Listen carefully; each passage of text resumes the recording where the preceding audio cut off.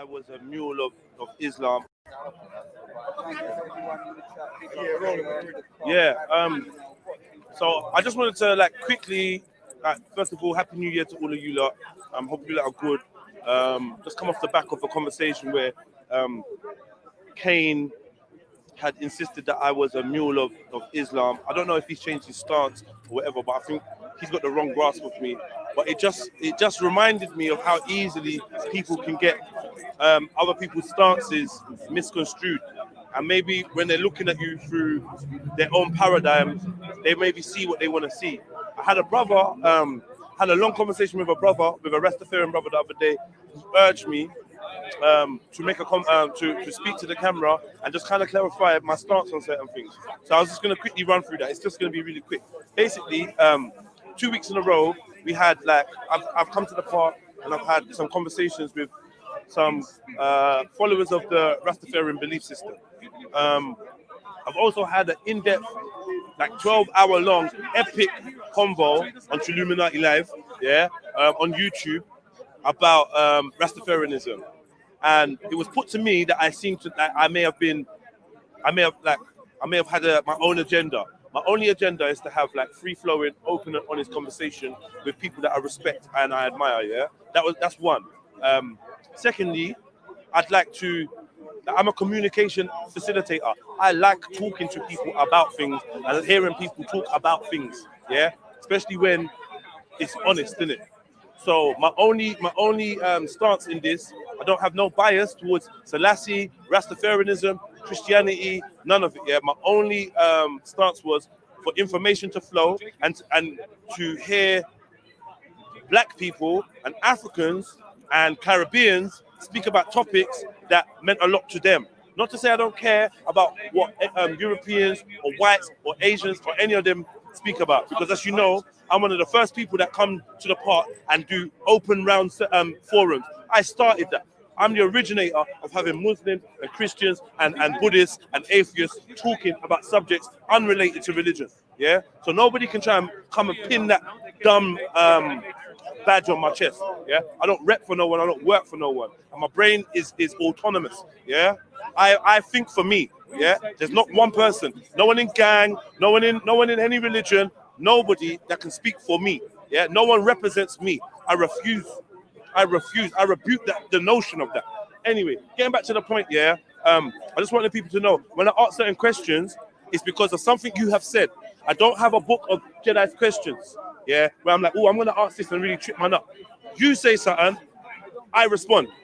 That's how it works. You say something, I think about what you say, and I respond. So please, anybody in their head that I've got an agenda against anybody's thing, please don't ever put yourself on that pedestal, yeah? Because I don't care about none of your things enough for me to lay out in night and think, oh, this is what I could come up with. I'm not that guy. I'm not working for no one. None of you lot don't pay me, yeah? I don't get paid by no religious people. I pay myself for the work I do, yeah? I'm a self-employed man, yeah? I'm not on no one else's books. I'm a self-employed man and I work for me. Tell him, Jeds. I just need to make that clear. Fucking when we're tell having him. a Rasta corner or Hit the any like kind button. of conversation, You little black clots. Don't just be lazy and be like, oh, he's against this. Don't be lazy, little black clots. Maybe Hit I'm the like asking a button. question for you to be able to answer to prove that you're right. Yeah? Maybe you lot need to get used to having your beliefs and your thoughts tested, yeah, in the real world, not just in the echo chambers of your religious groups or your families, yeah, but out here in the real world. You might get a man that tells you, I think you're chatting shit, and you're gonna have to be able to deal with that, yeah? Get tough skin. Otherwise, keep your mouth closed about what you believe, yeah? Don't speak about what you believe if you're not ready to defend it, yeah? If you're gonna try and make yourself a victim and be like, oh, he's dissing my thing, or he's rude and rare, long, dead. Because I know people that said far more offensive stuff about the things you lot believe in, and this is all religious people. These people full stop. Yeah. Leon taught me about cherished beliefs, and ever since then I've used that phrase, that terminology. I put it to one of my friends that you feel a little bit hard done by because your cherished belief is under the scrutiny. He told me he has no beliefs.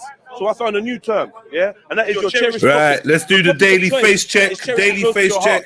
Yeah, Jedi still have a face. Whether you know it, whatever. Yes. Once I touch on that topic, looking at someone's auntie out here. Please, Jedi still has a face. Yeah? It's official. Because you're dealing with all an right, camera autonomous, off. free-thinking African man. Yeah, and I will ask any question that comes to mind. I love all of you lot, and whatever you lot believe in, I hope we can link up in real life once the books are put away or once the books are in the back pocket, and we can make changes in real life. That's all I'm about, innit? That's all I'm about. So I just want to say big up to everyone. If you've enjoyed the conversations, I spoke to the man, and I said, yo, let's have a platform, open up a platform, because off the back of Gang, which was off the back of my round circle conversations, Somali Corner sprung up. I was involved in some of the conversations, but most of them I had nothing to do with. But it was inspired by us. I wanted to inspire some of the Rastafarian brothers I know to come together and speak on their topics. There's none of them here today. For whatever reason, none of you lot came, and that's cool. But like, don't think it was for me. It weren't for me to come and do a surprise. Right, this is one of my favorite jackets from last year. Attack and say, my favorite, man. I've not even had a chance to wear it this year. Speaking once or coming on the camera while the brothers were chatting. Man, that's an expensive ass jacket. I think it's beneficial to come and have a little conversation on camera. Well, I'm losing the building. Out at Bendy, Jungle Jesus, Zion MC, come on, Craig Mills. I'm not holding my tongue for no one. No one can emotionally blackmail me. Craig Mills. No one can physically threaten me. Like, I will say whatever I want whenever I speak. Keeping it real, I spend a lot of time tiptoeing around people, on eggshells to make people feel comfortable around me. And now I'm fully on ignoring all of that. If you're my brethren, or if you stand for truth, then you should have no problem conversating or whatnot. Yeah, that's really all I want to say. Shamzino! I love you lot all. Oh, go on, Jed. What you saying? What are you saying, King? And please just remember, I'm good, man. I'm good. I'm liking the energy. Another stream. Let's do it. I mean? Yeah, man. Keep it going. You get me? It's got nothing to do with the fact that I nearly died this week from some kind of weird 24-hour cold. It got nothing to do with that, I promise. You know what I mean? Yeah, what happened? What happened? Bro, honestly, I don't know, man. It might be the Rona. It might be the... But, like... I'm going to tell you the truth. I'm ill as well, you know that. But I'm not looking at it too tough. Yeah, like, I just think the time of year.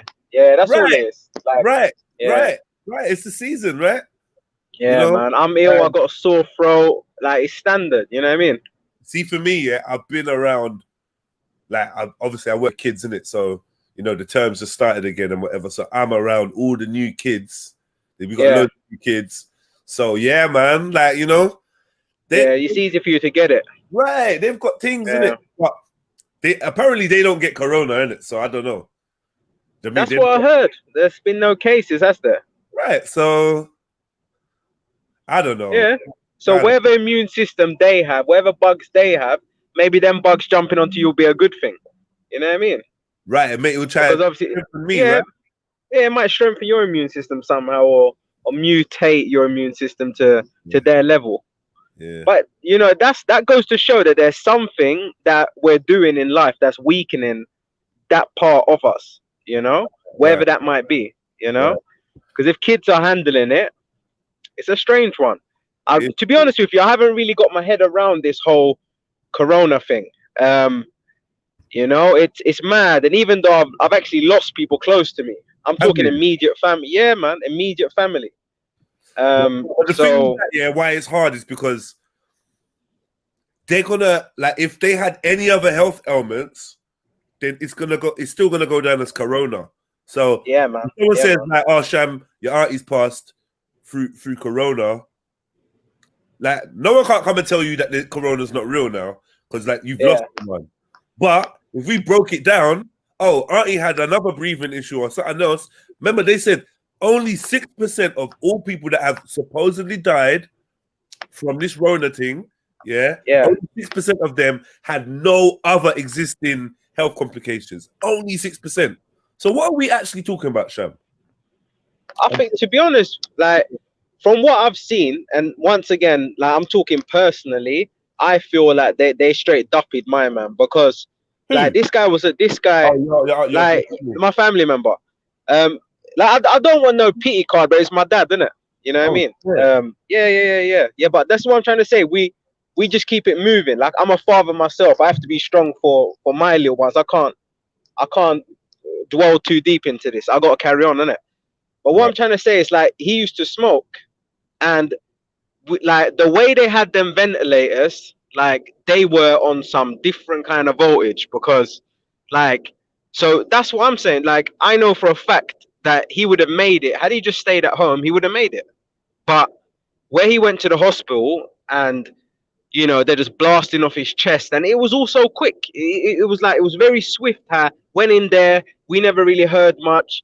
Ventilators are in, there's something wrong with the ventilators. We've got to put him in another one, and then before you knew it, he's not going to make it. Are you all right with us turning off the machine, sort of thing? You know? Hold on. How old was Pops? He was 70 now.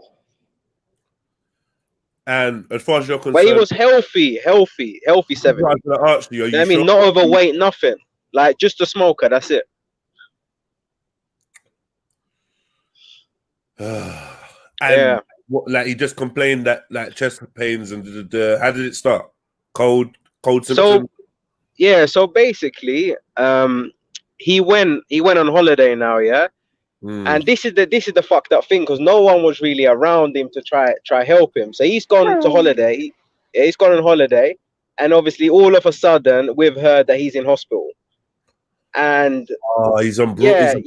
He's abroad, and no one can't really communicate. Language barrier, everything's going on all at once, and then it just went a bit like that. You know what I mean? Yeah. So, but you know what? This is like the main thing that happens to the man them's parents and shit. They go on holiday, and then they fall sick on holiday, and it's like, bruh, it's like if you're sick in another country, and it's like it could be peak for you still. It could be, man. Oh man, sorry to hear that. No, man, I'll be honest with you. Like, you see what it is, yeah. Like, this is not the first time I've dealt with madness. You know what I mean? This is why sometimes when you hear other people speak, you hear about their situation, it kind of empowers you. Some people had it worse. You know what I mean? Yeah. Carry on, man. Like I've got this, you know, I've got this thing about you can't just sit there bitching, crying. Nothing's gonna change. You know what I mean? Facts. Big facts. Yeah, man. You just gotta keep it moving. You sound like you like. Are you like? Let me talk frankly in it, yeah. Cause I know that you're way, yeah. Like, are you repressing your feelings, or are you in shock? Like, bro, I've been on the panel. I've been on the panel a few days afterwards, and laughing with you, man, doing whatever, and no one knew a single thing. You understand? Because you told me a story. You told me a story of a family member who. What you basically said, you got suspicions about the ventilators, yeah, because you think they're on a mad thing, yeah. I didn't want no like sympathy or people. This happened, that happened. That was last week. Yes. Only because you asked a few more questions. So did this happen last week, bro? No, it happened maybe like 6 weeks ago. Mad thing, yo. Yeah. Sorry, man. So what? It's cool, man. It's cool. Pops have been buried. You ain't got to the grave or nothing, no? No, we've been to the grave. But obviously, it's like it's mad amount of money to fly people to different countries and stuff like that. So that was a bit out of the question. Yeah. So we just had a look there, and like they had like a little. Imagine hearing this. Imagine the people hearing this now as well. We had to look for because obviously, like, he was brought up originally as a Muslim. Right. So the difficulties he died in Sweden, on holiday in Sweden. Yeah. So we had to try find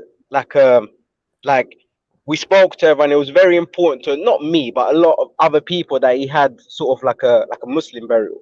Right. In that kind of way, even though he wasn't really Muslim to that extent. You understand? Yeah. But people felt he should have that. So there was difficulties finding the place, finding everything, making it all go together, but it kind of worked out, and the place looks nice and everything like that. So it's cool.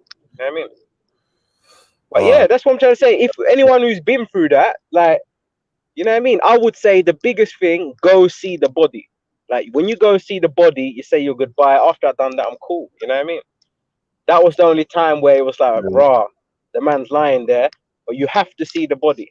If you see the body, then you can let go. I didn't even, like, obviously I lost my mum. I didn't even see, I never went to the funeral, because obviously it was in Nigeria. I couldn't get a passport. And then even when, like, years later, as a big man, I went to Nigeria, I got to the cemetery only to then be told that, oh yeah, your mum's buried somewhere over there in an unmarked grave. So it was like, oh, that's mad. yeah, but That's mad. Yeah. but I'll tell you what was stranger.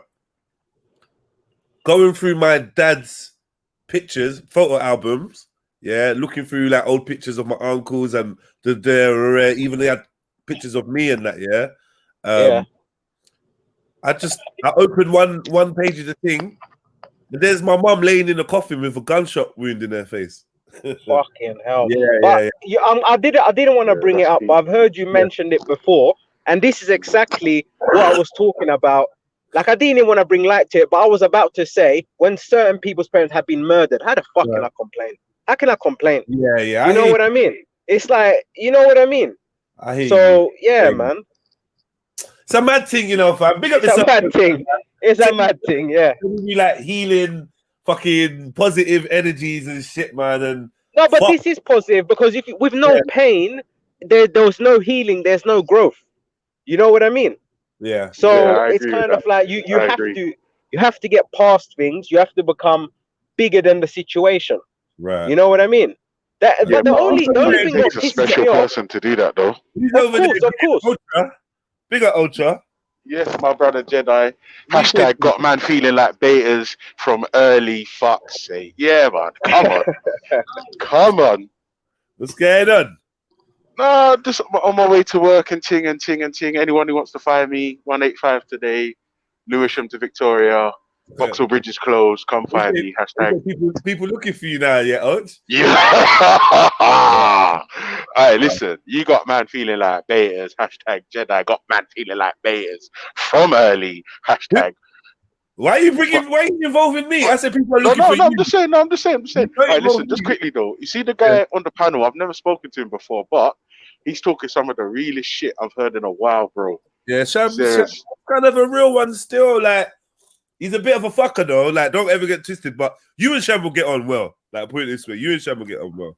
But he's a bit of a fucker. Nah, man, not really. Yeah, you're a fucker. Don't say it, bro. Don't that be nice now. Get me? Sham's a bit of a fucker, but yeah, he's a cool dude, man. I get on with him. I like his energy. He's a cool guy. Get me? So some of you that might not be safe with him. I'm just giving you like the warning, isn't it? He seems nice. He's a bit of a cunt. So. Yeah, but you see also as well, you remember when you said when this whole Islam thing was going on, and you was like, sometimes you don't even need to speak on the fact that most of your dons are Muslim or whatever. You see that? People think I criticize, but the man who brought me to this planet shared your deen. You understand? This is what I'm trying to say, like, and then certain man say, oh, you don't know nothing about the energy. That's why you just gotta laugh at them things. You know what I mean? You just gotta laugh at how people view things. Be careful. Criticism is not always bad, you know. Sometimes you just need to take it with a pinch of salt. Right. You know? Yeah. Sniper yeah, man. Yo, Sniper Belly, wagwan. Big up, family. Wagwan, looking like US Army dude and that, man. I don't know. You got this. That's an Army high top today, you know. It's an Army. I'm trying to reincarnate like my ancestors. You know? Yeah, man. Big up, great granddad, man. Come on. What's his name again? His name is Nana Olumu. Nana Olumu, and they gave him Nana because he went to Ghana. No, his name was Nana prior. So Nigerians are Nana as well. Yes. Just like Zulus. I'm not gonna lie, yo. He does look kind of Ghanaian, though. He looks like my one Ghanaian brethren still. Is it? No, but his brother was in Ghana. So there was a Nana in Ghana, but it was his brother. Okay. Hold on. He went to, User 0, sorry to cut you. User 0, officer shot in Croydon police station. What the hell are you talking about? You not trying to make my fantasies come true? What the hell are you not chatting about, man? Trying to turn the nigga on? Straight up. Yeah, dude. Straight up. Nah, I shouldn't say stuff like that online. So I'm joking. It's too late. I've said it now. Fuck the police. He was a shooter. Yeah, I need to go and Google that one real quick. Yeah, type it in and you'll see. Oh, well, you heard about it already? What? Oh, the police thing. No. I Yeah. thought you meant Oh yeah, no. his granddad. Yeah, Granddad. Yeah, I'm gonna type in Granddad's Winchester. Yeah. You want to see the strap, the big strap? Yeah. It's mine. Yeah. I got pictures of it still. Sure. What happened to you last night? You just knocked out. Me? Yeah. Yeah. After the last bit, no, I was just like, you know what? I'm out, man. Yeah, I'm out, man. Fuck this. My energy was all fucked up. You get Who me? fucked up the energy? Was it Khan? No, who was it? No, gold, definitely. Gold. Yeah. Like I didn't get to say nothing back after. Like, yeah, he just disappeared. He just ducked Like, out. little fucker. Yeah, Right, he tried shit and then and cut. Yeah, I see what he did. He didn't even flush. I see what he did. you know, big fucking snaky up in there. But what I was saying, obviously, the most I can do for my brothers, you get me, is offer what I got. And as I said, my mom is always there. You get me? If any of the brothers ever need someone to talk to, you get me? Just holler at me and I'll pass on the number, man. That's what my mom does. You get it? Police station. This is this is a police station like on Windmill Road. I don't really mean that to you lot, but fucking hell, like the police officer's dead. Yeah. Let's get into this story real quick. Right. Custody sergeant. How did he get shot? What do you mean then killed himself? What are you talking about? What, the man killed himself? Nah, hold on, wait. What? This sounds like some American story. What? Like, I'm not gonna lie. Anyway, let me not say that I'm reckless. See stories like this I should probably stay away from. Because you're gonna hear the lack of empathy in my voice, and I'm not gonna hide it. I'm not gonna sit online and go like I'm gonna be grieving over these officers. Sorry. I should probably stay away from these type of stories, to be fair. Well, let's hear it, man. Yeah. All right. Get to the standard. Croydon police officer shot dead inside the station before suspect turns gun on themselves. Who the fuck did this? Police officer has been shot by a suspect being booked into custody at a South London police station.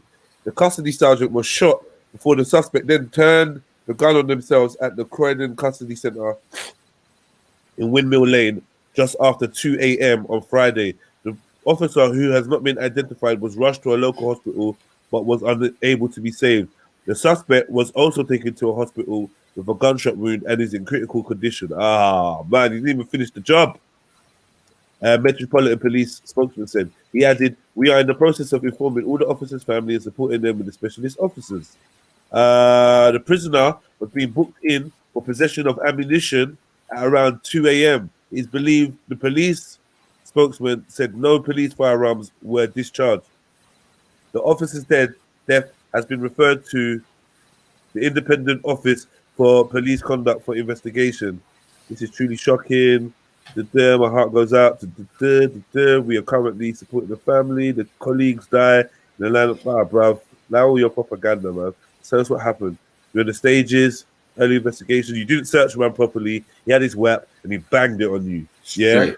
banged Mad. it on you. He said, Mad. "Fuck it, fuck it. I ain't going to jail for a whap.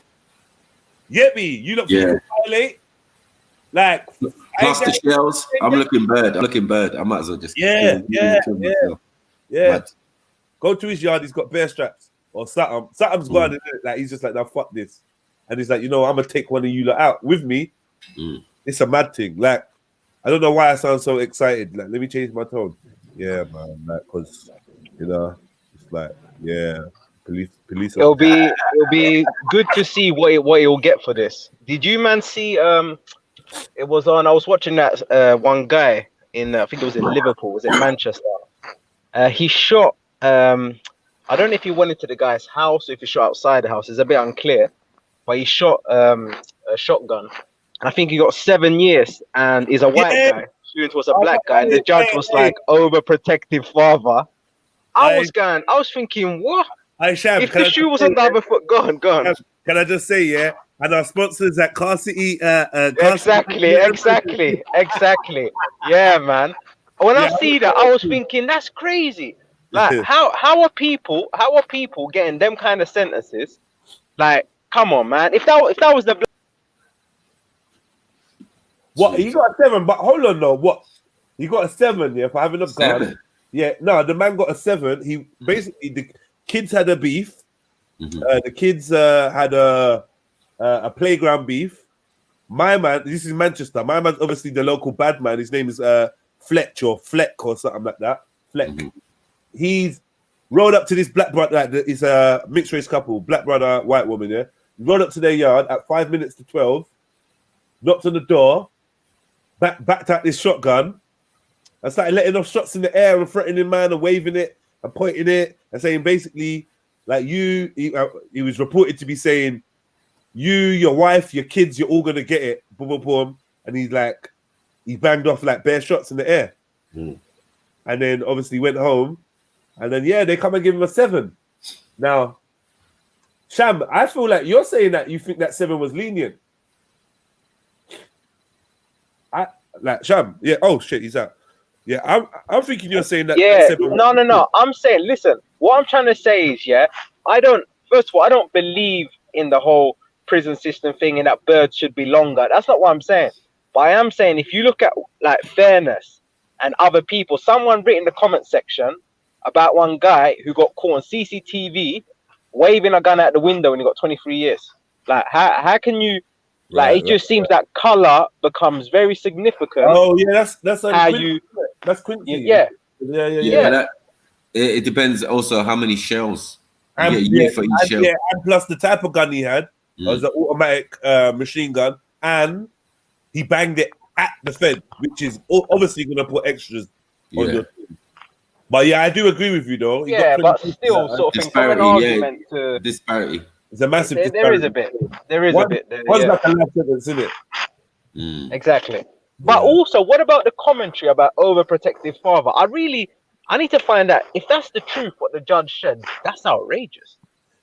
It was a weird, still, You're an overprotective father, but I suppose in summary, basically, this is what it is.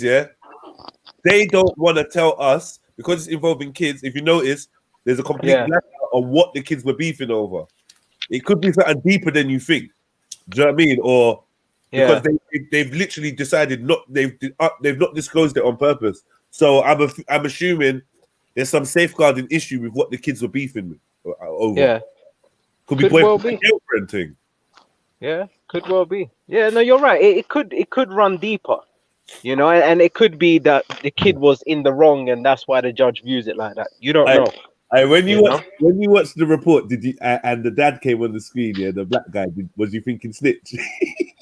No, because I know that where it went so deep, like he ain't got no control. Like someone's beating off shots outside his house. The whole neighborhood's talking. Is he gonna sit there to the Fed and be like, no, I'm happened. Like it's too deep. It's gone past snitch, isn't it? Like it's out there. Okay. Oh, I'm glad you said that. So we can get past snitching then, yeah. No, because he still has to go and say, you know what, no comment and blah blah blah blah. He still has to play all that game. But what I'm trying to say is, it's like other people will put the pieces together. You don't have to say no. Boy, my man he gave a full statement. He followed it through. Like, obviously, he's looking for the witness protection thing or whatever, because Fleck is obviously a Manchester bad boy, like local. He even said, when he was saying the story, he even said his wife said, flex outside with a gun. That's crazy. Man's just she done knew him already, probably. They all know him, innit? Flex out there, like he's a madman, isn't it? Like he's known for being mad. I'm a rocked up with crazy. a one over his face. Mad thing. To be honest with you, if someone ever approached me on that kind of vibe, boy, around my family, I would not be hiding inside, because I would say that's a green light in the law as well. You could easily body my man and say, so, you know what I mean? Like, that's mad. I've always wished for that day to come. Yeah. Not in that kind of way, but it's like, I know, man. I know. I've been to that forest. Exactly. He's in that forest. He's in that forest, yeah? Yeah, I subscribe to many channels that or seen many videos of police being executed or whatever. Do you get it? But there's not a lot. There's not as much as obviously us getting licked down. Of course not. Do you get it? But yeah, the few I've seen some decent ones still. Hey, I see one that look like a movie. I still think it's a movie. You know, it surfaced recently. A police stop. Do you know what? There was another. There's been two that I've seen recently. There's been a couple of shootouts and all sorts. There's the one, yeah. There's the one. There's been a walk up on. I watched it on Worldstar 2 days ago. The two police officers were rushing a white man. Well, basically trying to get him, and he's like, "Yo, I'm sitting in my car. What I'm doing is legal. Run what you're running." Yeah. So they're like, "Oh, get out of your car. Get out of your car." He's not getting out of his car. So then they're like, "Yo, we're gonna tase you. We're gonna tase you if you don't get out of your car." So they tase him. They start trying to drag him out. Start trying to you know how they do. Try to ag him up. He's not having it. He's like, "Yo, I'm not breaking the law. I'm sitting in my car. Like, do what you're doing, but I don't have to get in my car." They're proper trying to bruck him up to get him out of the car. They finally drag him kind of out the car. They get him out. All you hear is bah, bah, bah. Then you hear the policeman going, "Ah, ah, ah!" Both of them start trying to run. Right, he's licking man down like some sharp shooters. Like, he licks these police officers down like John Wick, bro. Even the way he's holding the pistol, he's on some you get me? He's on some proper bow, bow, bow, bow, bow, bow, bow, bow, bow, bow. He's not playing, boy. I'm like, that's what you get. Because they're probably looking to kill you. You know how they are. I see a white man busting his thing and they never killed him. Imagine that. Mad. Bust his strap. He was mad out in the road, busting shots in the air, aiming it at them and all sorts. And they still managed to take him down without take him down with non-lethal. One round. Yeah, I see a black man walking towards his car though. Do you get it? Yeah. Oh yeah, in front of his youths. Yeah, in front of his youths. Yo. But this is all part of the imagery they want us to get used to, man. I truly believe that. I truly believe that because they want to put that fear in you. They probably, they just want to keep that fear in you. That yo, you know what? You know you could dead, innit? Fucking with us, and that's just fucking the low level of us. We ain't even brought you the army yet. Yeah, when you there was another one the other day. On IG, there was another one on IG where a Fed got licked down again, and better Feds was going to the spot. Obviously, people was across the road, around the corner. You know what I mean? They were like, "Oh shit, he dead, yo." Man. Yeah, and then bare Feds came. Oh my god, you know, like a full army came down the road, lights flashing and everything, cordon off area and all of that. But it's too late. Everyone done videoed and seen. Here we go. Is it 1984 says, do police kill more black people than black people? Here's the question. Should police kill more black people than black people? Bearing in mind the numbers, the statistics, the locations, would you be more comfortable if a majority of black deaths were caused by law enforcement officers? I'm not really sure what you're trying to. I'm not really trying to. I'm sure what you're trying to say. But obviously, more white people, more Europeans, more civilian Europeans kill each other than police kill civilian Europeans. Should it not be that way? Do you think that you've got a police force to make them be at the head of to make them be the biggest cause of death in a community? It doesn't even make sense what you're trying to say. Shouldn't it be like that? Yeah, that's the maddest statement. You got to look at where's the equality. Even if that was the case, and let's say the numbers are doubled or even tripled, where is the equality? So do we not value equality as a society anymore? Do we just crunch figures and say, you know what, these people kill each other quite a lot, so yeah, it's just stupid. It's a stupid argument. It goes against every single foundation and belief that we hold as a society. For what? Like, what's your point in that argument? Yeah, like it's a bit retarded, to be honest with you. He says stats don't lie. That's about it. You're trolling us, 1984. I hear you though, and let's be honest, it's something that within the community man has to keep bringing up and addressing and keeping at the forefront of people's minds. As much as your enemies, as much as we are our own worst enemy. Like that. That's a fact. That's a fact. Man ain't got no problem.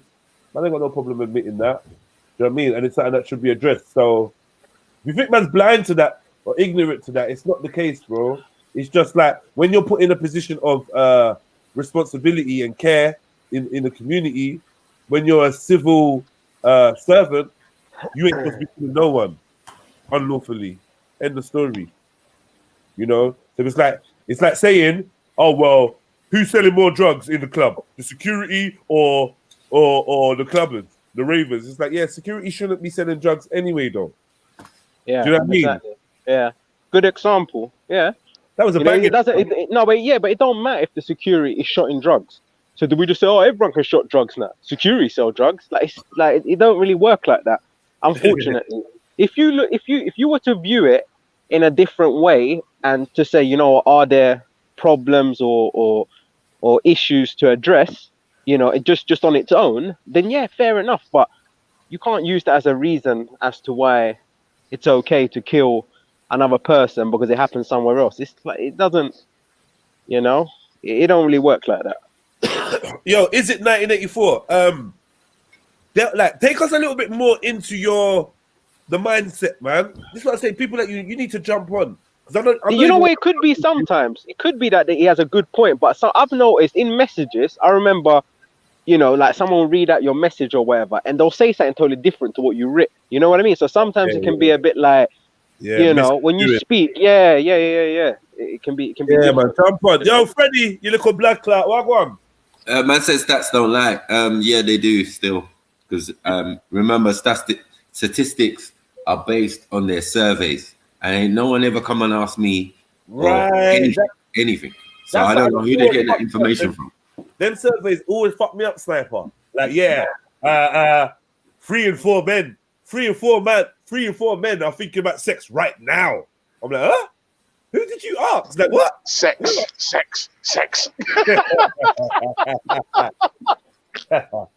Yeah, I was just like, how do they know? Fucking hell. No, that stuff it manipulates people, bro. It's like they put shit out there, and then it seems like people want to adhere to what they've read. That's how they should behave. It's madness, bro. Madness.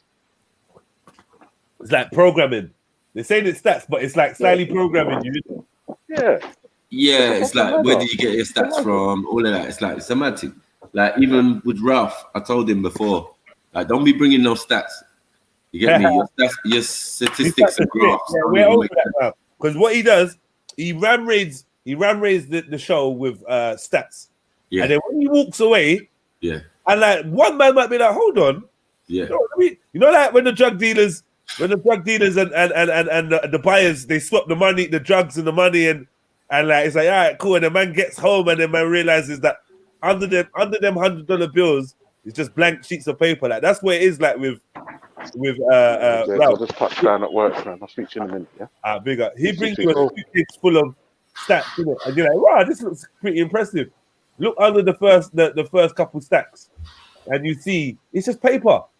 Like, where did you get this from? Oh well, what site is this from? Where was this published? Tell me, what region is this for? It's like, you can't. You know what they usually do? They'll pay like another company. This is what I noticed always when you trace it back. Yeah. Some obtuse little company. Like, no, but what it will tell you is it's a percentage. Oh, it's a percentage of the population. No. What they'll tell you in small print is survey made out of 300 people. You get me, on Kingston High Road, like Kingston High Street or some shit. You're like, what? 300 people. 300. And so you try to make that. You try to superimpose that on like on national levels. Yeah, the rest of the nation. Stats are scary still, man. They're scary. Yeah. Bring up Lanifa. What was this? Yeah, bless up, gentlemen. Bless up, man. Thanks. Big up, Snips. Come on, Jeds. In a real life. What's happening? Yeah, well, just for a long time, you know what I mean? And I know I'm clean now. You get me, Jeds? What do you mean you're clean now? Where was you dirty? You remember that? Anyway. Yeah, anyway. You started broccoli, yeah? You started broccoli. Hey, when I see your reparations, it's good to see you, though, man. Come on, man. Bless up yourself, man. That's what I'm saying. Real life settings, you know what I'm saying? Come on. Yeah. So, yeah, man, just come to share a vibe with my brothers. I see Snips about. So, yeah, man. So, basically, Croydon Police Station. You hear about this? I didn't, to be honest, to be fair, bub. Yeah, man, a custody sergeant or custody officer shot dead by a prisoner. A prisoner? It's mad. Yeah, this mad. 2 o'clock in the morning, they're trying to bring some geezer in for possession of ammunition. I can't wait for this story to unveil because there's obviously so much more to it. Possession of ammunition, and at the custody suite, he must have backed his gun. I don't know. Backed his gun. Shot the How have they arrested man and not patted him down and done? How you arrested man for ammunition and not searching man? Not find the gun. Yeah. Man. Yeah. My brother got caught with a spliff and they put all his clothes off him in the back of the van. Yeah. Okay. Do you know what I'm trying to say? How they gonna find a bullet on you and let you get into the police station to shoot one of them, kill one of them? This is weird. No, it can get done though. You know what I mean? Like I've had a situation where I had a mobile phone on sort of like, you know, like them sort of chains around my chest. Don't ask me why I had that. Yeah. A long time ago. And somehow through a strip search, I managed to just kick it back into the cell. You know what I mean? And I had it. Like I was in there, mobile, blah, blah, blah. Sometimes you can, you know what I mean? It can work. You know what I mean? Yeah, like anger and whatever. Hey, Jeds, I've been in there bunning weed, blood, with bare different youths, blood, like 6 men up in the cell, we're all smoking. Bro, you talking about some 1981 police settings. This was in the 90s, though. This is in the 90s, though. That's when they used to release but my man... They used to release you and be like, well, you sure you're going to come back, yeah? Yeah, I'll be back. All right, cool. That's how police station used to run, I swear to God. Just be like, okay, next week, yeah. You'd be like, yeah. And then you're gone. No ID, no fingerprint, no nothing. If you can bust with a fake name, you're good. Right. That used to happen. There was where you say to the policeman, oh yeah, you're gone. You come through the gate. Put me in with my bridging. No. Them things is old, man. True. Them days are long gone, blood. You're right. I'm saying though, Jeds, if I got like the place I'm going now, if I don't follow the procedure, the safety procedure, someone could lose their life, innit? So they can't grumble if one of them's got shot. Because you should have followed the procedures and that, innit? Yeah. I mean, I don't feel no way. I hear what is it 1984 is saying. It's no hate at all. I just thought you guys promoting shooting police ain't good. Not all police are CUNTs. Like, not all whites are racist, and not all black people are criminals. Pick up the show still. I mean, at the end of the day, the shooter took his opportunity, innit? Because they gave it to him. So you can't really wrong him. You know what I mean? It's what it is, innit? If you didn't do your job properly, people are gonna die, innit? Yeah. The next thing is, he shot himself as well. Well, they say he shot himself. Yeah, you know what I mean? They say he shot himself. I don't know. But he's alive, right? He survived.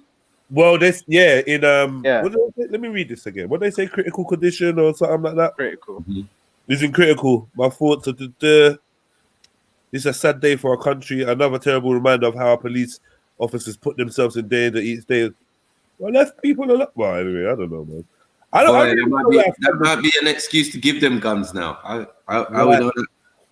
Or like anyone getting arrested from now on is getting automatic strip search for their safety.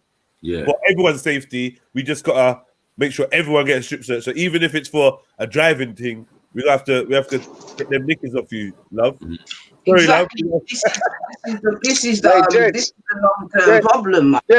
Right. The police have been coming under a lot of pressure these last few years or so, where people are really attacking Popo. And I'm not like a lover of the police and that, but I definitely don't think that's a good direction to be going in, if I were to be honest, man. You know what I'm saying to you? Why? Because, you know, as bad as they are, whatever, with all their shortcomings and whatnot. Yeah. You know what I'm saying?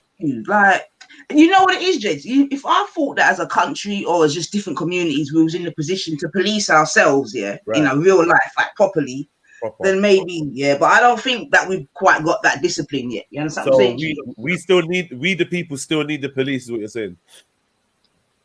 I think some people still need the police, Jed, definitely. Some people need them, and not everyone. Remember, not everyone is maybe linked up like, you know what I'm saying to you? Like I said to you before. It seems like it's life for life right now.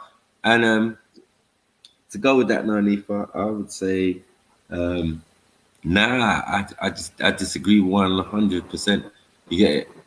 Like, these things are going to happen. How are these things happening?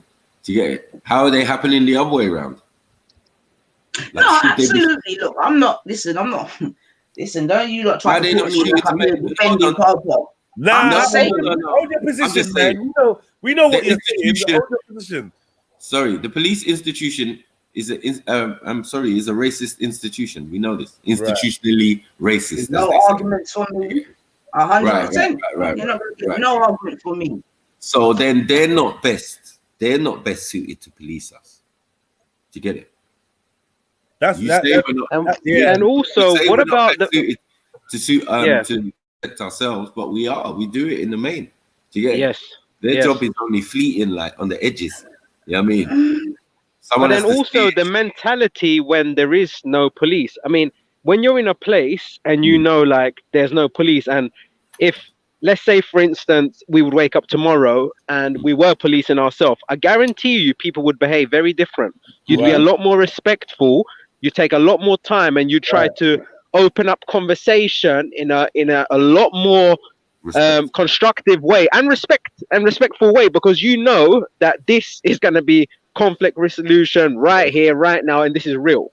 So there's going to be no attitude from any side, because the smallest guy could bring a gun squad, the biggest guy could bring a gun squad, because we are now policing ourselves. So the way I would describe it, if any of you, man, like, take for instance Pentonville, like I remember, I think they changed it from D to G, whatever, but the big wing there, when there's no officers around, people don't run their mouth as much. You know what I mean?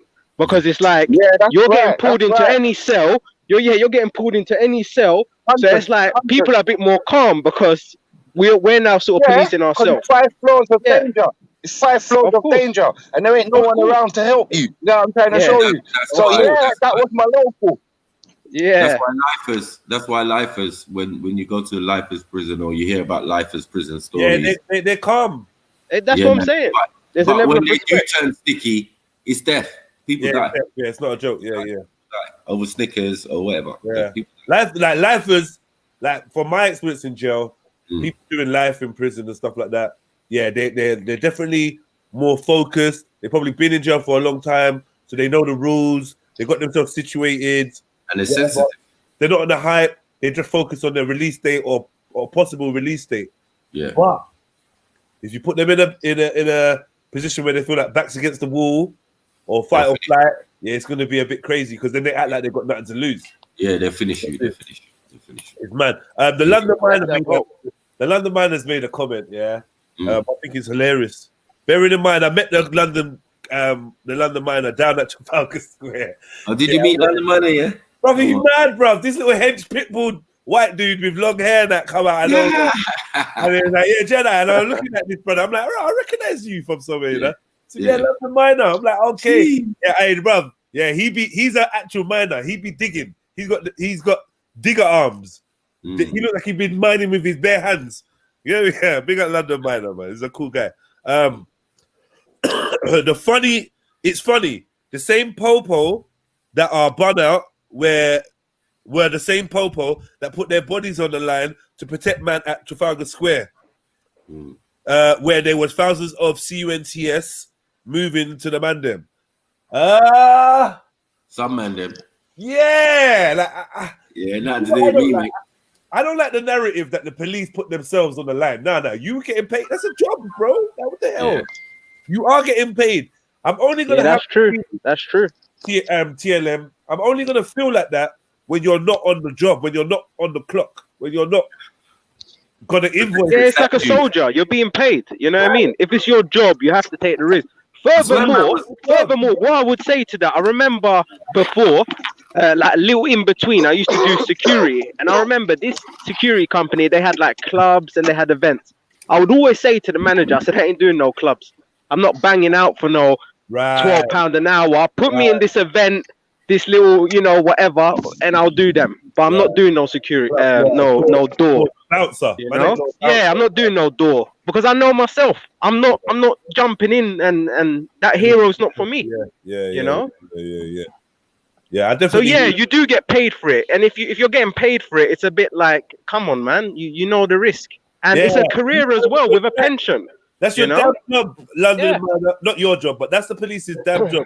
So I'm not giving them those tracks for that. And secondly, I went to Trafalgar Square, and for me, the police were making it very difficult for me to help people to get to safety. That's my personal experience. Police made it difficult for us to move and get our people to safety. Yeah, that was my thing. I heard about police. Oh, the police are here. They're trying to protect you. Like, it was hard for man to scream. Cops are like, for certain man. I'm just gonna say it. I'm not even taking shots, but I'm not gonna dance around man's name. I ain't like. It's not that deep. It was hard for Respect to scream cops to the ops at the same time complaining that the cops ain't protecting you enough. You know what I mean? The reality of what we spit, like, 'cause I was with Respect on this, and I am with Respect on the cops to the ops thing. But the reality of it is, when you know cops to the ops, do not put yourself in a position where the ops are the buffer between you and your other ops. That's a shit tactical to be in. No, that's fucking dead. That's dead blood. Because that means you're trusting Satan to fucking help you, Satan. Yeah. How the fuck does that work? Yeah, but I hear my brothers though, bruv. Yeah. Sorry.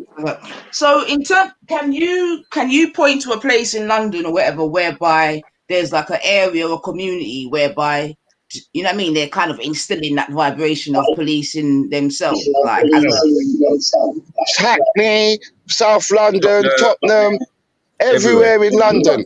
Because there ain't no police. There ain't no police 95. I'm telling you, that's what it is. That's what it is. Where is the police, fam? Where are they, fam? Okay, let me try again. Someone's got echo, man. It's Fred. Your thing's echoing, Fred. Sorry, fam. I'm driving. So, okay, Stop lying to my big sister, please. Yeah. In Tottenham, then, is it working effectively, then, Freddie? Furthermore, I'm saying there's communities that don't see the police for months because nobody calls them. Exactly. Who the fuck calls them? No, but I'm saying they're self-governed. Then they're self-police themselves. If they're not seeing police for months, that means they're getting on with it, innit? They're governing themselves, innit? Years for some of us. Come on, Maku, man. You know it's years. Come on, where Harlem? You think police are going over Harlem or anyone's calling? Bruv, no one's calling them over Kenneton, bruv. That's facts. Yeah. Okay, but what I'm asking you, them being called is one thing, no problem. I'm asking you if these communities are effectively policing themselves. No, they're not. Stop lying to my sister. You ain't got no communities. Obviously, hold on one second. Obviously, like, remember, the police are there to protect property. You get me? And things and you know, items or whatever, or you know, cars and you know, all of that type of stuff. So at the end of the day, well, why does it not feel like that? There's no sense of feeling that that's the case. No, you know, like, literally, anytime anything goes missing, they don't even turn up. Cameras on the buses, cameras like that normally used for traffic. Every single camera goes through the police. Yeah, know that. Facts. You get me? They don't need them as much. That's why they're always complaining, like, oh, there's not enough feds. Now you want to do COVID wardens. You get me? You already got community police officers. Like, listen, I'm telling them straight, they're getting replaced. Yeah, you know what? I'm not gonna lie. I can see the beginnings of the police force being replaced. The reason why I say that is, COVID. You got COVID wardens. Now we had over Carnival. We had like street wardens. This warden, that warden. Now we got some next guy, community. What was the people called? Community something. And it was some black chicks. I'm chatting to her. I'm like, so what? Are you police? She's like, yeah, basically. Then her colleague, a white man's like, nah, we ain't police. We're employed by the council. We just walk around. You know, if anyone's playing any loud music, we try to advise them. I'm like, do you call police? My man's like, no. The black chick's like, yeah. I'm like, bro, what's going on? Like it's a weird thing, but and Jedi, how many police stations are closed? Right. In my ends, the fair police stations closed. What are they talking about? Yeah. Edmonton police station. Bro, that's facts. Closed. What I wanted to add, yeah? I think police stations without a front entrance. Hold on. In answer to Manifa's question, is there any communities policing themselves? You know what? Yes. A million times. Yes. Ask me where, man. Where, gents? Traveling sites, the travelers. Okay. Come on. Right. Yeah, but they're autonomous. Yeah, because they don't mess with Babylon. Right. Okay, cool. What? Yeah. That the traveling community is a community unto its own, man. Definitely. Yeah, but there's more communities than that. You've got actual areas and names. I mean, I remember I went to one place. I don't remember exactly where it was called, but it was way out in the sticks. Yeah. And like they don't have any police station for miles away. So if you get into like a little argument or something there, you could sort of argue, but you could sort of argue that they are policing themselves because there's areas with not a police station in sight. You know what I mean? Small communities. It definitely works. works. The point I'm trying to make in a real life, is that I guess if I felt that they were like dons in certain areas or things like that, you with me? So I heard a man say South, for example, so those are my ends. Now I know there ain't no dons in South. There's no one person that can run. That's not what it is. You with me? So I think we're going on like that. We're just eluding ourselves. You know what I'm saying? Like, I'm not saying I would like a donship governance, sis. I'm saying we could collectively protect the vulnerable, and then we've got no need for police. Does that make sense? What I'm talking about, maybe we're coming from different angles, isn't it? You know what I'm saying to you? Because I'm saying, boom, someone mentioned Tottenham and whatever.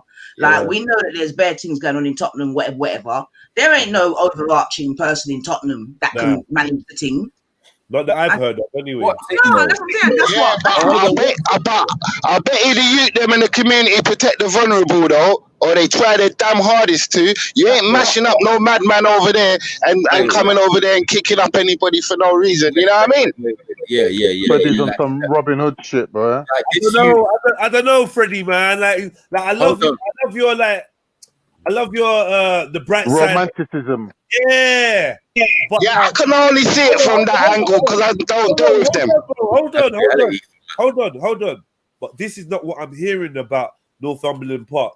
This is not what I'm hearing about the farm. This is not what I'm hearing about. It's not what I'm hearing, Get bro. out of here, man. Fucking people are shutting up the place. Yeah. Hold on. Stop all that. Because man lived there, man grew in those areas and all of that. Like, police is not a regular thing. When people and youths especially or incidents happen, police are there, yes. You get it. But in the main, where are police? They're not helping us with community stuff. They're not 2x2ing down the road and doing all of that. And they ain't doing that no more. Them days is done. No, I understand that. You have to look after yourself. How do you think how many cameras there are in the farm? How do you think someone gets shot on the roads or in a shop or whatever? How do you think that happens? If we're being policed, and everybody's fearful and everybody knows their place and these things wouldn't happen. Wouldn't happen whatsoever. Do you get it? But in the main, we look after ourselves as people. We're not exposed to violence. All right, but like, you know what the what Nanif is talking? I'm gonna put words in their mouth. What she's talking is, if me and Nanif are link up, we go for a little meeting, we go link someone, and we come out and our car's gone to get us back to South or get us back to East or whatever. What do we do in the middle of Tottenham? What do we do? Who we gonna call and say, yo, Donny, like, yo, You could start with the insurance company if you know you're not getting it back. That's the firstly, because you pay for insurance, Jeds. Come on. What the insurance company gonna ask you, Fredos? Redcorn. That's what's happened to your car, mate. Redcorn. They're gonna ask you have you got Edit con. You know that? Yeah, they got you, man. It's peak. Yeah, what you got to do? Yeah, you got you got to phone up the place. Yeah, and I know my man who works in there. Yeah, he'll sort you out. So yeah, these things can get done. Stolen. Don't try it. Act like these things can get done. Act like it's been told, man. My car's been stolen. All right. If it's been stolen, all right, let's go. The police themselves. Yeah. So me and Anifa was asking, who can we speak to see if they can find out who stole our car? You can speak to the man them. You can speak to the man them still.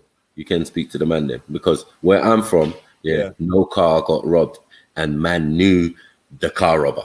Do you get it? It's true, man. It's true, blood. You know who's jacking cars in the ends and that. And the burger. Yeah, you know what I'm saying. You know the man them who's got all the dingers and. I was the mayor of my estate. Get the dingers right now. Like, you know what I'm saying, fam? You know all them car thief guys. I'm saying it from a position of authority. Like, I was the mayor of my estate. Do you get me? And there was elders, obviously, older OGs who were there as well. But the front man and the representative and the day-to-days and all of that was me, yeah. Like, so within my community, there ain't no police. Police just coming in, driving up, doing their little patrol in the car and reversing and coming out. Yeah. But other than that, no. Our own definite Maku. Because they call that area leader, you know, bruv. And it ain't got to be nothing to do with badness, you know. It can just be a person that's respected in his community and holds weight.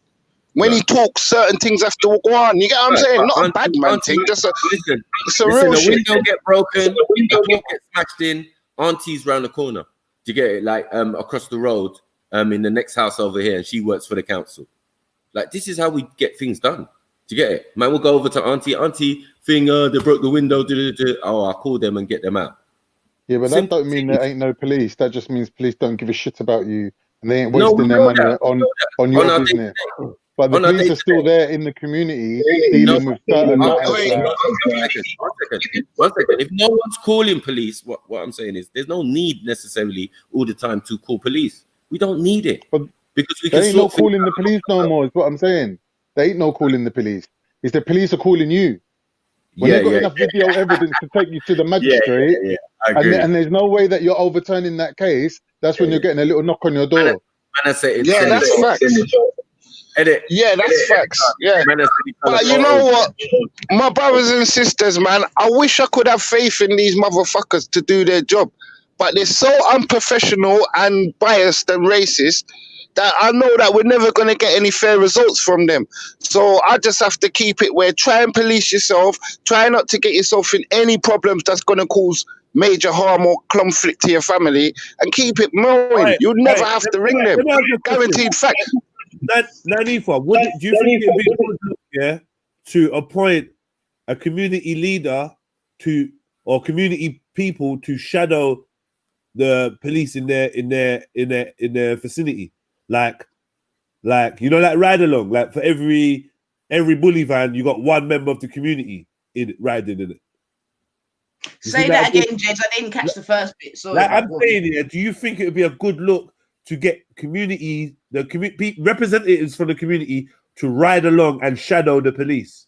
Like for instance, a bully van, a meat wagon full of feds, to have like a 190 in there with her camera and her, like, do you know what I mean? Yeah, I mean that's you know what I mean, that's a start, as it were. Do you know what I'm saying? If we're talking about policing ourselves and whatever, there's things that we would need to learn and so forth. Need to learn, right? You know, my thing in it, like I said in it, like if I would have more confidence if I knew that in the different ends there were a set of people, whatever, that are really running the thing. You with me? So that when there's fuck up, it is what's the word? You know, what's the word? Repercussions, right? Right. You know what I'm saying to you, if I felt that, then you know what I mean. Then for all day, you know what I mean. Yeah, F the police, whatever. But because I know that's not the case, you know what I'm saying to you. And for me, if we could get to them. That would be the kind of levels that I would want to get to, innit? Like in north, south, east, and west, there's a set whereby, boom, any shady shit, that's where, you know what I'm saying to you? I ain't got a problem with that. To me, that is policing ourselves. You know what I mean? Like, I don't know, probably the mafia used to do them thing there, and that's what the travelers do too. Yeah, but we need, it exists, man. But right now, we've got youths running, they're doing whatever. Enough of the big, come on, enough of the big man are scared. Come on, stop it, man. What do we do? Yeah, that's facts. That's facts. What Diane's saying. Oh no, wait, my head. Sorry. How do we solve that? How do we create that kind of structure? How do we create Maku, Freddie, who else is on there? Sham, K, Nanifa. How do we create a Don? Well, you see, that's where it gets political and technical and all the rest of it, innit? But this is where that kind of community vibration would really have to come in it, because it means bringing resources together. You know what I mean? That might include money. You know what I mean? It might mean everyone in that end has to pay or whatever. You know what I mean? To get someone to police the area. Yeah, but Jeds, the area knows its leaders, you know. Each area knows its. You know what I mean? Community workers and all of that. I got OBE in my ends. No, I don't even mean community workers. I mean like, you know, like a representative. Like, listen, like an agent. Intertwined. It's all intertwined. Like, we've been doing this from time. Like, our elders have been doing this from time, the best they can. Because remember, in a particular area, if you are dominant, that means you're in the council. That means, you get what I'm saying? And we got that in Haringey. You know what I mean? We've always had a black MP. Do you get what I'm saying? I'm talking about Hungary. I'm talking about, man. Yeah, we talking about a garrison Don, like a boss, like a favela boss. Like, yeah, but they seem to give them OBEs in our ends. That's what I'm trying to tell you. Like, people who work in the community, that's not the chief of the village. We talking village chief. Bro, I don't want no one man talking for me, bro, because that one man can get corrupted, bro. Remember, we're dealing with Satan, you know. We're dealing with Satan, bro. So we have to fight fire with fire. That means we have got nothing to do with them. No ride-alongs, no none of that. We just observe them, and when they're doing fuckery, pull them up. Definitely. But what I'm saying is, like, we got community leaders and activists and all of that. I told you, I'm a minor in this, but I did have people I could work from. Do you get it? Like, who do this thing? You know what I mean? Who are onto man. But everything. Yeah, I'm talking about more thuggery than that. Like, for example, let me try to get you in my head if I could, right? So say we know there's a youth on the ends that's just doing bare nonsense, yeah? Bare nonsense, yeah? We are. You know what I mean? Some A team go and grab him up in the night. You get me? And take him far, far, far away. Them the kind of vibrations I'm on, man. Right. You understand me? Drop them on a place where there's no. That's real, man. That's a bit harsh. There's always been. I'm talking about, man. Hold on. There's always been sit downs, and there's always been thing amongst the elders of the community. Yeah. Because there is always that, you know what I mean? There has always been. I think things Nine. I know what you're saying when you say you need results. You know, like if you phone the police and they say you say my son's been threatened 3 times in 1 month with murder. They've came to my house with knives and they're still not doing nothing. There's a team that can come out and deal with them instead of your son being dead or what, you know what I mean? God forbid anything. You know what I'm saying? So I fully understand what you're saying, you know, and it's needed, isn't it? Because police ain't doing nothing. You're going to inform them of death and murder and they're going to ignore it. Do you get what I'm trying to show you? So this is why we need somebody to come out and make. I understand. And we're working on it. Trust. Soldiers, you know what I'm saying to you? Some because we got them people here, you know. Some just go grab up and just remove them. Yeah. Remove them. Remove the cancer. Remove the cancer, Jeds. I mean, you've got a generation of that still, and to be honest, yeah, they're definitely like dying off. Yeah. So there's been certain deaths in our community lately. You get me? Who are influential people in the community. Their children are also into, like my brother Courtney. You know my brother Courtney. You met him at the in Tottenham. Okay. Some course or something. Do you get what I'm saying? And he said he identified with your plight and so and so and so. Yeah, Who? he's What, me. Yeah, remember the one we did on in Tottenham?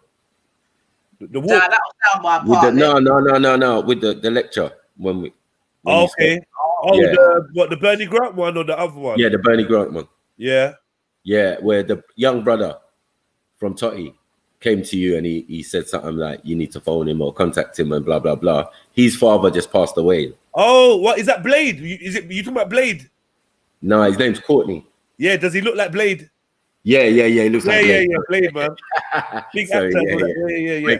Makes sense. But yeah, man, he was a big in our community. He had a West Indian shop. Right. He was my football trainer. Right. Early days. You get it? Like these men are very influential, but obviously time moves on. Do you get it? Yeah. And the setup now is different. The youngers, it's like they're detaching. How have we? Yeah, but Maku now, like, stay with us on this now. Okay, we're now on the same place. We see what we want. We can see that we kind of had maybe the etchings of something like that before. The youths are running, bruv. They're going over there. They're running away from what we're talking about. Yeah. How can we ensure that we help to create influential people in the youth that actually can step up to a level that even our elders didn't reach? I think this is what me and Naif was on. Like, our elders really didn't reach the level we're trying to talk about. This is a foreign thing we're talking about. We're talking about Jamaica, Africa, South America is where they've got these type of characters we're talking about, you know. Mm-hmm. We ain't really seen one in Europe. Maybe the craze in their area was that or, you know, the Essex boys, maybe they had their area. No, like we have, as I said, we have many like that. I mean, dons, even though some of those dons came and lived in our areas and, you know, from Jamaica and all of that. Okay. So, you know what I mean? But we definitely, I mean, there's people like Rankin Dread in my parents' era to get it, who were like big dons and, you know, so we had that, you know what I mean? So I just feel there is a big detachment and a big change in attitudes and things, because remember the youngers say now, like, I don't care about that older shit. I don't care about the, you know what I mean? Big man. We don't care about none of that. You get it? I either. Man's trying to say you want Sarah to be the community don. What's that, man? Man trying to say, Simon Knowles is trying to say you want Sarah to be the community. Hey, tell some people to piss off, man. It's too early. That's probably just one of my worshippers. Sorry if I draw them out over here, but it's just say probably that one of my worshippers, you know. Oh, Simon, one of your worshippers. Probably. I get them wherever I go, Bab. I do apologize. That's a bad thing. That's actually funny. Or Dylan White getting thrown under the bus. Why is Dylan White getting thrown? What's Dylan White got to do with this, bro? Yeah, that's funny. But as I said, there's a big disparity, you know what I mean? And it's our generation and younger, a little bit younger than us, who have neglected their duties. Do you get it? Yeah. So now we've got this generation that are detached from their elders. There's no in between. Right, there's no in between. There's no bridging the gap. Yeah. So I asked the question again. If we wanted to create this Don dynamic, or Don's dynamic, how do we start that? How did it start in Jamaica? Poverty, lack of. Well, no, sometimes. I mean, like, look for us. We had Winston Silcott, for example. Yeah. Right. And Winston owned Uncle Winnie, owned butchers on the farm. Okay. So like we always have these guys or these individuals in our community. Yes, they're there, but they can't do everything. So what happens is they get together with other people who are known in the community who are now council workers or you know, like the people who run Broadwater Farm are these men. Do you get it? Yeah. Of varying generations. Yeah. So man, a bit older than me. I'm like, wow, my G. You get it? He's like, yes, younger. I ain't seen you for ages. Then I go in the office and then I see 3 of the elders, you know what I mean, who I know very well. Do you get me? One used to take me on the school bus, you know, or take us on the Haringey bus and take us up and down the place. This is the one who got OBE. Do you get it? Yeah, we got another one who taught me to cut hair. Do you get me? And always worked in the council doing various jobs, but was a don on road. Right. Do you get it? Had bare trap houses and all of that. But anyway, You know what I mean? So it just works in a different way. Like, as I said, like, you know, the bad man or the don, yeah, can only do so much. And it's who's attached to him and what area he's governing over, in a sense. And in London, it can only be small. Yeah. We only really need it to be small, though, isn't it? Like, we only need it to be like a block. But you can have a don of an estate. Yeah. Yeah. Like, that's reasonable. But we don't even have that. Not no more. No. We don't even have a don. I moved out. Yeah, man. You come on the estate to ask the man who runs things around there. You're likely to see a gunfight. Yeah. No, the youngers are you get me? Where we're supposed to be, they're supposed to come to you and be like, right, who you to ask questions? They probably end up fighting each other. But you know what, though, family? Remember, the disrespecting the elders coincides with the bag of infighting they promoted. You get what I'm trying to show you? Because they did fucking ramp up the postcode thing, and then when that started flopping and people realized, right, my cousin lives in the other postcode, they transferred it to the ends thing. You get me? So they even went even deeper with the infighting. Do you get what I'm trying to show you? And they promoted that hard.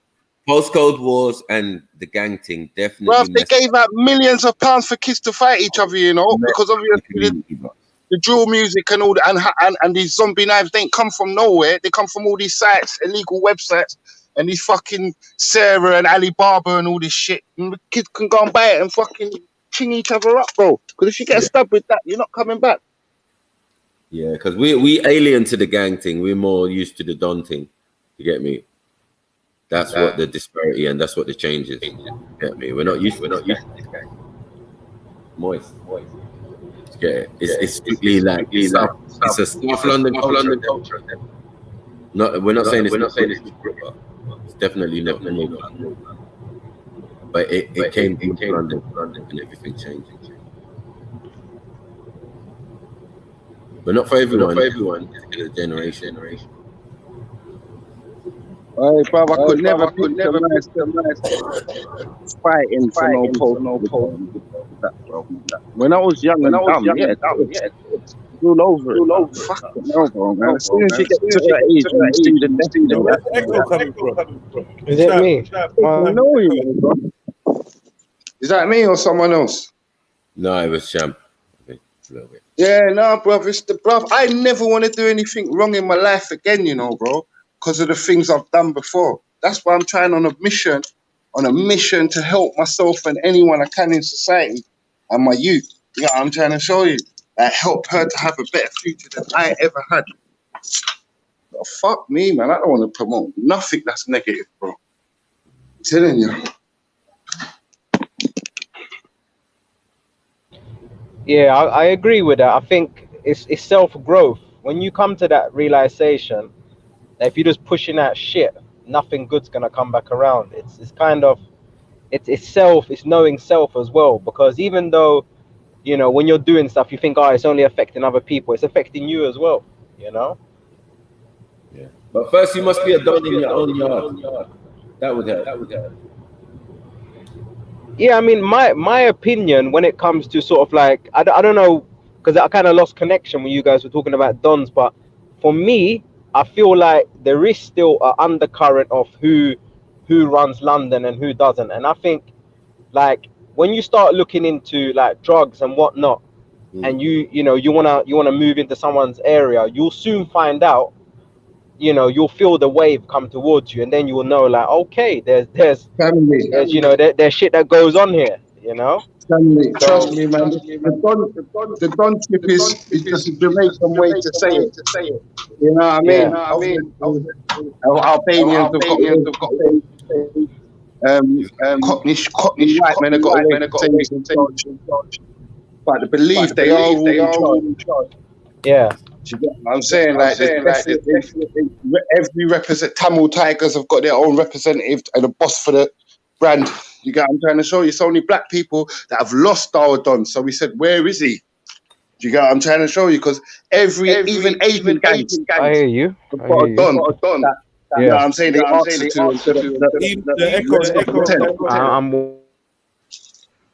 Yeah, the don thing, man. The don, the leader, community. So look, the thing is, though, a don sounds a bit different from a community leader. Is it just language, or do they have different roles? A community leader sounds all bubbles and candy and rainbows and laughter. Yeah, they're two different things, Jeds. Two different things, man. They're two different things. Seem like they will get their hands dirty if need be, like, or you know what I mean? Like it's not all a sugar and spice thing. It's some dons end up as community leaders. That is the truth. That is the truth. And council workers. I think it's a mixture, bro. It's a mixture because you got to have say in your area. You can't be just a don forever and just sitting in your house shotting. Like that's bait. It's true. Like I mean, you got to show improve. And most of our elders try to say you've got to work and hustle. Do you get it? You got to have a 9 to 5, and then you've got to have your hustle on the side. I read this fucking comment. Read this comment on the screen. Don Simon, I'm done with you. It's done. Yeah, that's my family, boy. Big up, Crazy Raf. Hey, I'm done with you. Big up, Crazy Raf, man. Yeah, man. Yes. Hold on. I give him a vote. Hold on, wait. But he's already a don of his estate, for example. You can't go Ferry Lane and think it's going to be that. You get me? He's going to phone you in a few seconds and say, yeah, what are you doing around here? Well, the thing is... All right, then. So with that being said, then, let's try to use some examples of what you're saying current day, quote-unquote, guns are then. All right, then, boom. So say something happens in an area, yeah? I don't know, one youth kills another youth, for example, yeah? No one's going to the police because, obviously, cops are the ops and all the rest of it. Yeah, understand me? No one's going to the police because they're not going to do nothing. They're going to be incompetent in their job and they're going to do malpractice and make your son or your daughter get murdered first and then investigate it. So we got to talk the truth. Let's not say cops are the ops and that's the only reason why we're not going. We're not going because there's no results there. If I inform them of my child's gonna get imminent murder, there's nothing being done. So let's talk the truth. Okay. I've seen it. No problem. I'm not arguing, man. I can give you an example, Nanifa. I'm not arguing. I'm not arguing with that. No problem, man. You understand what I'm saying to you? The point being, it's known that this youth has killed that youth. Mm-hmm. Right. What is being done about it? As I said, I can give you a perfect example. Go on, then. It happened to my brother's younger in East London, and you was there as witness, the little younger, and he got stabbed up and killed. Yeah. Within a couple of days, we found out who did it. Yeah. You know what I'm saying? And it was a parent's apology. The parents apologizing to parents. Mad. You get me? And maybe getting to the stage of, listen, son, you're gonna have to hand yourself in. Do you get it? So yeah, these things happen on a regular basis. Do you get it? Where they get sorted behind the scenes. Do you get it? Yeah. I know many people who have been killed and thing in my community. Even the one you was at, Hanifa. Yeah, we trying to come to some resolve there because mommy wasn't having it. The boy that was there with the youth, was getting the heat. Mom's talking about, boy, wherever you see him, done him. You get it? Where a lot of people have to go there and quell her and say, auntie, well, you can't do that. My youth's cool still. He wasn't to know that, you know what I mean? My man was going to stab man up in the back of the van or whatever. You know what I mean? Like, things happen. Yeah. But he wasn't responsible like that. But you want to vent your anger. No, but I know. And you know what? So, like, we do and sometimes, and Max, sorry to cut you, bro. Sometimes if you've involved the police already, man, you can't get the high level person to come in and talk on your behalf because you've already involved the Satan people. Do you know what I'm saying? So the high level man don't want nothing to do with it again. Yeah. He could have come in and had a word or whatever. Do you get what I'm saying? I'd rather go to someone that's got say on the streets rather than the police because I know at least I'm going to get more protection. Yeah, because not all families are like on a gangster thing, are they? They're not all. It's not about families being gangster. It's about being able to find a resolve in it because some people might not be gang. There might be church-fearing people whose child done this thing. You know what I mean? But I know I could go to a Muslim man and any Muslim person I've got problems with, he would have a word with him and say, yo, this brother, you know him? Do you know him from a... And break down my history to the brother and say why we shouldn't fight. You know what I'm trying to show you, bro? And that's just one brother, you know what I'm saying, fam? So I'd rather go to them type of people, seek them, find them. When I was looking for the Jamaican Don in Tottenham, in Park Lane, the man owned a barbershop. He weren't barbering. He was just in the barbershop, sitting in the back. You get me? And I was getting a little heat from some of the youths outside, disrespect and all that. And then one youth that I knew in there took me in to see the Don. He might have boss, man. He might have done. You get me? I said, big up, man. Blah, blah, blah. I don't even know why man's bringing me to you. Like, you know what I mean? Because I'm going to mash up them youths there outside if man don't sort them out. You get it? I'm like, cool, man. Just cool, man. Just cool. He was a cool, calm, quiet guy. You get me? But this is the Don for them, man. This is the Don of Jamaicans in my area. We had the Don for the European, the man them, or you get me? The Cockney English born, yeah, stroke yardie, stroke this, stroke that, stroke African, stroke whatever. You get it? The man them, yeah, they had their Dons as well. Sometimes there was a clash, sometimes it was cool. But that road has definitely been sticky. But no feds, no feds, it's got nothing to do with it. They just come and pick up the bodies, if there is. Or they come after the shots have been fired and all of that. Like, yeah, no one cares, man. We're going in our yard, man. We all know what happened. We all know why certain things happen on the streets and all of that. You know what I mean? And people do try and keep it to a minimal, even though they got beef. Like, please don't be shooting in open parks and stuff with loads of people. You get me? In our community. That's a madness. Oh, boom, yeah, because now, like, so 2 days ago, they've now shot one brother outside of a school at 3:30 in the afternoon. This is what they're up now. Yeah, levels. Yeah, it's crazy. I don't know, man. I don't know. But yeah, it would be nice if this is what I'm saying, Jens. You get me? There's so many examples like that. So I'm saying that all this talk I'm hearing, like, yeah, cool. But at the end of the day, right now, enough of you, them, they ain't got no respect for the thing. Right. Yeah? So that's what I'm saying. If I was seeing that, okay, police and thieves in the street, all right, then cool, no problem in it. But when you're doing these things in the dead of day, like the other day, Jens, what's it called? Lordship Lane, yeah? Yeah. A Mazza. You understand me? Yeah. Big Mazza, 3 o'clock. Youths are coming from school. Youths are looking at shit all distressed. Mums are crying, this, that. Yeah. Can't tell me about, nah, I'm not having it, mate. I can see why, but I'm not having it. Yeah? But situations happen, innit? Like, how are you going to stop a situation? No, I'm not saying they can be stopped per se in it, but I'm saying, my point being is that at the end of the day, if the youth them ain't even got enough respect to do certain things away from certain place, this, that, and the other, then they're not listening to no elders. They're not listening. No, that's nonsense, man. To be fair, Nanifa, we see all sorts in our area. We see madman running around with knife in different areas, stabbing up people. But that's a madman, yeah? No, but we didn't know he was mad at the time. Like, we can't do that. Yeah, but right now, hold on one second. Yeah, like, we see a lot of madness. Do you get it? Yeah, it's just the way of the world. Like, don't make it like, oh my God, you know what I mean? Why is this happening? Why is the community leaders like? Don't do that. Don't do that. There's many different communities in an area. Do you get what I'm saying? And we all seem to live in harmony until there's some confliction.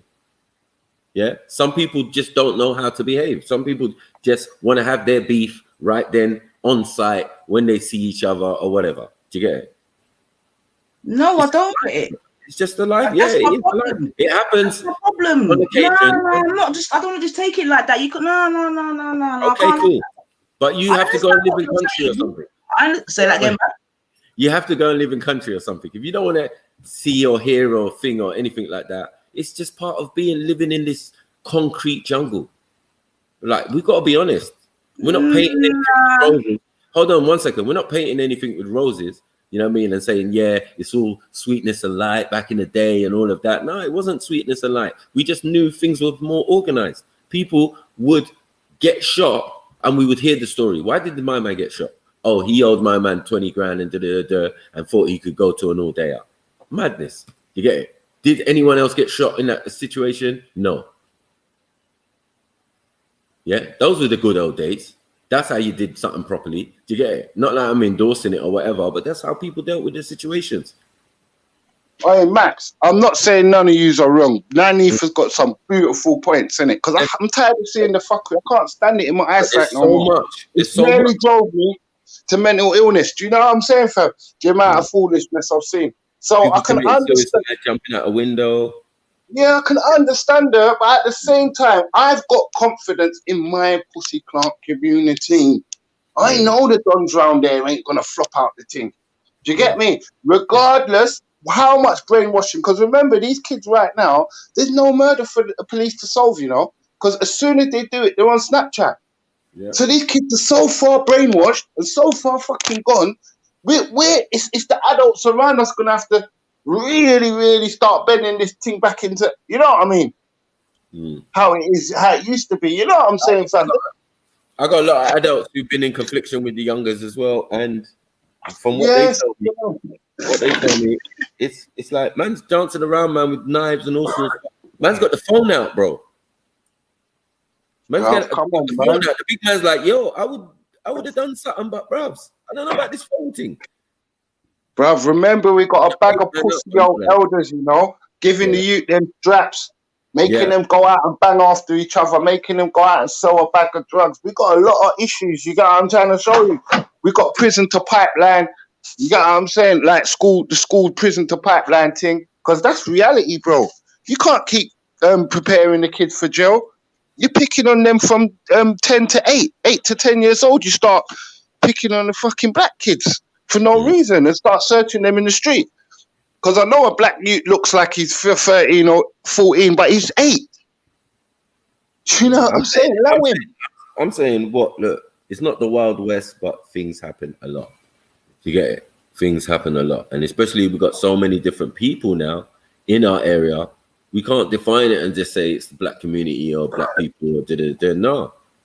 We got Taliban, we got all sorts, we got IRA, we got everybody up in the ends. You know what I mean? Man, I got their centers and stuff. You know what I'm saying? Yeah, Taliban Center, Tottenham High Road. Like, what? What are you talking about? What are you talking about? Yeah, like what? And you found a couple IRA bases and all of that. Oh, one right next to the farm. Like, let's stop all this. Like, these men live around us every day. Do you get it? Their school, they take their youths to the same schools as us and blah, blah, blah.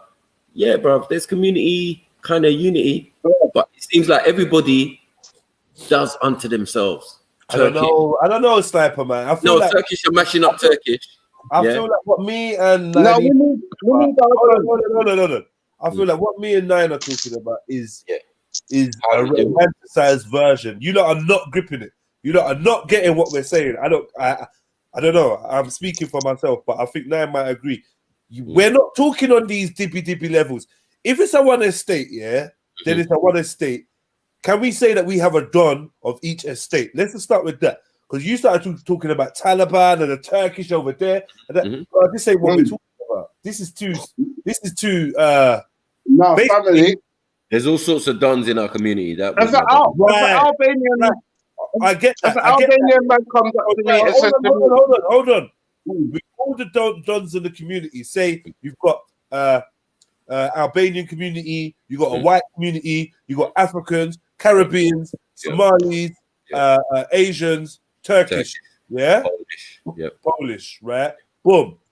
Can we get a don from each of these respective communities to form a council and actually hold power? Or is this council going to now be the next thing to get corrupted? But remember, family, I can't get the Muslim leader, because if an Albanian man touches me, I know where to go. You get what I'm trying to show you, to get up the name of the person. You get what I'm trying to... Once I got his picture, I can go to my brethren and get the name for him. You get what I'm trying to show you? Because he's the boss for them. Do you get what I'm trying to show you? Yeah. So, like, the same thing with the Muslims or whoever. You got what I'm trying to show? I know white men. Like, if a man fucks with me in Essex, I know who to go to. Like, once I got a picture of his face, I know who to go to and find out who he is. You got what I'm trying to show you? Yep.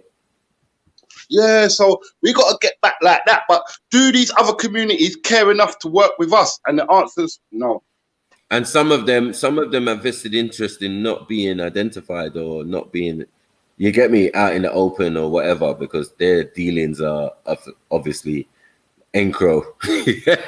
Some men are living their encro life. So yeah, they got vested interest in not being on the surface. So yeah, it might be difficult for some. You get it?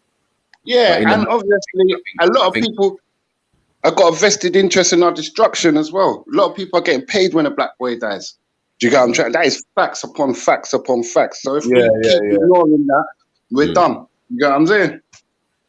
And also, yeah, even in business, as you're saying, like if you've got Asian bosses and they want their hairdressers or their, what they call them packs and all of them shops there, them chains of hair doing stuff, like they don't want that messed up.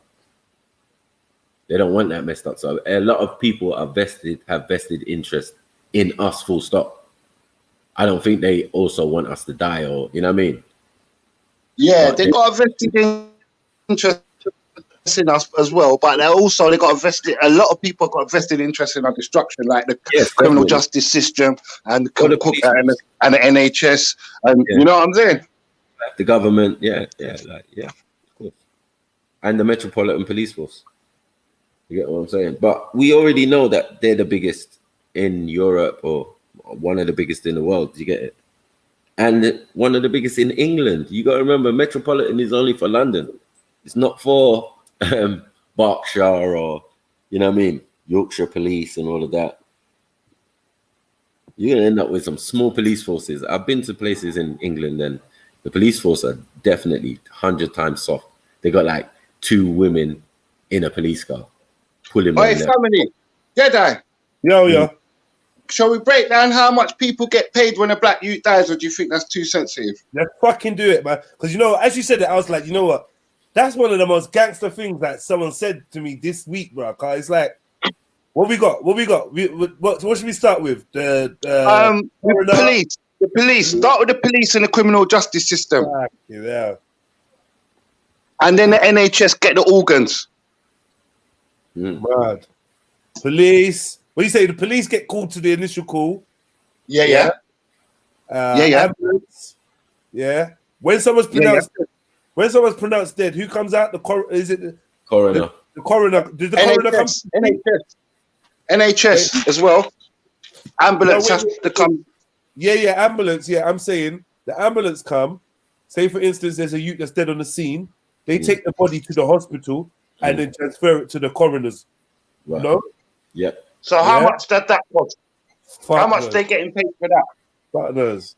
Plus, we got to deal with, you know, and guess what? Yeah, in between all of that as well, yeah, we got to deal with the mechanics and the engineers and all of that, yeah, that are servicing the vehicles that's getting people from death to death. It's a massive business, man. Right. That's a crazy business for them. It's never gonna stop, Jay. Hold on, wait. Let's go for funeral costs. Did we? No, we didn't even go into funeral costs. We still at the. Listen, if I own a funeral parlor, then yeah, I'm telling you, I'm telling you, for a body to be in a mortuary, that is someone's paying for that per day, like a prison space. Do you understand what I'm saying? See the little cabinet that they put in all the bodies in. The fridge. Yeah. It's the fridge.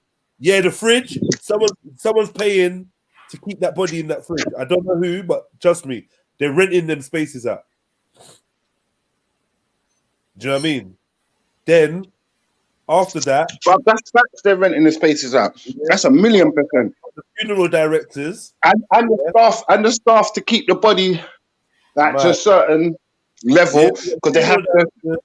And all them man there has to treat it for rigor mortis and whatnot. Right. Then we got the diggers. We got the man that's digging ground. We got this person, that person. We got the doctors for the autopsy. We got the doctor because they have to perform an autopsy. You get what I'm saying? So that's where the criminal justice system they come in again. But obviously, that autopsy is to find out what organs are transferable. Mm. In my opinion. Then they got them men that wheel the bodies around. What they called not porters, orderlies or whatever they are. They just wheel the bodies around, didn't it? Them ones. Yeah, most def. But 1 year organs pays for that whole process. Yeah. Do you know what I'm saying? And the harvesting, man, like it's a joke, innit? You know what I'm saying? And that's real too. That's why I'd never clap for the NHS. They could suck my dick. Yeah, man. Hey, what? Coffee season, yeah, Maku? We back. Yeah? We back. Gee. I got that coffee. That's a bit harsh, Freddie, man. Come on, man. Yeah, it was harsh. Nah, sis, man. I think they kill people, man. Come on, yeah, Freddie. that's facts, man. Like, Freddie's trust right. me, man. They're the same NHS that's charging us £8 for paracetamol. They can suck it, sis. I'm not lying. I've Have you never not- rated them. You know how much people's got in there healthy and come out ill? Yeah, I hear that. I hear that still. You get me? I've never rated them. I can't rate them, sis, man. Because I know the evil they perform. I worked for them for 2 years. I can't rate them. Freddie, you've never not once rated them, Bridget. Not once. Not even even when I used to work for them. Not even when I did 2 years I used to work for them. I used to take my own fucking money out my pocket to help pregnant people that didn't have no money, father around at the time. Do you get what I'm saying? I used to take my own money. Freddie, yeah? Huh? You know when you and your missus had your child, yeah? Yeah. Did you have it in a hospital? I had it on the graces of the Most High. That's how I had it. If we could have had a home delivery, I would have. But my missus is a well-to-do professional. But ever since I've met her, she's been in her job. So that's probably 20 years now. Do you get what I'm saying? So she does everything by the book. If she could have done it in a private clinic, she would have. Do you know what I'm saying? I'm just asking you a question, you know. When you and your missus, like, not even for 20 seconds did you say, you know what, give thanks to the doctor, nurses, whatever? Not once. No, you didn't ever feel that way. Yeah, I gave thanks for everybody that was there, of course. But as an NHS as a whole, they can fucking go and lick out my back. Like, but the people that delivered my youth, give thanks and praises for them. Like, but the NHS as a whole, I've not got no love for them. We got the midwives. We got the aunties, midwives, the Nigerian aunties. You get me? Yeah. And the Jamaican aunties.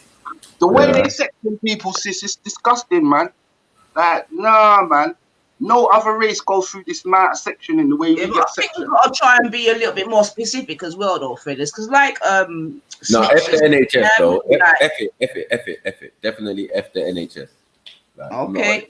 I've been from it from day while it was all out clapping. I was like, what are you clapping for? You're clapping, yeah, that people are dead in under their watch. Is that a good thing? It amazes me. I don't know what you're clapping for. Malpractice and fucking, I don't know. What happens when you don't do the job properly? What's the death count? What's the death count of people from Corona in hospital?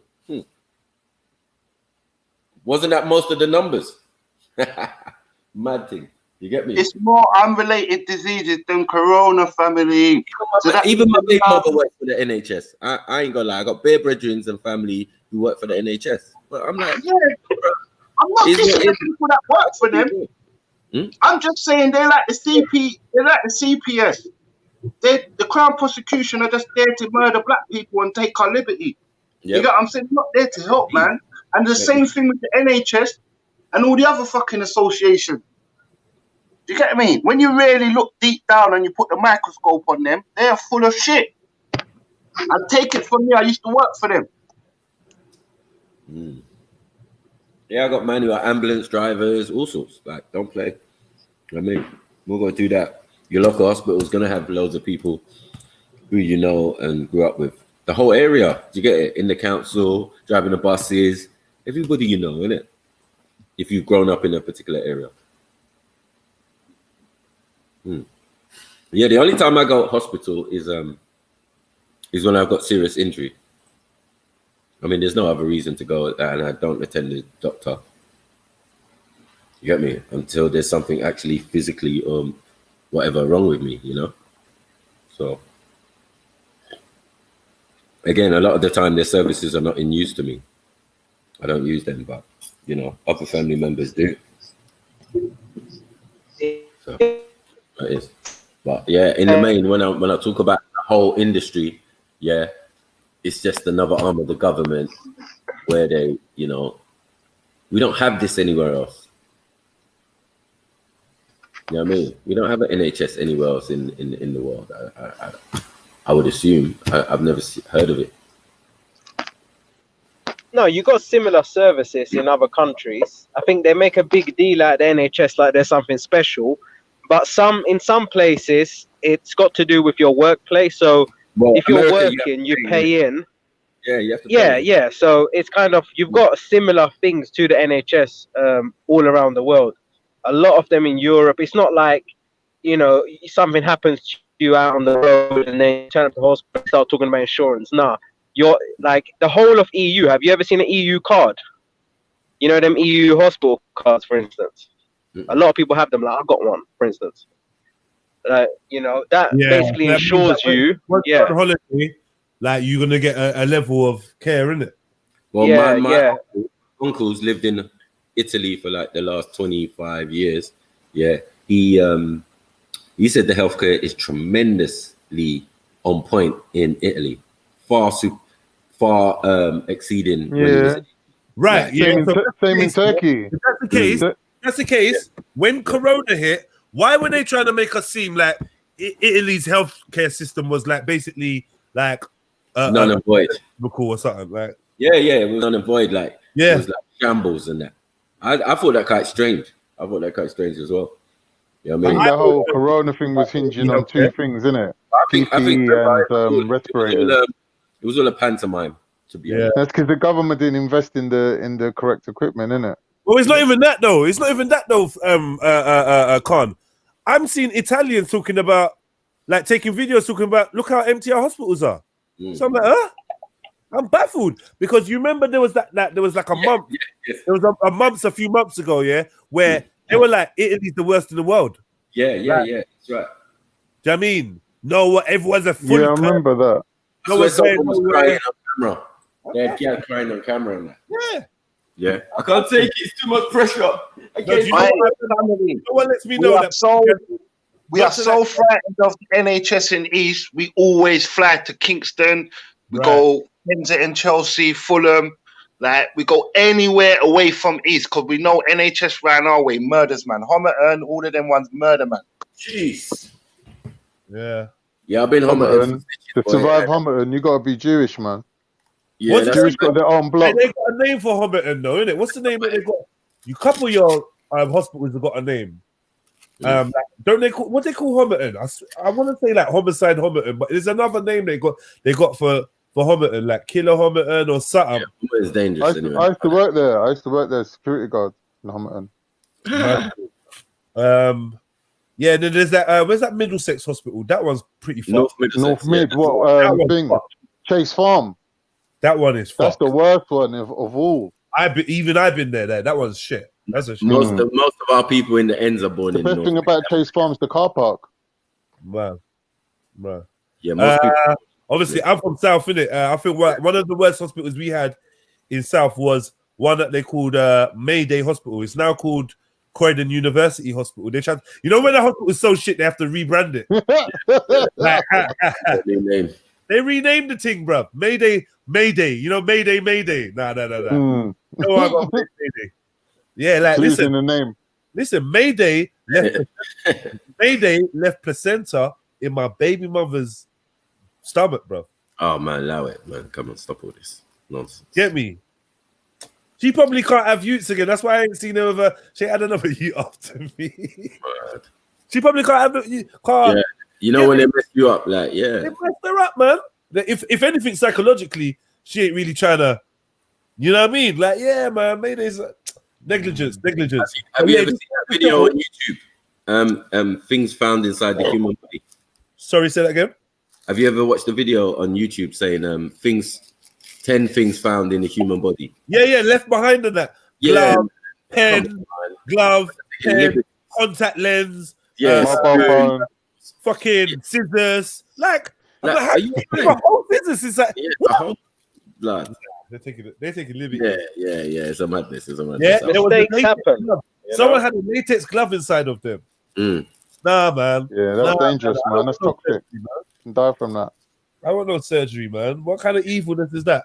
Like, what was you but doing? Then you've also got, practices that they do that are not, they, like, for instance, I broke my leg and they put metal plates in my leg and I thought, okay, blah, blah, blah, blah. After a few years, I'm getting immense pain.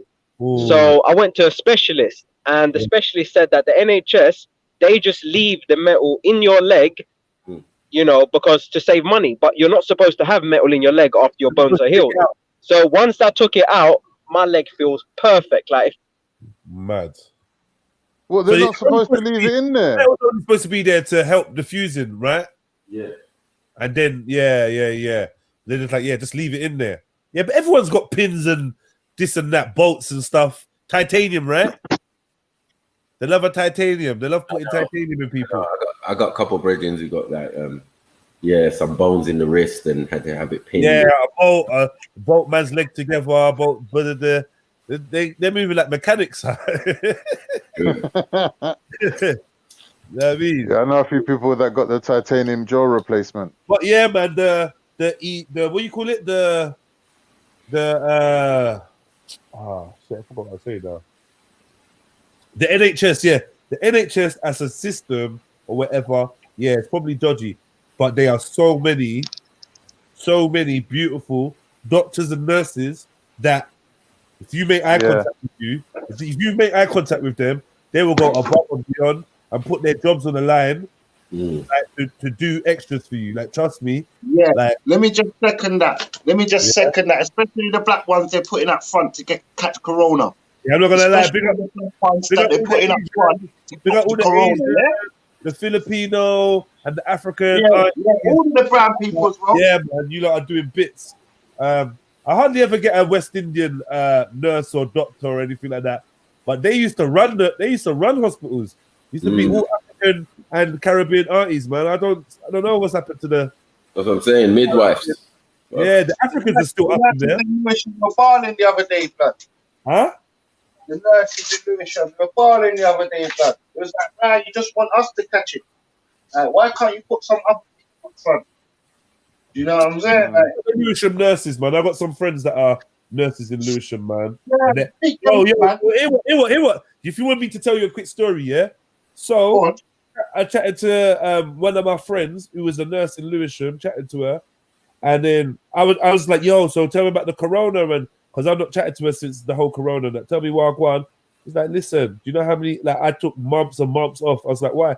She was like, "Nah, because I couldn't handle it." Like, literally every day we're switching people off.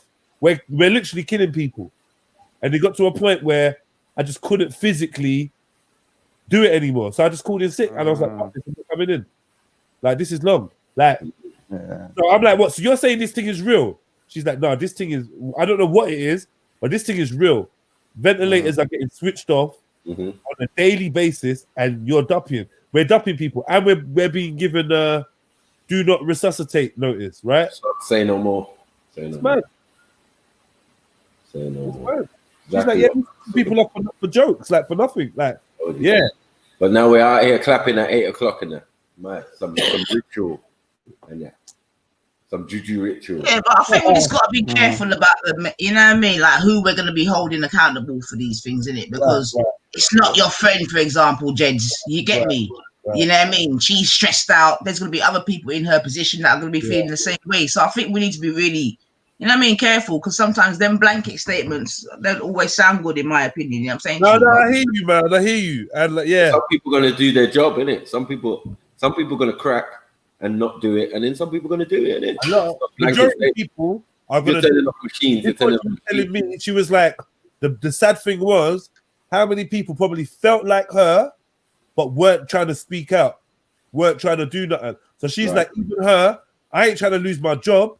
So I just called in sick. And then when it was like, what's wrong? I'm just like, nah, I can't do this. No, I can't do this. This is a madness. I never signed up to be switching off people's machines. That's literally what she said to them. So I'm taking sick time off because my mind can't hack this. My mind can't hack this. Like, this is murder, isn't it? You know, them orders are coming from way, way above them type of pay grade. They're just there to fucking help people. Like, there are actually people that work for the NHS that just have that kind of vibration to want to, you know, help. But we know that. But to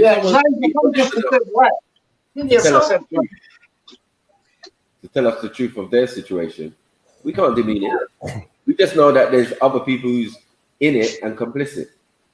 Hey, brother, when I used to work there, and a nurse makes a mistake or a doctor makes a mistake, he or she may be able to get away with legal murder, you know, off of the back of the mistake. They'll just tell you some twang. It was a complication, and providing how you take the information, they've got away. Do you get it? Yeah, definitely. Let me just order. Yeah, you just gotta look at that Harold Shipman. How did he get away with killing so many people for so long? It must be easier to talk your way out of things going wrong in that industry. You know? Harold Shipman, then they had the next one, the Angel of Death or whatever. Yeah, there's been a few of them. She was bare babies. The only reason why I know this shit because it's first hand. I used to shop them. I used to work with them. I used to work with them all the time, and they're high all the time. They make mistakes because they do long shifts, bro. They need drugs to keep them up. Yeah. Do you know what I'm saying? Yeah. And what about the care homes? Shit, the care homes was next. Yeah, the care home. That one's scary. The care home is scary because it's like no one even really cares when old people die. It's like, oh yeah, they're old, care home, yeah, of course. I got a care home right on my corner, and they're shutting it down because they want to build flats on it. It's just a madness, bro. It's like old people are just not loved that in this country. Yeah, they're not respected, bro. They're living too long. That's what it is. They're just not loved, man. It's crazy. It's like, yeah. That's why you create a virus. Yeah, but sometimes you gotta blame the old people as well, man. Like they're boring, they smell, they lost their sense of humor, they don't want to help out around the house. Like, come on, man. Joking, innit, obviously. You see, this is why you have to invest in your children. Because when the day comes and you're old, you know, if you never checked for your kids, then that's what you'll get. This is why I always make sure that I put energy into them. So I'm expecting to get that same energy back when I start to get weak. You know what I mean? I'm there for them now while they're weak. And that's how the natural order should be. It's a money thing. You got money in your back pocket. You bred them. They'll look after you. Don't worry. Yeah. Some of us have grandparents that die strong. They don't necessarily, you know, they can tell you they're getting sleep, they ain't getting up tomorrow. You get it? Or they was fully functional until they died. You get it? Yeah. Then my granddad, he got everyone around, but when he said bye that night, you know what I mean? And it's like he held it, and it was like, you know what? And that was that. So 100% that's true, you know? Yeah. Some people have that power. Yeah. You know, and they must be so close to the end that they can feel that if I just stop with a little bit of effort, that's me. You know what I mean? They can feel it, sort of thing. Now there's some ancient stuff that goes on, boy, that you hear, and you know what I mean? Like, do this and do this, go to this part of the house, go and collect this from your uncle or auntie, and this is the African way. Do you get it? But they definitely have a way of telling you, you know, when they're like 120 something. Listen, tomorrow I'm not coming out. See you later. You know what I mean? That I'm thinking in that perspective that I want to, if I pass, I want to pass strong. I don't want to pass all decrepit and thing and Alzheimer's and who are you again? Sham? I don't know, no Sham.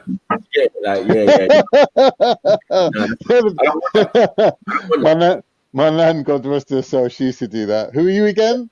I don't even know you. We'll call you someone else's name or something. You know, I got bare friends like my old landlord, his mum had the same thing. Like when the dad passed, the mum, she started to get Alzheimer's, and the son was coming to me complaining like, yo, she don't even remember me. She's blaming me. She's saying we're trying to kill her. All of this type of stuff. I'm like, rah, peak, bro.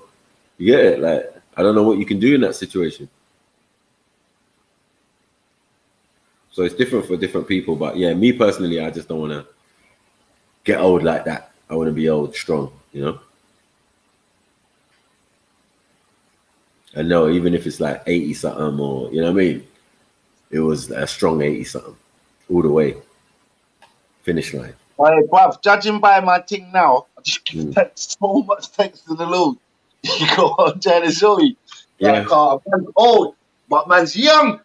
You get me? Yeah, man's not thinking of anyone looking after man still. You get me? Man bring Pitney into the world and expect them to make their way and do their thing. You get it? Like, if we're gonna bring some old customs, we might as bring all of them. You get what I'm saying? So what we're gonna have to do mainly is probably change the environment. You know what I mean? Because to pass away or to get old here, we've already been shown the route that you can have. You know what I mean? And if you leave it to your children, you could be in there as early as 65 and that. You know what I'm saying? Oh, you keep forgetting your kids, lad. Oh, mate. Oh, mate. You wanna look at this new yard we got for you? You get me? You got maids on tap, all sorts, blah, blah, blah. You get it? Like, this is not a fear that we should be having still. It's scary. Big up Uncle T, man. Yeah, man. The big up Brunkle, man. What do you call it? The nursing home, retiring home thing. Yeah. Yeah. Imagine that. Imagine leaving that to your youths to decide. And you know what I mean? They're all right now. You look after them. They're affluent. They're doing whatever they're doing. They live in country or whatever. And they're like, yeah, dad. You're like a burden kind of still. I'll be sitting there, in a nursing home. And the nurse will come up to me and whisper in my ear, "You won't remember me. You won't know who I am." Yeah. But my dad used to go Speaker's Corner. Yeah. Yeah. And ever since that debate with you, he's depressed. He later on went on to commit suicide. Yeah. And you chatting about thing? Online wipe? I don't know who's that. I don't know it's in there. But you know that? So hey, yeah, you he got ruined. Man, he got ruined that day. Imagine that. Bear revenge. You get me? Like a young while I'm in my wheelchair. Now. Making sure my lasagna is always cold. Get me? Moving my glasses, moving my dentures. They're just terrorizing me.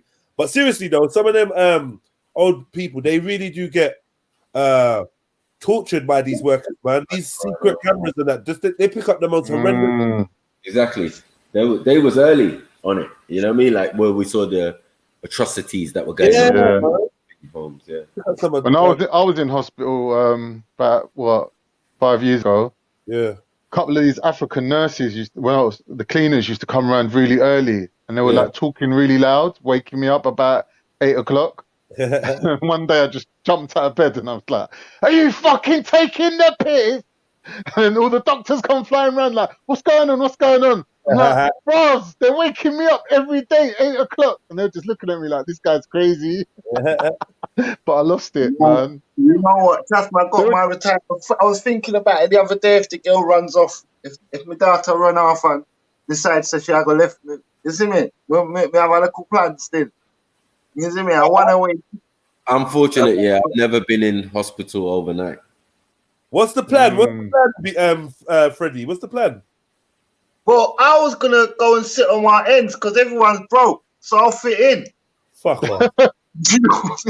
So I'm fitting nicely. Go Jamaica and just sit on my ends. Because it's got to be better than a nursing home. I'll get to see dances now and again. It can bring out some gad to dance in front of me now and again. Little go-go. Apparently the best nursing homes are in Florida. Little go-go girls. I'm not joking, bro. Sitting on my ends playing dominoes every day. Can't go wrong. I don't want to be no institution, man. What the hell? That's so un-African. Yeah, man. I'm out of here, man. I want to be in Africa. I think that's what I'm gonna do. Yeah. The little what do you call it? Bungalow that man built. Took years. Struggle, took years in that. Struggle. You're not trying to be old and cold. Like, come on. No. We're not gonna do both of them. I'm gonna do both. Because one of my uncles, who was a scoutmaster in the ends, he died of pneumonia. He smoked to Ross, like 40 a day and all of that. And all that always used to complain. That's what's gonna kill him. And in the end, he died of pneumonia. Mad thing. Yeah. Like, that's cold blood. Extra cold. Cold in your bones. No, man, forget all that. You know what I mean? What, Mackie, you never been in hospital overnight? No, not overnight, no. Mashallah. You know? Touch wood. Because boy, yeah, I've had issues. I wouldn't have been in. Like, obviously, being in the hospital for like others, family and friends. Yeah. For myself, I think overnight thing. I think I've only done that like once or twice, and yeah. No, the one time you man stay kind of safe, boy. For me, it's been like one time 8, 10 times. Is it? They bust my head Yeah. in what do you call it? They bust my head in Stokey police station, and I was in there for 2 days, head bleeding, before they took me to Homerton, where the woman broke the needle in my head. Oh, mad thing. I was like, all the juice was just running down because like in the back, kind of the back of the head, so I'm facing down in it. She's like, "Oh, your skin's a bit tough." All this juice just down my neck. I was like, "Oh, yo." Yeah, some bitch fucked up my fucking blood test in Homerton as well. Beatrice. Come on. Is that how I say your name? Beatrice. Hello?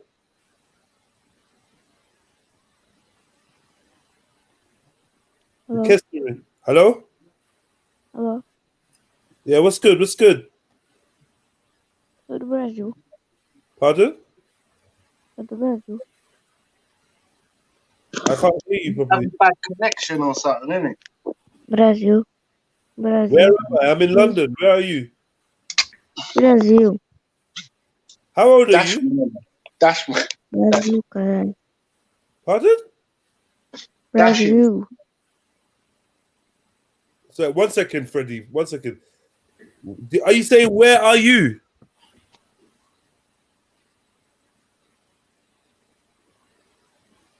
Hello? No. All right, bye. Thanks for coming. Yeah. Thanks, man. We had enough talk today. We don't need no at your more. mum's phone bill, man. Yeah. All the weirdos are popping over, boy. What's happening, man? I see cocksucker. Teenagers in it. All right. Anyway, I just want to officially say, I want to say big up the NHS in it. Hey, love you, man. Love you. Yeah, no problem. I'll go on record on saying big up the NHS, no problem. Obviously, there's going to be bad apples and everything and whatever, but for the most part, you know what I'm saying to you? And I'm going to tell you, like, I've heard some of you, like, Snip said he's never really overnighted in a hospital, this, that, and the other. So maybe that's why you may not have. But I'll tell you one thing, you see, when I know there's no hospitality in hospital. You see, well, when I had my youth, I had lots of hospitality, brethren. You understand what I'm saying to you? And I gave much thanks. Yeah, big up the NHS, gave them flowers, everything, because they done a brilliant job. You understand what I'm saying? I've been there, and I've had that nightmare of watching my own child and being like in my heart, kind of being like, yeah, this youth's probably gonna die, you know, like you know, like just that weird feeling that, no, I'm like knowing my luck and knowing how the world works. This beautiful child, with like 32 wires going in and out of him, like how is he gonna handle this? Do you know what I mean? And the NHS, the doctors and whatnot. No, I do have to fucking rate them still. I have to rate them, bro. They saved my youth. I rate the doctors and the nurses all day, fam. All fucking day. I'll never damn play the doctors and nurses are not the NHS, though. Yeah, but you see, that's a weird one because we don't give the police the same scrutiny. So I think they're still part of the problem. How many of them, like that girl who said I couldn't come to work, is it because she knew her part? So I think to a certain extent, you do have people who went through medical school and whatnot, and they've been brainwashed, so they don't understand their wrongdoings. I do get that part, but I also feel like I'll give you an example. I went to a GP with one of my youths, and I forgot where it was, but they were like, "Here, just give him this medicine," and we were like, "Hang on, he hasn't ate anything today. You know, he's got empty stomach and blah blah blah blah." We feel like, you know, we just want some advice. Yeah, and but then, Sham, you know that's an old wives' tale. You know that, innit? You don't need to eat anything. Maybe. But I'm trying to say I'm against medication without a diagnosis. That's true. Yeah, don't just try to give me a pill. Like, diagnose what's going on first. Oh, let's take this and see if it works. There's some Yeah. thing. But Sham, Right, bro. All right, bruv, he hit that on the head. He said that wickedly, you know, bro, because that's what the NHS do. Like, I love every nurse that helped me get my youth back round. My youth stopped breathing. So obviously I'm going to have a bit of empathy to the people that was around, man. Right. They ain't done me nothing wrong. You get what I'm trying to tell you? Like, but I'm saying the system as a whole, I can't condone it, bro. I know what it's about. That's like me knowing that. That's like me knowing that man give out 1 second, sis. Please, sis. That's like me knowing that man give out food on a Sunday, but they murder man on Saturday. I can't be with you. I can't do it. Do you know what I'm saying? I know you're giving out food, but you're murdering man. Yeah, I hear that still, but I just think we have to be a bit careful in terms of how we use our language. You know what I mean? We don't want to just demonize, you know what I'm saying to you? Because if we just say, oh, fuck the NHS and not be very specific, then there's going to be people out here listening and be like, what? You know what I'm saying? At the end of the day, they're putting their, you know what I mean? They're putting themselves on the line every day, whatever. They're not involved in the politics, this, that, and the other. So, you know what I mean? And it could be argued the same. No, it could be no, argued. no one listens to Freddie anyway, so don't worry about it. Be argued the same for the police and other institutions. You know what I'm saying to you? So I'm just saying we got to be careful, man. And I'm saying when I had my youth, Big up yourself, kids. Big up yourself for saying that. Because that's a good correction. That's a good correction you give me. That's a massive correction you give me, you know, sis. Because it ain't the individuals, it's the actual establishment, I meant to say. Yeah, definitely. I hear that, man. I get that. But I'm just saying that definitely because, like I said, in it, when I had, at one point, I had 9 people in the room. You get me? And they were all doing a job. You understand me? And it could be argued if that they weren't all in that room. You know what I mean? There might not be 2 extra people here on this earth. Them ones. And I could go back to my mum as well. You know what I mean? When she had me and that. You understand? So, yeah, man, I think we just got to give. And the thing is, you know what I mean? If you've traveled around, you've traveled 1 and 2 places already. You've been to a couple countries. Come on, man. Like, if you're sick, it's a problem, man. It's a very big problem. But we're too dependent, because I've travelled so nicely, we're too dependent on the NHS, I believe, sis. Jano.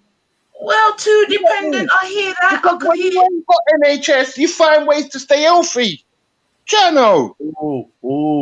Yeah, I hear that, Freddie. I do hear that, Bab. I hear what you're saying. I'm not going to take anything away from that. I mean, obviously, that should be something that we should all be doing daily in terms of trying to keep ourselves healthy. I get that, but obviously, shit happens, Fredos.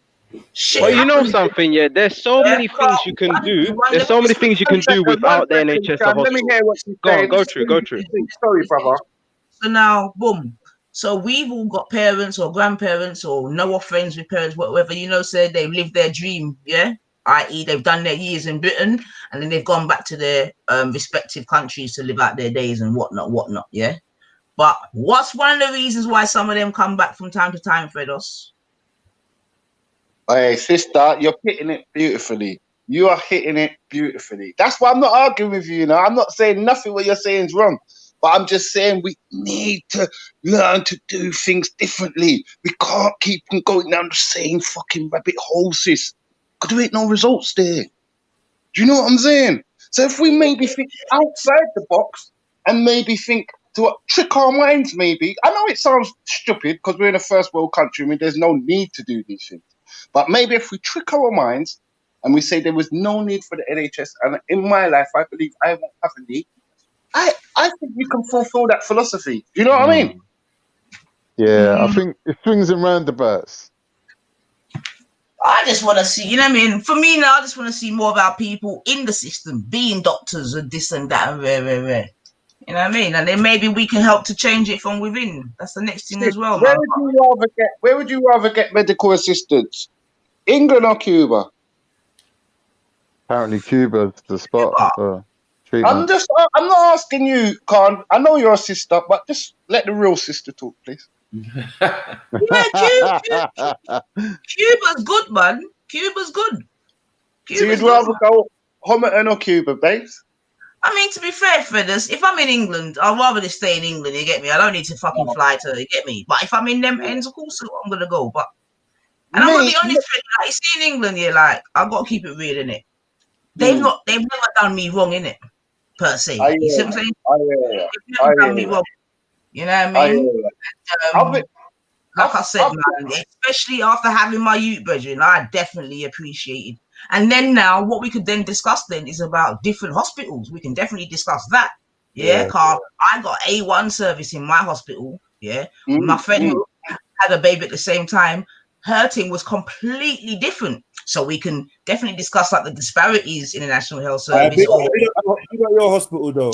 Your hospital. Yeah, man, big up St. George's Hospital too. I do in there. Yeah. All day, every day, all day. Every day. You know what? St. George's is not a bad hospital. It's just, in South. It's a sly one. Still, it's a sly. It's actually a decent hospital. My friend's little brother got stabbed 6 times. They took him there. Yeah, they saved his life as well, man. Yeah. You know what I associate? You know what I associate with hospital, Jed? Yeah, about language, man. Associate death with hospital, Jeds. Do you get what I'm trying to show you? That's all because I've worked there and I've seen so much my brethren go in and not come out. Do you get what I'm trying to show you? So I've even got my head busted open with a hammer and just slept in my bed. And my woman's woke up and she's screaming like, thinking I'm dead. But she's like, why did you take these chances? Freddie's got the best stories, man. Yeah. She's like, why did you take these chances and go to sleep and you could have died? Like, that's what they said at the hospital. But I said, I don't like these places. I'd rather come early in the morning where I know what I'm doing. I can see everything, what's going on. You know what I mean? Like, I can comprehend all the information you're giving me. I might have been tired if I went there in the night. Do you know what I'm saying? Yeah. Yeah, so it's like I was explaining that to her, you get me? But she was like, don't take no chances, go to them. But I haven't got no faith in them. I got more faith in my maker than them. Do you get what I'm trying to show you? Right. No, I hear you. Like I said, man, I know there's bad things as well in it. Like everything. And we know it's yin and yang and balance and all the rest of it still. Yeah. But I just gotta give them that card. January Star. I rated them. Pick them up, man. Pick them up, man, because they're not all bad, man. They're not all bad. But just the bad what they do is just outweighs it, and no one wants to talk about that. Because really, we should be clapping gunshots for that. Do you get what I'm trying to tell you? Yeah, that's why I said we can definitely have a conversation about discrepancies. You know what I mean? How many died on their watch during Corona? Can we look that up? What? What do you mean their watch? Whose watch? On the NHS at the hospital. How many people have died during Corona? Of Corona or whatever. Corona. But I've already told you this, Maku. Only 6% of the people that have died of Corona had nothing but Corona as an ailment. Everyone else, you can't go by that statistic. That's like me saying everyone who died of Corona was wearing shoes. No, so what? They said 6% of all reported Corona deaths, had no other ailments attached to them. So the rest, hold on. So the rest of the Corona deaths, had other contributing factors. That's because everyone's got contributing factors. No, bruv, bullshit. No, they're trying to tell you. Remember, we've had 17 deaths of Corona, right? Hold on, we've had 17 deaths of Corona and something like 1,000 deaths from heart attacks. So let's just keep shit into perspective, innit? Right. Yeah, can I just add to that as well about the Corona? Even people who come in with Corona don't actually die with Corona. So when they test you for Corona, they look for, like, there's a number on the level of Corona or virus you have in your body. Let's say a healthy person has maybe like 8 or 9 or 10 or whatever. Some with Corona, a bad case could have like 250. Yeah, that's the value that they have. After they've been treated, usually after about 2 weeks, they'll look at these values again. Yeah, they'll look at these values again, and it'll usually be the case that they won't have any Corona. But they're not able to take them off the ventilators because they argue that the ventilators have done too much damage to their lungs. You know what I mean? So a lot of people even come in with Corona, they don't die of Corona, even though they actually come in with Corona. So the statistics and the numbers are so off, it's insane. Can we get a clear one? Sorry, that was so rude.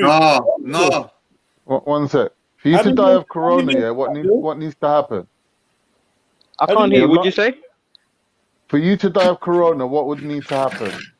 Basically, what I'm trying to say is, I don't know if I was clear, but so when you go into hospital and they test you, if you got a virus in your body, Mm. Yeah, I don't know if someone else, but yeah, they test you to see how much of the virus is in your body, and they get a value. So, example being the case I was speaking about, they gave my man. They said, "Oh, you got 250, and the normal levels are supposed to be around 7, 8." You understand? So that's like a really high level of virus in your body.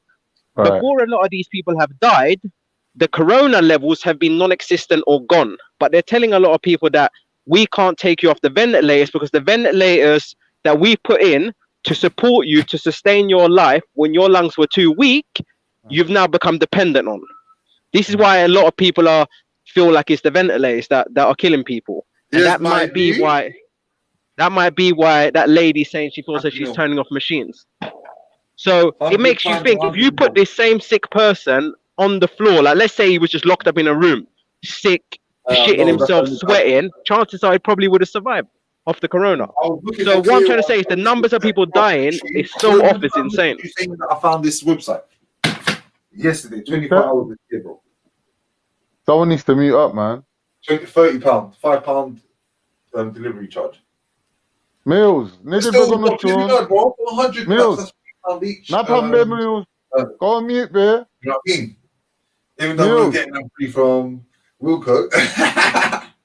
Don't. You know what I'm saying? I know it feels weird paying for it, but fuck it, is what it is. Man's deaf, man.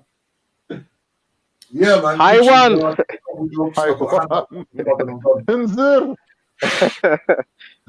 what you're about, yeah? Yeah, he might say something sensitive, you know what I mean? That's why it's always good to warn a man. You know? Exactly. When I heard him say £30, I was like, wait a minute. Yeah. It's live, Yeah, you know what I mean? as far as I know, the ventilator just creates a pressure inside the lung that stops the fluid from pouring into the lung. Otherwise, you just drown in your own infection. Because like when that pathogen lodges itself inside the receptor's near the lung, innit? So all the infection pours out into the lung, so you get fluid build up in there. So what the thing does, the ventilator, it just pushes it back. It just creates like an air pressure inside the lung, to keep the liquid out, or to slow up the accumulation of the liquid. So if it wasn't for the ventilator, you'd basically drown in your own. I know, that's what they say. Fluid. I know. Yeah. I know. That's the story that they give. It's obviously it's difficult because it's a bit like when you don't have the knowledge, you know, the ins and outs, you don't really 100% understand what you're being told. It's difficult to know if you're being told the truth or not. You know what I mean? It's kind of like you just have to go with what they say. So yeah, it's quite an unnerving situation, but I still feel 100% that if they don't feel like someone should survive off a ventilator, then don't put it in, because I feel it's going to be a lot easier for a family to understand that they died off, you know, wherever they died off, then we can't get this person off the ventilators. You know that it's a bit catch-22. They're saying that obese people are more likely to die of it. Do you know why they're saying that? Because obviously the fat on your body, the extra weight on your rib cage as you're trying to breathe, is gonna make it harder for you to breathe, isn't it? So it's like imagine you're trying to breathe and I'm resting my hand on your chest. Yeah. So especially if you fall asleep and you're sleeping in the night, you might not have the strength. Your diaphragm might not be strong enough to lift your rib cage, especially if you've got excess body weight on there. Then you might die. So I was thinking about it for ages, like how does being fat make you like die from corona? And then when I spoke to Buddha was telling me about I was having difficulty breathing and that, and he had to lie in certain positions because they give you positions to lie in it. When you're recovering, they say lie in this position, so like your rib cage isn't pushing down on your chest. Then I realized, I thought, obviously, so if you're fat, you're gonna have a heavier rib cage, innit? Yeah. I think also you got fat around organs. I think could that have been what he meant? You know, like, have you heard about that? You can have fat around your organs. That's under your skin, the subcutaneous fat. Okay, fair enough. So it's adding extra weight to your thing, to your body. Yeah. So the heavier your body is, the harder it is for your diaphragm to lift it. And if there's less air inside you, like you're working with a partial lung, innit? Your lung's half filled with liquid anyway. So the lung itself is not strong enough to put enough air in to raise up the diaphragm, and you're basically going to suffocate in the night when you're sleeping. Okay. That's why they put them in hospital. They stick them on a respirator, and they give them like methadone to kind of like take the pain away, while the own thingy kicks in, immune system to defeat the infection. Because the infection ain't nothing more than like a runny nose. It's just that instead of running out your nose, it's running into your lung. But it's the same liquid. Yeah. So it takes time for your immune system to kick in, because they don't actually have the antidote to give you to kill it. Yeah. So it's all depending on your own immune system. So if you're a smoker, your immune system is going to be slower. Yeah. If you're like having all these underriding health conditions, that's why they're contributing, because it's slowing up your immune system. All right. Yeah. And, I mean, I think to a certain extent. If you get a list, Jam, what I was going to say, if you get a list of all these main things that's going on in the country right now, like heart disease, you know, what's it called? What's that? COPD or whatever you get from smoking. Like all these things, mental health, all these things that's affecting the population. Back in the day, most people used to have like maybe 0 or 1. Now it's like almost everyone has got 1 to 2 things wrong with them. Yeah, but have you noticed as well? I mean, for me, a lot of people that take medication, they're going to argue to the hills about this. But I've noticed the people that are the most ill are the people that take medication. I don't consume anything and I'm healthy. How does that make sense? But everyone around me that takes a whole heap of medicine are ill. That's like what come first, the chicken or the egg scenario, though. Like you can't say that healthy people going around taking medication that made them ill. It don't make sense. There's a good point there, Khan. Good point. But yeah, maybe some people are taking medication they don't need, or for ailments. Yeah, that's fact. For ailments, that's a fact. That comes back to what Freddie's saying about corruption in the NHS as a institution, because NHS can set their own. They allow private companies to set the price for their own medication. So that's why a £1.50 paracetamol, when you go to the NHS, is £8. Because what they're doing is they're taking money. They're taking money out of the public fund and they're shipping the money to private companies. That's how they operate. Well, hold and on. then the doctors are prescribing you. The doctors are prescribing you things you don't need.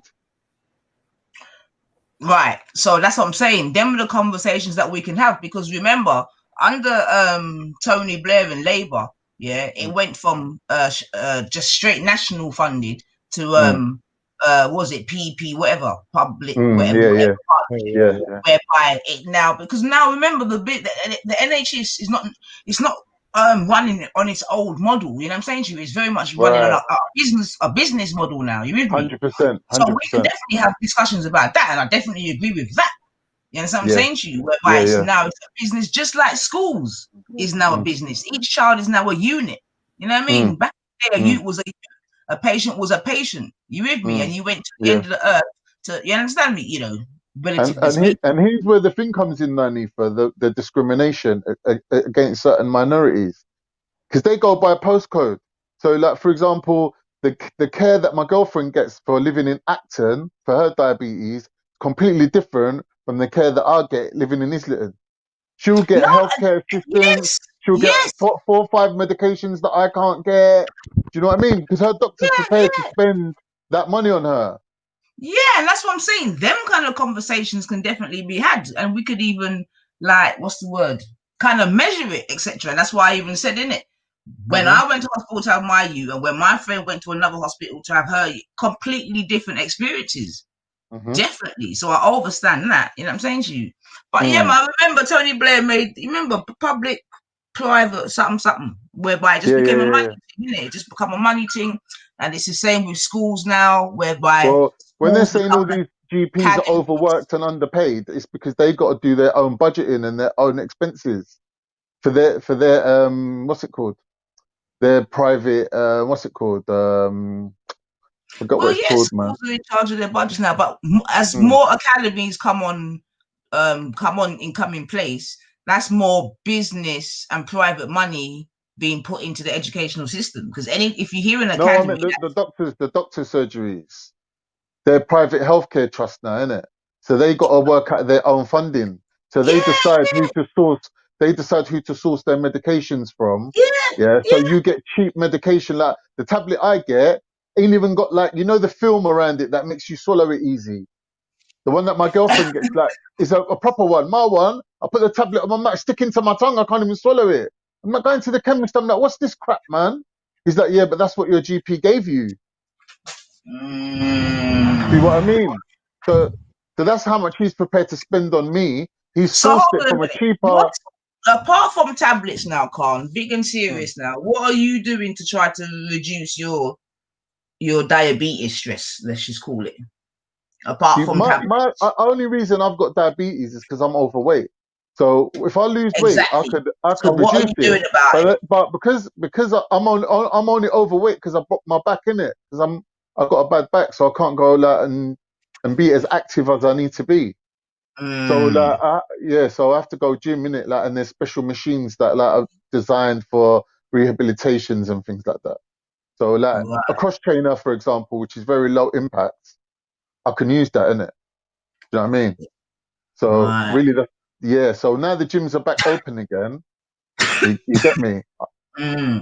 So I'm back in there now. So you are gonna actively do something then, yeah, Carl? Yeah. So I have to do I thought you was a slim guy, but apparently you're not slim, babe.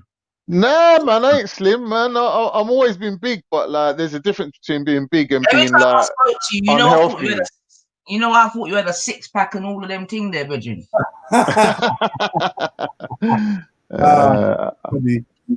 enjoy life too much, man. I enjoy living too much. I enjoy my food too much. Like, things that I like, innit? Like, I'm not ever gonna be a six-pack guy. And man is saying that chocolate Magnum that you was eating during Ramadan, was that helping you? You know why people talking about the chocolate Magnum thing? Because it was melted, and I didn't know it was melted. And I put it in my mouth and I went to take a bite, and, you know, the whole thing collapsed. And I had to quickly eat it, And people are like, rah, man, a whole Magnum in like 2 seconds. Like. So that's when they started going on about the Magnum. Yeah, I can hear about that still. I heard you ate that because I didn't realize it was melted. You know, the Magnum, the chocolate's quite thick, innit? So it's contained inside it, it's sealed, innit? But as soon as you bite it now, the whole thing just pours out in your mouth, innit?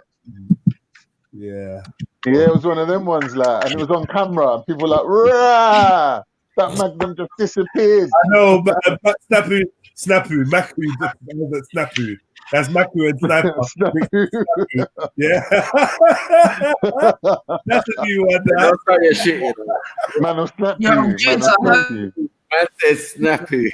Man will snap you, blood. Man will snap you. Don't let that get around, man. Stop all that, man. Yeah, stop that now. Stop it in his chat now. He was like, "Will you Snapu?" Yeah, I might have to change your name to that still. Yeah. Let me. That's funny. So, Jed, you've been enticing women, I hear. Who? I hear you be enticing some women, Jeds.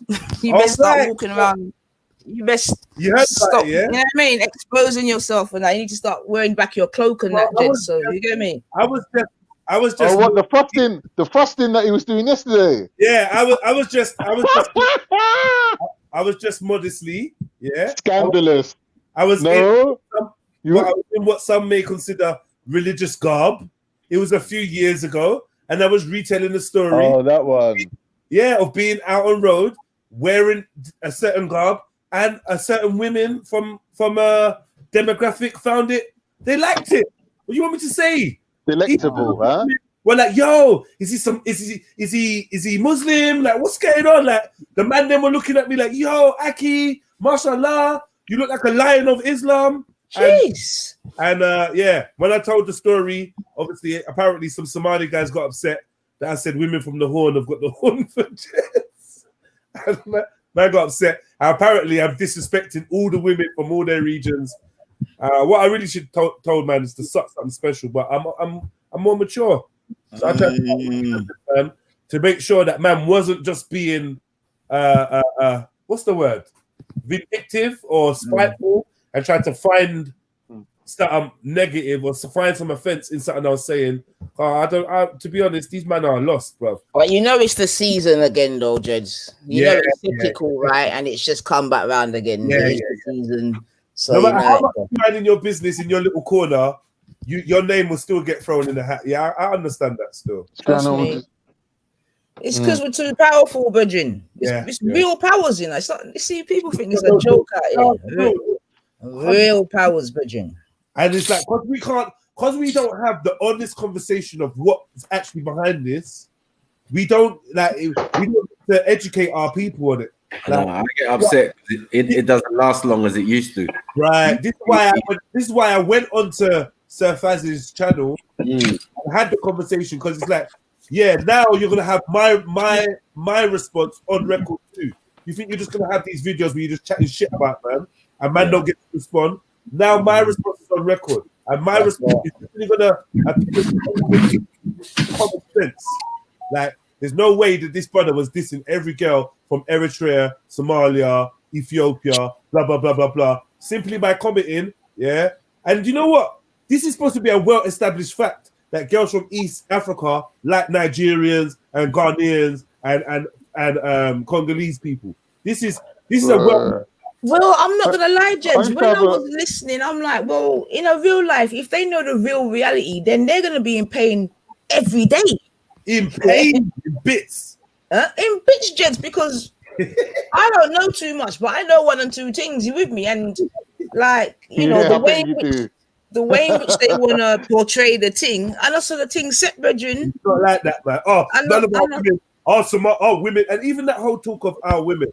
Being a black man, I've never used that terminology speaking to someone like our women. I'm speaking for them and they no, allow that, man. You sound like you're talking about some property, brethren.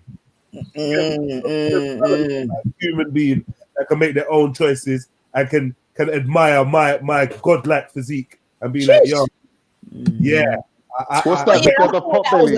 A very potbelly god. Big up all the Somali man there. Big up all the Somali sisters.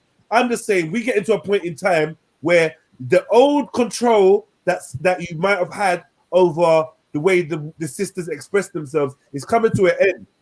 And this new modern society that we're in, unfortunately, is going to mean that some of your women are going to be able to be vocal about what they like.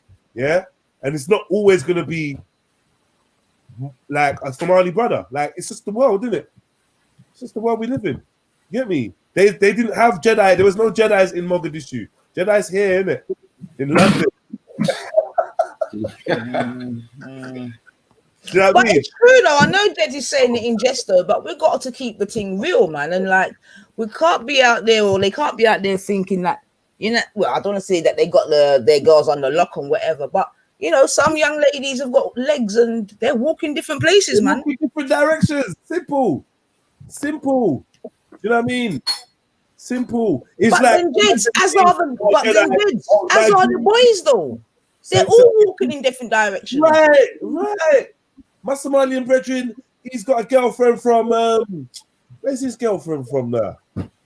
Somewhere, it's just not Somalia, isn't it? Put it that way. He's got a girlfriend from not Somalia. If my Somalian brethren, if my Somali friend says, Jeds, you know, the Niger girls are feeling me right now, you know. I must have been down here in Hackney and one Niger girl approached me and I'm like, for real, like, am I going to be like, no, our women don't like you. Our women, like, what is that about, man? Is it a sly racist thing? Like, what's the problem? I ain't got no issue. Do you understand? Like, I have to look at it a bit strange sometimes. The way he said it, my man said, no Somalian woman would marry you. Oh.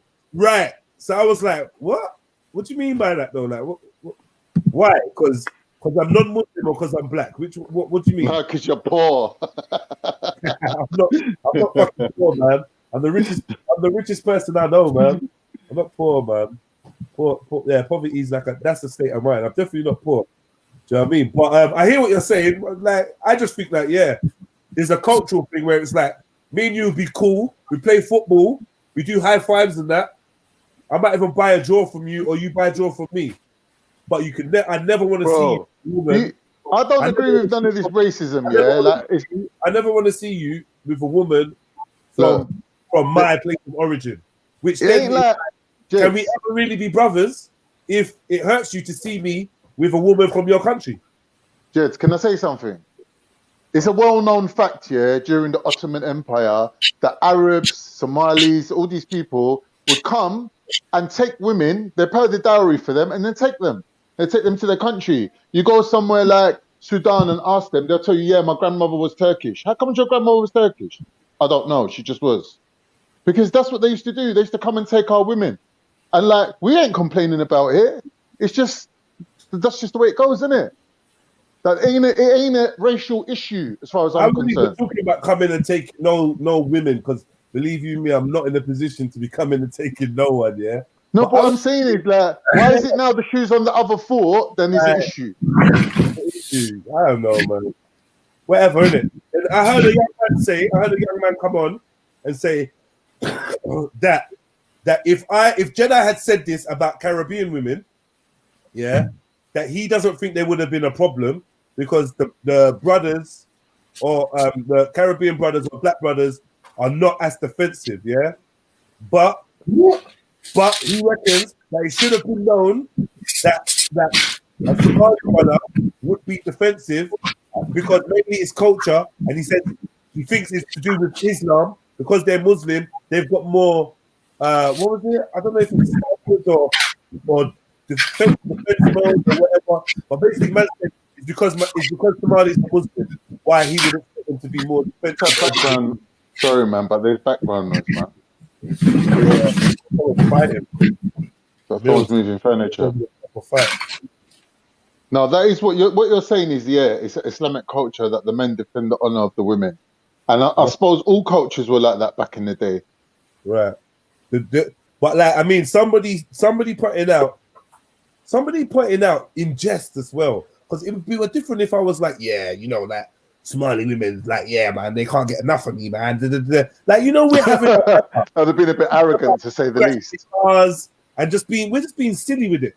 Do you know what I mean? Like, yeah. What was there to defend? Like, where was the attack? Where was the derogatory comment made towards your women, for instance? If I said, yeah, these Somali women, they're mad loose, you know, they're mad, bro, then I'd be like, all right, yeah, you kind of you're being personal about people, women from my country. I'm finding it a little bit offensive. I'm being general, East African women. No, but the thing is, I think, yeah, the reason why I'm going to say this now is going to become apparent, right? I think that Khalid was being criticized for not speaking up. Not you was criticized for what you said, because there's no 1 minute, let me finish though. There's no expectation on you to behave in a certain way, but there is an expectation on Khalid. The same way, I have to say, I got criticized for not reacting enough when you was doing that thrusting movement, going, oh, Shani, for example. Like, I actually was saying, stop, don't do it, Shani, block your ears. But apparently for some people's liking, I didn't react strongly enough. No one's going to be happy with what you do or when you do it. What everyone says, Jedi, this is the thing I heard yesterday, Jedi, we don't hold you to any standards. We all know that's bollocks. Everyone, when they're ready. No, I think the criticism was more of Khalid than you, though. Jedi, you done this. Jedi, you done that. Like, when I came on, that's when people started saying, oh, Jedi, be saying about you. But I was listening when the person came back and said, these lot are discussing you. I was listening for about 5-10 minutes. So anyone telling me they weren't talking about me, they're lying. This is about one thing, and one thing only. This is about control and power. You understand me? Yeah. And that's all it is. And like I said, it's cyclical, isn't it? You understand me? And no one ain't stupid out here. So right now there's a multi-pronged attack. You get me? But my thing is this, you can't, you know what I mean? Your free talk ain't no more or less than mine.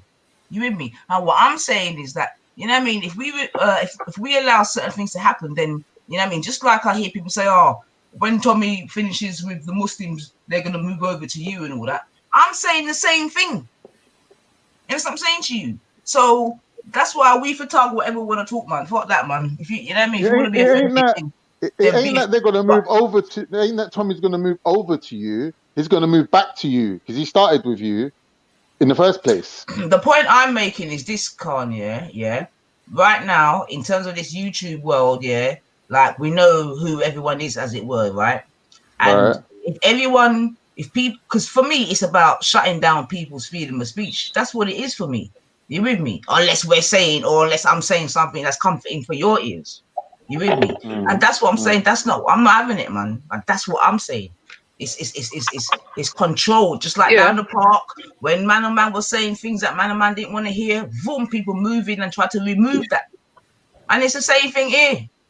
Furthermore, it's offensive to Somali women. Yeah, like the way he's acting. Because I think it's nice to hear a sister say it's control, because that's exactly what it is. So they're not allowed to go with any other race, even though like it's actually a black man as well. It's like there should be some union there, but clearly there's no union there. That's what I'm saying. Even though I feel like if it was a pale Arab man, you know, slightly he could be a bit more, you know, in a better position. Yeah. But anyway, go on.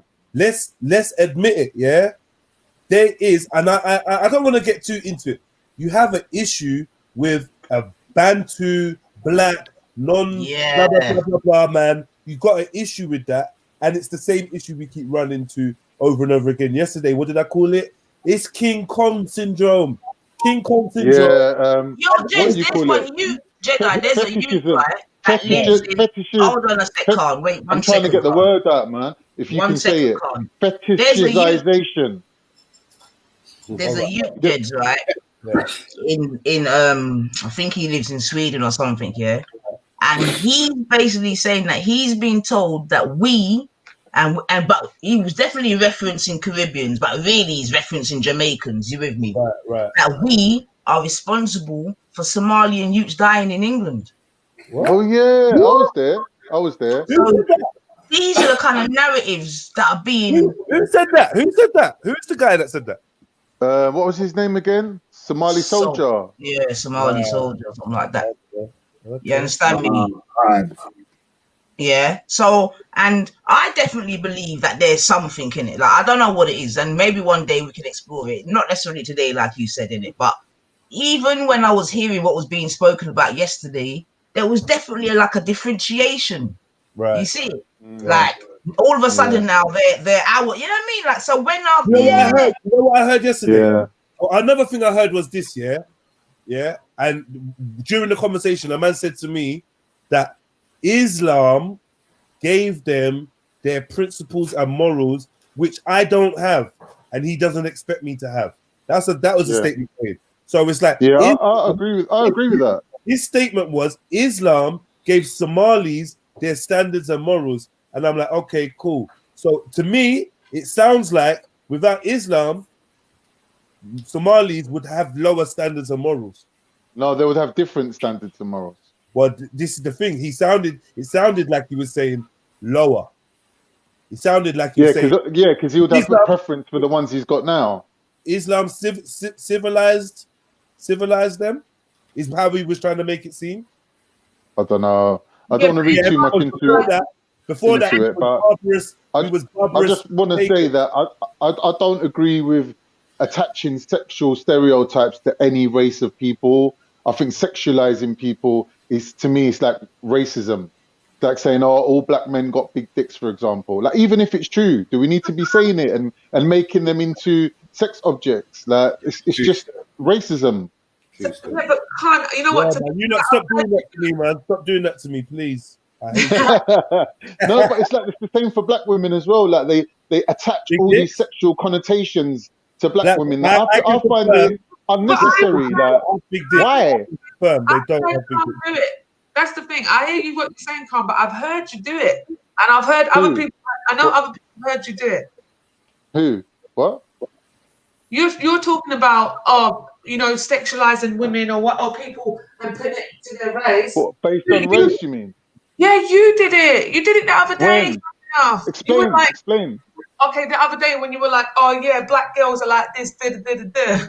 Like you black said, girls are like what? What do you mean? They don't shut up when you're having sex with them.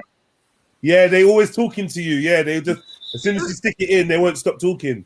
Yeah, but that's me referencing the Bernie Mac joke about Bernie Mac's like, whatever's wrong with you, a black woman's going to tell you. And she was like, oh, you patch-eyed motherfucker. Oh, yeah. We were joking that was the joke. Like, I don't know what Shani got it wrong. No, it wasn't, because you said it in retaliation to Maku saying about Turkish girls being dirty or something. And then you're like, why did you tell me? Why are you telling me about that? Why do I care? Shani, you're just devoting your whole life to like catching me out.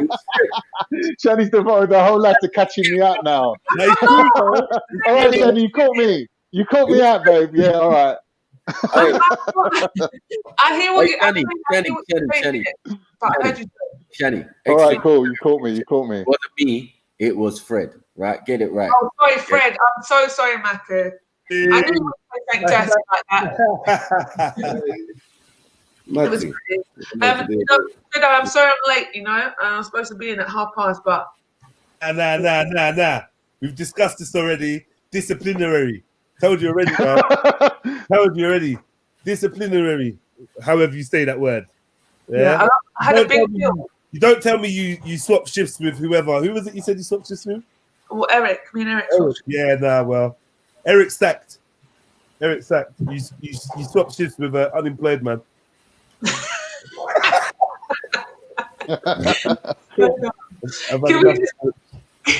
Can we just this quick argument with the Somalis and whatever? Yeah. So the thing is, right? In all fairness, ultimately, it's like them being black is secondary to their faith system, and that's for everybody within the faith system. So when they were saying about they're being civilized, Islam brought civilization. Islam brought civilization to a lot of different nations. It's got nothing to do with them being black or African. The same thing that they civilized the Arabs, they civilized the Indonesians, the Turks, and all that. They civilized a lot of lands. I hear you, man. I'd say when I hear fellow black people speaking about it, it just leaves a bitter taste in my mouth. Like, and the same way when they say about Christianity. Oh, before Christianity was the best thing to come to us. I've heard everything from slavery being a good thing because it introduced Islam to Africa, to slavery being a good thing because it introduced Christianity to Africa. It civilized the people. Oh, before this we were worshiping moon deities and this and that and inanimate objects, and we were barbarians and like, for me, the whole narrative of religion civilizing people is a false narrative, because I'm watching you religious people, not you particularly, but I'm watching religious people around the world. You can't pull the wool over my eyes. We're not more civilized. We might have hidden certain things, but sometimes I feel like religion has caused us to become more barbaric because we suppress our true natures and we try to conform to something that's unattainable, and it causes problems. I feel like sometimes religion encourages us to turn our back on our cultures, which have a deeper rooted system in place for our survival and flourishing. I agree, but religion is deeper. So this is the thing. Like the issue is with the people in the positions of power. That's the issue, and it becomes the political side of religion. That's something that doesn't affect my life, and I'll tell you why. Because I don't follow the rulings and whatever of all these political parties and all this kind of stuff. When it comes to Islam, like for me, it is a spiritual thing. I'm not a Sufi, so obviously I use the Quran and I use the Sunnah of the Prophet, peace upon him, but I also am very much in tune to spirituality. Do you know what I mean? And that's exactly what it is, and it's a completely individual thing, you know. And if you are genuinely a religious person, you know that only the Most High is going to judge you at the end of the day. So actually, like, trying to please others and doing things this way and doing things that way is actually you coming away from what your religion is all about. Do you know what I'm saying? And when people please others, that's when they're the ones that sit and pointing fingers saying, oh, you're not praying this way, or you're not doing this, and you're not doing that. That's all other people trying to please other people, because ultimately Allah's going to judge the person who's not practicing properly. I do quotation marks when I do that. Do you know what I'm saying? Yeah. It is a spiritual thing, and I hear what you're saying, but a lot of, I say a lot of Muslims, but also a lot of Christians, a lot of whatever, they're not really in tune with the Most High. They think that they are because they're doing X, Y, and Z. But ultimately, when it comes to spirituality, a lot of Muslims be like, "Oh no, I'm not doing that. That's all siffy."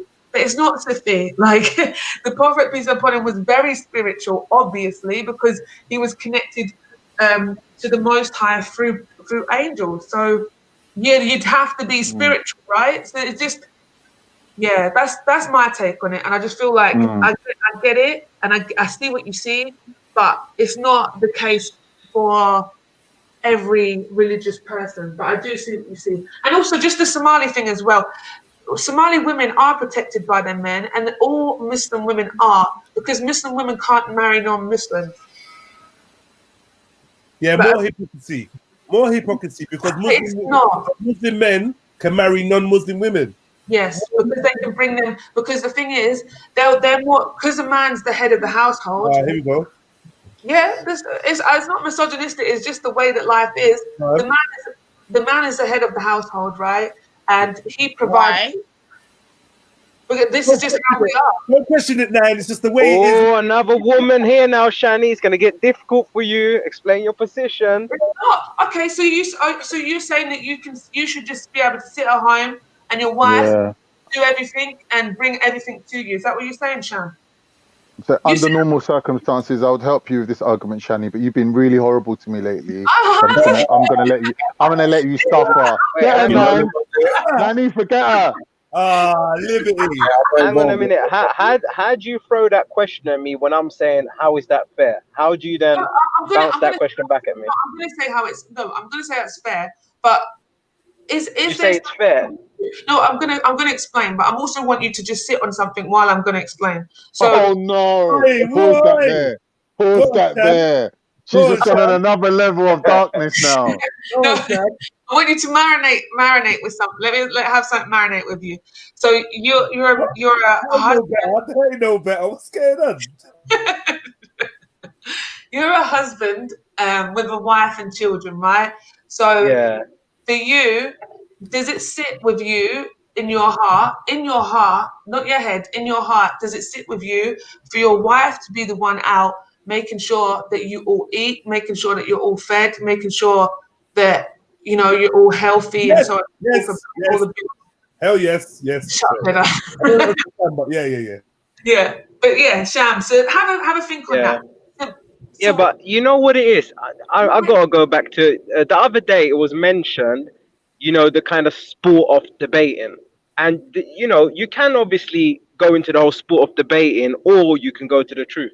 Now, you're quite talented in the sport aspect, I believe, because you've just answered my question with a question. I'm just asking you: is it fair? Is it fair from a woman's perspective? Because I heard a reaction from the other woman which was on the panel, and it didn't sound like she agreed. So I'm asking you: Yeah. Okay. Let me answer then. I wanted to give you something just to sit with, right? But cool. So within this, if a man is the head of the household, the man also has responsibilities and things that he needs to do. One of them is to make sure that, you know, his family have a house. This is one of his responsibilities. They have a roof over their head, that they eat, that they have money, that if any of the family need anything, he's able to provide that being clothing, that being medicine, shoes, whatever, right? And I said eat, didn't I? As well as putting food on the table, so on and so forth, as well as satisfying his wife, right? So he's got all these things that he needs to do. Now, the wife in this household, all she needs to do is make sure she's satisfying her husband and looking after children if they have children. But still, the children are not her responsibility. They are the responsibility of the man, okay? And all the money that the woman, if she decides to work, because it's her decision whether or not she works or not, and it's obviously something they can discuss as husband and wife, that's perfectly fine. But if she does decide to work, then every single penny that she earns is for her and her alone. She does not need to spend it on her children. She does not need to spend it on her husband or anything within the household. That is the rules in Islam. So while you're there, can you explain also for these guys the concept of a deus or a deus? like, or a pimp. Like, how negative is that within our culture? And men who live off women and the earnings of women, like, they're very much like frowned upon. Yeah, Because like, yeah, it's not the I think Islamic that adds to the culture. well, exactly. But that is basically because it goes against the teachings. You know, it goes against what the Sunnah is and what the Quran says regarding the rights of a woman if a man is living off a woman. So That's right. But so Sham, in that aspect, with everything I told you, how is it unfair for a woman, for a man to be the head of the household? If anything, every woman on this earth would love that, I'm sure. Well, not every, but I'm independent. they should at least have the right to choose. Oh, Sham ran away. Cool, I won! Yay! Joker. But let's get back to it though, because like I feel like them not interrupted where you and Nanifa was going. So you said the man is the head of the household. You've now explained why. So now you're explaining why he gets to be with a non-Muslim. Okay, so non-Muslim, yeah. So the reason for my connection cut out, but pretty much, yeah, that's the question. Yeah. So this is the thing. So with Islam, the whole idea, obviously, well, not the whole idea. We want Islam to grow, and we want more people to come to the understanding that there is a Most High and there's only one God, right? So, and obviously the teachings for harmony, for world harmony, right? So the more people that come to Islam is going to be better for all the Muslims. And the way that happens is if a man marries a non-Muslim, because a woman's not going to convert a man to Islam, but yet a man is more than likely able to convert a woman to Islam. Why not? Why not, Bab? Because like, so the first thing I don't think that's true one bit, by the way. I think a woman's influence is massive. Wait. No, it's massive. A woman's influence is massive, but if you put it in the realms of Islam, what you know of a woman being how outspoken and all this kind of stuff, and running the household, it doesn't work. That's not how it is in Islam. Like, the man is the head of the household, so everyone follows the religion of the husband, of the dad, of their father. So hold on a minute. Are you saying that you don't think that you have the capabilities or the wherewithal to be able to speak to a male about Islam and let alone convert him? Is that what you're saying, Bab? No, but the women can convert. Yeah, of course they can convert men to Islam, but in a religious aspect. So for me, for instance, as a Muslim woman, to marry a non-Muslim man, it's more difficult to have my children be Muslim, and make more Muslims in the world, because they're more than likely the man being the head of the household will be against, he sets the rules, if that makes sense. So he sets the rules in the house. He sets the rules for the children that you've had, yeah. Yeah, because they're his responsibility. It's a patriarchal society, basically.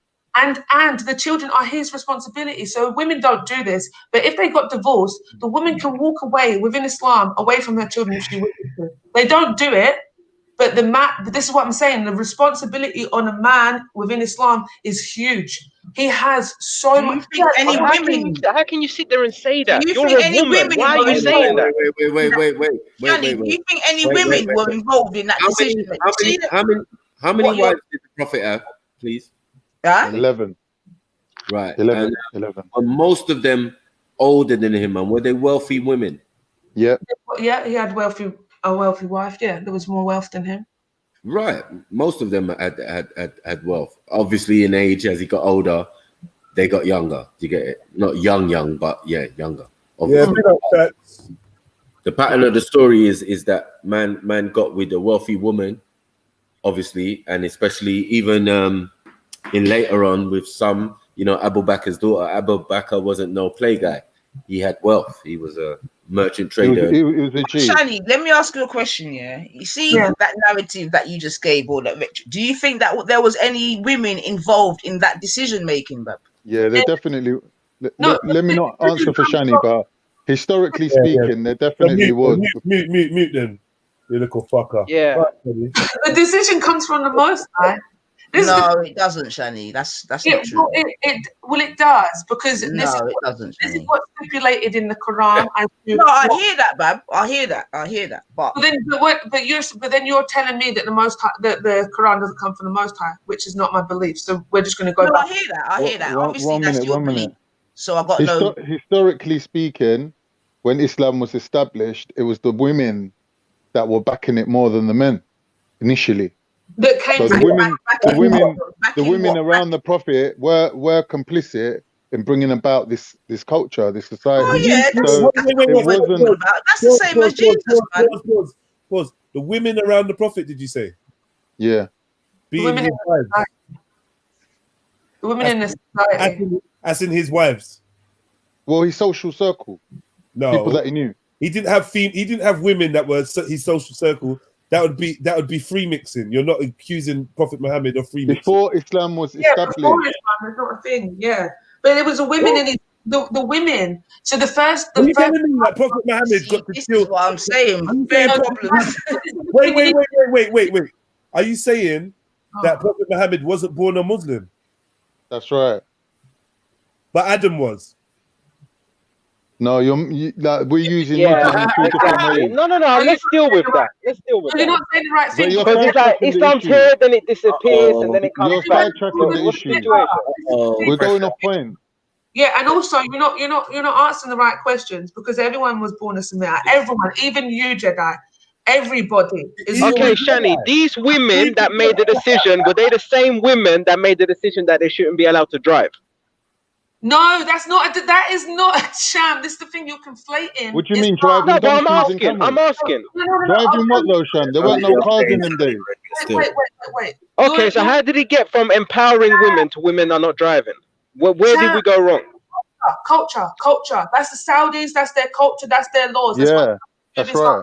Because even still, the law in the Saudi the laws, they would say the reason why women can't be by themselves and drive by themselves is because they can't be by themselves. So why has there been no female caliphate then? Why is there no female caliphate? You're just not even letting her answer. There's so many different questions you're just throwing out. Let's figure out. Show me how women are empowered. That's all I want to know. Just to sum it all up. If you're asking a sincere question, you should be interested in the answer.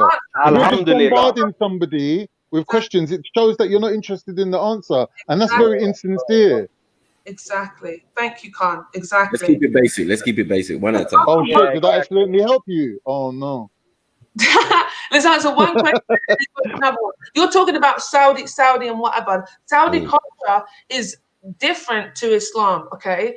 And they, by doing what they did, is actually going against what the wives of the Prophet, peace be upon him, did. Because they traveled by themselves. They traveled on horses and so on and so forth. They had their own horses. They had their own camels and so on and so forth. So if a woman's allowed to ride a horse and a camel and travel by herself, why is she not allowed to ride a car? And this is the argument that the women in Saudi Arabia had against the Saudi government. But again, that has got nothing to do with Islam. That is Saudi. Yeah. This is a stereotyping of Islam as being backwards and misogynist. Like, it's not really accurate. Okay, so where are the when you female look at the history? That's what I want to answer then. Where's Ottoman Empire, there was female leaders and rulers. There were caliphates, not repeated caliphates. Caliphate, sultanate, whatever, khanate. There was women rulers during the Ottoman Empire. Okay. But that wasn't my question, was it? I'm talking about rulers of Islam. Islam. Where's the women leaders, isn't it? Where's the women's not women leaders like that. I'm talking about rulers in Islam. You know, people who rule the shop. Where they at? I don't know. But what's the difference? Can someone explain the difference between a ruler and a leader? Hold on. Every leader has a mother, innit? Unless we have matriarchs within the religion, innit? So like certain man's mother or certain man's daughter, or you know what I mean, are very important figures or matriarchs. You know, like. Did you just say every man's got a mother? Of course. Am I lying? So we saying by default we're somebody then, yeah? No, like if you look at, for example, Alexander the Great, his mother ruled, you know, as the queen mother. She was the power behind it. Yeah, she was the queen mother, and she ruled over the king. Queen Nandi, was the power behind Shaka Zulu. So like we're not gonna do that where we just assuming, because we can say now it's a patriarchal, yeah, we also forget the matriarchal when that was in power. So that has to be earlier, because now we're in a man thing. When so at that time were those so at that time were those women allowed to marry non-Muslim men then, when they were so powerful and that? No. So why would it? Hold on. Can I just say, Sniper? Maybe you can help me, or Shani. Yeah. Like, I still not heard. Maybe I zoned out. Why a Muslim man can marry a non-Muslim woman, and a Muslim woman cannot marry a non-Muslim man? I still don't. I can explain it in 2 seconds. It's so simple. The lineage comes from the man's side. A man can have 10 different wives and children from all of them, and all them children will carry the same Y chromosome. They'll still be the same bloodline. But a woman can't achieve that, because there's a difference between you're completely wrong, though, aren't you? 1 minute. There's a difference between being equal to a man and the same as a man. A woman is not the same as a man. All right, a woman cannot have 10 different husbands, produce children from all of them, and those children genetically to be the same. Woman cheated. Khan, slow down. You said 2 little sentences, yeah? But I'm like, okay, you're talking about genetics now. What has genetics got to do with religion? That's where it lies. Lineage.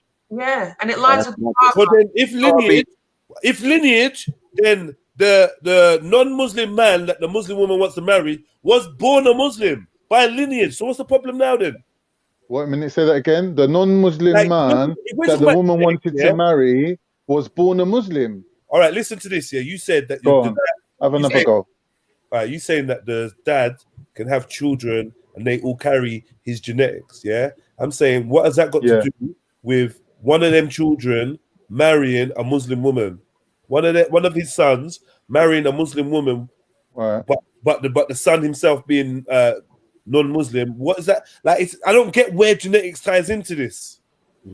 All right, cool. The reason why the genetics ties into it is because the family is the man is the head of the household, so it carries his name. So, for example, the Israelites, they got different houses like Benjamin, Levi, this, that. It's a man's name, innit? And that man is the head of the household, right? So it's the same. So you have houses, innit? You have families, you have clans. That's how you build a nation. You can't do that with a woman. How can you say that when so many men are bringing up children that are not theirs? I'm confused. There's not a woman in history that's brought up a child that's not hers. Women know that that's their children because it came out their crutch. We're talking about nation building. But exactly. Yeah. But your whole argument about DNA doesn't really, like, it's so invalid when women have a stronger argument for DNA because she's birthed her child. It's 100% her child. I've just given you a whole argument. You might even be that. And you're just dismissing it. You're not really putting any argument yourself. You're just dismissing my argument. If you're believing that is a religious ruling, do you get me? That most of the lineage of the DNA is passed on by the male. Yeah, that's a big flaw. Nobody said that. You're misquoting me. A bit more eloquent by Maku, but that was it. Nobody said most of the DNA. The significant part. No, it's not enough. That's the whole point that you're making. You're basically saying that it's the man. But that's only your opinion. It doesn't make sense to actual what. I'm explaining it to you. I'm saying the man does not carry the majority of the DNA. He only carries predominantly the Y chromosome, which is the marker which shows you who's the father and who's the son. So therefore you have a lineage and you can build a tribe. Hold on. You can build a tribe and you can build a nation. Without that. We need to be very clear about right. Hold on. For example, who is the prophet's mother? Who's the prophet, peace be upon his mother? What's her name? Aisha. The prophet's mother. Oh, the mother. What's the mother's name? I don't know. You see what I mean? I can't remember. But you always do this, Maku. You just pick some obscure point and you try to hang some relevance on it. Tell us what it is then, Maku. Why is that important? Hold on. Let me butt back in. I'll beg you. Chani, do you know the name of? I can't remember right now. I know his father's. God damn. But the thing is, do you understand the importance of the Prophet's mother, peace be upon him, within Islam? The importance of her.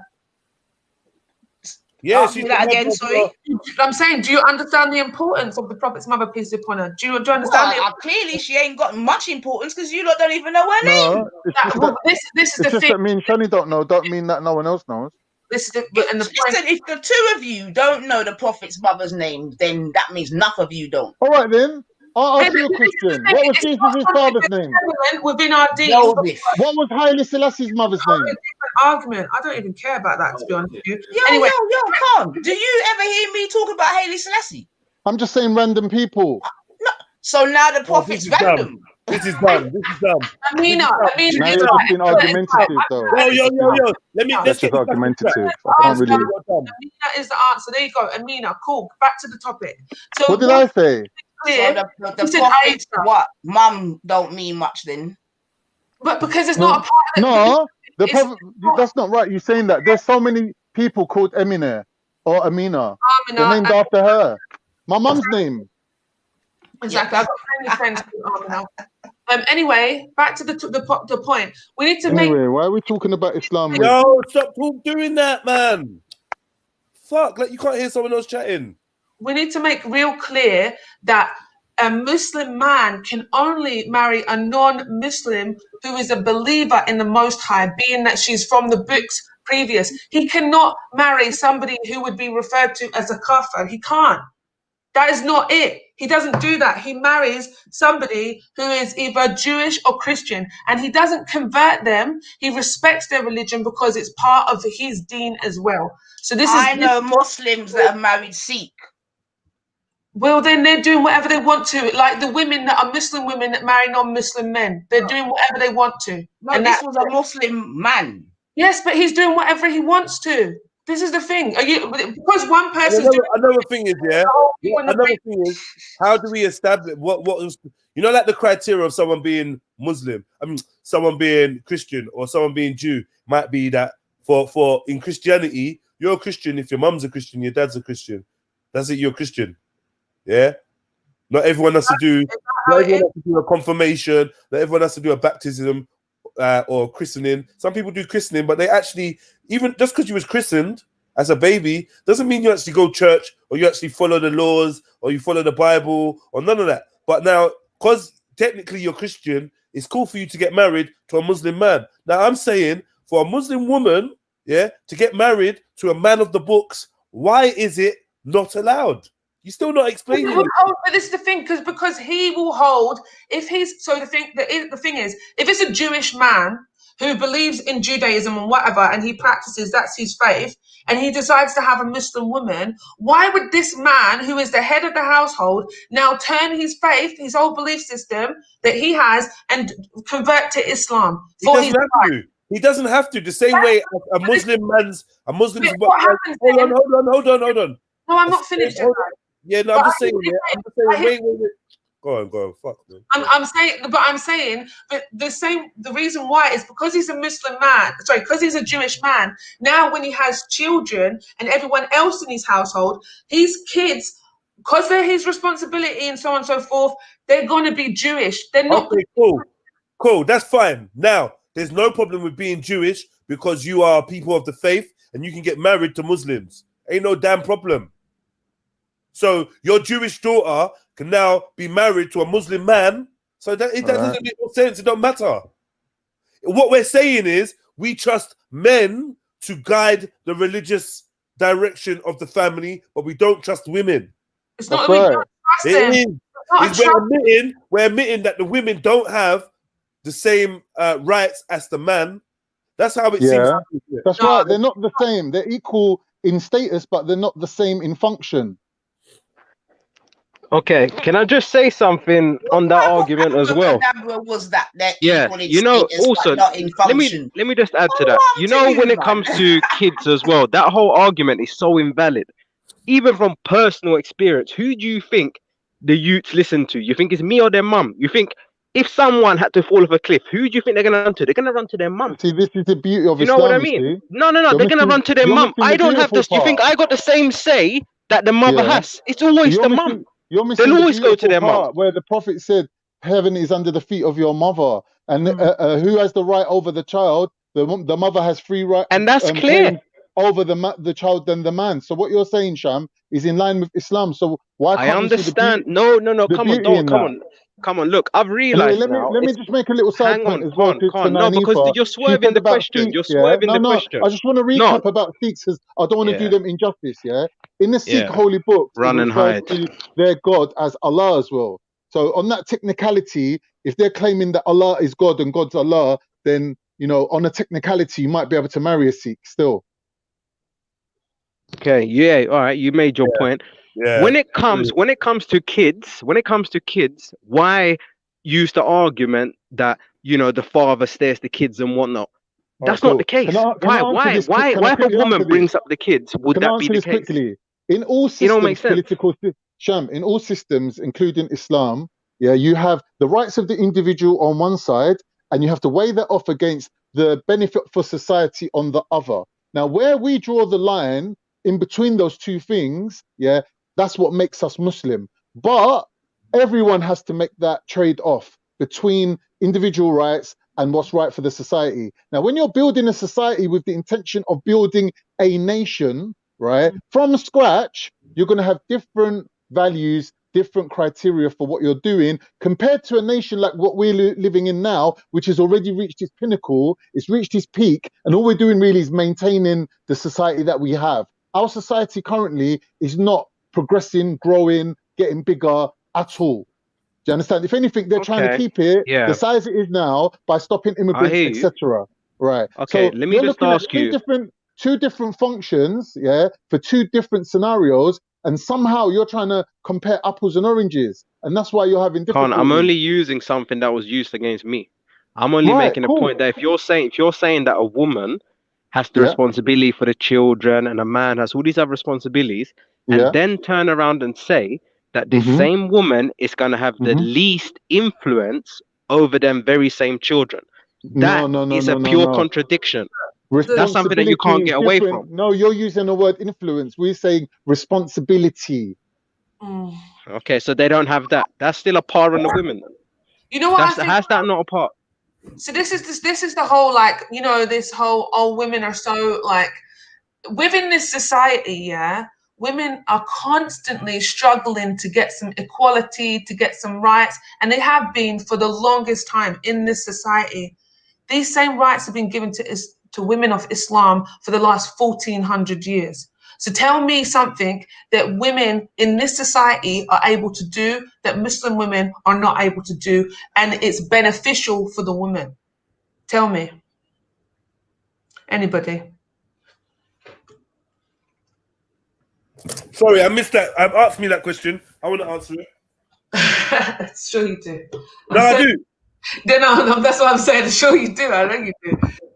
In this society, women are constantly struggling, for the last 300, 200, whatever years, in this society, struggling for equality, struggling for, rights to do this, X, Y, and Z. And I'm saying within Islam, women have been given rights for the last 1400 years or so. Yeah. So tell me what it is that a non-Muslim woman in this society can do that a Muslim woman can't do that is beneficial to the woman. Marry who she wants. Yeah. Oh, but this is the thing, within Islam, she can. She can. Walk out a road on her own. No, she can't. Yes, she can. No. Whoa. Of course you can, Nani. I just told you that the Prophet's wife, peace be upon him, could travel. They could travel distances. They fought in wars. When they just allowed to drive in Saudi Arabia, like not long ago. Shani. What Muslim countries have you been to, Shani? They were only just allowed to drive like a few years ago. I've been to plenty of Muslim countries. Like North African Morocco. countries. I've been to Morocco, been to Tunisia, been to Turkey.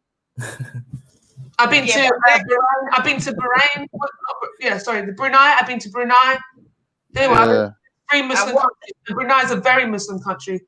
Out of all of them, there's 4 Muslim countries I've been to.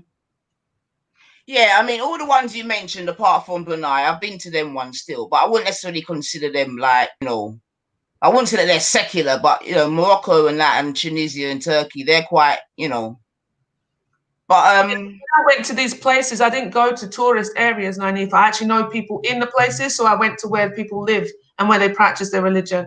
No, for real. But this is the thing, Jed. I know you're doing that, and I know you're joking. But there's a difference between what tourist areas do within these countries and what the actual people in these countries do. Because the tourists want to attract the Europeans and the non-Muslims, so they feel at home in these places. I mean, to be fair, Shani, I too didn't go to the tourist places, and I too traveled around them places and went into the, the depths of the yard. So I appreciate what you're saying still. No problem with that. No problem with that. Yeah, but back to the question. What can a non-Muslim woman do that a Muslim woman can't? That is beneficial. That is beneficial. Marry who she wants. But that's not beneficial. That's not beneficial. beneficial. Wait. Can't, please, respectfully, like, obviously, I've got my advocate hat on, but you're gonna make me wear this hat properly now, yeah? Like, you don't get to tell a Muslim woman what's beneficial for her. Like, we do. Yeah, we do. So you're saying this is what I'm saying. You're putting your subjective values on Islam, and you shouldn't be doing that, because what I'm saying to you is, in every society, there's a balancing act between the person's individual rights and society's benefit. Now, in your world, in Jedi's world, everything is all about the individual, groups, societies. That's all non-existent to you anyway. So it's going to be very difficult for you to understand Islam. No, it ain't. That's bullshit, man. And honestly, don't sum up my show me one thing on Islam where you agree. Show me where you agree with Islam. Let me speak, man.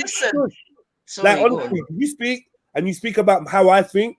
Try to know you're going to be the best way to get me to react and shut you down. React then. Shut up. I don't want you editing. Well, I'm going on mute. Right, thank you. Because you need to stop that little style of. So anyway, personally, I do believe in the individual, but I believe in working on the individual to the extent where you actually your self-love, your self-appreciation, your self-understanding then trickles down onto the rest of the members of society. I believe in a selfish form of love that means you focus on your strengths and your weaknesses, and then you allow yourself, you work on yourself, you transmute yourself, to becoming a more productive member of the whole. Yeah. So each individual then recognizes their worth and their standing in the world, and therefore they can move as a more a cohesive unit. I'm a fan of the chain is only as strong as the weakest link. So I am all about group, but I realize that before we get to group, we got to sort out self. Yeah. So anyway, so just wanted to put that to the side. Anyway, for me, I was asked, what is it that a non-Muslim woman can do that a Muslim woman can't do, or blah, blah, blah, or the vice versa, yeah? And I'm saying, marry who you want. The partner, bro, listen 1 second. The partner, the person you love, the person you're attracted to, the person you could see yourself having a unison with. Yeah. You should be able to have that choice. The same way that the males in your religion have the choice, yeah?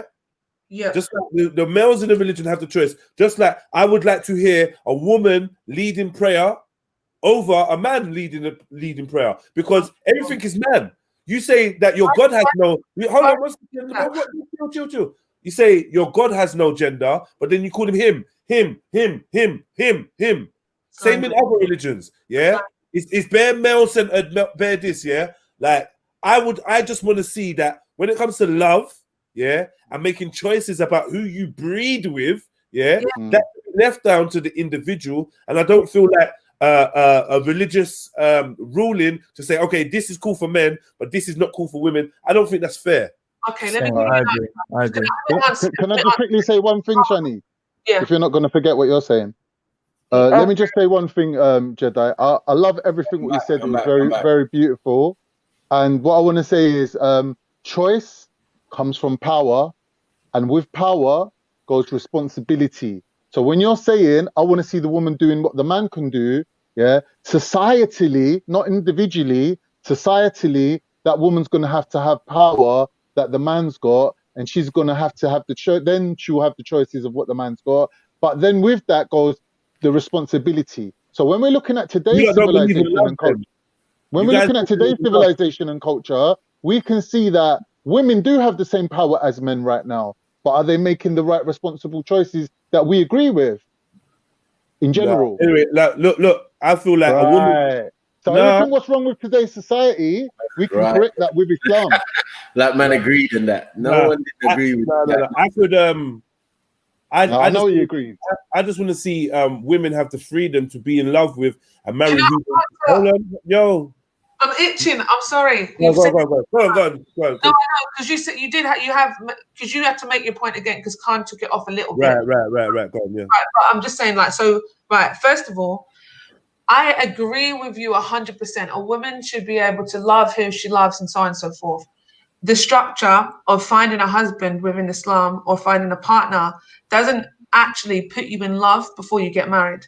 What it does is it protects the heart of the people, okay? And it protects people from damage. And this is what happens in our society today, is people lay with people that don't give a crap about them, and they give their hearts to people that don't give a crap about them. Whereas in Islam, you have this protection here. So for me, I'll talk about me as a Muslim woman. To find a husband, what I do is, you know, usually it would be through people that know somebody that's looking to get married, so on and so forth. And then when we actually talk to each other, we talk about things that happen, you know, we talk about what we like, what we dislike. It's a very honest conversation. Like, there's no hold bars with this conversation. You can ask them whatever you like, obviously within a modesty level. Like, you're not going to sit there and ask how big his penis is and so on and so forth.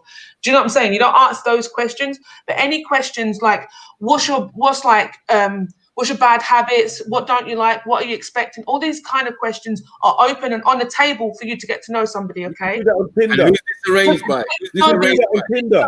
This is the thing. Arranged by, Chani? You can do that on Facebook. Huh? Who's this arranged by?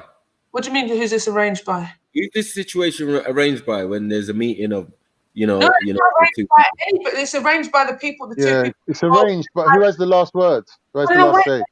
Wait. No, that's the mother, innit? Guys, you're talking about come on. You're talking about something different. To say that who's it arranged by, Maku, that makes out every single Muslim wedding is arranged. It's not. These are old traditions. Contract, no? But what I'm trying to say is that you have a chaperone, you have your father or your brother, you know, you have a male counterpart in your house that will be there for you and support you in your getting to know of somebody else. It is ultimately the decision of the woman and the man involved whether or not they get married. There is no compulsion. You cannot force someone to get married. We're getting away from the main point. One second. We're getting away from the main point. We're not. Honestly, we're not. It's more. It's rounded, Jedi. Do you know what I'm saying? There's more to it. You need to have an understanding of this to then understand the next part. What I'm saying is, so you're not falling in love. So ultimately, your whole romanticized idea of a woman being able to marry who she loves and all this, it doesn't happen within Islam because you're not loving somebody before you've married them. You get married based on the fact that you are compatible on paper, for instance. And then I'm saying on paper, quoted like black and white, step words. Yeah. So you're compatible that way. And then you get married and then you stay with each other and you grow and you get to know each other, you grow and so on and so forth. And then the love comes there. The reason why it's not beneficial for a Muslim woman to marry a non-Muslim man, and I'll tell you why it's not beneficial, because how difficult is it for you to practice something that you love if somebody else practices something different? It's very difficult. So you already know this in a relationship. If you both have different belief systems, it's going to be very difficult. You can't be unequally yoked. You can't be unequally yoked. That's fine. And this is the. I couldn't marry someone that's not an unbeliever. I couldn't do it. Exactly. And the thing is, you mean that is an unbeliever? One second. And also, you're being contradictory, though, Shani. No, let me finish. Please let me finish. Please. And I've only got a couple of sentences left. When you are in a marriage, you're obviously when you get to the love stage and so on and so forth, you're completely in love with this person or whatever you're feeling. And within Islam, your partner is somebody that will help you, and we're told that will help you get to heaven, if that is what you're. How is your partner going to help you get? How is your partner going to help you get to heaven? Increase theirs, and your journey is your own. Yeah, but it is your own. But never you He's a joker. religion. This is the thing. How is your religion going to increase if your husband has something different to you? It's going to bring you down. Right, okay, wait. Stop for a minute. Yeah. Now, what you just said, how is your religion going to increase? Stop right there. How is your husband's religion, or how is the wife's religion going to increase if her husband is Muslim and she's Jewish or she's Christian? Exactly. Because Muslims believe that obviously Jewish people and Christian people are the same people of the book, and and Muslims and Islam is the end. Cool. So it's the end of the series. So technically, what will happen is she's allowed to have a faith system and believe in whatever she believes, if she's Christian or if she's Jewish. But what she will do with her husband's knowledge of the deen, like the Muslim deen, is she will come and most likely it's not guaranteed. No. Hold on, Shani. The next line you're about to say, please be genuine. I'm being genuine. No, go on and say it. Let me hear it. There's a lot of conversions that happen. Within so is Marian? So is you as a Muslim? Not you, but is Muhammad? Khan. Is Khan? Yeah. I'm trying to avoid someone taking out a snippet of something I said in the mirror. Oh, listen to what he said. Right? Is Khan as a Muslim marrying my Christian daughter? Yeah. Is that just a subtle and a soft takeover? Is that what you're doing? So basically. Yeah. That's not honesty then. Yeah, basically. That's not honesty. You think that works in every circumstance? It is honesty. The Christian wouldn't be allowed to marry a Muslim. Look, I'll give you an example. The Christian wouldn't be allowed to marry a Muslim. Can I have one question? Let me give you a real life example. Yeah, my uncle married a woman from Peru. Yeah, she was a Catholic. Yeah, she didn't convert to Islam for like 35 years of marriage. Yeah, so that thing that made her convert was her own choice, and it's something that was inside her, that it was like a flower that just bloomed all of a sudden, and she decided to convert. No one forced her. She could have stayed a Christian to her dying day. Important, Khan. There's no compulsion within religion. You cannot force somebody to be a Muslim. That is a sin within Islam. Yeah, but that's not the point. Let's hold on a minute. That's what you're just saying. I'm hearing a lot of abracadabra. You get me? And that's not the point that's being made. So let's not even a little bit G-blocky over here these days, man. Excuse me?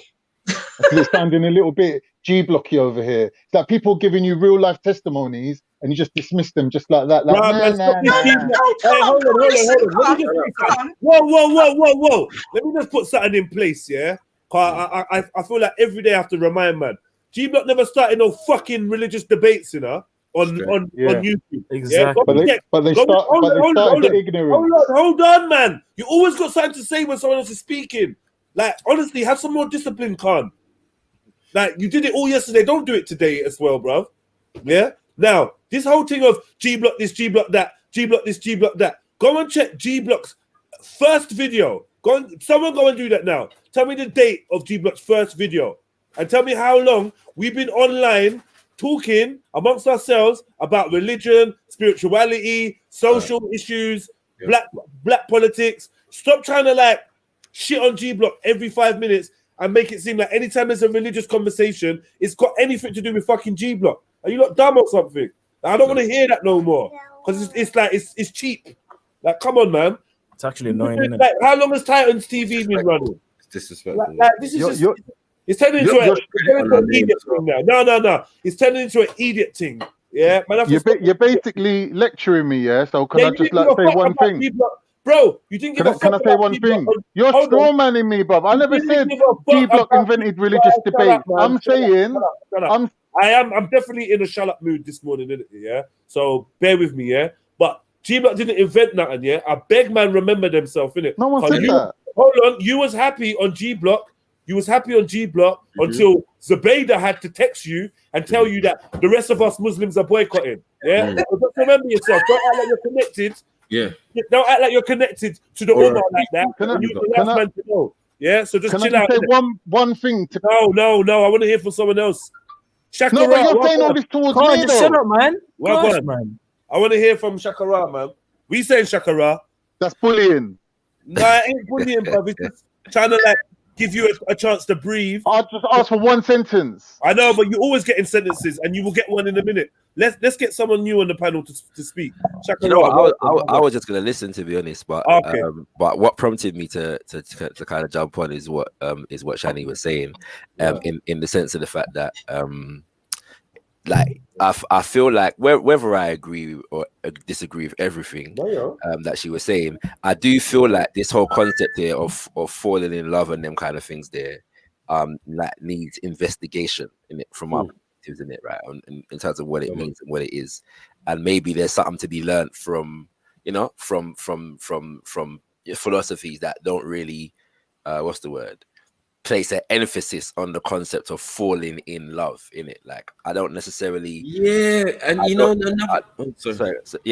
don't necessarily think it's oppressive to anybody to not base a relationship on the concept of falling in love, or even if I think that there are other things, you know, within a cultural or religious kind of framework that might be oppressive. But I think that's something that we could probably question, because this right. I'm not on this romantic thing either, yeah. So I see the practicalities of it. But when I say what's being questioned, anyway. Yeah, when I say falling in love, I mean, can a woman have the chance to say, you know what, I like my man, you know, and he like me, and I see the way he moves, I like his family, and I want to be with him. No, yeah, I hear that. I hear that. My only thing is that because I was thinking like that does happen in Islam, by the way. No, but I was thinking that we was equating falling in love with a sense of freedom, and so I think that the element of choice here, but what you base your choices on, I don't necessarily have a problem with, innit? You see what I'm saying? Right.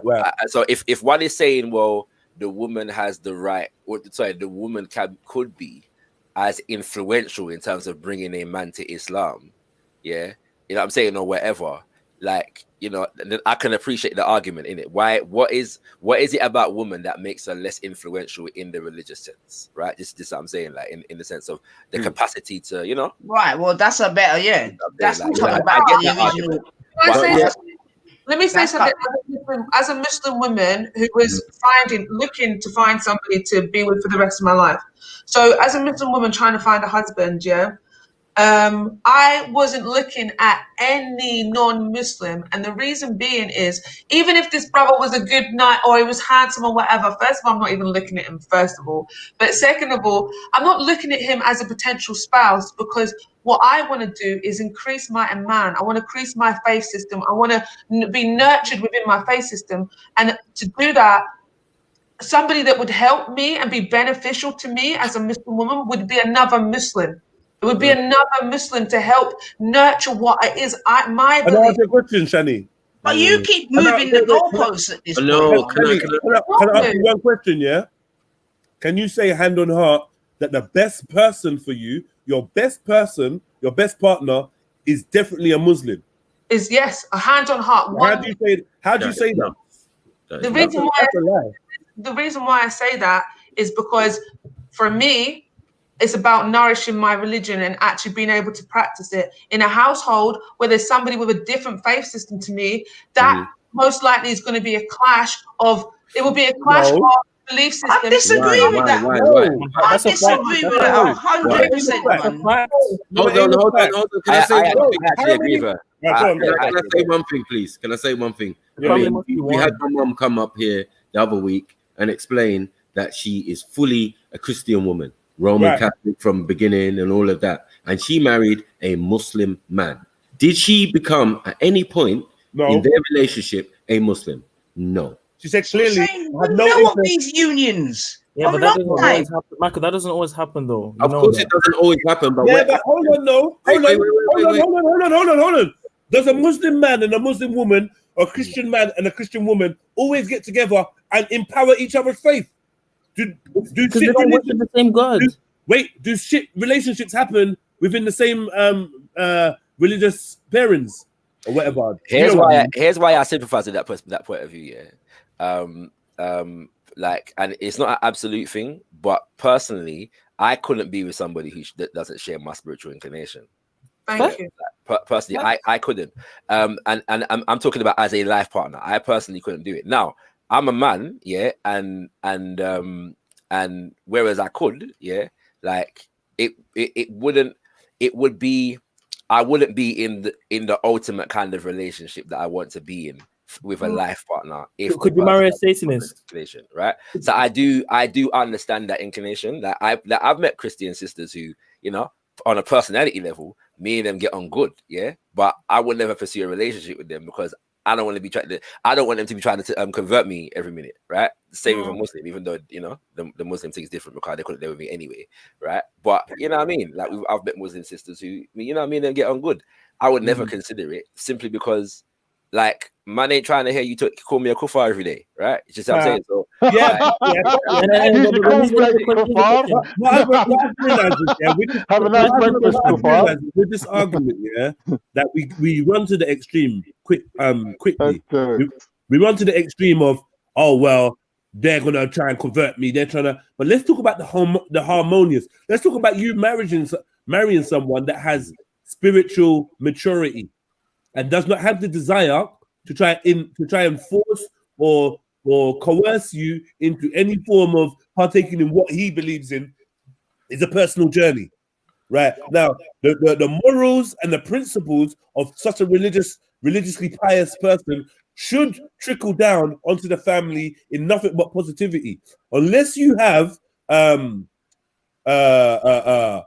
negative or benevolent or malevolent aspects of your religion, there should be no problem. If you're with a pious man or you are a pious woman, yeah, and you understand that there's no compulsion, yeah, and you respect, and if you see somebody as being a person of the book or what is the problem? What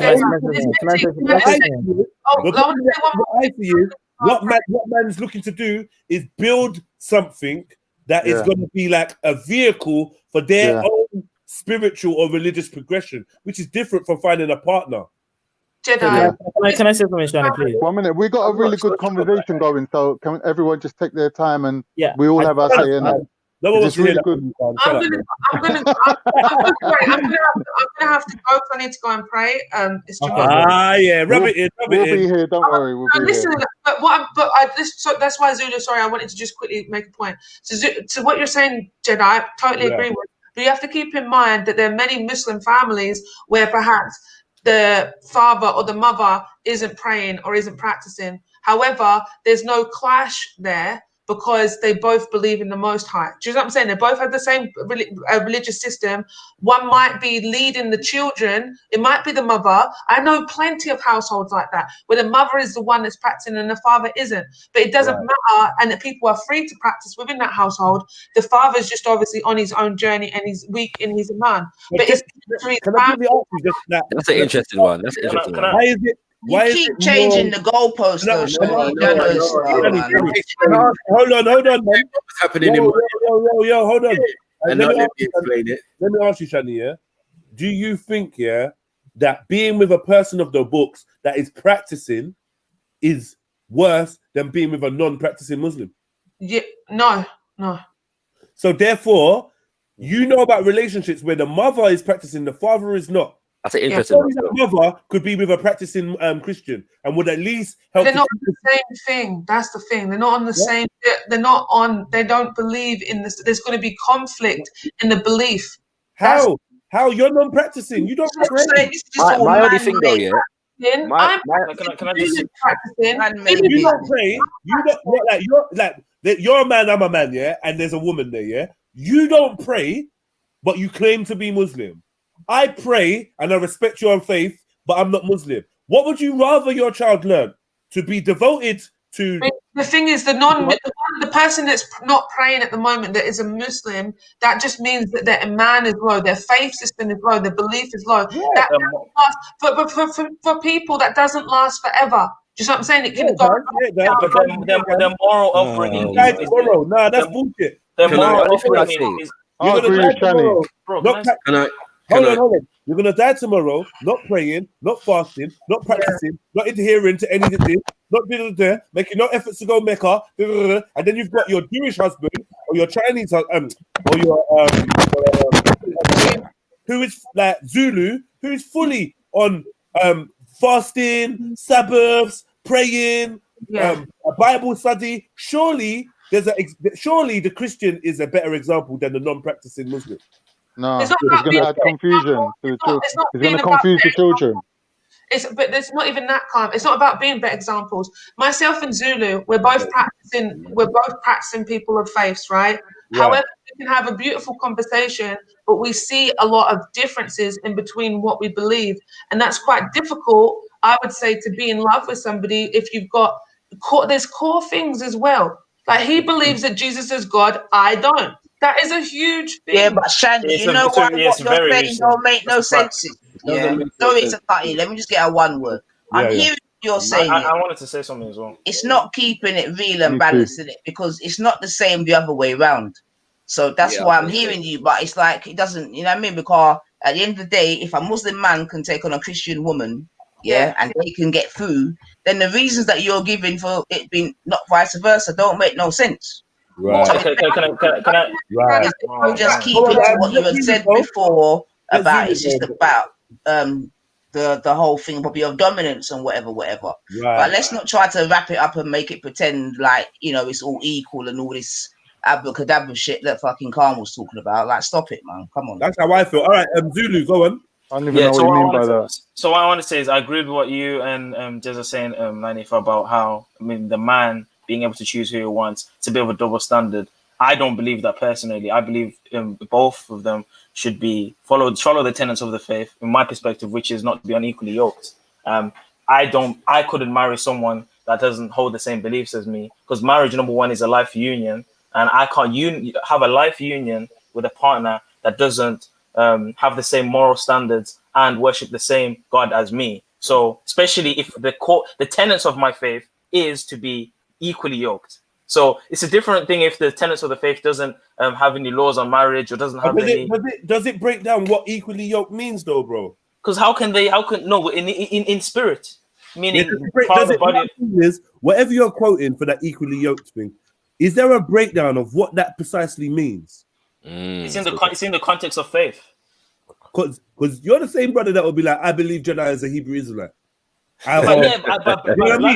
No, but you're an Israelite, but you don't believe. So right. So for instance, pause here. If you was a female, you might be like, okay, Jedi don't go church, but I believe he's an Israelite, and his energy and his background, his DNA, I feel like we would be equally yoked. Can you not make a decision like that?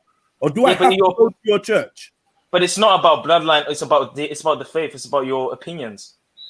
Right. Jedi, can I have a go at you now? Pause. All right, listen. Pause. What I'm saying is this, yeah? Let's say you're a gym rat. You live in the gym. Yeah. You got a girlfriend. She's a careerist. You're equally as driven, right? Right. Now, you can have a relationship and respect each other and have the same kind of like drive in life and support each other. But if you was with another gym rat, your life would be 10 times better. So one's good, but the other one's better. Maybe if I was with another gym rat, I wouldn't get balance in life. Maybe me being a gym rat is a sign that there's actually other things that are missing for me to have a more balanced lifestyle. Because men that are gym rats, they're not balanced. They don't enjoy themselves. Exactly. I mean, I've been a semi-gym rat. That shit burnt me out, man. That shit's not enjoyable. Plus, you become a slave.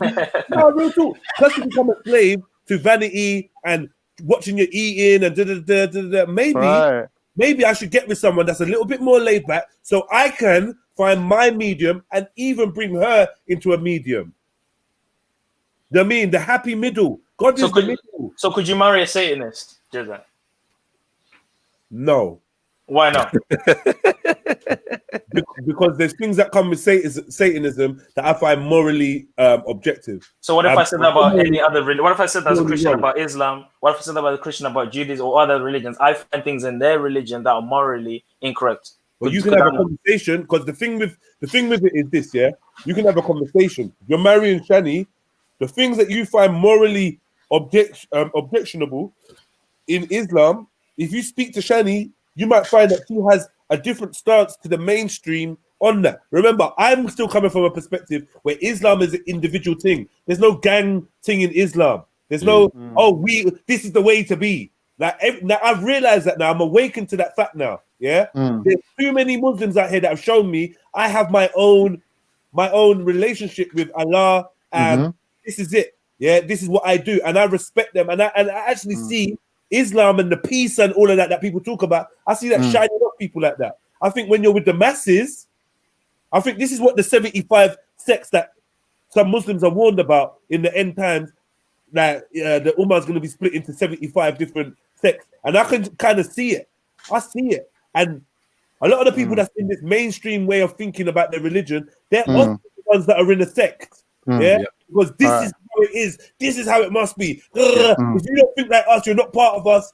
And there's people that's more relaxed. The Pharisees and the scribes. Look, man, look, I'm not gonna lie to you. There are so many, like, just for example, Muslim Christian marriages that are just like, they're timeless, even to the point where religion is not an issue because it's a personal, like, and then if the tenets of the even if they split up, that was not the defining factor. If the tenets of the faith are not to marry someone from another religion. Sorry, let me hear what Snapper said again. Say that again, Snapper. I said, even if they split up, like, the main source of it would not be religion. It would not be in the divorce document. Oh, he was a Muslim and I was a Christian. But I do respect it. I mean, for a Jew and a Christian to marry, I feel like it'd be harder for a Jew and a Christian than for a Muslim. But can I say something? That's not true. A Muslim and Christian couldn't marry. That's not true. The most important thing. Yeah, I don't agree with that. Share. Look, two people have one person was responsible. Because both of them deny Christ. No. They don't deny Christ. Stop saying that. On the cross. Can I just say why? 1 minute. Take it easy. They don't deny Christ. They just deny that Christ was the Son of God, which other Christians do too.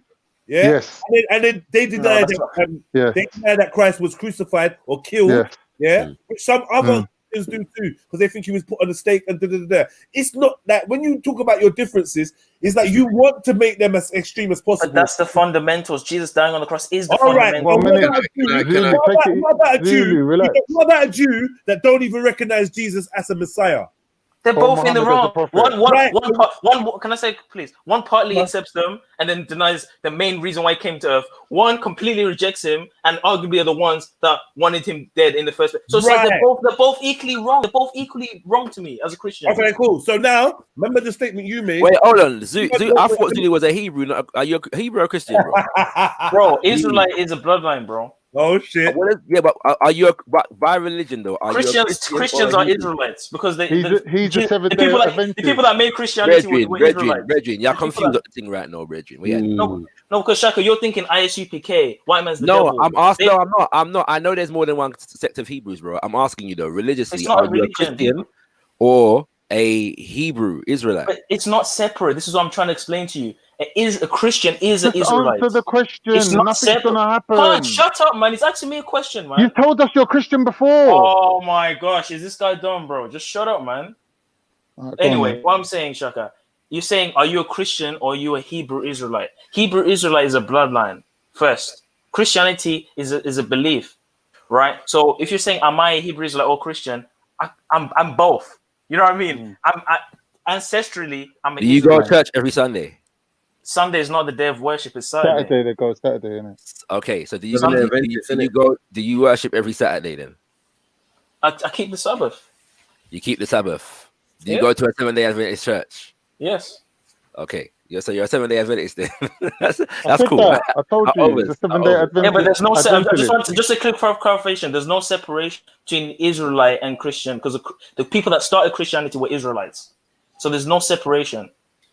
It's only a separation if you're talking about ISUP. It's only a separation if you're talking about ISUP. It's only a separation. All right. No one's arguing with you. I hear you.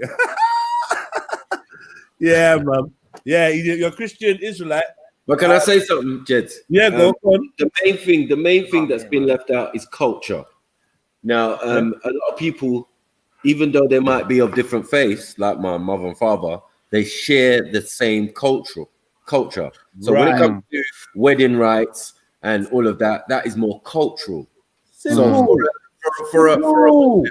you're not getting married at a mosque. You're not getting married at a church. Right. We get married in the park. compound. No, thing. it could be a Like, what registry. about African weddings, bro. It could be a registry office, whatever. Very, But we very have a big cultural. party. Very It's cultural. just it's confusion. Very It's cultural. confusion. Oh, hold on, wait, stop. Shakara, what do you think of that, I Shakara? and I now get married in no church. No Wait, mosque. you lot are trying to Nothing fiercer. you lot are trying to Nothing like that now. No. But the problem It's is confusion. one second. Bro. Even if man gets married, even if two people get married in a registry office, as Africans, they are entitled to their traditional ceremony, which they obviously had. Yeah, definitely. But you know the funny thing is though, yeah, and I don't know if this was done where Maku's parents are concerned, but I see a lot of people like they consider the traditional ceremonies become demoted to a party or an engagement. Yeah. Whereas the white wedding is the real thing. Right. Yeah, I mean, white meaning white, not there's white. so many. White wedding. Yeah, Because man, we have that's culture true, man. of ceremonies and rituals. That's what it is, man. Because we are a culture of ceremony and rituals, I said even our Christianity is not like Christianity. It's more like Santeria. That's the problem. That's the problem. That's why you're able to do that. Yeah, but that's what I'm just saying. So what brings my parents together is culture. So the culture of a prince marrying a princess is different because of the, you know what I mean? Religion doesn't come into it. Yes, he's from a Muslim tribe, so he's going to be a Muslim. She's from a tribe where their thing was Roman Catholicism. Do you get it? There's no change there. There's no like, yeah, he's going to change her to Islam. Why? What? For what reason? Makes no sense. And then we're going to have ceremonies. No, but Maku, what you're not accepting. One second. We're going to have ceremonies that either allow one to be dominant or the other. Because if you do it as Islamic wedding, then we know, it's that way. But if you do it like a Christian wedding, then you're supporting the side of your wife who is a Roman Catholic. Do you get it? Roman Catholicism is not Christianity. Where you gave the game away is when you said a prince marrying a princess, because unlike normal people, a prince and a princess, they use their religion to rule the population. So why would you expect that person to give up that mechanism? You wouldn't, would you? But on a normal person's level, it's a completely different thing. But we're in Europe, so what we're saying is that the systems in Europe now, reflect. But what I'm saying is royalty presides over the religion, isn't it? Yeah, true. But we have religious leaders and we have, spiritual leaders from the culture. So everything is combined and joined, and it's just choice. This monarch might come along and he prefers the traditional. The next one might come along, he might prefer Islam. The next one might come along and he prefers Christianity. This is how it's always been. Do you get it? But the standard is the monarchy. The consistency comes from the royalty. Yeah, but even if you're not royalty, the rules still apply the same. There's no need for force because we don't give dawah. It can't do. No, we don't give dawah. Sorry, we don't give dawah. So that's irrelevant. What I'm saying is, if you're a layman or you're not a royalty, for example, you're subject to your religion. No, you're subject to your culture. If you don't have, that's the most important thing where we come from. So I'm saying, if you're in a desert, and you don't there's times that you're not accepting that royalty comes above religion. There's times where a monarch can tell a religion, change that religion, I don't like it. That's happened in history. That's cool, but it's not going to be, it's going to be for his family. It's not going to be for the wider community. Then no one has that power. Let's get that right. No one has that power. Yeah, you can choose. Oh, what's the king on? He's on this. Okay, that's not fair. Yeah, not that, because he's on it, I must be on it. Me in the village or me in the farmer. That's what they did. That's what Constantine did, no? So they do have power. They do have power to do that. Greetings to the house. Greetings to Jedi. What's going on? My brother. Yeah, that's what they do. That's what they do in Europe, isn't it? Like, we're not talking about Europe. That's why everyone should become a Yoruba. Exactly. I'm good with being Zulu, man. I'm good with being Zulu. Well, exactly. Even the Zulus, their wedding traditions. You get it? I've been to very African weddings. Like, we have our own traditions. There's no Christian wedding. We don't do Christian weddings. Right. It'd be a Christian wedding. It's not culturally impulsive. Like, it doesn't they'll say, look, there'll be the church part of other it. religions. There'll be a church part of it where everyone's like, oh, unkulu, whatever, and right? And then there'll be the bit where, oh, the woman maybe has to be in one house, and then her tribe and her people do a special dance to the husband's house or the new house that they're going to share, where his family are waiting. There's lots of different things that are not religious. They're just more to do with the culture. But religion also has a hand to play in it because of the times we're in and what they've chosen to take up. There's nothing wrong with culture. There's nothing wrong with culture. I think you should be able to practice your culture and religion. Well, culture is fundamental. So now for an Arab, let's go to Arabs now. Yeah. Oh, let's not, man. Allow the Arabs for today. No, we're going back to the fifth. Look, we're going back. Are you an Arab apologist? No, because we're trying to explain what Shani's talking about. Do you get it? Because she's overstanding it from a standpoint of those practices in England. How you do in England, because the thing is, most of the stuff that she's talking about is done by the family. You understand? It's done by the mothers. So the mothers will come together and say, listen, we need to find you a nice Muslim man. Do you get it? That's why I'm saying, like, it's different. Not for everybody's going to have that, because maybe their parents are not Muslims. Do you get it? So we can understand that dynamic that Shani's talking about, but that's not the same for everybody. When my Bangladeshi friend wants to get married, she's the girl, can be Muslim. It would be more preferable if she was, but she could just be Bangladeshi. Do you get what I'm saying? Yeah, but then when it comes to like fasting and doing all the rituals and all that, because it's a contract. All this love talk, it's got nothing to do with it. You know, all this love talk has got nothing to do with it. It's a contract between families. And then in some cases, you're going to hand over this female to this family now. For me, the whole argument of the subtle conversion, that's what I didn't like. It was like, well, a man can marry a woman because eventually she's going to end up on his thing, innit? But a woman can't marry a man because a woman will never be able to influence. And it's like, what is this, man? What is this? Like, you No. So now the marriage is about religion. No, we've got clear examples. I'm not going to mention no names here, but somebody had just turned to Islam and it was definitely influenced by a female Muslim, by a Muslim sister. Oh dear. Oh dear. I'm out. And on that note, I'm out. Good night.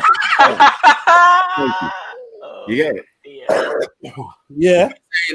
If we saying that, oh, come on, and it's always the same thing. You know what I mean? Wait, anyway, who's watching that does happen sometimes. Channel? Jordan M's channel with Amy on there. No, I've seen many Christian women marry like non-Christian men, and they can't come to, But it takes longer though. It takes longer. The man is stubborn. The man is stubborn still. I can't go on. Talk about Amy. You know you can't wait to go. You know Amy that we had on the panel recently. You can marry her now. Yeah, we know. You can marry her. Oh, okay, all right. I just wanted to spread the good news, man. We were speaking about it yesterday. It was like, wait till Khan hears. He's gonna be so gassed. Why? She's one of them people that I wouldn't go there with because of course you wouldn't. I don't share. With, like, I don't. How can I put it? Islam game. Hold on. Like, if my brethren's been there, then I can't go there, sort of thing. I can't. Be careful how you discuss a Muslim woman because obviously you don't want to be disrespecting. I'm saying technically she's like my sister-in-law. All I'm saying is she's a Muslim woman, so on this channel we gonna show her nothing but respect. Who? Amy. Which Amy? Prostitute. I mean, yeah, I'm out. Hold on, Amy became a Muslim. No, hold on. Yeah, her name's Fatima now. It's not. No, are you not trolling? Oh dear. She's on Jordan. She's on Jordan M's channel, taking a shahada. If you want to go and look at it, sure, Jordan wouldn't mind a few extra views. I don't even know if that's lit. Amy Jordan M is on Jordan. You should be happy that she's come to the faith, innit? You should be happy, innit? Yeah. Wow. Are you saying she's doing it right now? I thought she already did it on Faz's the night before. Faz's? He did it on Sir Faz's channel the night before, no? No. Well, that's what they came over and said, yeah. Was she doing it now? It's on Jordan. I seen it on Jordan's channel. I was on Raspberry. Someone jumped on, or was it on Faz's? I can't remember. Someone jumped on and said, oh, I have a friend that wants to take a shahada with you, Jordan. And he was like, yeah, tell them to contact me. And then I see it on his channel. So he did the and then I realized then it was Amy. What was the shahada done over StreamYard? Yeah. Hold on. So disingenuous. Hold on. What I was thinking is this, yeah. This is very funny. Yeah? Everything I do, the synchronicity in it seems to be ramped up a lot, yeah. So a couple days ago, I saw EDF Dawa, yeah, Hamza, yeah. I saw he had a show, yeah. So I was like, oh yeah, Hamza. So I was like kind of like scrolling through, I don't know why, just looking, and what I realized was this, yeah. So we got a white Muslim section being built up, right? Where the people are white converts, right? But how does that like not look like agents? Because it's like I was watching a panel of 6 white men that had been converted to Islam, and yeah, oh music! I was watching a thing of 6 white men that had been converted to Islam, all on a StreamYard kind of panel, and I was looking at it and I'm just like, why does it have to be like, okay, you lot are the white recruiters? Because look, Amy's now gonna done the shahada with Jordan M, so it's another white person. So it's like, are you the? Oh, you mean and Jordan done it with Darren, sort of thing? I don't know who else Jordan has done it with. All I know is you know Darren, the ginger guy. What's his name? Hamza. Right, Hamza. Yeah, Hamza. Yeah. Yeah. Oh, Hamza did Jordan's.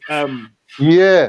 Right. So I'm just like, what is it? Only white people can give white people shahadas, and Arabs give Arabs shahadas, and wow. Yeah, maybe they're starting off their own like sect of Islam, same like the Turks done it, isn't it? They can do it too. Who gave Ras his shahada? Wow. Was it a black man or a white man or an Arab man? I found out about it a long time after, so I don't even know. Right. It might have been. Yeah, what's the answer to that question though? I think it's anonymous, Jez. I don't think anyone. Okay, no, cool, man. It's not even a thing. I'm just saying it got me thinking about like, okay, you got the white guys that do the white conversions, and now today you've now just told me about Amy. So it seems like it's actually real. It could be like maybe they have an affinity for each other. Right. But anyway, man, yeah, man, it's mad. I mean, at least she can stop, being a prostitute. I guess maybe that's good for her. I don't know. Very Christian of you, mate. Well done. So it's wrong for me to be happy that she's gonna stop doing that. It's wrong for you to be mocking people's life choices that they probably regret already. I was saying it in a positive way. You're just a negative person. No, I just don't believe in putting prostitutes down because obviously they've had a hard life, innit? Yeah, but she's found a way to leave. No one's gonna run and go and be a prostitute willingly. Like, yeah, I want to be a prostitute. Like, it's not a really thing like that, is it? It's like, it's a form of oppression, isn't it? Poor women that can't find work, they have to go and do that sort of thing. It's not nothing to be celebrated. Celebrating her leaving that. All right. You're just being negative. All right. So you win, yeah? Meet your Mike. Be happy. Meet your Mike Deceiver. All right, cool. I'll turn the other cheek. Pause. But okay, what was the conversation? Why is everyone muted? Conversation is, why is it that I'm just gonna mute as well. Muslim men are allowed to marry Jewish women and Christian women, or even under certain circumstances it's been implied Sikh women, but they don't allow the women to have that same luxury or extravagance, you might call it? That's the question. So Zulu, can you shed any light on this male-orientated, patriarchal, society? Why would God want us to live under patriarchy rather than matriarchy? Can you answer that? Yo, don't put this down to God. Big thank you, sister. Yeah, let's not bring God into this. This is straight man-made. Whose world is this, Manifa? Strictly man-made thing. It's Satan's world, no? So there we go. Yeah, I don't know about all that Satan stuff neither, but all I'm saying is let's not go on like say there's been direct messages from the Most High to say women or men than women. Although I know that that's a Hebrew kind of vibration as well, because I've heard Ezra say the same thing. You know what I mean? Yeah. So let's just keep it real in it. All these religions, they're just male dominated, written by men for men. You know what I mean? Till time immemorial, and that's it. No, I think the mainstream takeover. All the rest of it is just abracadabra thing, man. I think the mainstream takeover has presented a patriarch system, but the texts within themselves clearly show the importance. Has demonstrated that feminism and faith in God does not go hand in hand. I don't know about that.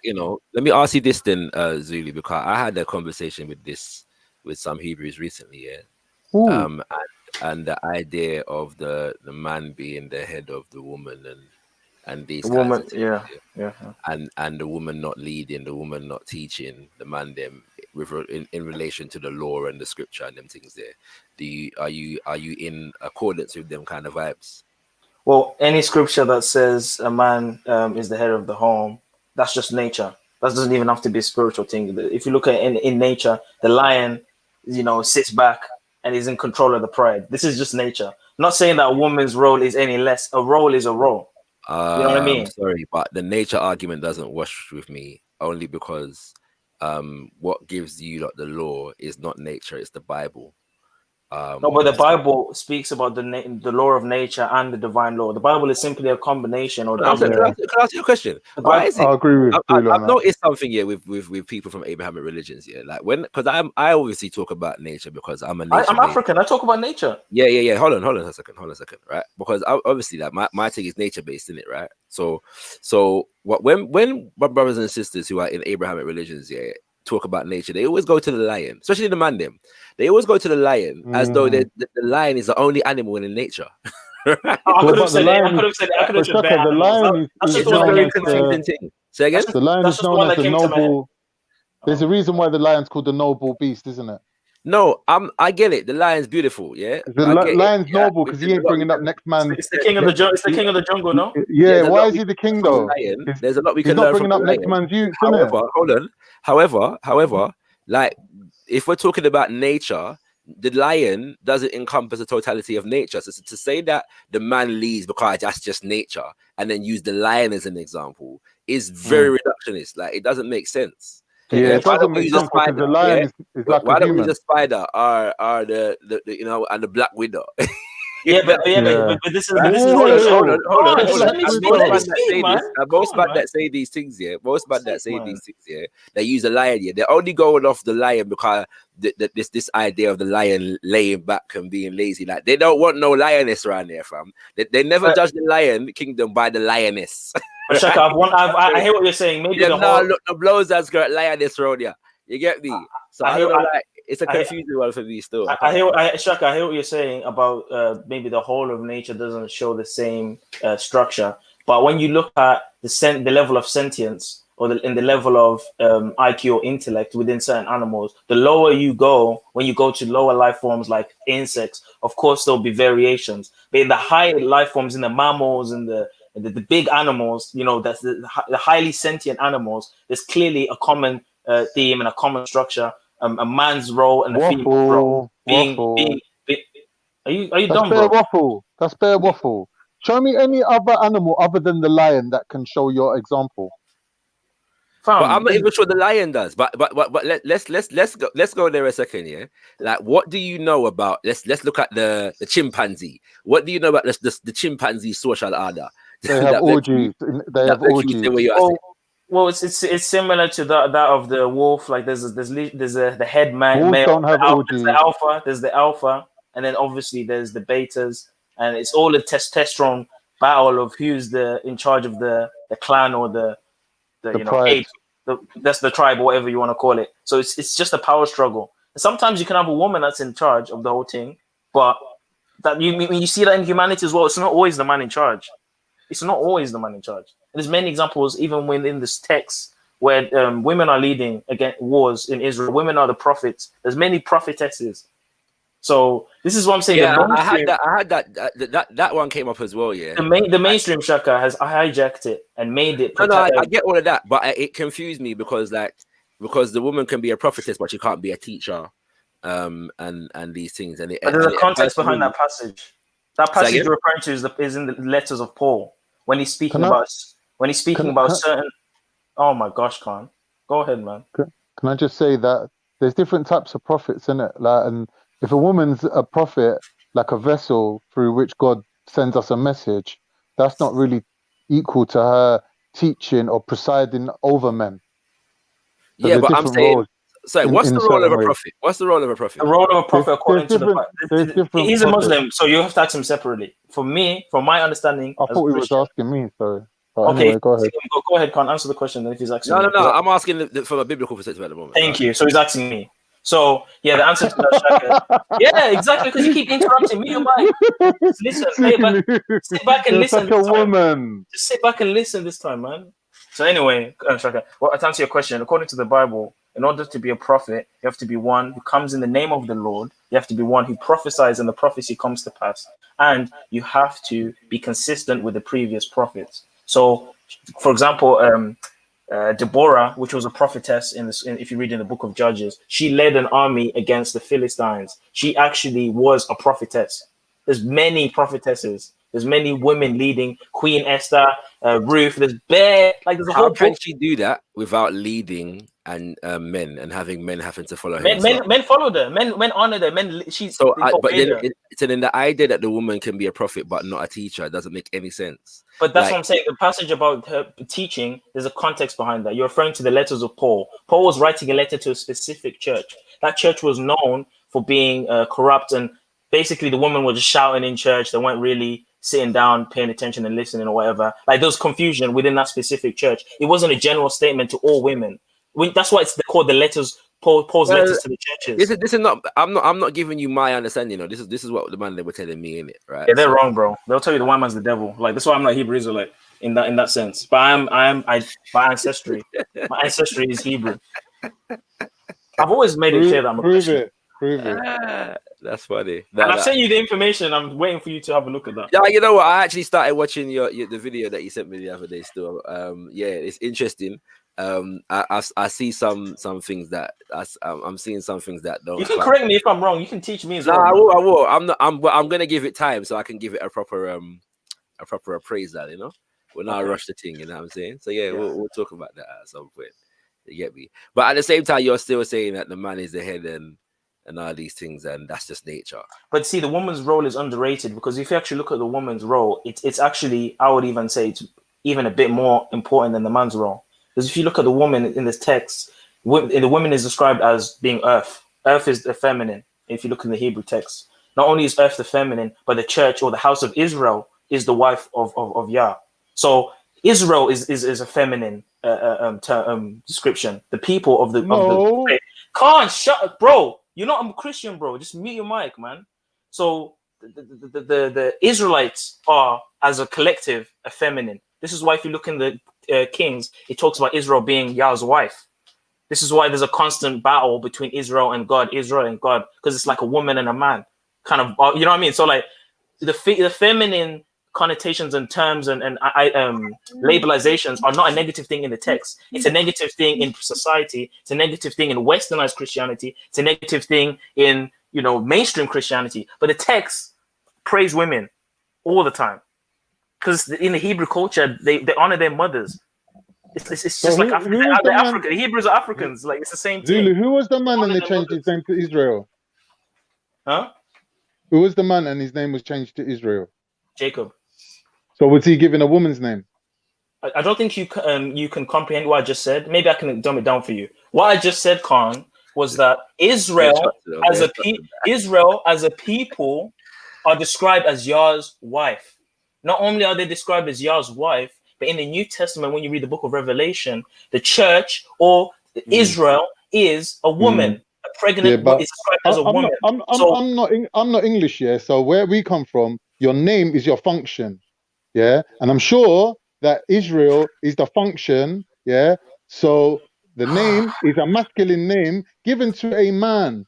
But you're saying that when it's given to the whole tribe, it becomes feminine. Explain that. Bro, I can't dumb it down anymore for you, bro. Like I just can't. Oh, so you're saying it's a bisexual name. sorry, a thingy name, and without sex, like it's unisex, bro. Unisex. It's clearly a metaphor. Like, what don't you understand? Like, why you like? It's like you want to be smart when you want to be smart. I'm saying, like, if I'm writing a story, I'm using a metaphor, like, and I'm explaining someone to be the feminine of the masculine of something else. I'm not going to give it a man's name, innit? Okay, let me break this down again very slowly. Israel is a person, Jacob, who changed his name to Israel. He had descendants. They are called Israelites. According to the scriptures, Israelites, in terms of a metaphorical sense, is God's wife, Yah's wife, in the sense of how God loves Israel. It's like how a man loves a woman. He loves these people, this group of people. So he describes them as Yah's wife. So every time Israel goes and worships other gods, which is expressed in the Book of Kings, it's like a woman cheating on your husband. That's how God. That's why God had wrath against Israel. This is what the text says. What I'm literally saying. So that's what it means when it says that God is a jealous God. Like he's jealous, like exactly. A man. Just like how, as a man, you don't want your woman going around sleeping. So, personally, I'm not a jealous man still, you know. But yeah, I get. But see, even that jealous word, you're looking at some English. I'm not gonna say, oh, you to look at the Hebrew, because I'm not gonna do that argument, because I think it's a runaway sometimes. But to an extent, some of that is lost in translation. So what's the Hebrew word then? What should be there? I don't know the Hebrew word by heart, but if I were to look it up, there's obviously a deeper meaning to that. But I'm not. Let me ask you this then, yeah. So slightly off topic, yeah. But you know, you said that what's it? That you're a 7-day Adventist, yeah, essentially, right? In that respect, then, why is it important? Like, is it important for you to be a Hebrew by lineage? I don't know that the 7-day Adventists are really strong in the lineage thing. Like they're not really, you know. Well, yeah. As a 7-day Adventist Christian, which is a Protestant Christian, like our core fundamentals, our faith is just Christianity. But me, as someone who's learned and studies, I've discovered information about the Hebrew people and how I connect to those people and deeper meanings of that. But my spiritual system, my belief as a 7-day Adventist is Christianity. It's, you know, that's what it is. But the way we differ, though, from other Christians is we acknowledge the law. Most Christians today, 7-day Adventist or 7-day Adventists. Most Christians today keep the Sunday, eat anything that crawls. They do all sorts of garbage, right? And then they worship the Pope over there in Rome. But they've forgotten what Christianity was 2,000 years ago when it first started. So we're kind of going back to that Judeo-Christian perspective by keeping the Sabbath, by abstaining from unclean animals, by promoting a healthy lifestyle, by being in more accordance to God's law. When you read Revelation 14 verse 12, it talks about the mark of the beast, and those that take the mark of the beast. It also talks about, in contrast, those that keep the commandments of God and believe in Christ. So they believe in Christ, but they don't keep the commandments. But we fulfill those two. We keep the commandments and believe in Christ. All right, let's check in. No, but yeah, really look in the as an African, as a Zimbabwean, I do, like, look at my profile picture. Like, I appreciate Kemet, I appreciate Kush. I'm more learned in those aspects as well. This is why you don't see me saying how might all the time, because it's but you still believe that God did punish Pharaoh and all of these things. Yeah, but if you look at that passage, it says that was a specific king. It's not reigned. A passage. It's a whole chapter. It's a whole book. Sorry. But then it also says Egypt is my people in the book of Isaiah. God said Egypt, my people, Israel, my inheritance, Assyria, the work of my hands. So God is admitting that the Egyptians are my people, because the Egyptians are older. Pharaoh was dealing with. But the Egyptians are older than the Israelites. Doesn't that strike you as a contradiction, though? It's not contradiction. All right, let me explain what I mean. Right, is there anywhere in, like, okay, does God in Exodus refer to the people, the people, that Moses was leading as his people? Yeah. In terms of his inheritance, yeah. Right. In Exodus, does he refer to the Egyptians as his people? No. Right. And so the Egyptians are, and how does God refer to the Egyptians in Exodus? In the book of Exodus? Yes. Well, they were cruel to the Egyptians, to the Israelites. They enslaved them. No, but how does God refer to them? Is there? Are you asking for like a specific statement? Just in general, like, is there a way... Generally they're idolaters. Generally, yeah, they're idolaters. Yeah, yeah. So they're not. So clearly, at this point, the Egyptians are not God's people. In that timeline, in that point in time, because let's not forget. What point then did they become God's people? They were God's people first before they became God's people again. This is what you can understand. When you look at the Kemetic spiritual system, and I've just come to know this, it hasn't always been many God, many God, many God. And I'm not even talking about been the case. That's a misinterpretation. But what is that? You can say nature is symbolic. That's a whole other thing. But then again, there's temples, there's rituals. So anyone from outside can see that as polytheism. But when you look at the original, no, not necessarily. Polytheism is a concept imposed from outside the tradition on the tradition. No, there's no concept of polytheism within the Kemetic tradition. If Kemet fits that criteria of having many deities, then that is classed as polytheism. That depends on the perspective of the people that are looking at the thing. I'm saying to you that is not the consciousness of the Kemet too. And I'm not even like. So what are you saying is it's Shaka pantheism? No, what that you might say that. I'm not even really married to that term either, but I'm saying that if you look at it, it's deeper than that.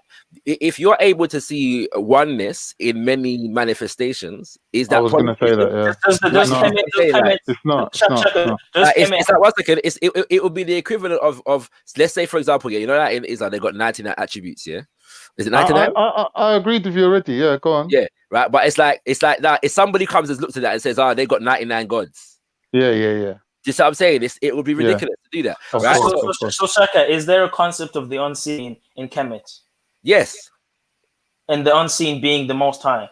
No, the unseen is an aspect of the Most High, like any other aspect. Or the Most High is all of the aspects in one. It's collectively. So there's no concept of henotheism, there being a supreme God and then lower gods underneath it. That's one way of interpreting it, but it's not necessarily correct. So I'm saying to you, like, if you look at the concept of neter or neteru, yeah, or necher or nebacher, yeah, that's the term that is used to express the totality of all that is of nature. Yes, right. And then you have names that come alongside that, like Amen Ra, yes, kind of things there. So certain names, depending on different cultures, because you're dealing with different cultures as well, that become amalgamated, will become more popular in referring to the allness. Yeah, and then you have other principles under that are considered to be cool. Let's say for argument's sake, let's just take what you're saying, Shaka, as given. Yeah, me and Zulu agree with what you're saying here. Yeah. Now, if we go back to the point that Zulu was making, yeah, Zulu, without calling it, what was the word that you used that Shaka didn't like? Polytheism. Without using the word polytheist, can you continue the point that you was making? I get what Shaka's saying, and the way why I shouldn't use that, because I understand there's a natural explanation to there being many the point you was making was that prophecy was with them. And then it got taken from them and given to the Hebrews. I think Shaka was asking, at what point did they get given that prophecy, or the prophets were coming from their lineage? And I would suggest that it's from Adam. We don't have that same. You have that tradition that there's prophets in other nations. I don't have that tradition. What do you mean? That you don't accept that prophecy was taken from them and given to the Hebrews? That's your interpretation. I don't even know what you're talking about right now. I never said prophecy. What do you mean? I never said prophecy. Wait, hold on. Clarify that.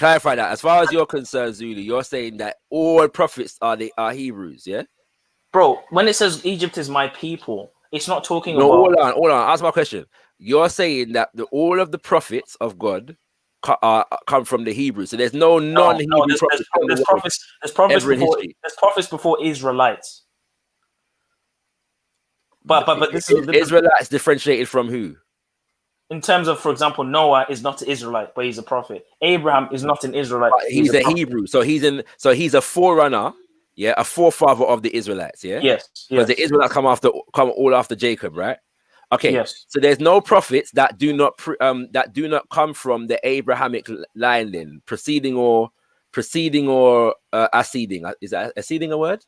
Ascending. The reason why I can't say yes, because I don't believe personally the Israelites were the only people worshipping the Most High. because they're not the oldest people on this planet. But as far as the Bible is concerned, as far as the Bible is concerned, there's no criteria that says all the prophets came from Israel. But there are no prophets that are not from Israel identified. There are no prophets that are not. Can you repeat that? There are no prophets that are not from Israel or the ancestors of Israel that are identified. I don't know. I've not come across any that are before. Well, besides the ancestors of the Israelites, I've not come across any. Right. So all the prophets are ancestors of Israel or Israel. According to what's documented from what I've seen, but there probably is. Like, for example, Melchizedek is not an Israelite. Some would say that he's a Cushite. But these are just okay. You know what I mean? That's what I'm saying. I don't know. Do you see what I'm saying? But Melchizedek is not in the Bible that you read. Pardon? Is Melchizedek in the Bible that you read? Yes, Melchizedek is in the Book of Genesis. He's mentioned in the Book of Revelation. Melchizedek. No, I'm wrong. I'm thinking that there's a Jethro, the priest Jethro as well. The Midianite. I'm wrong. No, I'm wrong. I was thinking that Melchizedek had his own book, but he doesn't. No, he doesn't. Yeah, but even Jethro, the priest, the Midianite priest, I can't say yes or no, Shaka, because I don't know. Maybe the whole point of the Hebrew text is to document the Hebrew people, but it's not going to document other things in it because it's not like an Egyptian text talking about Egyptians in a specific timeline is going to talk about Egyptian politics. It's not going to talk about what's going on in China. No, yeah, but nobody regards the Shakara. Yeah, it's very significant that you mentioned Melchizedek, because Melchizedek was the king of which kingdom? I don't know. He wasn't a king; he was a high priest. He was a king. Oh, we're talking about two different people. Then I don't know who you're talking about. No, I'm saying Melchizedek of the Bible. Well, we're not talking about the same person because you don't. I don't know. Melchizedek of the Bible ruled a place called Salam. Oh my gosh. Yeah, exactly. Yeah, that's a remix, mate. That's a remix. I don't care. I'm just saying, look it up in the Bible because obviously you've got to see that the regions that are where he's talking about. You get it? Because it's not far from Sodom, Gomorrah, and all of these type of places. So essentially, you know, it just says he was the king of Salem. He has no beginning and no end, and all of this type of stuff. And he seems to appear a lot of times in the Bible. And Yeshua is described as being a part of the order of Melchizedek. Right. So there was a certain school of understanding amongst those kind of priests that Yeshua was linked up with. But that priesthood was definitely in Kemet. Maybe. Because even though they say he doesn't have an origin, they're still telling us that he's Kemet. But this is why I had to ask Shaka, do they have a concept of the unseen? Because when I looked into it, the oldest dynasties had concepts of the unseen or concepts of the bringer of life, the one that brought nature into life. Yeah, Amun-Re. Exactly. No one ain't denying that. My only point is that, like, man, you see what it is that when man studies Kemet, man studies Kemet on its own merit, innit? Like, man ain't studying Kemet in order to see where it links up with the Bible. That's fair. That's fair enough. That's fair enough. Right. So I'm saying that when I look at these things here, like I don't have to. It's not a thing whereby you're trying to make it fit with the Bible. No, not at all. Right. But so when people say, well, it was polytheistic, like, I'm looking in the tradition and I don't see a concept of polytheism or monotheism. Right, it was just what their thing was. Like, I've never studied an indigenous African spiritual system whereby there's a debate between whether there's one God or many gods.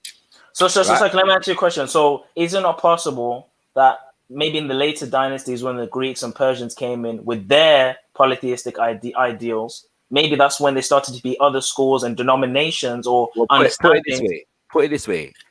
I don't know of any of Nile Valley where Amen doesn't exist, Min doesn't exist, Ptah doesn't exist, Best doesn't exist, and all these things. As far back as we go, we can see representations and understanding. No, but I mean the way they worshipped might have changed. The way they worshipped. You see what I'm saying now?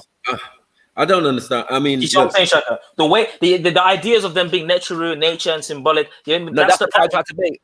I don't. There is no now Valley civilization whereby these. That's low level, man. That's low level when we're talking about thing, because those all still come out of Bess. You get me? And he's a primordial pygmy. Like, what are we doing? There's levels to this thing. You get it? Maku. You know they're talking about the order of Melchizedek. Is that the sons of Jupiter? That's from Kemet that goes into Christianity. Is that the one? I mean that is the original order on the planet. Like all other orders definitely come after the order of Melchizedek, even in the Masonic schools. Right. Or whatever school you want to go to. This is the thing, Shaka. I think what Christians need to do, and Abrahamic people need to do, is they need to appreciate Cush and the Hamite lineage more, because when you actually study where a lot of the concepts and a lot of the events, especially pre-flood, were happening, it was happening in those areas. You know what I mean? And even after the flood, most of the events, you don't hear the word Israelite until way after Jacob. Like this, you're dealing with Hamite people for the first bare chapters of the Bible. You know what I mean? Like, and obviously Shemite, but like even for example, the person that built the Tower of Babel was a Cushite. Nimrod was a Cushite. Like they've been doing bits from time. This is the thing. We need to subtract what the mainstream is saying and actually look at what the text is saying. That's what I've done. That's why I appreciate my Kemetic. Nimrod was not a Cushite. Yeah, bro. Nimrod. Bro, we have different, bro. Nimrod was from the city of Cush. So who's Nimrod's dad, Maku, according to Genesis 10? Nimrod's dad. Who's Nimrod's dad? Cush. Thank you. Yeah. So what are you arguing with me about then? Yeah, but it doesn't make. We just wanted to say that he's from the city of Cush. No, hold on one second. No, but if his dad is Cush, the father of the Cushites, then what is Nimrod? It's Cush. He could be a Hamite because the father is Ham. The grandfather is Ham, isn't it? Yes. Bro, you can call him a Hamite, it's still valid. You can call him a Cushite. I'm just saying. Call him a Cushite, it's still valid. But so you're then saying, what are you saying then? It doesn't make sense. You stopped me when I said Cushite. But how is that invalid when his dad is Cush? Yeah, but you're saying his dad is Cush, right? And I'm saying, like, his father named him. I mean, Noah named his father Cush. I mean, his son Cush, right? But the place already existed. That's what I'm saying. Noah named his son Ham. Ham had a son Cush. Cush had a son Nimrod. Right. So who named Cush? Ham. Thank you. So that's what my point. So I'm saying this name, might be given to someone, but the place already existed. Yes or no? I don't think it works that way. I think that the man has a name that's given to the nation, which settles in a place which is named after the people that live there. Exactly. I was having this conversation with Ezra yesterday, and I'm saying to him that the story doesn't make any sense, in the sense of the fact that whereas we can find that would be a very silly thing to make, because you're gonna say, where does Cush fit in the history of East Africa? Yeah, the place that, and I'm saying there's no nation called Cush. Evidence of these nations. So there's then no, you there's start no to look documentation of the man. So what's the oldest label for that location, Shaka? What's the oldest label or name for that location? Where Cush is. I'm asking Shaka, Maku. Okay. Yeah, no, I'm saying that oldest. So there's various different names in it. You've got Tarseti, you've got Punt, and all these things. Just mentioned in the Bible. But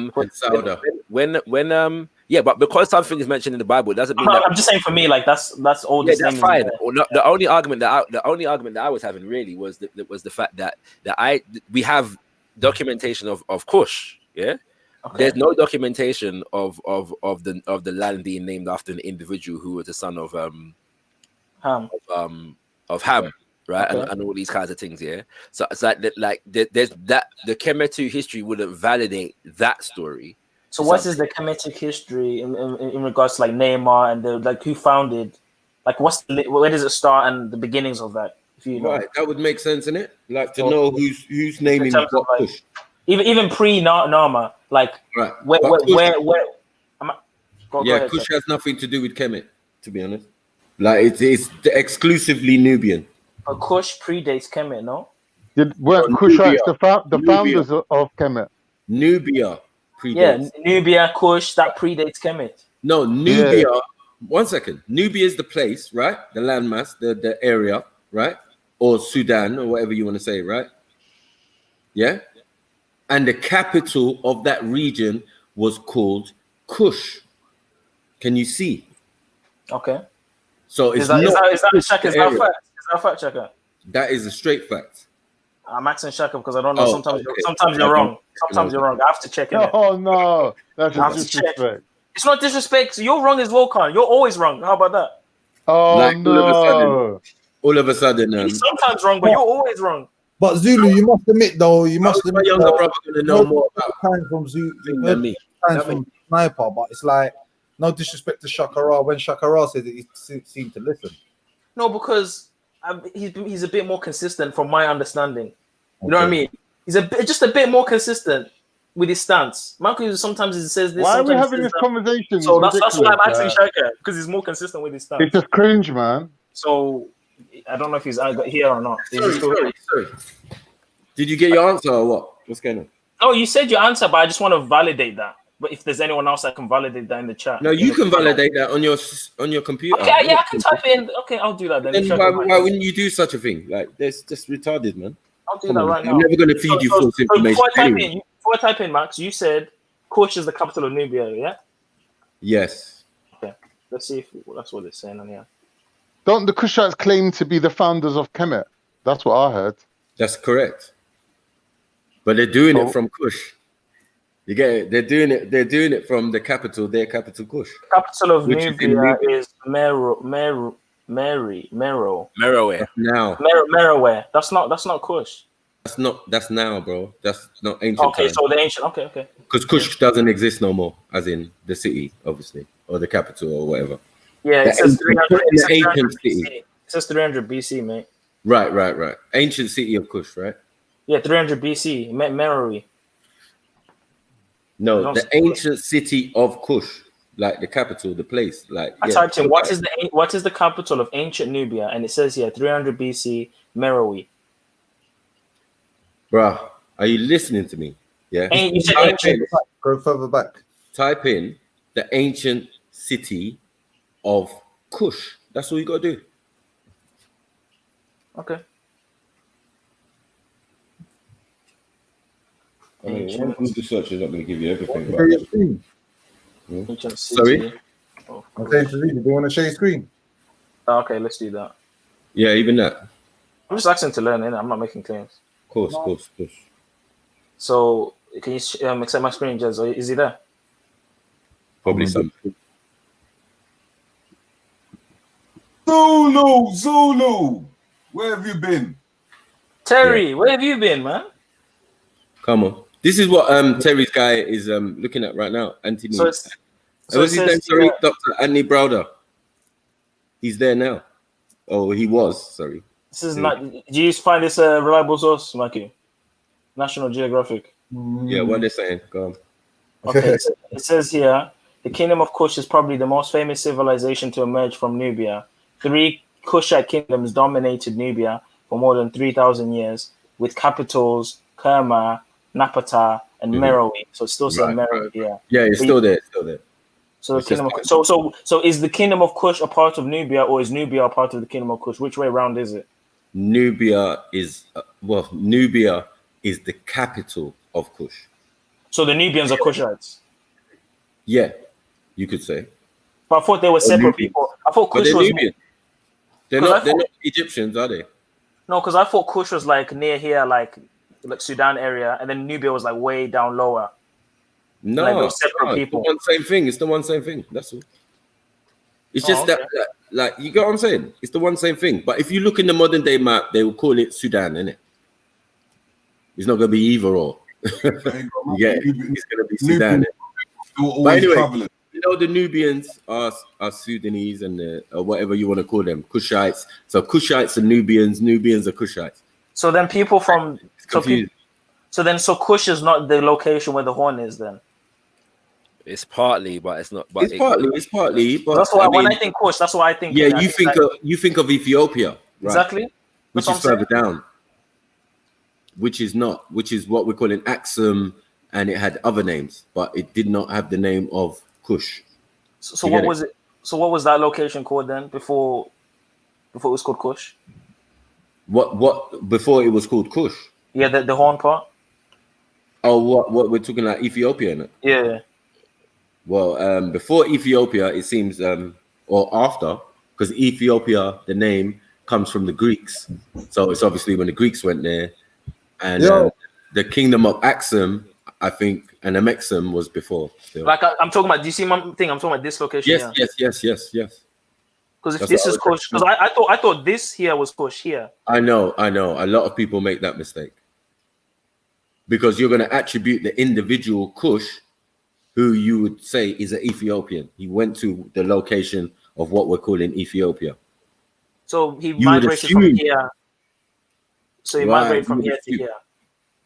Exactly. Does that make sense? That makes way more sense now. No, so does that make sense? That doesn't make sense. No, you know, to say that he migrated from here to here. Why not? No, but Kush is not from there. Where it says Asia, yeah, this is where all of these men originated from. From Noah, remember? Oh yeah. Okay. So after the flood, they come back into the continent, right? So they're coming from there, coming back down into here. Right. So that's You've never said this before, man. No, now you're sounding more accurate now. No, this is why I explained that the idea of the flood.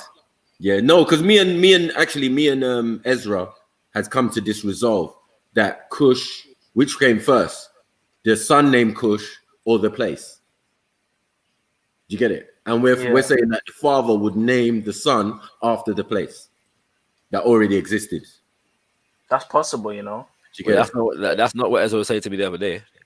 I know about Ezra's flitty, and it depends on who you get what I'm saying. What does Kush mean? When he hits the stubborn stance here, Can I just say something? Wouldn't it make sense that the father, excuse me, just eating spaghetti. Wouldn't it make sense that the father would call the land after his son as like an honor, like this is your land? Do you know what I'm saying? Yeah, but not when you're not there. Unless there was already an established place there. You're not there. Your conception and you're being born. You're on a boat, supposedly. You understand?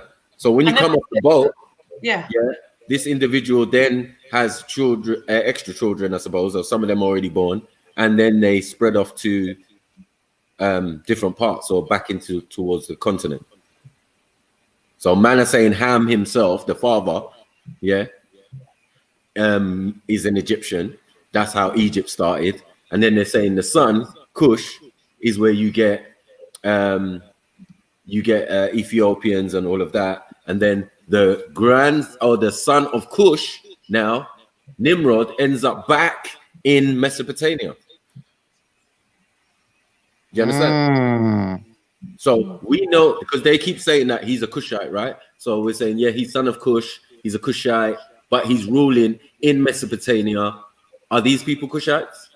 Yeah, because the Cushites range predominantly in that area before white people in the ruling faction, obviously of a one family, it makes sense, right? Because if you look at the map, if you look at the map here, let's say the boat landed around in this area, right? Okay. Yeah. And then they start going around. You're gonna have all of this area full of those Hamites here. It's like people would think Hamite is just Africa. Most of these regions where it's Babel, the land of Ur, that's full of Hamites, Cushites, all around here. Even into Turkey. But hold on. It's not enough. This is what it's predominantly Cushites. I think Abraham was surrounded by. I don't know. Was he? I think or is he? There's evidence of the question is, was he or is he? People in Turkey. No, Abraham had lineage to Shem, right? Right. But he was surrounded by Cushites because Cushites were ruling in this area. People think Africa. Hamites were here, bro. If you look at all of the oldest accounts. But I'm saying, look. If they're brothers, if the Noah's children are brothers, how much difference and varying differences are they going to be? They're the same people. From their brothers. They're the same people. Okay, so you're gonna get like some of your brother's children that look Hamite, look Cushite, look. But you see, but Michael, in them times there, I wouldn't even say there was a look this, look that, because it was too close. You know what I mean? You only get different. I hear you, but it's like you're saying like, for me, Cushite is a description. Let's put it that way, right? It's a citizenship, no? No, it's like you say Nilotic. No, that's not the same. I don't think it's the same. Because the Israelites, Moses was an Egyptian, but he's not an Egyptian by bloodline. People come under that bracket. No? The Nilotic. Yeah, when we looked up Nilotic, we saw Kenyans, we saw Sudanese, we saw Ugandans, we saw all sorts, right? Yeah, maybe they didn't. But did they look like that back in the? Wait, the Sudanese would be considered Nubians. So this is what I say, and their description or their look, yeah, you could consider them Cushites because they have very dark skin. Do you get it? But there's also foot. There's also misery. There's bare like other tribes from Ham. Look at that map. Look at that map on the right. It goes into right into Turkey, don't it? Fut's wife, yeah, is what the area was supposedly named after her, Libya. So Libya. Libya. So Fut is the Libyans, yeah. So thank you. So when we're talking about, and it only makes sense, like what half of the family stop in Kemet, and then the other move on to the country next door, which is Libya. Not Punt's land. You understand? Or Punt's land or whatever they're trying to say. Like, yeah, you got it all misconstrued. Yeah. There's Punt and there's Punt. Yeah. Also, there's two separate things. There's two separate things. But now someone got confused at one stage and thought they were actually the same. Where did the South Asians come from? And there is not Punt. I think South Asians are Hamites. I think they're Cushites. Not Punt. Remember, his name is Fut, not South Asians meaning who? The Dravidians. Like the very dark Indians and some of the dark Chinese. I think there's three races. There's three races that inhabit I think they're Cushites. You know, some of those Indians. They look a lot like the people in Ethiopia. They look like the people in Ethiopia now. If you look at an Ethiopian, so they look like Indians. Some of them. I think there's evidence now saying they came from like Sumeria, kind of that area, and they moved up and then to the right and then went down into India. That's possible. So, that's possible. Yeah. Baba, Japheth could well be some Asians, but no, they would be what they called Ionians or Greeks. The island peoples. And remember, because he has a son named Java or Java man or Javan. Yeah. And he has a son called Ashkenaz. Let's not forget, Marco. He has a son called Ashkenaz as well. Who? Who has that? If you look at the lineage, if you look at the descendants of Japheth, I think it's like the 5th or 6th descent. It's Ashkenaz. Yeah. The Khazarians. It says Khazarians. So obviously, the Ashkenaz ain't the Khazarians. So what's the Ashkenaz then? The Ashkenaz are what's it called? They don't what's it called? Ashkenaz are Shemites.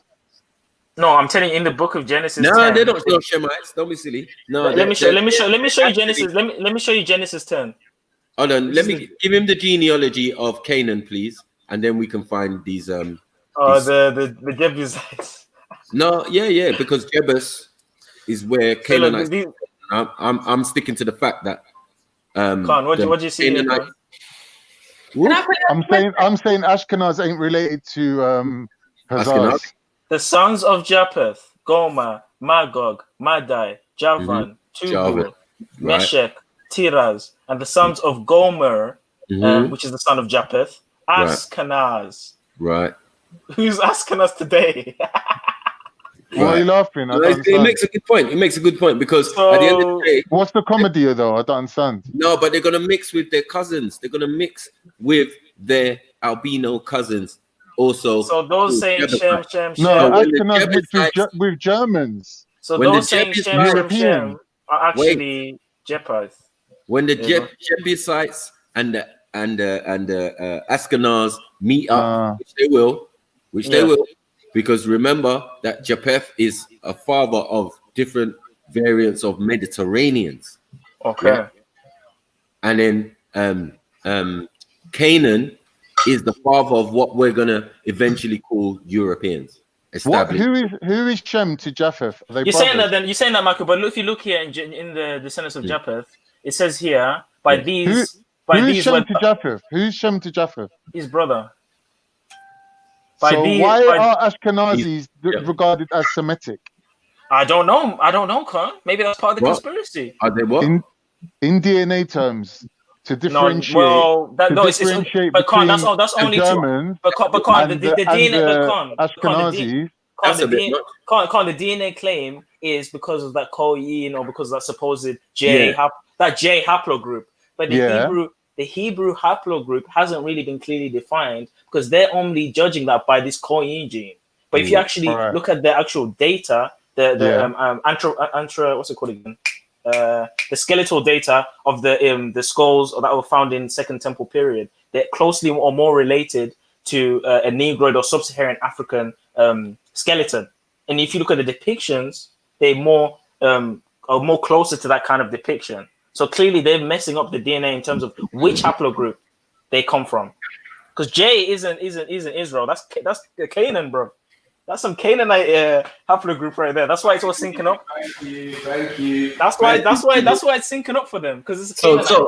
So can you just pull up Canaan's thing just so here it is, bro. So they know that there's no remixing or free mixing going. Oh, you want Canaan's? Okay, let's pull up Canaan. Yeah, the what do you call it? But you need to break down the Jebusite thing. I will, because you know what's significant about Jebus? He's the father of the Canaanite race. I'm like, Ross. From his descendants come the Canaanites. I'm like, bro, that's deep. You get me? Why? And who these Ashkenazim gonna mix with? They're gonna mix the Canaanites, bruh. So these are the descendants of Canaan. It's the Sidonians, the Hittites, the Jebusites, the Amorites, the Gigorites, the Hivites, the Akorites, the Sinites, the Avarites, the Zemarites, and the Hamites. Yeah. Right. Some of them mean highlanders, lowlanders, and all of that. They're all cave-dwelling people. A lot of these guys were in caves. Right. When Abraham came to Canaan, he made these men were in caves. So is that us? No. Thank you. I'm done. My point has been made. You get it? And it's not too far from the Caucasus Mountains, is it? Right. Why? Why isn't it far? Why isn't it far? Bro, all I gotta say is people that are saying there's something, you just gotta look more from into that point. What's closer, like Africa or thingy, Caucasus Mountains? No, Africa is closer, but if you follow the trend, these. So you're saying it's not far? It don't make sense. You saying that? I'm saying in the sense that like man got kicked out. Man got kicked out to the Caucasus Mountains. No one ever born in a cave. If you look at the Egyptian text, they talk about the Canaanites. They don't. The Canaanites were messed up, bro. They make borders. They kidnapped Abraham's father. All of these. Bro, the Canaanites were sacrificing babies to a bull god called Molech. They would get a bull god, in metal. They would heat it up, and then they'll put the bull god would have his arms out, and they'll put the baby on the arms of the bull god, and it would kill the baby. And this was their abortion. This was their sacrifice, human sacrifice.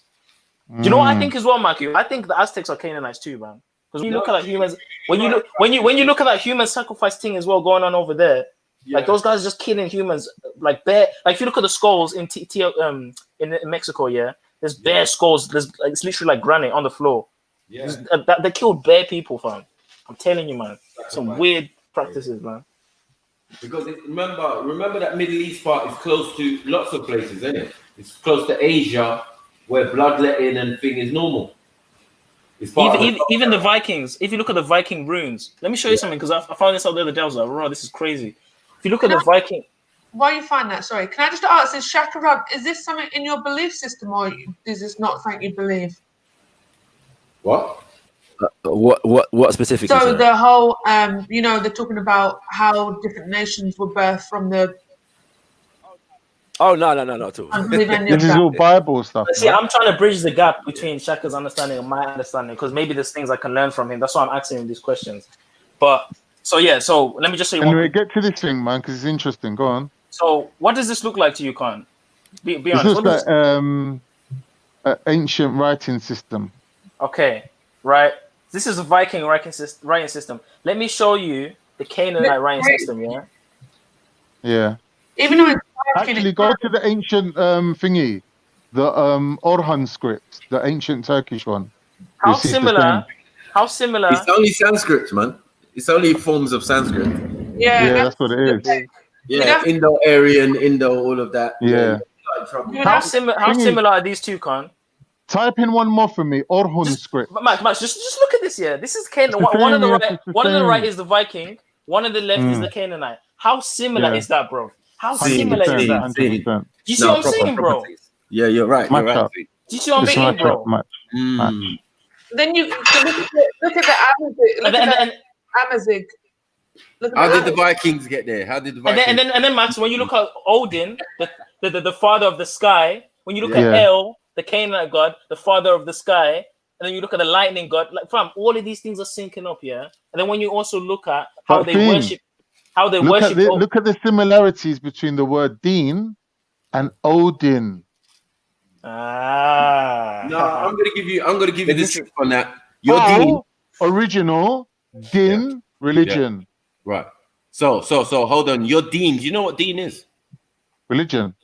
Right. So you're saying it's Dean, right? Your religion, right, is your Dean, right? Yeah. But Dean relates to the oldest form of the word, which is Dina. Meaning? Who is a Sumerian deity. What? So you carry on. Talking about crazy. Dean. You know what you're doing. Yeah, not only that, Astaroth. Who's Astaroth, Khan? Right. Oh, I know asteroid. I've got a video. I know asteroid. You know the god, the wife. Share my screen, Jed. Astaroth. Do you know who Astaroth is? I'm gonna say no. To take. I refuse You to mean take. Astaghfirullah? No, Astaroth, the God's wife. Who's God's wife? I don't know that one. You sing nah. Okay, let me show you. It's a Canaanite practice. It's a Canaanite practice, yes. Right. But this is what I'm saying. One second. The pagan Arabs were practicing this, Maku, before. Right. That's what I'm saying. Yeah, it's possible. The pagans, but not the Muslims. Yeah, but that's called, that is called Zoroaster. Yes. Zoroaster. Come on, mate. But it also goes back to Ishtar. It also goes back to Ishtar. That's what I'm saying. Yeah, Ishtar is also Dina. That's her name. Do you get it? Samarius. Yeah, Samarius. The wife of Nimrod. Dinah. This is where you get your Britannia. Yeah. Because the Anna in it, or the Diana, or the Dina is what we're talking about. Ishtar, Inanna, or all the names you want to pull up. But here's the disgusting thing about it. Nimrod's wife, it's Samarius, is actually his mother. Yeah. In the biblical story. Yeah. No. In the Sumerian text. I've looked this up away from the Bible. Yeah, but you didn't even know what the Sumerian text. You don't know who he is in the Sumerian text. I do. All right, what's his name? I may be wrong, but I think it has something to do with the epic of Gilgamesh. In terms of the character in that. No, you got it wrong. So who's that character? I'll tell you. Who is it then? Oh, what, the epic of Gilgamesh character is not? No, the Nimrod character in the Sumerian history. Nimrod character, the king. Sorry, in the king's list of the Sumerians. Remember that king's list? Whee! That 45,000 year king's list. Right. They have an individual named Sargon. Yeah, and Sargon is Nimrod. Yeah, I've heard of that name. Let me Sargon the Great is Nimrod, basically. Let me screen share again. Because he built the cities Kalna, Babylon, and you mean Sargon of Akkad? Yes. Interesting.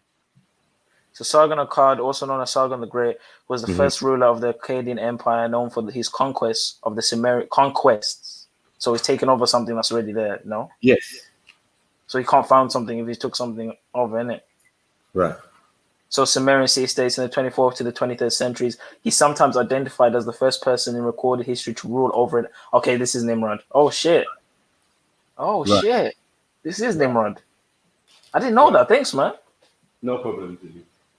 No problem. So then who's that guy in the Epic of Gilgamesh then? Is it someone else? No, that's much older individual. We're not far from the Adam story when we're dealing with Gilgamesh, because there's all sorts of funny kind of half man, half monkey type individuals walking around. Do you get it? So is this Sargon guy mentioned in Kemet? Would you say that's Nama? Or would you say it's a different person? Yes. You just got it right. Exactly there is Nama in Kemet. Because of his... Wait. Because of his explorations into that region. Because he was obviously a warring pharaoh, innit? But let's look at the dates. Let's look at the dates for Nama. They think Nama is... aka the Scorpion King. Okay. You understand? But if you look, Scorpion King is only a depiction of Nama.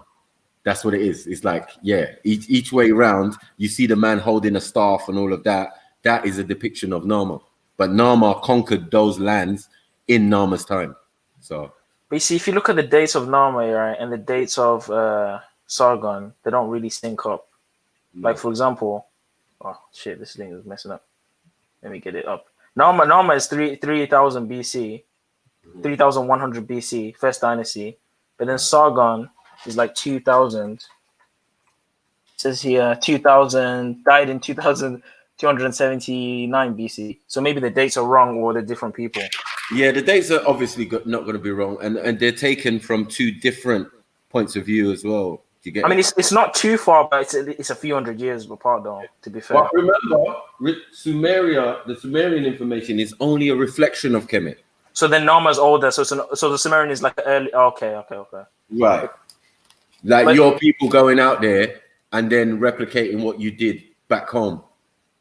You know, where you left from, basically. So is Nama known as the person to be the first king of something as well? Then yes, he's the first king of Upper and Lower Egypt, isn't it? He combined them. He joined them together. Nama meaning start with him, basically. Nama meaning dynasties start with Nama. Meaning painful, stinging, or harsh, or fierce catfish. That's very specific. He was the successor to the proto-dynastic king Ka. Some consider him the unifier of Egypt and the founder of the first dynasty, and in turn the first king of a unified. So it's the same thing, being the first king of the empire. Right. The majority of Egyptologists believe that Nama was the same person as Menes. Who's Menes? Menes is him. It's just the same. It's just a different name. Different name. Okay. For the same person. Yeah. We say Nama, Menes. You get what I'm saying? So, and then, yeah, that's what we say. So on the other side, they usually say, yeah, Nama, Menes. But I don't understand why it's changed to, and it would change to Scorpion King, and then it would change to Sargon and all of this type of stuff. So, do you get it? It's just the different regions, and they're just different dialects of the same language anyway. This is starting to sync up now. Yeah, because hieroglyphs is going to be important in Sumeria as well as in Kemet. Otherwise, you wouldn't get the information. Damn, man, that's interesting. That's interesting. So I wonder if the Hindus talk about Nimrod as well. Ishtar though is Isis. Is there any Hindu account of Nimrod? Hindu account, like on the other end, like the Far East. Probably yes. Or is that the same as just saying Sargon? Because in that area. Yeah, probably in the Hindu pantheon. Yeah, they would have had a great king of Asia or whatever. Do you get it? Yeah. Who came from far away and all of that. Remember I told you that the Asians are telling our story. You know what I mean? They're talking about gods or Nagat or Nagas and all of that. That's just black man, Asiatic black man traveling over there at a particular point. Even they supposedly say Jesus died in India, but it weren't Jesus Christ. It was Jesus, son of Justice Cleophas Jesus, who is the son of Cleopatra and Mark Antony. So in the time of Jesus, there were 3 Jesuses. I mean, Yeshua was a very common name. I don't know if the word Jesus and Yeshua. Yeah. Personally, I pray in Yeshua's name in it because I've looked up the roots of Jesus. Yeshua means Messiah. No, Yeshua. Yeah, Yeshua. No, Yeshua means Yah is salvation. Right. Yeah, but see, back then though, it was Christ. No, not in Israel. In Israel, it was Mashiach. Jesus, they were all called Christ. Yeah, Christ. No, Mashiach. Mashiach. No, I'm not talking about how you. As the Romans would say in their formats, it would be Christ. It would be Christ, the anointed. Yeah, the anointed one. Anointed, yeah. So like they had their own No, theory. but I'm saying the people. No, but I'm saying the Israelites wouldn't have called Jesus Christ. They would have called him in Aramaic Mashiach. Yeah, but in the times of the domination of the Romans and the Roman period, they will have to follow. They will have to follow instinct. So that even though they might talk about themselves and have another name, but he would be documented as Christ, and there was many Christs around that time period. Yeah, of course, probably, yeah. Yeah. But I don't even vibes with any of those like European. Obviously, somewhat related, but the story is going to end up in Christ's story, as in Emmanuel. But that's the infiltration, though, Maki. That's the infiltration. No, by it's the not Roman infiltration. It's just that obviously it can be mixed up because you're going to get various different texts, and then you lot are going to put them together.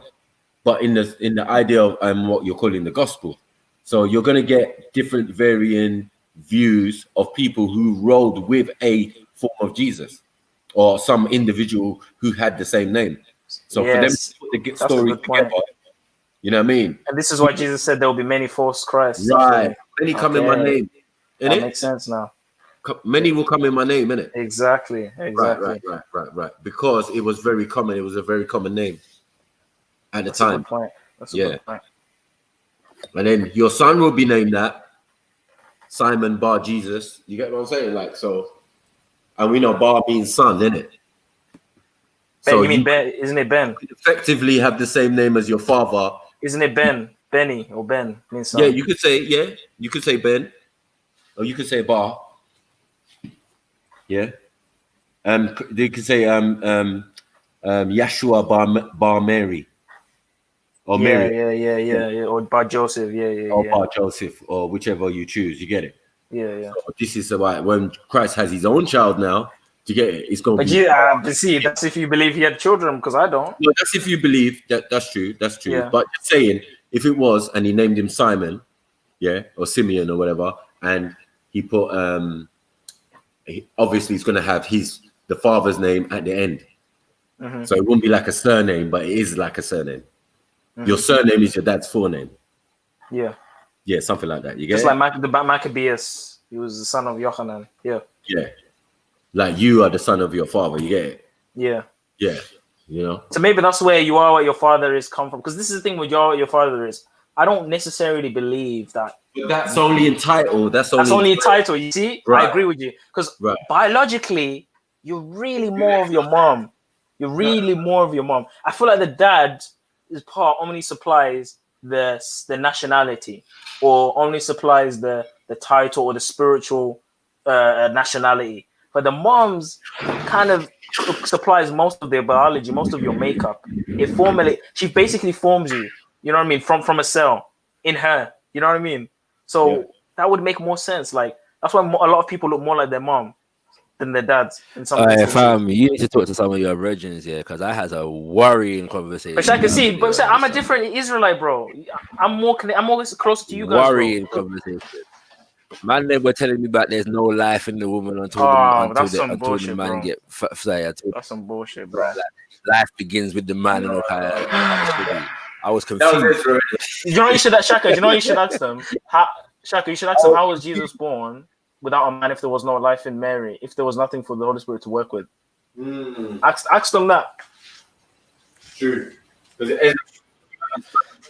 they're going to tell you that God is a man, innit? And so God can't. Yeah, but that's blasphemy, because then they're saying that God is a woman. You see what I'm saying to say?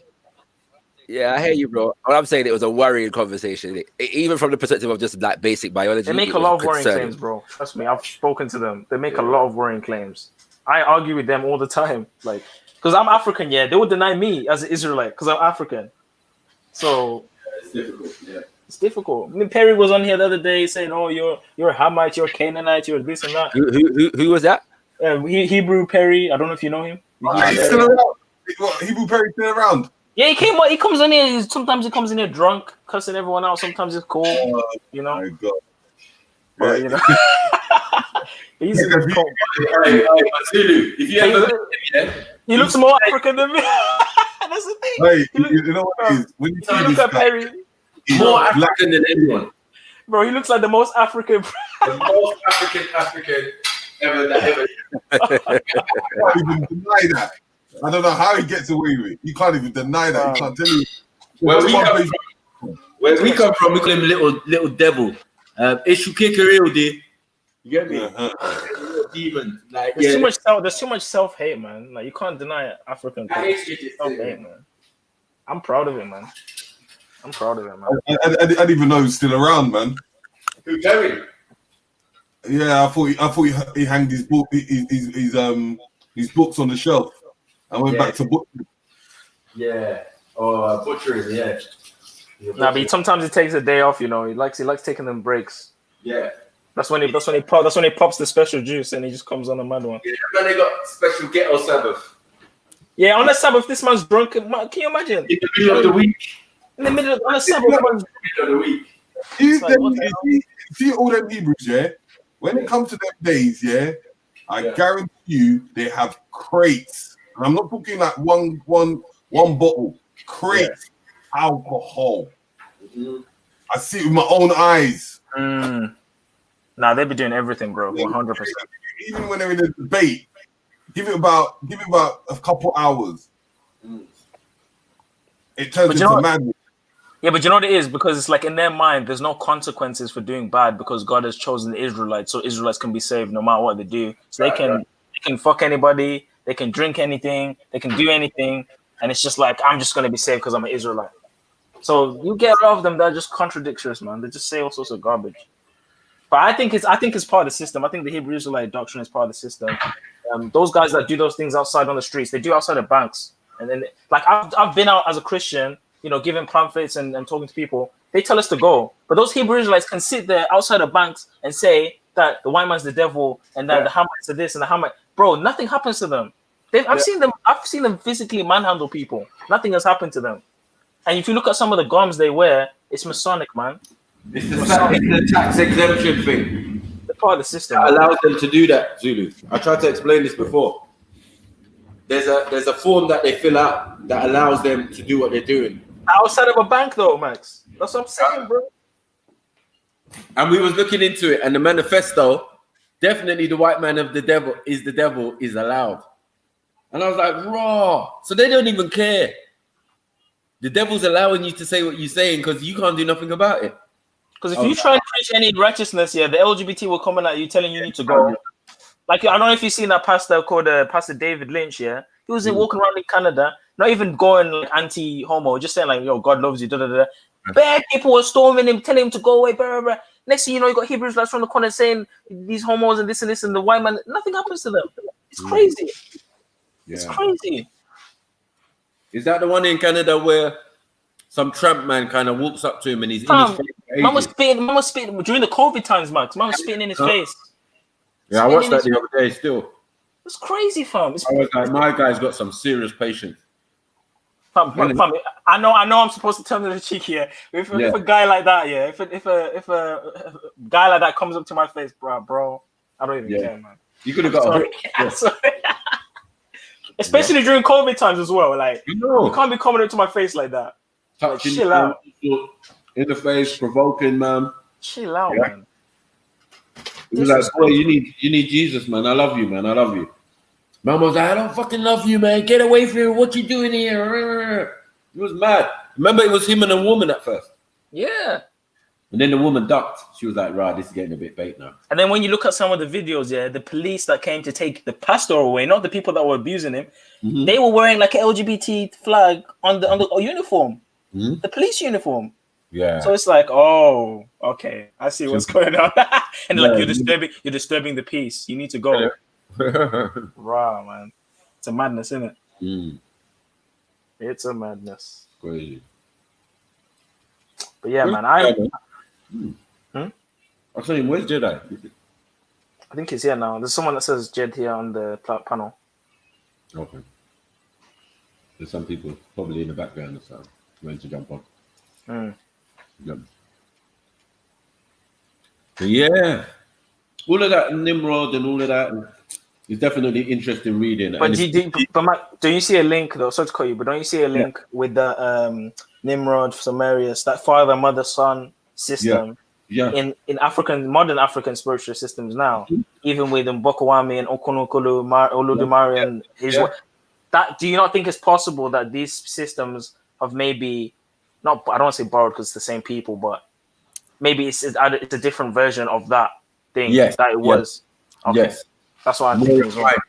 You know, like more refined in some places because you've got the tools and the thing, and you've got time. But while we had time, we could then do these idols and, you know, these hieroglyphs and statues and all of that to represent what we did previously or what our ancestors did. You know what I mean? You give us a time, opportunity to show out, to tell our history in a beautiful and dynamic way, we'll do that. Exactly. It just shows wealth. It just shows the quality of your civilization at that time. But this is the thing I want. So I want to ask Shaq about the unseen, because there's that father and mother God system, 100%. I know this in my own culture, but then there's also this aspect of there being an henotheistic, like a supreme, like Ludumare is the supreme God, right? Yes. And then there's gods under him, yeah. Yes. You see what I'm saying? So that concept is there too. So it's kind of like a mix. It's a mix between the.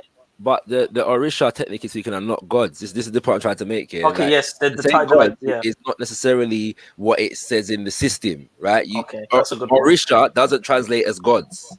You see what I'm saying? Yeah. So that's the point I'm trying to make. Like, it's difficult to you have to look at it on the basis of what is the system itself saying and how they view it. Yeah. Right. Hold on, my friend.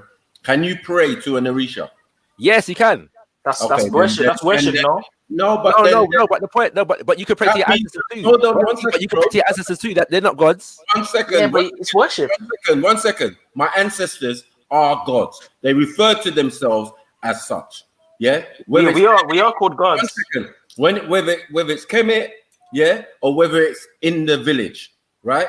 So my point is the idea of God. So 1 second. The idea of God is not the same as the unseen, the most high, or blah blah blah. So don't ever tell me that my ancestors never said that they were God in physical. No. You know, all right. Put it this way. Let's use the language then. Yeah. Okay. Let's use the Egungun. The Egun are not Olodumare or Olorun. Yes. What? The Egungun are not Olodumare or Olorun. Olorun, yeah, right. Right. They're not the same thing. The Orisha are not Olodumare or Olorun. Yes? No. They're emanations from, they're aspects of, but they are not considered to be synonymous with. So I'm saying that what you pray to doesn't make it a god in the European or the Abrahamic sense. So the term Orisha does not translate as God. Yes? No, I'm saying, look, they're physical. Just like the Kemet, and we're talking about Neteru. Neteru, Orisha are the same thing. Of course. Now, you wouldn't say they are gods, but you would in the sense of, 1 second, you would in the sense of personification, because that's how they saw themselves, as gods and goddesses, not as man and woman. It depends on how you define the word God. Okay, thank you. I'm saying that the Orisha, like when you say many gods, in terms of the concept of polytheism, that's not what the Orisha is. But then you have to look at, well, what is the relationship of the Orisha to Olodumare? What is Ashe? Yes, and, right? Yeah, Ashe is amen or amen. But Ashe is the word of power, yes, as in amen. But it's also the life force. Yeah, so all life carries the Ashe, right? And I'm saying, and so the Orisha are manifestations of the Ashe also. They carry the Ashe energy, but in a specific form. You and all of us have our own personal Orisha, which is our Ori, which is our head, which is our consciousness. People pray to their own consciousness. 1 second, Chaka. In the Yoruba pantheon, were these people mythological, or were they real people who lived, ruled, had children and descendants? Bit of both. Okay, so then what are you telling me? What I'm saying is that in terms of what an Abrahamic consciousness will refer to as God. We're not talking about Abraham. We're talking about Abraham. We're talking about African. That's the point I'm making. God is not the same as Sorry. 1 minute. Yeah. Because we're called God Shaka in the Abraham. We have to take the terminology of God out of this situation. Exactly. To understand God, it. God doesn't exist. If a God concept, it makes confusion. I understand what you're saying, Maku, but it creates a confusion because someone who doesn't understand or is layman to it is not going to understand that perspective of where you're coming from. Exactly. Yeah, I cleared it up a long time ago. It's not nothing new. No, I know you up. No, I've always done a show on the actual word God. Oh, God is power. It means power. Maku. I hear you. I hear you. But not everyone is like that. Do you know what I'm trying to say? So sometimes we have to talk in a layman way because by us using that European concept, of course we're all gods, but we can't use that in a layman concept. Exactly. Yeah. Because it gets understanding. Yeah. So wait, Terry, what would you say is a better term to use? I don't want to break. Hold on. I don't want to break down the incantations in Yoruba, which actually say exactly what I'm saying. I'm saying that the concept of yes, we are all gods or manifestations of God, and that's what for me. That's what the concept of Ori means. Yeah, like in the Igbo, they call it. What does Ori mean? In the Igbo, they call it your chi, which is what they call your personal God. Yeah, it's God within the self. I don't have a problem with that, but I'm saying that from the consciousness of like you wouldn't like the Orisha and Olodumare, there's a distinction made between the concepts of these two things in it. So the Orisha are not many gods, yeah, in the way that you would describe it from if you're using the term polytheism. Doesn't make any sense. Yeah, that's not that. I think would you say hold on. Let me give you a perfect example. Shango. Shango was a real person, yes or no? Yes, real person. Who ruled at a particular time. Yes. And he had supernatural powers, yes or no? I don't know if he had supernatural powers. Well, you should know. Yeah, because any one of those Orishas, yeah, who lived, yeah. No, well, it depends on what you're talking about. One second, the same Olodumare, yeah, lived in a town with all the other deities. Yeah, I'm confused by what's that got to do with in a village. So most of the stories we get of our cultural stories of these individuals, yeah, blend and come into the modern time, as in it depends. It depends, yeah. When it comes to, like, for example, when it comes to Shango, yeah, there's no mythical. Basically, I'm saying there's no mythical characters when we're having this discussion. So maybe the person has moved on, like Obatala is not here no more, but it might not even be through death, because this is how the story goes with us. You know what I mean? People are just disappearing. When it comes to wait. These people are just disappearing into rocks and all sorts and all of that. Or just going up into the sky. If I'm saying I am Ogun, what does that mean? You are Ogun. Oh, you are descended. What does that mean? Huh? Yeah, what does it mean? You are the embodiment of that individual. No. What does it mean if I say I'm Ogun? You're Ogun. You're medicine.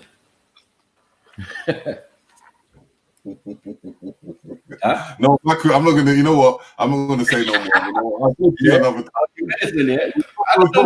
But hear me though. Yeah. You see, when it comes to Shango, yeah, because what I'm saying, I don't know if he had supernatural powers. It's definitely that he was a ruler, yeah, or there was a ruler, but by a name like that or that, yeah. And they say that it was after he died that certain things did go on, whereby it was considered to be him, right? In terms of in the thunder and in the thing. But prior to the Orisha Shango, there was an Orisha called Jakuta, yeah? And so Shango was merged with Jakuta, and Shango became the dominant terminology, right? That was used following that in relation to that particular manifestation. So I'm saying that there's both in there. The Jakuta archetype already existed prior to the person Shango, and then Shango becomes associated with Jakuta, yeah, and given the supernatural in that context. So I'm saying that yes, there are living people, but there are also forces in nature. The forces in nature exist before all of the living people. The living people are associated with the forces in nature. Even like Fela Kuti did this as well. When his mother passed away, he associated her with the rain. The rain already existed before his mother. Yeah, do you know what I'm saying? But when she died, certain spiritual things was happening, and he associated sending messages to him through the rain. So she became a spirit of rain, which is associated with well, it depends, right? But yeah, but there's already archetypes for the rain. We can have additions. No, the thing with Shango is a late addition. Yeah, of course, he's late. Yeah, he's late. Right. And the reason why he's a late addition because he is the son of Oromion. Yes. Right. Who was the first one that came down? Who? What? From you guys? It depends on which story you go. Yeah, it depends on where you go. Some say Ogun, some say Obatala, some say Orunmila. Yeah, it's Orunmila still. Yeah, you know what I'm saying, with the chicken and all of that. Yeah, all that. Right. So yeah, all of these other individuals, but I'm saying these men are in the pantheon of Yorubas. These men are interactive. Like, this is the sun. Man will go back to Ife, like Shango, for example, because he's not living in Ife, but he goes back to Ife, to the shrine of his forefather. Obatala. No, or Oromia. Okay, Oromia. Yeah. Then who was on the right hand side of Obatola? Ogun. Yeah. Again, that Which depends on which story you got. But yeah, you're dealing with Obatala and Ogun. The forms of the three warriors. Who are the three warriors? Yeah, Shango, Ogun, and no, not Shango. Oh yeah. No, not Shango. Shango's not involved yet. Shango's later. Okay. Yeah. You have Eshu, and or you call him Elegba. It's Elegba, Ogun, and what's his name, man? I know. He's the one with law. Oh gosh. No. The law is a battle. No.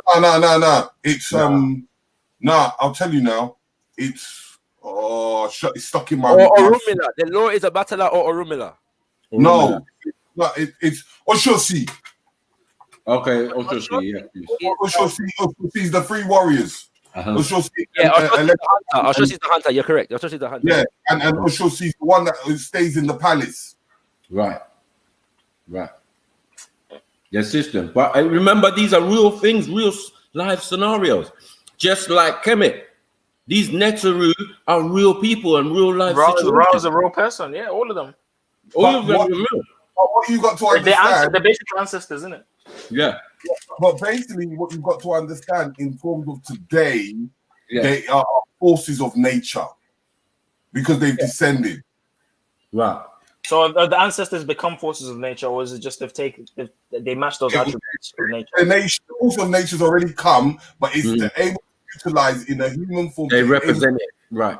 Express the force of nature, different aspects. So, like the lion head would represent the strong one, or this, that, or that. Or right, the head of the or whatever. So that's why you will not call it a god. In its understanding, you will not call them gods. But my question is, Terry, where do we blur the lines between? How do we then worship? Because then there's obviously temples in Kemet. They obviously did something. As I said, it's words. Like for instance, also you have to realize here that the God concept is very different. So the idea of worship is not even the same. Like there's no jealous God concept in Kemet. Yeah, like Amin Ra does not describe himself as jealous. Right? It's just I'm saying. Even though there's human beings. No, I'm saying like, well, so then if it's just a symbolic term for nature and attributes of nature, why then are there temples in reference and worship to each of one of those deities? And Why not?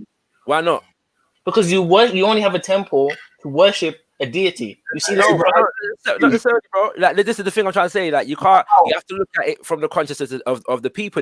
There are the people. Them are accentuating principles, and ideals, that are personified in I don't want to use the word characters, but for want of a better term, they're personified in individuals. Or individuals and what's the word? They're anthropomorphized, in that kind of thing. All right. So was the temple first, or was the spiritual order first? The spiritual orders first. This is why I asked you about was it the Greeks or Persians? Because then at some point that understanding has to have changed. Because then when did it go from a spiritual order just being nature to being animal sacrifices? There's animal sacrifices in Kemet, you know. There's rituals. Zulu. Rituals. Like originally, right before there was churches, what was it? Temples. No, was it congregation more? Yeah, congregation. Yeah. Okay, you're talking about a collective of people. Now they create that facility as the house of whatever that the deities is. Okay. Like from the house of Ugu. Okay.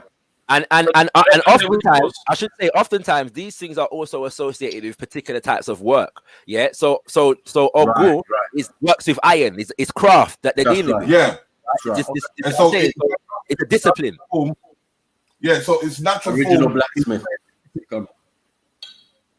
I understand that, brother. But in terms of the rituals, they're like it's like, for example, if you go more to the east, Canaan and all those other regions, they also have temples to their gods. But you wouldn't say that they're not gods, would you?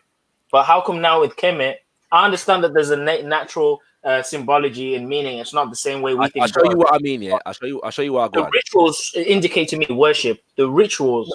But that's the point. I'm saying that it would to you because you come out of a tradition whereby worship is a very specific thing that is done in this particular kind of way. One second, no, but it's not though, bro. Because I'm saying that if you're coming from a nature-based spiritual philosophy, then nature itself is revered. Nature itself is divine. Nature itself is sacred. So you have rituals that symbolize and give expression to the sacredness of nature. Yeah, so that's point number one. So literally, the river is revered, the mountain is revered, fire is revered, or whatever for the role that it plays in the people in life. Yeah. So as much as we take from the river, we give back to the river. That kind of thing. That's one aspect of it. But the other aspect of it is that all of these things are aspects of the self. The principles that are associated with Asar, Oset, Jehuti, Beth, the principles that are associated with Shango, Oya, Oshun, they're all parts of ourselves. Okay. Right? Yeah. So in that respect, yeah, where it's in they call it Ma'at in the Kemetu, they call it Iwa Pele, and there's other Iwa in the Ifa. It's balance. Yeah. So all of these things are about balance in the self. As much as Shango is a force in nature, Shango is also a force in myself. As much as Ogun is a force in nature, Ogun is a force in myself. Right. But why can't that just be the theory or the faith, rather than it being I have to do certain rituals? Because you know the thing with that. Sorry, because go. With the descending bloodlines of those individuals, they kept that pure. This is the story of the Yorubas, yeah? So from Obatala and all of them, they can tell you each monarch that came up until present time.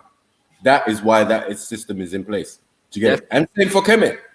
Definitely, and that's why there's rituals for ancestors as well, because we preserve the stories of the ancestors through the ritual. The ritual collectivizes the people. So rituals and remembrance, the consciousness, right? Yes. I'm saying all the rituals give expression and preserve the highest ideals of the people. Right. Okay. So it's like a dance. So like a fire dance would be like a remembrance of a war or something, or it could be that. Yeah, anything. Remember, we got witches. You know what I mean? So is there no God worship in Kemet then? No. We believe in El Khalum, the all in all. The all in all. Okay. Yeah? And then but that within itself is a God, no? That within itself. Unseen is the unseen, bro. Is the I one. I believe in unseen though. Yeah, but that's what we're saying. You don't know about it, but we're saying I worship the unseen. I actually the unseen is the all encompassing. That means all encompassing. Everything comes within the all. Everything all is within. Right. Everything is within the all, and the all is within you. Do you get it? What's above is what's below. Right. Everything. Inner, outward. But you know what it is that you got to actually look at different concepts of in your own language. Because, like for instance, as I said, to a lot of people. It's very hard to find a word in an African language saying devil. Right. Yeah, yeah. Facts. I mean, you do have the evil spirits now. No, we got demons, yep, and also we definitely got evil spirits. Which is some things are standard around the world, it seems, but other things are very alien. Even fairies are not, and mermaids are not strange to us. You get it? But other things are, yeah, like Terry's saying, very alien. Yeah. That's why it's best to look at whatever you're reading in your concept of your language. You get a better understanding. Because as Yorubas, we elect God kings. You get it? Our kings are the representative of God on earth. Just like Kemet.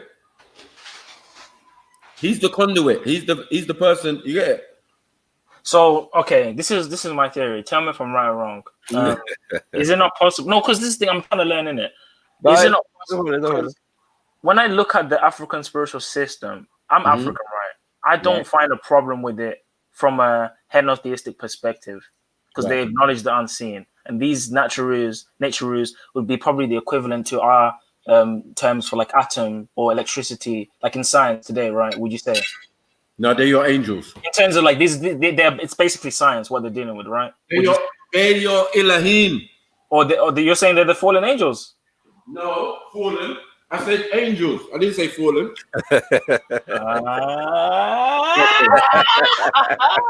Anyway, let me get my theory here. So obviously they're dealing with some sort of science, right? But they also have the concept of the unseen.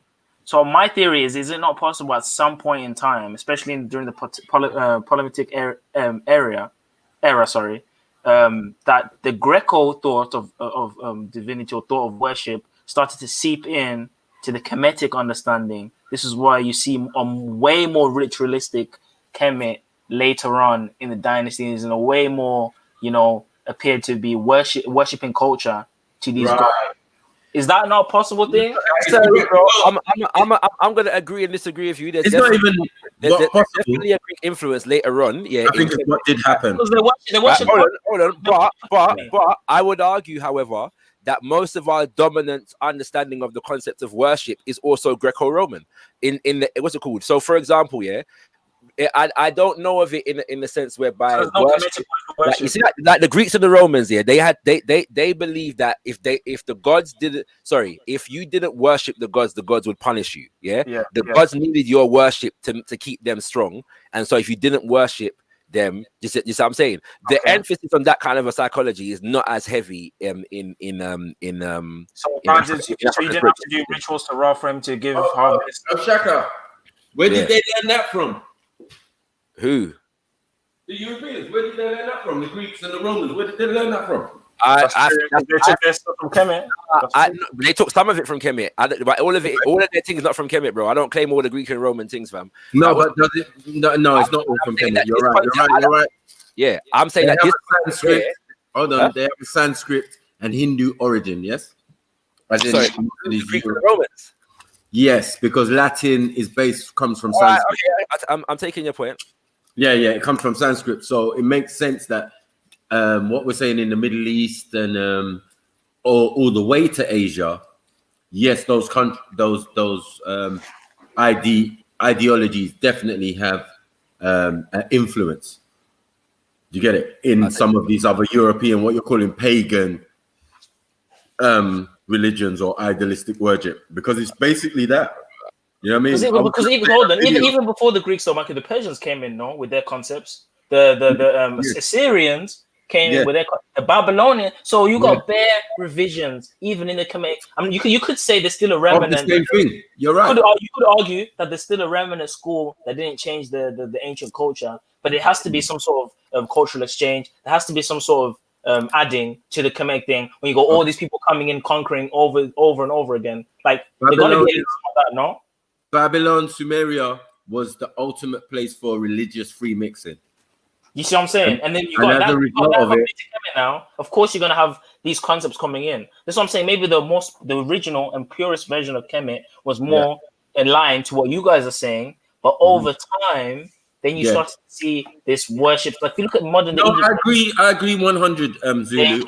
This is my theory. This is why it says in the Bible, Egypt is my people. But your theory, what they were dealing with was way more godly.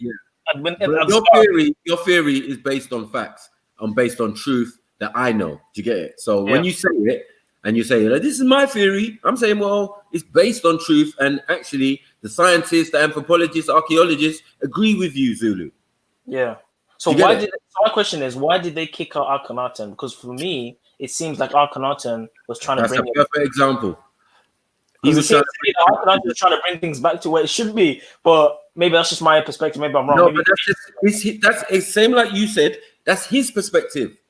But why did they kick him out? Why did they kick him out though? It's not kicking. It's not kicking. He's the king. He's the pharaoh. But they banished him, didn't they kick him out? Yeah, but the other deities or thing or orders that were there are from thousands of years before Akhenaten even existed. So for him to come and say, I want to close them down, only worship the Aten or only worship the sun, it's never going to work. So for them, it was like this guy's coming with some like some random. Okay. No, you're coming from one school and you're trying to make that school every other school. That's the point. Yeah, you're in the school of Amun-Ra. Which school is the first though? No, he's in the school of Amun-Ra. So as in the school of the sun, the worship and the study. Oh, it's like chemistry, biology. Like he's in this. Right. Okay. Right. That makes sense. Right. So he's trying to make everyone schools. He made that his focus. So he's trying to make everyone study this. Okay. Yes, which is not wrong, but it just would have been part of your learning. You know, as a royal or whoever. You know what I mean? Because you would have been specific. If I go to Egypt, I want to be in a specific order for a specific thing. Maybe I'm a babalawo or a medicine man. I've gone there, for chemistry, to know certain things. Do you get it? Because when you type in Akhenaten, it says that he's the most hated pharaoh. Yeah, but that's propaganda still. Yeah, go on. That's why when you find out most Babalawos will go through the school of Orunmila. Right, because Orunmila and Ogun. Who was the oracle? Was it not Ogun? No, the oracle was Orunmila. Okay, sorry. Yeah, Orunmila. Yeah, thank you. So they because you have it depends. But sorry, Orunmila is the person that codifies the oracle system, but then Odu itself is the oracle, if that makes sense. Like Odu is that's why you have. This is what I feel like people are underestimating Kemet, man, because even now, estimating the village, you know. I'm thinking about it. Even in the Bible, it says Moses was learned in all the wisdoms, and it's like if these Neteris were science and not actual deities that were just worshipped as deities, then that education would have then enhanced whatever Moses was going to do in terms of the Israelites. So when I take away my brainwashing of them worshiping many gods and I look at it from a point of view that they were symbolic and natural, it does kind of make a bit more sense for me when it says that he learned those wisdoms. And then why God favored them. Why he said Egypt is my people. Exactly. So it kind of makes a bit more sense now. But like I said, there's an earlier account. There's an earlier account of him expecting the gold in the land of Havilah. Havilah is Ethiopia.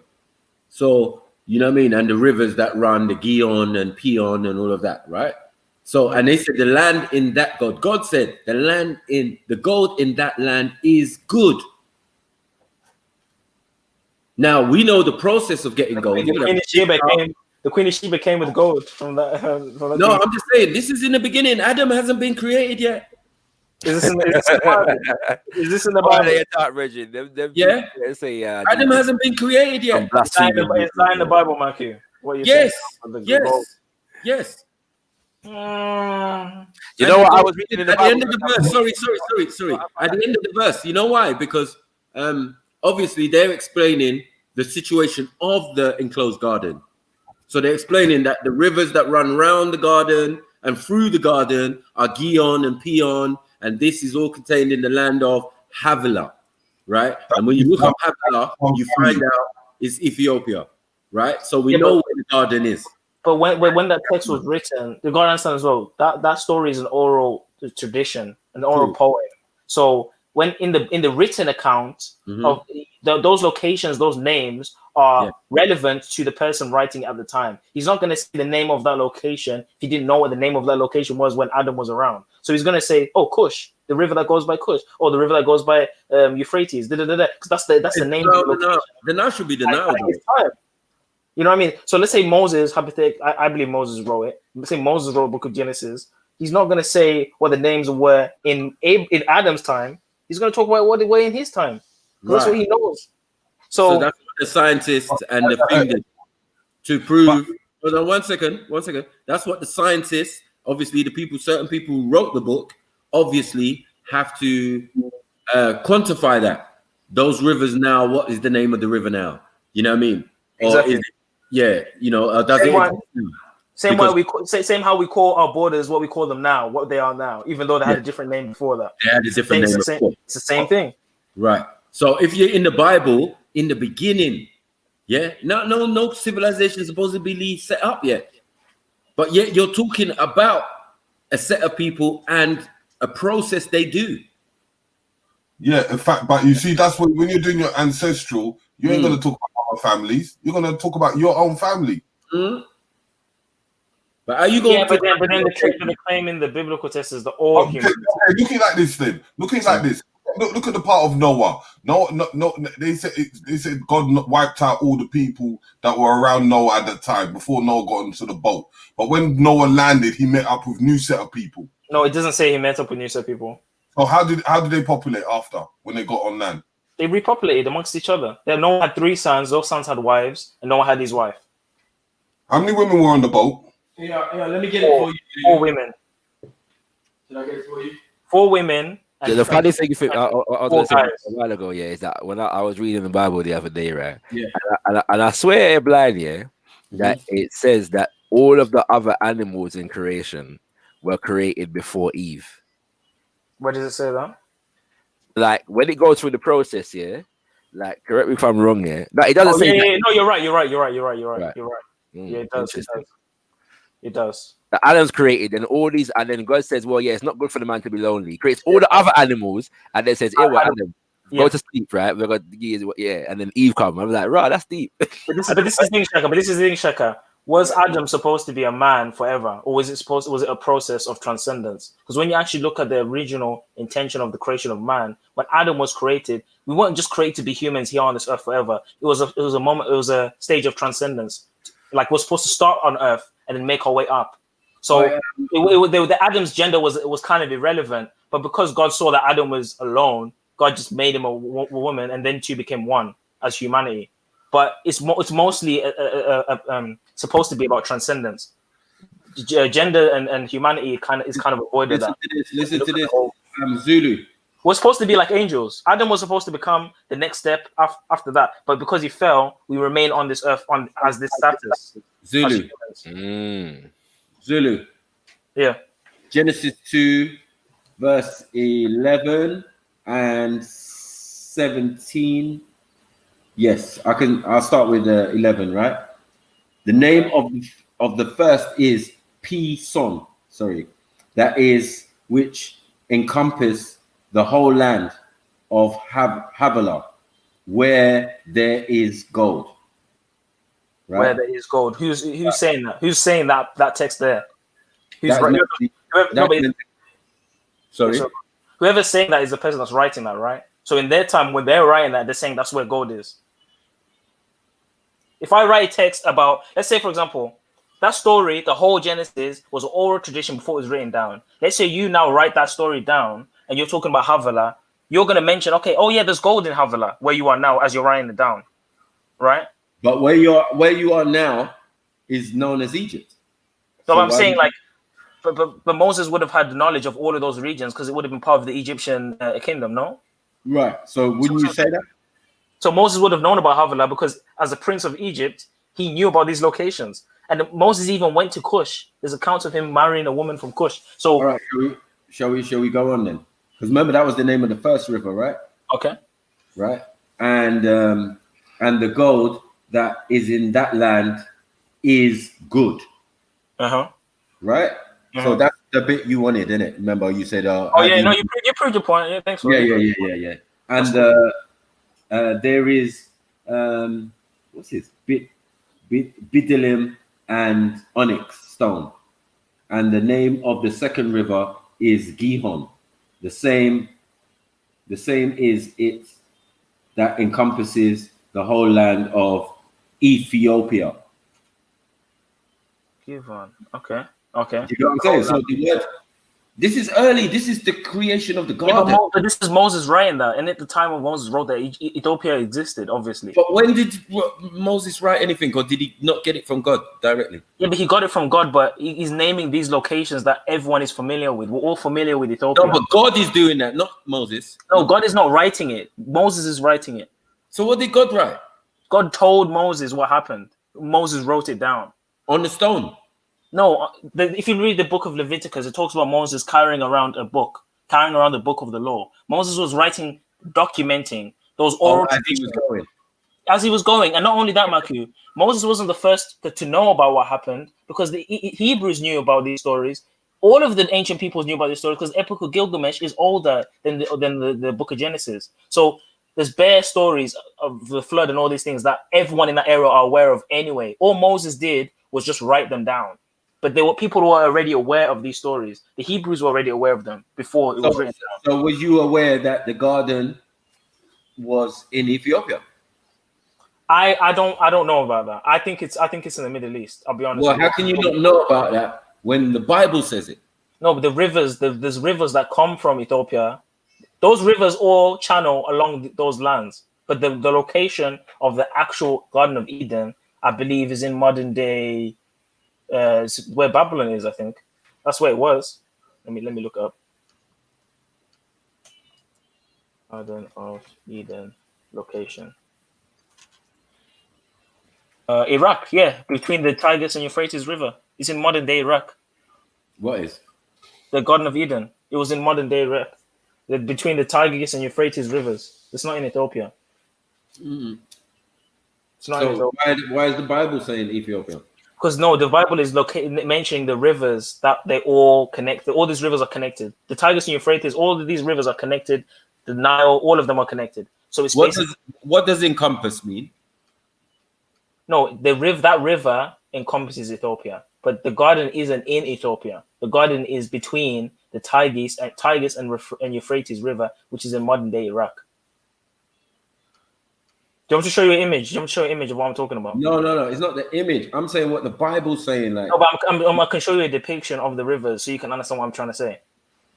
Yeah, but the Pion, yeah, the river Pison, sorry, yeah, that encompasses the land of Havilah. Where's Havilah? Let me show you the map. And then in the next line, they're going to tell you it's Ethiopia.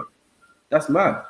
No, it's not telling you the garden is in Ethiopia. It's telling you there are rivers that come from Ethiopia. There are rivers that come, which is the Nile, exactly, for another one. And that those rivers basically travel or are near the Garden of Eden. They're all connected. All those rivers are connected around the Garden of Eden. That's what it's basically saying. What river comes out of Ethiopia? No, the rivers that are mentioned in that passage. I'm just saying, as you know, what major river comes from the mountains of Ethiopia? The Nile. Right. But and when it's coming from the mountains of Ethiopia downstream and as a stream, yeah, it's called what? It's called, what do you mean? Is it the White Nile or the Blue Nile? What? I don't know. I've never heard of that. Because the Nile's in two parts, isn't it? At one point of it. Because we're saying the mountains of Ethiopia on one side, and then we've got Uganda, where Lake Victoria is, the Great Lakes region, where the Nile starts. So it's two-part Niles, and it joins in a place called Khartoum. Do you get it? And then becomes one Nile. Do you get it? Mm-hmm. So yeah, there's two rivers, But look, it's like it's telling you what's happening. They're saying one goes through it, one goes through, and one goes round. I think that Ethiopia was the location of the pre-flood civilizations like Enoch, Noah. I think that's where the oldest prehistoric civilizations were. I think Kush. Hold on. You look. Are we being truthful when we say the verse starts, verse 4, with the title Adam and Eve in the garden, and these are the generations of the heavens and the earth when they were created, in the day that the Lord God made the earth and the heavens. So, bro, this ain't like way down in the story, fam. I understand that, Michael, but I think what's happening is you're mixing up the rivers. You're saying because the Ethiopia's rivers mentioned, therefore the Garden of Eden was in Ethiopia. But when you read the passage, it tells you that the Garden of Eden is between the river Euphrates and the river Tigris, which is not in Ethiopia. Those two rivers are in modern day Iraq. So the Garden of Eden, according to the Bible, is in modern day Iraq. No, that's the name. Hedikul, and which is Gulf, towards the east of Assyria. And where's Assyria? Okay. Where's the east of Assyria? Is that not Iraq? Yeah, no, but this is not the first. I'm saying, bro, it's Iraq. No, it's mentioning. It's basically going to mention 4 rivers, right? Yes, because they all connect. All those rivers are connected. And 2 of those rivers is one river, right? We just established that, right? Because it's just the Nile. Kind of. We've got the Blue Nile and the Thing Nile, right? And we know the location, right? And then they're telling you about the Tigris and Euphrates, which is in Iraq. Right. Because remember that some of the origins of the people, this is what I'm trying to say, the origin of the people that they took to put in the garden, because everything else that's going to happen, like you said, Zulu, is going to happen up in that region. Do you get it?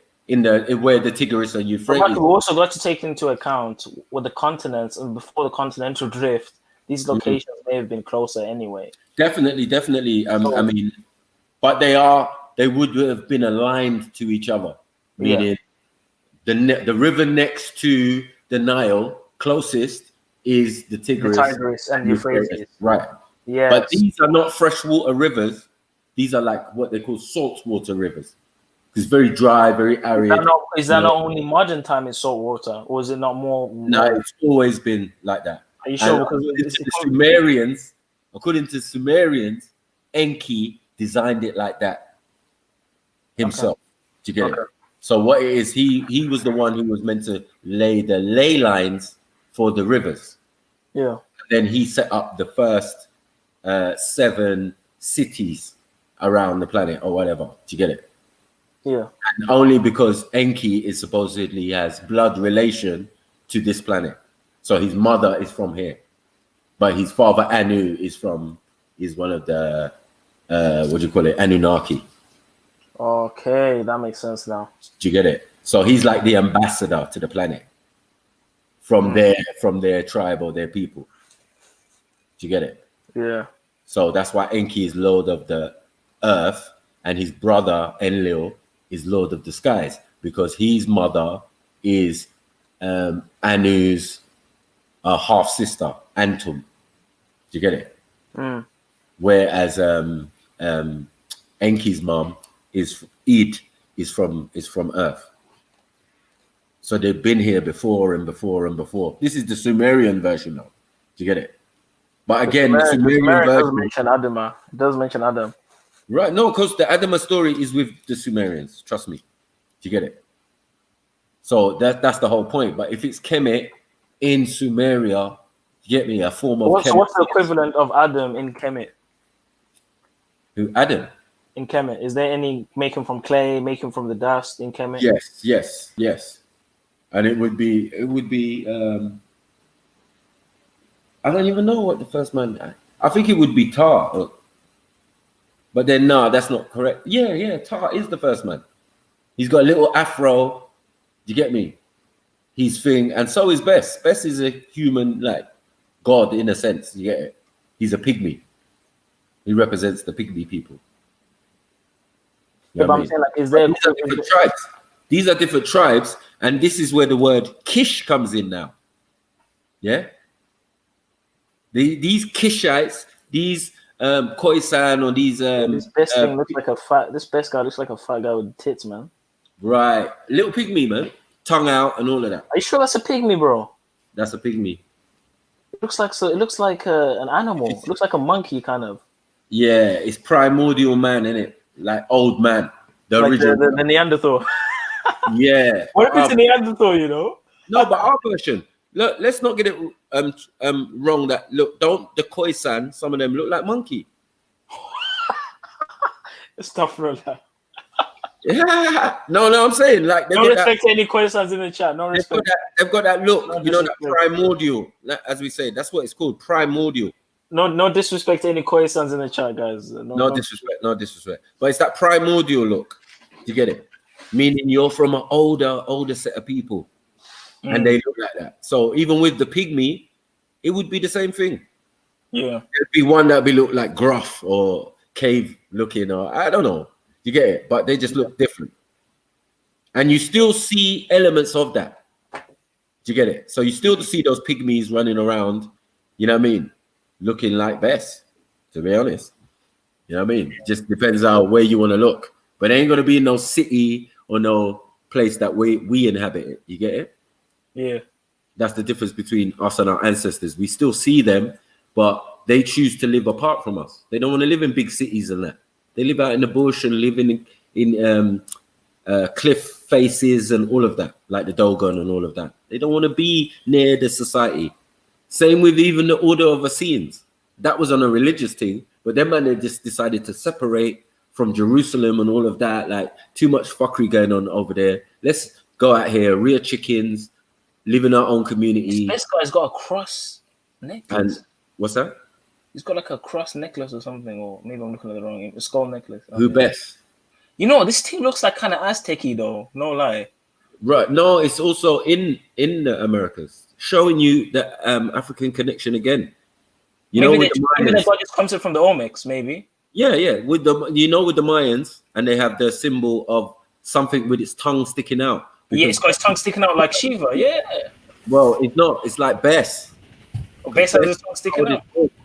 Of that thing. It's meant to mean, you see these little pygmies, they will stick their tongue out to drive away evil spirits. Okay, that makes sense now. And that's what yo, just 1 second, hold the scholarship there, yeah. This is a minor intervention. You're gonna make it about yourself again. Apologies, Snipe, bro, for the mum talk yesterday. That definitely has to be said. Just came in to squash it. You know what I mean? You know these things can get out of hand, bro. So like, I'm just sorry. How long are you just gonna say something, apologize? You know, there has to be a moment where you're like, what's causing me to behave this way? And you need to like look within, and you know what I mean? Yeah, but you know, I think if Snipes really wants to admit it, he can troll like a little bit as well, innit? So, yeah, but Max gets angry sometimes, but I've never been compelled to say something stupid like that. Like what? At the end of the day, he's still my brother. I still come on and say, "What's up, my Uncle Max?" Like, I've never been that angry to say something stupid like that. Yeah, because don't forget, you ain't been in a situation. You ain't had, you know, you were. Like, I'm sure if you was in the situation that I was in, you would understand, innit? I would have never. I've never said it to anyone. What, to go suck their mum? Yeah, man. All right, cool. All right, that's all right. That's all right. I'm not trying to shut down your apology. If you're sorry, you're sorry. You know, that's cool. But I'm yeah, that's cool. But really, bro, you know what? You are a bit of a troll as well. Oh, so now you're gonna switch on me? No. Let me be honest with you, Zulu. I didn't come to apologize to you, though, Zulu. I came to speak to Snipes because I respect the guy regardless, innit? You know, and like personally, it could be a thing where, you know, he sees me and then he comes to try and do something to me. So what I'm doing is I don't really know him from Adam, so I'm kind of come here and squash it and just say, look, don't need to get that far. Just, you know, it was just emotions were high in it. Let's put it that way. So just like I just came to come and squash it. That's it. Done. You know what I mean? Cool, it was squashed even at the time. But I respect him. I'm actually liking him. So I want, you know what? Of course. No disrespect, family. I'm just saying, like, you know, King God, I mean, but as Zulu said, and I just don't understand, like, how, you know, when I'm meant to say something, yeah, Zulu spoke, yeah, but he spoke the wisdom of the ancestors. This is mad. How sometimes, like, age means nothing. Do you get it? It's yeah, but I'm always respectful. One second. It's not exclusive to age, yeah? And he made good points. And I was just like, rah, is that the spirit of the ancestors just going through Zulu? And just telling me, like, yeah, come on, man. Yeah, you do this a lot, King Gold. And how are we going to resolve that rather than, yeah, you know, we know what you've done. And, like, man is not taking it to heart. You know that. But what do we do from here? How do we stop this from happening again? Exactly. And it only came about as explaining the same thing, explaining that you flid out now and again, and then all of a sudden it was, you know. Nah, bro. You know, I noticed. Yeah, one thing I noticed. I didn't think it was fair that you was arguing with Shani. That's all it was. And the way you were talking to Shani as well, bro, like, was like, what? Like, I just nah, bro. You know what? Let me be honest with you. Yeah, I know it's got to that stage, but bro, like, she's never ever said anything positive about man in it. So, for someone for energy to be like that, like, I've known her for a year. I've tried to ignore her, then she'll say something that's negative. So personally, it's not no EastEnders thing, but don't forget, when I'm coming into the hangout and people are asking, why is Nikki flipping out? Why is King? It's because there's clearly this girl's like, she don't like me. And if someone starts it, there's nothing you can do. So yeah, no, but obviously it's kind of like it worked its way off onto other people, and Snipes kind of took the barrage of it. So, you know, I totally respect my man in it, like Snipes, 100%. No, man, we're good. But what we're saying, what Zulu's saying is, like, how are we gonna ensure that this thing just don't? Yeah, I don't think because you think about it, King God, you could be saying she's cool to you lot, but to me, if, like, don't get on her bad side. That's what I'm saying. All I'm saying is I'm gonna stop it from withdrawing from the situation, because this is a hype channel, bruv. Even with Shani on it. You know what I mean? It's better that Shani's on it than me coming on, and then there's some mad thing. So it's obviously, like, it's a good setup, innit? So, but I just, I'm just saying, you lot doing a good job. One second, my brother. Like, 1 minute it was Jen, then it was this person. It's always a woman as well. Like, yeah, but it's women and men, bruv. Anybody can get it. I hear you. All I'm saying is, family, keep up the good work. The young gun is bruv, you're a scholar in the making, and obviously Snipes, you're in the right hands, because not much that I've kind of searched that he said has been false. Some of it's been like conspiracy or history that can't be proved, but it's all there, and it's all contextualized, and it's all substantiated in it. So yeah, keep up the good work, family. Yeah, that's what I'm saying. Pick up yourself. What I'm saying is the tongue is a sword, and you know, sometimes people are merciful, like Michael, and sometimes people are not. So be careful. Yeah, of course. Weapons. Be careful with your weapons. Yeah, man. The scholarship is out of the roof, bro. They're out of the roof. I would like for Wally to come on to. I think so. I think Wally should come on and defend him being an Egyptian, because I saw some of them. He was talking, but I'm gonna have fun with that one. What, Elliot?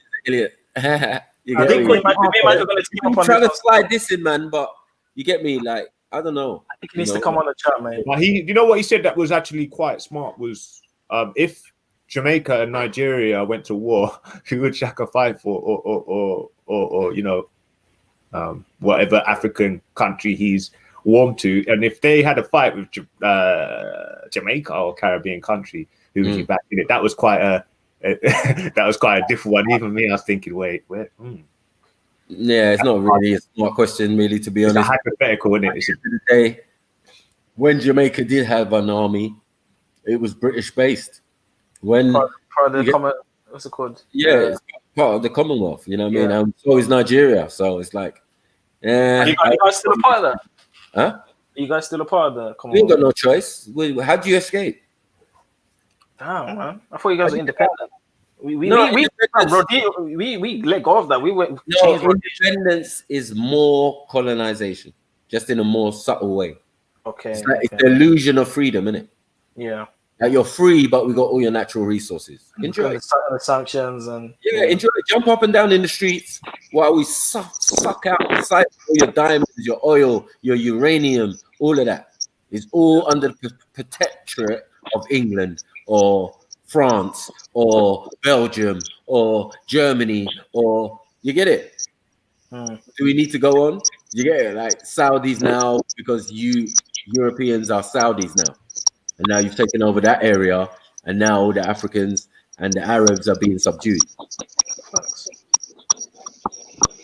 So these are the things that we see and we know. Like, people think we're silly. Like, you know what I mean? You got to get your information right. Now, you get me? Like, Waleed is not even worth answering, to be honest. Like, he put Prince in his name. A Prince of what? Desert? Sand? What's going on? God have mercy. You get me? Like, we don't play this game. Like, Waleed, you know you can't debate me. You haven't got no skills, no thing. No, it's just madness. Just allow it. Taking on freaking my name. You get it? Put respect to my name with your fake princely title. Who's Prince of what? Where are you from? Like, who is your lineage? Where are your people? You can see the king on my profile, my family. You get it? Yo, big up the chat, man. Live from Knox. Yes, big up yourself, bro. The dark side. Yeah, we like that name still. The dark side. Ain't that the guy who beat up Superman? Darth Vader. No, Dark Side. Oh, Dark Side. Yeah. He fucked up Superman's car, innit? He killed him, innit? Oh, Doomsday killed him. Oh, Doomsday. But Dark Side is still, innit? Yeah, Doomsday. Yeah, Doomsday, I get you. Yeah. But Dark Side basically, I was having an argument with my brethren yesterday, yeah. Right. And man is saying, like, how can Jamaicans and I've heard like Jamaicans and Africans don't like each other, like. Yeah. And I'm not sure if that's what it's like in London, but like, is there any truth to that? Like, in some parts of London, not my part. Where but I'm from. what would be the reason for that? I'm trying to, like, I was talking to this girl, I'm saying, yo, what would the reason be for that? Like, what could Jamaicans and Africans have that could cause a rift? Like, what could be the rift? Sorry. What do you mean? Against each other? Yeah, like against each other, like. Nah. We don't have that. Before you answer, Michael, can I just say one quick experience? Yeah, we don't have that. I thought you meant us against Somalians or some of us or thing. That's what I thought. Can I tell you one quick? Us as Nigerians and West Indians, nah, no issue. Can I tell you one example of mine? Right, when I was in church, it was predominantly like Jamaican in church, and they were like kind of like making fun of me because I'm African. They were saying, you drinking dirty water, you're making clicking noises, and and it came out of nowhere. Yeah. How about that? How about the same thing? How about the same thing? Like, yo, pick up yourselves. I'm not going to go to the chat. Yo, pick up everybody inside. Yeah, brothers and sisters in the place. Pick up yourself, cheese. Yeah, man. Love, man. Love. All right. Yeah, come on, saying Zulu. When I grew up, bro, it's like I just saw black people in it. I just thought everyone was African, everyone was black. But then I started to notice, okay, Jamaicans don't like black people, Africans, or at least the ones I knew. At least the ones I knew. What could be the reason for like? What could they have? I think the narrative of Africans selling Africans contributes to that, and then also maybe their parents would tell them, "Don't go next to an African, don't trust an African." So maybe that kind of was instilled into them. And then when they saw me, because when they saw me, they didn't see African; they just saw a Jamaican. It's only when I started saying I'm Zimbabwean, that's when they started making the jokes. You know what I mean? Where's this? London? No, it's in Wolverhampton, the UK. West Midlands. Okay. Is it not like that in London? No. Even the parents, like, what would the reason for parents to say don't trust Africans or don't what in history have Africans and Jamaicans have a rift for? Like, what could cause a rift between these two people? I can't work it out. Slavery. Yeah, it's not worldwide. And as I said, he was living in a town outside of London, so metropolitan London, we don't have that issue, but we have more Jamaicans and Africans than anybody. You get it? Yeah, so makes sense. We don't have that issue. Yeah, we don't have that issue. Tell truth. I think we had little niggles back in the day when I was a youth in the 70s and that. Yeah, there was little yo boo boo blah blah blah. Maybe it reached up into secondary school, but it wasn't deep. Do you get it? Cause we roll together, man. Roll together, man. Do everything together. Man's in each other's houses and all of that. Man's growing up with Rasta man, and my brethren's dad's a Rasta and all of that. So like we know everything. Like it's not the same for us. No, same thing, mate. Same thing in Knox. Like my brethren are all Jamaicans. Like I'm probably like the only African man in my group. You know what I'm saying? So it's yeah. So some of them have said to me, "Go back to Africa." I'm like, whoa, like sound like a white person. How could you say that to? Like, no, but where you are, I've always thought was a little bit racist because my only friend in school, his name was Andrew Andreas, right? He was Greek or whatever. Yeah, he supported Wolverhampton Wanderers, right? The only person in the whole ends. There's bare teams to choose from. Tottenham's there, Arsenal's there. You get it? Like Man United, Liverpool at the time. Yeah, he was there with his Wolves thing, his bumblebee thing. It was black on the collar and yellow on the thing. And I always thought it was strange. And I never ever got to go there as one of the places I've visited in England. I've driven through it and past it, but I've never, been there. Yeah, family. There's someone who's my family there. Like my cousin lives there now, but yeah, he just moved there. He's always lived in Tottenham. And then that made me be separated from them because of that at that time. But I think it's just ignorance, man. Yeah, it has to be because, like I said, there's nothing that could cause there's nothing that could cause these two people to have a contention. When I go to the barbershop, like a Jamaican barbershop, they don't say like, "Oh, here's an African coming in." They speak to me in power as if I understand, because I don't look like someone different. I look like them. But it's only when they're asking where I'm from, that's when it's okay, him and us, rather than us together. Did I mention yesterday that didn't I mention yesterday that an accepted fact that Nigerian women love Jamaican men? I swear. Yeah. So we've had a lot of intertribal, yeah, because I wouldn't say interracial, I wouldn't say two different countries. It's the same people. Do you get it? Yeah. I've been to a lot of the weddings, cousins, family, family now, and all of that. The food is the same, the culture is the same. It's the same thing. Because this girl I was arguing with yesterday, I'm thinking to her. Yeah. She's saying most of the slaves that got took. They say most Jamaicans are from West Africa, basically.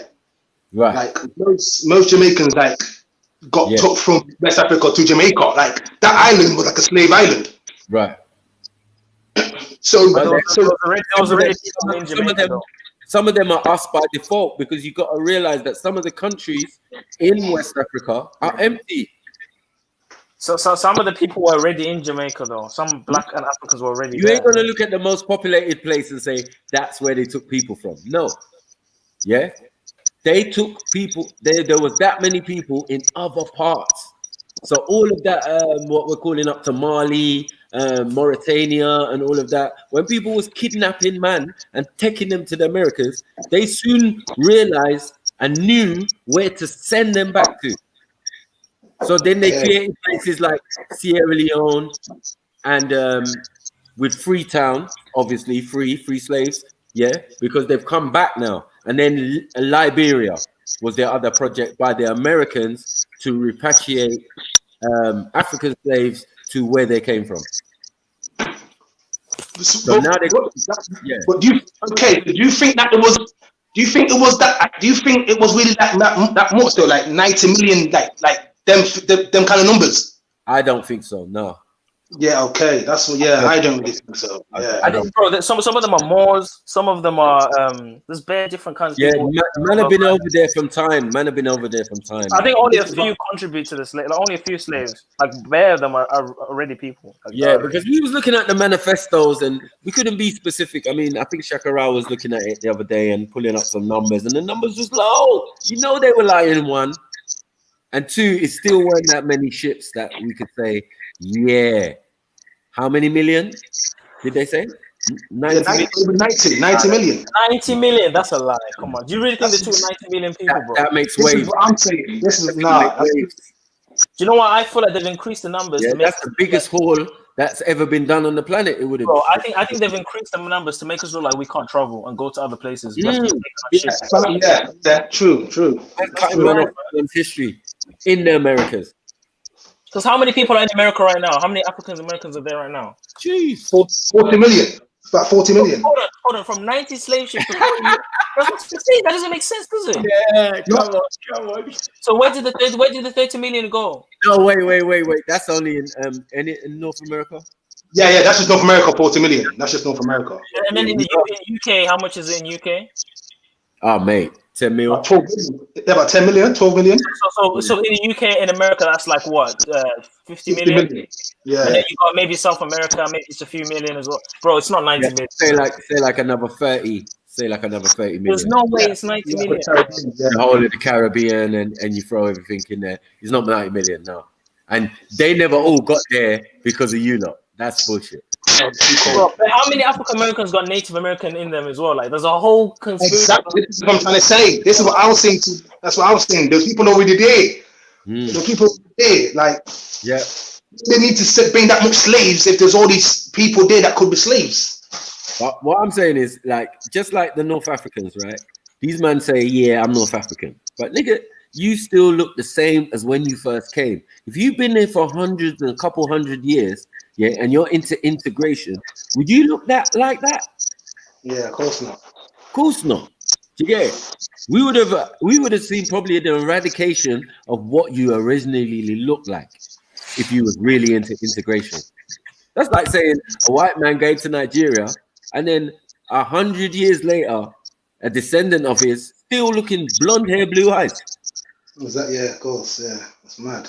Either you was in there as a racist, yeah, like don't fuck with these niggas, man. These niggas are monkeys. You get me? Or I don't know. You just fancied your own or brought your own. Yeah. Or just bred with your own family. No. We're not doing that. I'm just leaving it alone. Yeah, we're gonna leave that alone. But yeah, man, 90 million. No. I'm not convinced. Yeah, I'm not. It's I'm not convinced. I'm not backing that one. Though. Yeah. I'm sure if there's some people who are opposed to 90 million people or think that it's 90 million people. Can anyone hear me? Who's that? Hello? Can anyone hear me at all? Yes, Jets. Shalom. Hello? Can anybody hear me at all? We can hear you, bro. Hello? Yo. I don't think he can hear us. Hello? Can like anybody hear me at all? He's like the Black Elvis. To myself? Nope. Hello? Yeah. Hello? Yo. Can anyone hear me? Like, what's going on? Yeah, we can. We can hear you, bro. Oh, you little blood now. What one? We said we can hear you this whole time. Yeah. Oh, I couldn't hear nothing, man. Yeah, I'm just at work, obviously dealing with the youth and that. But I come to find out that me and Sniper is hot topic again. Yeah? Oh, as but usual. Time is Sniper, it seems like. Yeah. Yo, Sniper. Yeah. Yo, Sniper. Yes, family. All right. Well, is Sniper not there? He's spoken to you just now.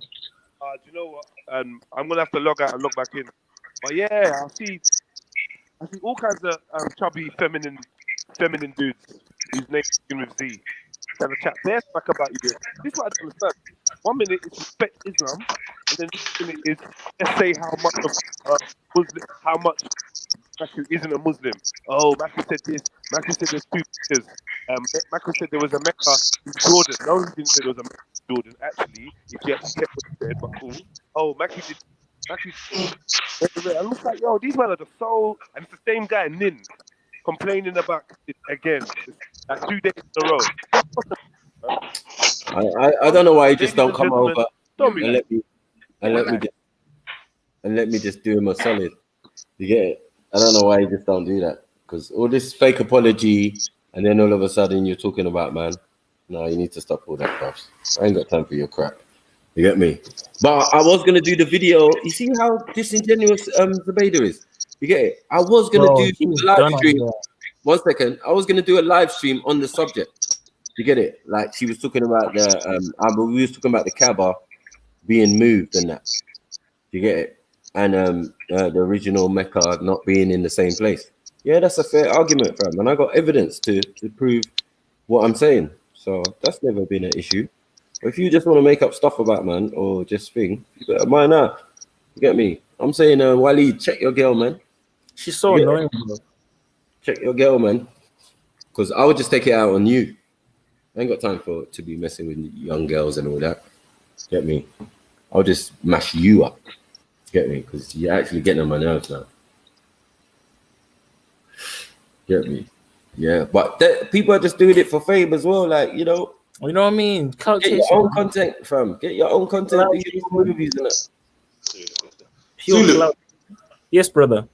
I got a question for you, fam. So, do you believe that? You're saying that, if I got it right, that the Earth is not older than 6,000 years old, yeah? I've changed my position on that still. Oh, I was gonna say, what time frame do you give for Pangea? Like, do you believe that all the continents were together at one stage? Yeah, I believe that. Okay, but what time frame do you give that? Maybe a few thousand years, man. I don't know. I haven't looked into that. I think it's as earliest as possible. I don't think it's recent. Okay, because basically, I was having a deep conversation with this girl yesterday, and she's just like, she basically saying, like, basically, like, she's saying, you hear me? Yeah. Yeah, she's saying, like, humanoid. She's saying Neanderthal, Homo erectus, and all these things were humans. Like, I think they were. I think they were too. Okay. From the truth. But you know what the problem is, Dark Side? There's a missing link. Exactly. There's a missing link, and what's happening is that, for example, if you look at the first hominids, right? Hominids are like primates or us, right? The first hominids, there's a chain of evolution, right? You have a more ape-like looking hominid, and then you have Homo erectus, Homo sapien, Neanderthal, and you have more human-looking ones later on down the line. The problem with the evolutionary model is there's a missing link. We call this the missing link. There's fossils that are missing from that ape-looking one to the modern-day kind of looking ones. Well, not even the ape one, because remember, Homo erectus means he always stood upright. Exactly, the ape that moves upright. Exactly. So, but where does the missing link fit in? Which stage? Where would the missing link fit in? It's between the Australopithecus and the Homo erectus. Thank you. And that missing link means that it's possible that they're not related. Because if you can't find an in-between fossil between those two types of human, then how can you correlate and say that they're the same thing or comes from and that they say that Homo erectus has no link to any other being on this planet. What does that mean? What does that mean? And it means, you know what they also say, Marco? They kind of make it out like we came out of nowhere. When you look at the brain size of the Homo erectus, the skull size, it's like 2 times bigger than the Australopithecus. It's now, can we go back to the ancestors? Can we go back to the Bible? Can we go back to the Quran? Everybody's talking about people coming from the sky, mixing in with people, and then people are appearing on the planet. Interesting. Yeah, definitely. The sons of men looked upon the daughters of men and saw that they were right. Anunnaki. Right. What's all about? We just saying we don't matter what the story is. Yeah, the story is just similar. You know when you have multiple stories, but they follow the same pattern. So when it's a flood story, yes, bro, you got a Kemet one, you've got a Sumerian one, you've got a biblical one, you've got a Quranic one. Well, they must be all based on the same thing. Do you get it? Yeah. If we either put them all together or section the oldest one, then we'll find the truth. Or not even the truth, like we're saying the others are a lie, but where the story originally came from. Because if I had that story and then I moved to Scotland, and live there for the rest of my days, I'm going to write things and say things in a Scottish way, in a Scottish accent. Do you get it? I give my interpretation of what I remember. Maybe I haven't got the source information, but I do remember the basics. I do remember that there was this God and this God. I do remember that there was this system and this story being told. Do you get it? So that's how you can see the changes when men are moving from one place to another place. Like, right, they got the kind of same thing. Yeah, they are the same, but it's like an accent, as you said. It's just now it's a different dialect of the same subject. Do you get it? Yeah. Just like how languages, So it's like Ra, Salam, Shalom. It's just 2 different. One came after the other, very clearly. Yeah, And but one definitely they're definitely similar, and they definitely one mean quote the same. from the other, and then also claim this is corrupted, which makes So when sense. you add the Kemeter one, when you add Hotep, and then you add Salam, and then Shalom, yeah, and they all mean peace. Do you get it? So it's just as it goes, like, bro, that's how things go. But you can see the connection for the first two. Yeah, it's just that the other one, Hotep, don't have no vowels. Yeah, it's HTTP in it. Right. You get me? They wouldn't have said it the same way, like how these men say Hotep. Yeah, you add in you having the vowels in there now. It's cool. That's right. That's true. Yeah. You get me? Like they say Kemet. It's not Kemet. It's KMT. T. That's right. Yeah. Where's your coat? Get your coat.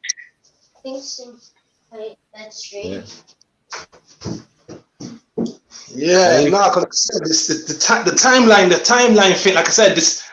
I heard Zulu. I thought Zulu was on the 6,000 year thing. It just seems too quick. No, he let it go. He definitely. You know what it is though? When you look at the scientific explanation for the formation of the earth, right? Yeah. In the Bible, how many days does it say God took to create the world? 7. It took 6 days, right? Yeah. But when you look at the 6 days though. I know, but when you look at the form, this is the point I'm trying to make. When you look at the formation of 6,000 years, as this is the point I'm trying to make, though, Maki. When you hear this out, when you look at the formation of the earth in the scientific model, guess how many stages there are? How much? 7. 6. Okay. So when you look at that passage in Genesis, God made this in a day, God made that in a day. When you look at it from the literature as how people back in those days, as we know, even today, when people write poems, they add descriptive terms to kind of simplify a more complex process. So when God says, let there be this, it's not saying God is literally just speaking. Obviously, there's a more deeper process behind the communication. What if it's maybe it's vibration, maybe it's frequency. There's a deeper process behind him creating, but it's just a simple explanation or passed down traditional story that we can obtain information from and understanding from. So the book, so the book's basically like it's like an explanation for dummies then. I won't say for it's just a simplified explanation for because think about it, Dark Side. If you've ever had a supernatural experience, how hard is it to write that down so that you can a natural person can understand it? It's hard to write down like for example, there's many people that have had DMT trips. I don't know if you've ever heard of DMT, right? Yeah, there's people that have DMT trips and they struggle to explain what they saw in natural terms. Because when you're dealing with supernatural things, it's really hard to put in a text. It's really hard to write down. You know what I'm saying? So when Moses is writing, God spoke things into existence. The process that God probably revealed to Moses was probably way too hard to even put on a text. So how can you explain the formation of the planet in words? Do you understand what I'm trying to say?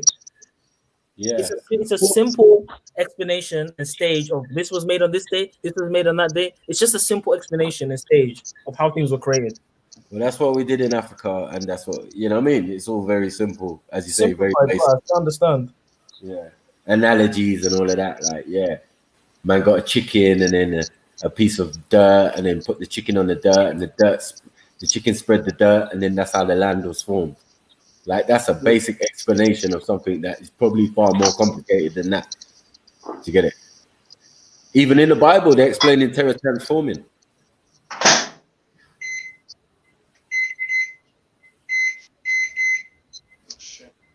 Huh? Shut up, Waleed, man. You get it. If you want to debate me, he said he's apologizing. Like, he said your girl is slandering me, man. If your girl's out there slandering you, put her in check, bro. You don't come and tell me about you want to debate me. He said he's sorry. Stupid, man. Stupid. They're just begging for attention from him. No, you get it. Like, it's not that, bro. You get it. I was considering letting her on to Freestyle Friday to do some of her raps because she's got skills, man. She's got bars, but right, if you lot can't behave, it's back in the sin bin for you, lot. I mean, mad thing. Yeah, those are the good days, man. When she used to behave. Innit? And she was nice and cool and thing, and we had a good debate the other day, and all of a sudden you're slandering me. Like, that don't make sense, man. Fuck off. You see people that switch up like that, it's just weird, man. Yeah. I'm sorry to say, but even Kim Gold, like that kind of energy is just weird for me. Like and for me, it's irritating because it's my daughter's age, man. It's my daughter's, you know what I mean? My daughter behaves like that and stuff like that. Like that's how I think. Than me, I don't think. I think she's like what 22, 21. Yeah, she's 22, man. Like that's what I'm saying. She's a kid, man. And this 30-year-old man want to talk to me and some way. Shut up, man. Don't sit down. Man. I didn't think she was that young. Now I think about it. Yeah, she's literally my age. That's crazy. But she's a smart girl. You get me? She's got bare thing, but sometimes she just got passion for the wrong thing. Like it don't make sense, bro. No one ain't done nothing to you, so yeah. They just want to throw my name under the bus and all of that. Don't realize how powerful the name is. Yeah. Oh man, this is you gotta put respect on it. You can put fake prints on your thing. I don't do that on my thing. Yeah, anyone want me on my accounts in Africa, actual royalty, you know. Listen, anything on my other accounts or anything that's personal to me has HRH on it. That is facts. If you're looking for me on Facebook, you better put HRH in front, otherwise that ain't me. You know what I'm saying? Yeah.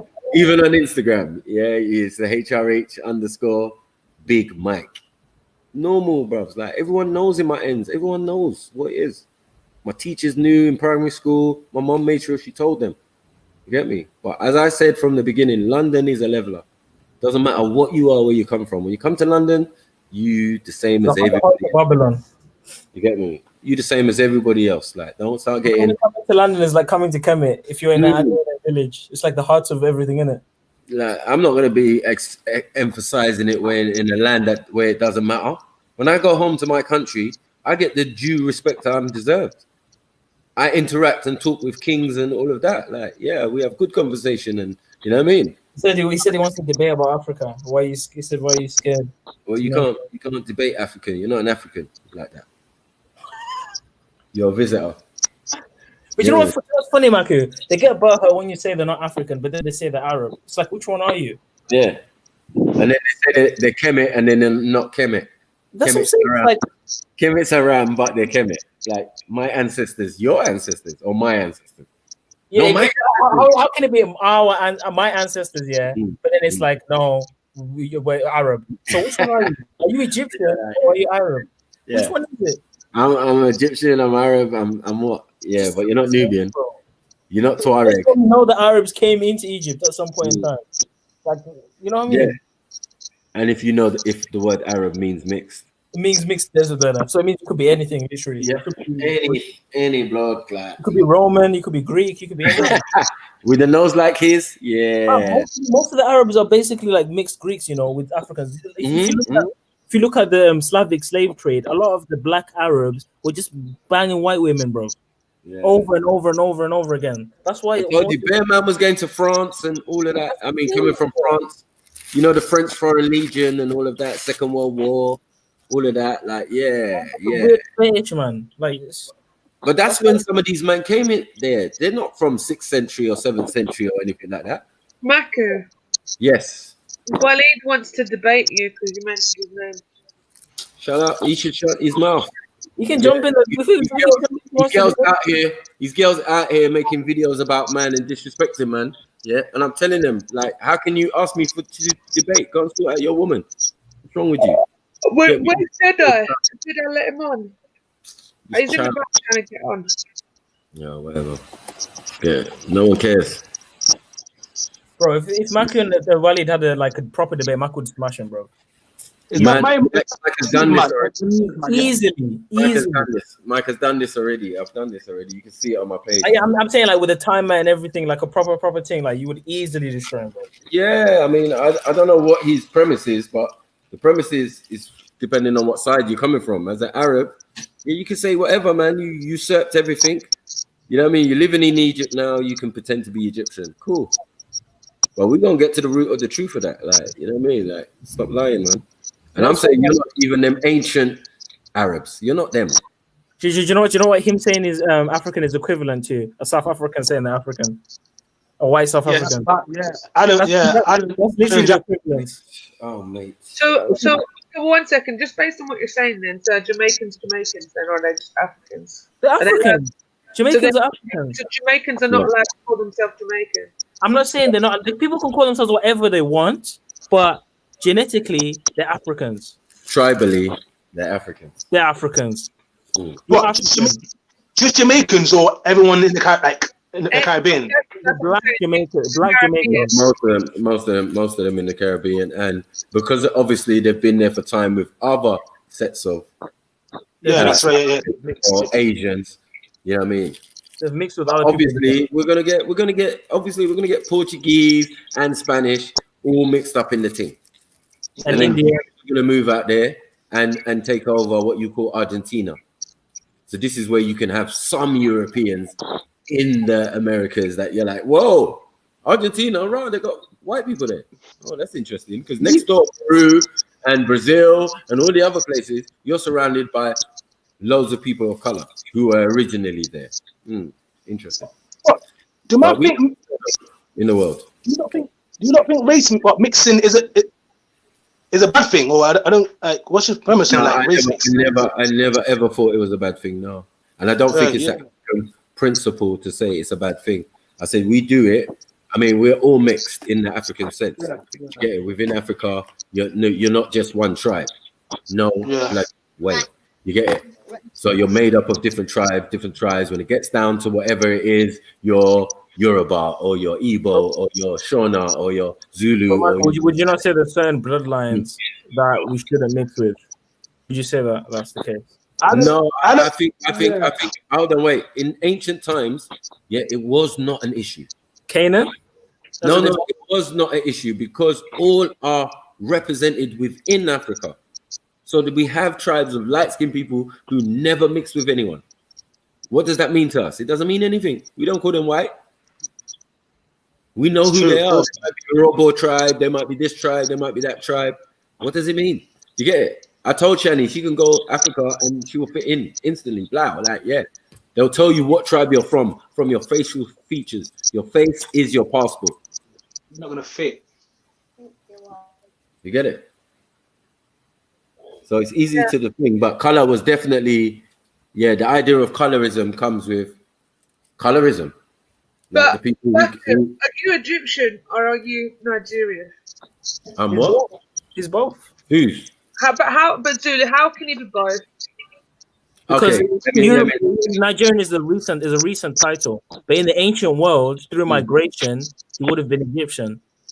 Yeah, but again, Egyptian is a bit of a misnomer, to be honest, because the Egyptians never call themselves that. They never called themselves that. It's Europeans again, and other people call it themselves. That's semantics. But do you come from the land where Egypt currently is now, or do you come from the land where your family are currently now being Nigerian? No, we came from the land which you're currently calling Egypt or Sudan. The Nile Valley civilization. Right now, so who was in Egypt area? I mean, sorry, who was in Nigerian area? Who was there when you were over there? The Nok people. Yeah, there were many other tribes. The Owo, the Nok, the Pygmies. There's some Abibio. You get me? They always want to bring in because they're the oldest in the region. Yeah, there was many. Shani, I'll give you an example. And even Aboriginals. Shani, I'll give you an example. In South Africa, before the Zulus came down there, there were Khoisan, there were bush people. So the Zulus migrated down there from the Nile Valley civilization. So me and Maki, like us as Bantus or Sub-Saharan Africans, we stem our origins from Egypt. Scientifically, mainstream, they say Nile Valley civilization. So we're literally Egyptians. Literally. Okay, but when does being a Nigerian start and an Egyptian start? Though? It's recent. It's a recent title. These are like modern day titles because we've migrated away from that land. And then now. Yeah, but okay. Oh, let me tell you guys something. Come on, Sticky G knows what it is. Anyway, go on. Sorry, Shani. It's Mr. Trilly to you. I want to show you. Really. It's the moustache is throwing me off right now. I'm looking at it and it's just staring me in my face and that. What's a Photoshop mustache? That mustache is mad. Yeah, it's mad. It's just like, but it actually looks like it could work. That's sick. This is quarantine. You know what I'm saying? Like the beauty salon's been shut. Yeah, I get you. It's the body. You're looking like Ultra in that picture still. You never knew what Ultra looked like. I want to tell you something. Go on. Right? So in order for you to be born, yeah, you had 2 parents. Yes. 4 grandparents. That's right. 8 great grandparents. That's correct. 16 second grandparents. Yep. 32 third. 64 fourth. Right. 128 fifth. 256 sixth. Yep. The more people. 1 second. Just 1 second. I'm almost finished. 512 seventh. Right. 1,024 eighth. Yeah. And 2,048 ninth great grandparents. So when does being Nigerian stop? And when does being Egyptian stop? And when does being Nigerian start? No, one is a kingdom, one is a nation, yeah, and one is a tribe. So in a sense, it never stopped. They were always that. So within Egypt, you had many different tribes. Exactly. Egypt isn't one race; it's a combination. Just like the Zulu kingdom was a combination of many tribes coming together.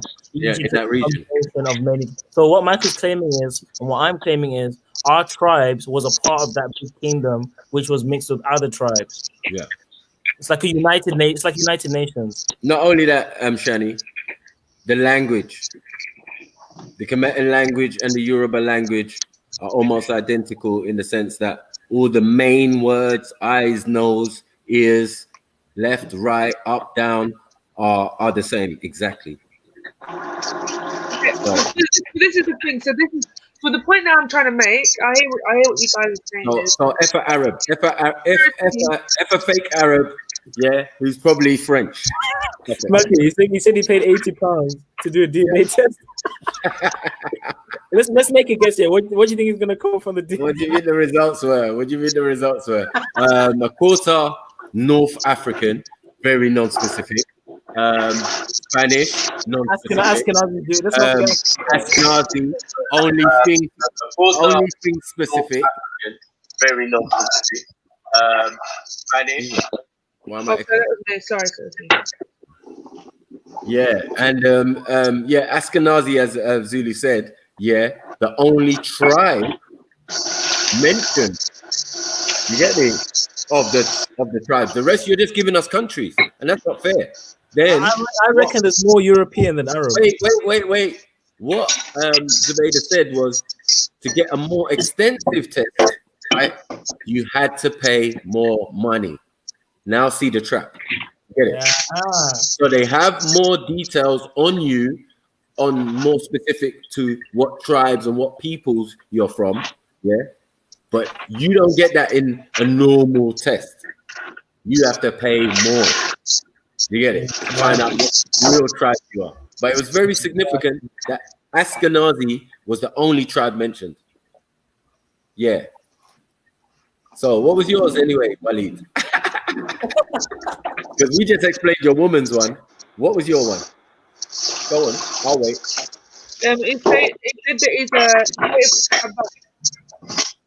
Go on, I'll wait for the percentages. But this is the thing, sorry, Dark Side, you're making a lot of noise. Sorry. Just in case you didn't realise, that's what I'm saying. So the thing is, what I was trying to get at is the fact that what's the purity here? Because listen, in 400 years, you can have 12 generations, but in 12 generations, that's 4,094 ancestors. Right. Do you see what I'm saying? So like, it's kind of like, are we saying that 4,094 of your ancestors come from that region? Exactly. That's a madness, isn't it? Yeah, that's the thing. So it's like, are we this why DNA is non-specific in the sense that it can only give you a location at a specific time. Yeah. Before that, they can't tell you. We can tell you because we write things down and we have our ancestry or our history of our tribe. So when we say we migrated out the Nile Valley, but when we was in Mecca before and when we was in Sumeria before is also in our history, but that won't be reflected in any DNA chart. And one thing to add to that is that the one country avoided of African countries where they do not take and test DNA is Nigeria. And I'll tell you why. Because everybody, in the continent of Africa, of some consequence, lives in Nigeria. It's the highest populated place in Africa of all the different tribes. Not in large numbers for a lot of them, but everybody's represented. So I don't know how complicated the Nigerian DNA or Yoruba DNA or whatever tribe DNA is, that they don't even mess with it. There's way too many tribes in Nigeria, bro. Way too many for them to try and say. Because like they will say, if an African American took the test, they'll just say you're West African. Yeah, but it's deeper than that. There's too many tribes there, man. Yeah. You get me? So it doesn't matter. And then the thing is, you're gonna tell a Fulanese person, you're gonna look at his DNA and you're gonna tell him you're from Nigeria. You stupid. When Fulanese people are from somewhere else. They know that. We know that. You get it? Only the DNA can't show that. And that's the point. So when it comes to DNA and you're going to tell me Spain or you're going to tell me Germany, that's not specific. Give me the tribe. Someone's playing your stream, Maki, on the Faz's channel, apparently. Oh, they can play my stream, bro. Yeah, I wouldn't worry about it. It just comes, like, with that lot, it's just, they got nothing else to do. There's so much more they could talk about, and then... Like, it's just long. It's literally just long. Like, there's so much more they could be talking about. Yeah. But I warn man, bro. If I don't like what I see, I will just strike man down, bro. You can't use my content. You didn't ask me. Get me? I'm not that guy. If you could just be using my thing. And I'm monetized as well, so I mind what you're playing with, still. You should just flag the shit, man. Yeah, want to play games with me. Especially someone's getting paid for your content. That's just crazy. But as I said, when I do the proper FTK of this. Look, I've even got videos that explain my point of view from my imam. You get me? Breaking things down. Like I put the one about hadiths and I put the one about mainstream Islam. From time, I know man are running from them videos. Do you get it? Because you can't say Dr. York on it because it doesn't say Dr. York, but you know it's Dr. York, but it's Imam Isa. As a Muslim, you get it? As an Imam doing his thing. And you can't do that just on a whim. Trust me. You have to have studied and been to these places, you know what I mean, to get those titles. You can't just make up stuff and say, I'm a Rabboni or I'm an Imam. That's crazy. But yeah, as I said, I got all the videos, man. Hadith rejection videos, all sorts. Via the Quran. Like, they don't want that smoke from me. You know what I mean? Because I bring Delil, bro, and mash up your whole career. Where was you 3,000 years ago? 1 second. Waleed, where was you 3,000 years ago? In a cave. Where was you 3,000 years ago? In a cave, somewhere in a cave. You didn't even exist, bro. Well, I want to ask any Muslim, like Shani, like if you can answer this question, like if you as a Muslim, like so when you want to go to heaven, is it heaven? What's it called when you die? Jannah, yeah, heaven. Yeah. So do you that is it 97 virgins for the man? No one ever answered what the woman gets. I never got an answer to that. I think Jenna asked the question, asked that question. What does the woman get? If the man gets 99 virgins, what does the woman get? It's not 99 virgins. 72. 72, yeah. But what does the woman get? Like, you get anything that you desire in heaven. Even if it's sinful. It wouldn't be sinful. It's heaven. But let's say I wanted for like for example. Yeah, you said anything that you desire though. The desire must be desire. If you desire to be with, I don't know, like 4 men, then whatever. Like, it is what it is. We don't know. That's fornication, no? We're told to get anything you desire in heaven. Leave it at that. But that's fornication. So what? Like, I don't know why you want to keep going into it. I'm saying we're told you get anything that you desire, and then that's it. We don't know. You don't know what heaven is. I do, because in the scripture it tells us what heaven's like. It tells us Okay, that. yeah, but there's not. But also, you've got a description of what heaven's like. We also in Islam have a description of parts of heaven, but ultimately we're told that it's nothing that we can fathom. There is no point arguing about what happens in heaven. There's 0 points. If you But we know the conditions. Okay, I'm not having it. That's what I'm trying to tell you. There's no point. It's pointless. A waste of my time. I understand. I get what you mean. Surely though, it's surely you're living life as good as you can so you can get there. Yeah. So surely it must be of importance. Like it must be of utmost importance because you're living your physical life to reach there. Yeah, and you get everything you desire in heaven. So what? So do you believe when you're in heaven, do you believe that you're a singularity? Like, do you believe that you are yourself? I'm better myself. My husband's a better himself. We're all better. We're not just. We're souls. We're souls in heaven. This is what I'm trying to say. Like, as in, like, do you believe you are a singularity in heaven? Like, do you believe that because to me, heaven is the source. Like, going back to heaven is the source has become one with the all. So, do you believe that you are a singularity when you dare? Like, you can be like you're Shani and I'm Darkside and Maku, like in heaven, like you are a singularity instead of being one with the source. Yeah, when I'm in heaven, I'm free from the person that I am right now. Okay. You know, I believe Darkside. I believe that when we go to heaven, our bodies will be transformed. We'll be given new bodies, spiritual bodies. Because right now we're physical, and in heaven there's no male or female. This is what I'm saying. In heaven, we're spirit beings. We're like angels, and this is in the Bible. When you look at the Book of Revelation, it talks about how we'll be given. So you can't have desires. Then you can't really have any desires of.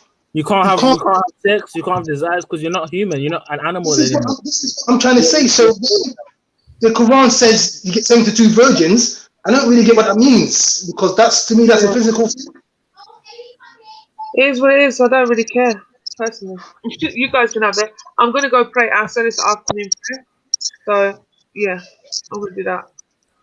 But obviously, I'm not saying you guys don't discuss it. Just discuss it. If you want to discuss it with another Muslim, obviously Maku's here. You can talk about heaven if you wish. No, I'm not even saying just on a Muslim thing. Even Christians saying you go to heaven. I believe. I don't think that you're gonna be a singularity like as you are now. You are a singularity now. I don't think when you die you are a singularity that you are yourself because you're going back to the source. And the source is just one. You know what I'm saying? Like, I don't know if you get what I'm saying. We're extensions of the source, Darkside. The only difference is we're trapped in the human, not trapped, but we are in flesh. We're connected to the source. Even now, you can connect to the source through the Holy Spirit and through the connection of the blood of Christ. But we will be more closer to the source in heaven because we won't have bodies, we won't be perish, we won't die, you won't age. You'll be given a new body, a spirit. You'll be in the 5th dimension. Yeah, you see, with all that, that's what I'm saying. You see, with all that, there's a guy. Okay, there's a guy called Solid Solari on the YouTube. If you type in his name, Solid Solari, he breaks down that the 5th dimension is just he believes that we live in a body like this. We actually live in a body, like literally. The sun we live inside the body, the galaxy ecosystem. As in, there's things that live in, as in you are to yourselves, you are the God to yourselves. You know what I'm saying? There's levels within you, your body. What does it say? Everything on earth was created for us. Everything. The sun was created for us. food, everything on this earth, everything in the universe is created for us. I understand that, but I'm saying to your cells within you, you are, that's their world. Like yourself, like you don't control inside of your body. You just control the outside. Your cells do what they're doing. Your cells are unaware that you are alive. The only reason why my cells do that is because I'm filled with life. I'm filled with the breath. As long as I'm filled with the breath. I understand that, but I mean, like how we look up and see the sun, and we think that the sun is just this like we are like this is what the guy. This is not what I'm saying. This is what this guy is saying on the not on the internet. I watch his videos. He's saying just as we live in this, our cells live inside us and keep us alive. We do not control anything inside of ourselves. They do it themselves. They are unaware that we are a living being. Like ourselves, and they are unaware that we are a living being walking around. Just like we're not aware, the sun is a living being on its dimension, and that's the fifth dimension there. The sun is a living. We are inside of a being, just as we got beings inside of us, and because cells have got cells inside of them called organelles. But dark side, all of those systems, all of those cells or star systems, they all have a purpose, and their purpose is to sustain life. That's of course. For example, what came first, the fruit or the human? And why is the fruit designed to be eaten? Say that again. What is the purpose of a fruit? It's to live. The fruit ain't designed for you. The fruit is not designed for you to. The fruit is alive. The fruit is life. The fruit is not designed for us to eat it. Why then? If you don't pick an apple, the fruit drops and rots, and another tree grows. That's because the fruit is a living thing. The fruit is just alive. That you like the fruit. The tree that's like a being. That's like a being that's bigger than. That's like saying a being like bigger than you can eat you. Like, is it right for like a lion to eat your kids? Like you eating it, like it's the life sustains life basically. About dark side, it's not even about size. If you look at what happens to you when you eat a fruit, the body recognizes a fruit. The body breaks down a fruit and obtains nutrients from it. That indicates to me that naturally, on an instinctual level, these fruits, these berries, these vegetables, they have a purpose, a biological function to supply the body with nutrients. That means they were designed to supply. They weren't designed to just live and that's it. They were designed. That's not just fruit though. All life does that. Life sustains life. We eat life to sustain our life. That's what I'm saying. So I understand what you're saying about this life and life. I agree, but there's a purpose for all of those individual lives. And what's the purpose? For us. Everything that is created is for us. We're the center of the universe. Every animal, humans. Every animal, every element in the sky, every tree on earth, everything was developed for us to nourish. Nah, I don't know about that one because I don't believe in dominion. I don't think humans are better than any other. I think life is one life. I don't believe that there's dominion in the life because you can't show me. You can't show me that humans are more important than. How are you more important than an ant? I won't say they're more important. I would say that they have a more responsibility and they have a higher role. A human is basically supposed to be a representative of the Most High on earth. I don't know about that.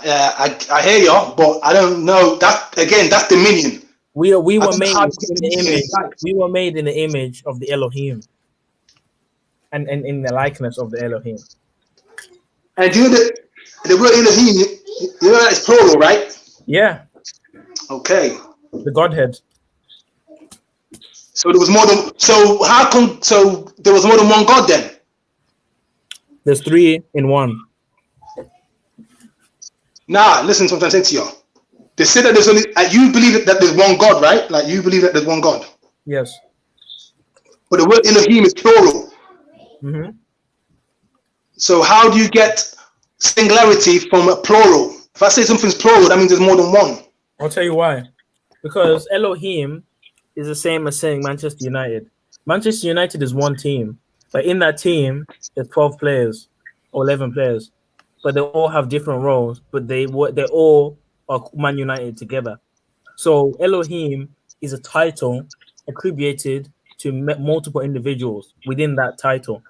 Okay, yeah, that makes sense. Yeah, that makes sense. But okay, but as I was saying, I don't know how you get the. I don't understand. I don't know how you think humans are at the apex of life. I don't. How would you judge that? How would you? Where would you get that from? Where in nature do you see dominion? Look at us now. We put like, even in ancient times, you've got ancient images of the kings of Samaria holding a lion by its neck and with a leash. Like, we've always had dominion over these animals from the beginning of time. So are you saying if humans were to leave the planet now, the planet will not survive? Like, if humans didn't live on this earth, we think this earth will die? No, the earth doesn't need us. We need the earth. And so how can we be the apex? I'm trying to work out how you're saying that we are the apex of life. We're the apex because we are the perfect combination of divinity and natural. Because think about this. If you look at how animals were created, they were created from the soil. Humans were created from the soil also, just like animals. But the difference is, when God created man, he breathed something into man. And this something, this breath of life, fueled our intellect, fueled our creativity and our spiritualism. And this is why we transcend other animals on this planet. And how do we? This is where I'm going. This is where I understand. How are we transcending these animals? Because how are we doing it? Technology. How are we transcending the animals? Show me an animal that prays. Yes, but show me praise as in animal doesn't need to pray. Show me an animal. Show me an animal that humps on a full stomach. That humps. Like show me an animal that will hunt another animal on a full stomach. Show me an animal that's got pockets. Like animals are the perfect representation of the life because they don't. There's no greed. Like, show me an animal that's greedy. Like, show me like an animal that's overweight. You know what I'm saying? Like, show me an animal that takes more than it needs. But animals only work on instincts and impulses. Animals are not abstract. The thing is, that's natural. But you understand that is how we're meant to live, though. That is the natural way to live. No, because in order for you to be divine, which is outside of nature, you have to transcend into a higher dimension. Earth is just the basic dimension. This is the first level. So if you want to stick to being an animal, that's like saying, instead of like in a game, for example, instead of reaching the final boss or transcending, I'm just going to stick with the NPCs or like in GTA, like the non-player characters. Yeah. I'm just going to stick with them instead of transcending out of that. We are players in this dimensional game. And the only way to transcend is to be closer to the divine, which is through this. But nobody's doing that in this system. The system of religion, of monetary, of money, of capitalism, no human is doing this. It's being suppressed. It's being taken over or hijacked. But exactly. But this is the thing. The fact that we're able to acknowledge that's happened, that means we're able to revert back to the original. So we can redo all of the corruption. This is the whole point of the Reformation. Catholicism used to be the most dominant version of Christianity at a certain period of time. But because of the Reformation, people were able to go back and look at what the Catholic Church had changed. So this is why religion or mainstream religions are a problem, but because they're a problem, we're able to find a solution. What is the solution? Love. Love is I don't know what. Love of what? I don't get. What do you mean love? I'll give you an example. Somebody asked Jesus, what are the two greatest commandments? And Jesus said to him, the first commandment is to love the Lord your God with all your heart, your soul, and your strength, and your mind. The second greatest commandment is to love your neighbor as you love yourself. These two have all the prophets and all the law. What Jesus is basically saying is the whole text is basically love God and love man. Simple. Yeah, but what happens that's is, not. Yeah, go on. That can all be done. Me personally, that can be done if you take away the monetary system and the religious system. That can be. We can do that. I believe that the monetary system. That's a fact. It's us back as humans from becoming our It's greed. It's greed. Yeah, it's greed. Yeah. The greed is stopping people. It's morality. The Bible, basically, the Bible is a book about morality, and that's. I don't think there is no people will sell themselves. People will sell their souls. Like people, there's no morality anymore. What is the profit man to sell his soul, but to gain the world, but sell his soul in the process? Yeah. But like I said, I still don't understand how you differentiate. I don't know how you get dominion from life. I really don't understand how you get dominion from life. I think dominion, in my understanding, is better. Like how you judge. Dominion is order. Is maintaining or maintenance of order. Maintaining order. Like for example, like let's say you're a gardener. You don't just leave the plants to just rain wild. You want it to be there to be order. You want the tree, the apples to be here, the berries to be there, So what humans were designed to do was not only to be gods of this earth, but to promote order and stability, to stabilize nature. What has happened is over time we've lost our function of stewardship and stability, and we've now resorted to damaging nature, to being against nature, which is what most westernized technologies are actually doing today. They're actually going against nature. We were designed to stabilize nature. But if you do leave things to grow, that is all like say the Amazon jungle. If you leave that to there's nothing wrong with things growing and when man interferes, that's when there's a problem. I mean, yeah, that's true. That's true. You know what I'm saying? That's the problem when man interferes. I just don't. To me, there's just life. Like there's just life. It's all about transcendence, brother. It's all about getting to the next dimension or getting to the closest dimension to the source.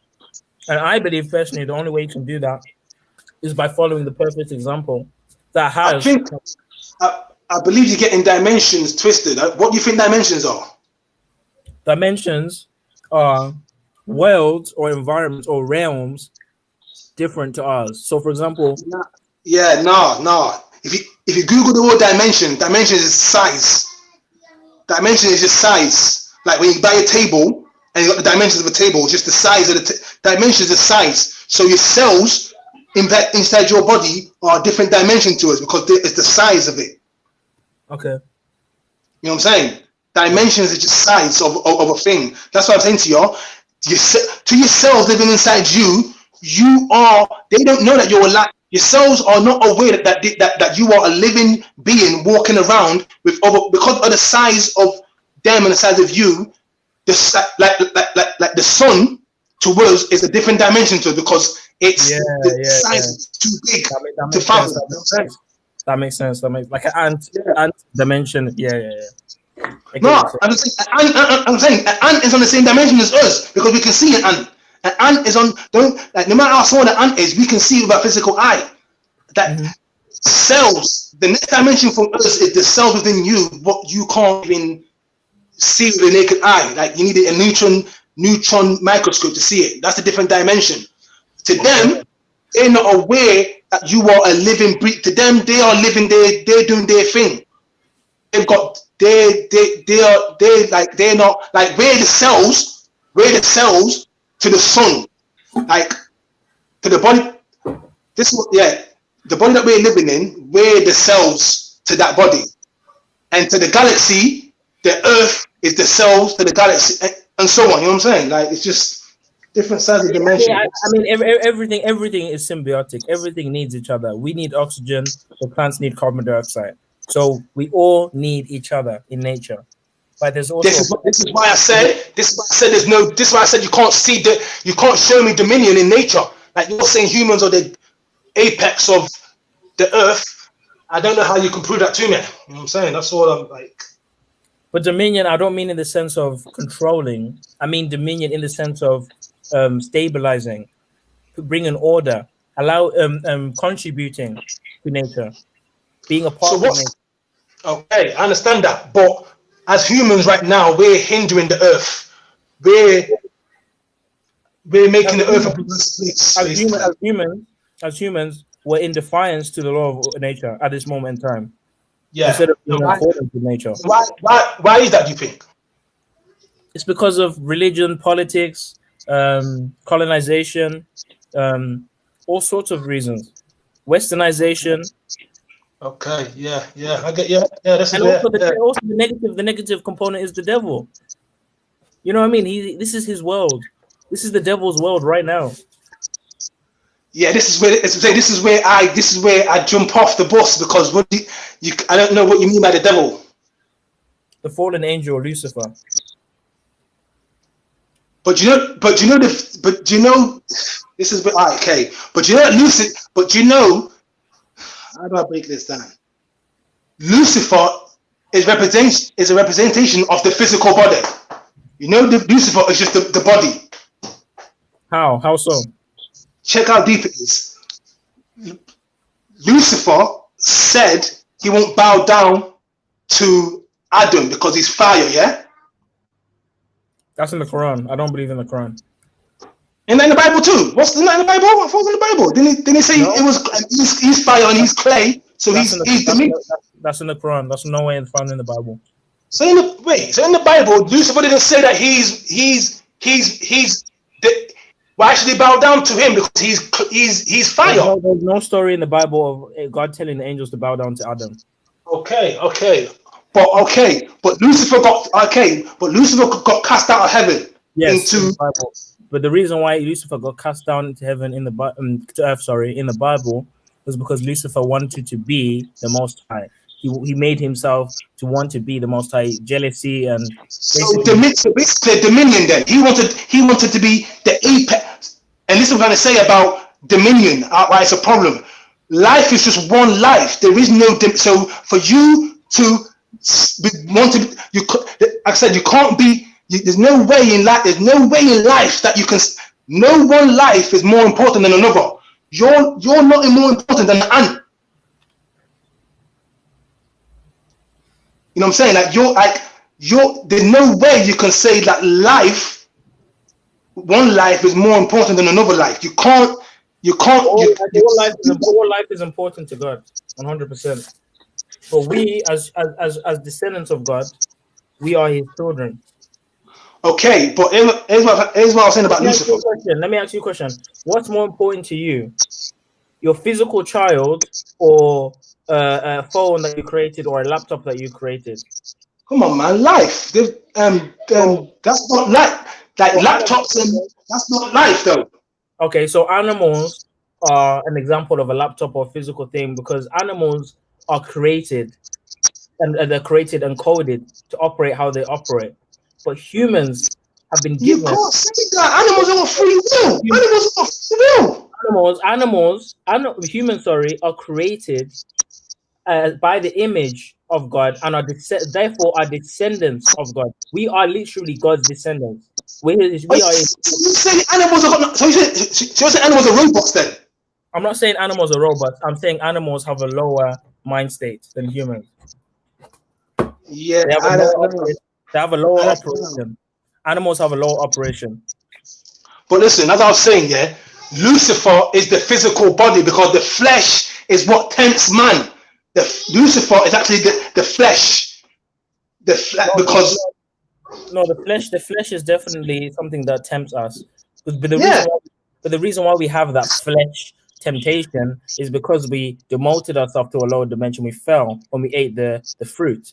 But Lucifer himself also tempts us, because even when we try to do good, Lucifer will try and creep in with his temptations. Him and his demons there will try to come with their temptations. Yeah, you know what I'm trying to say. I don't think you're understanding.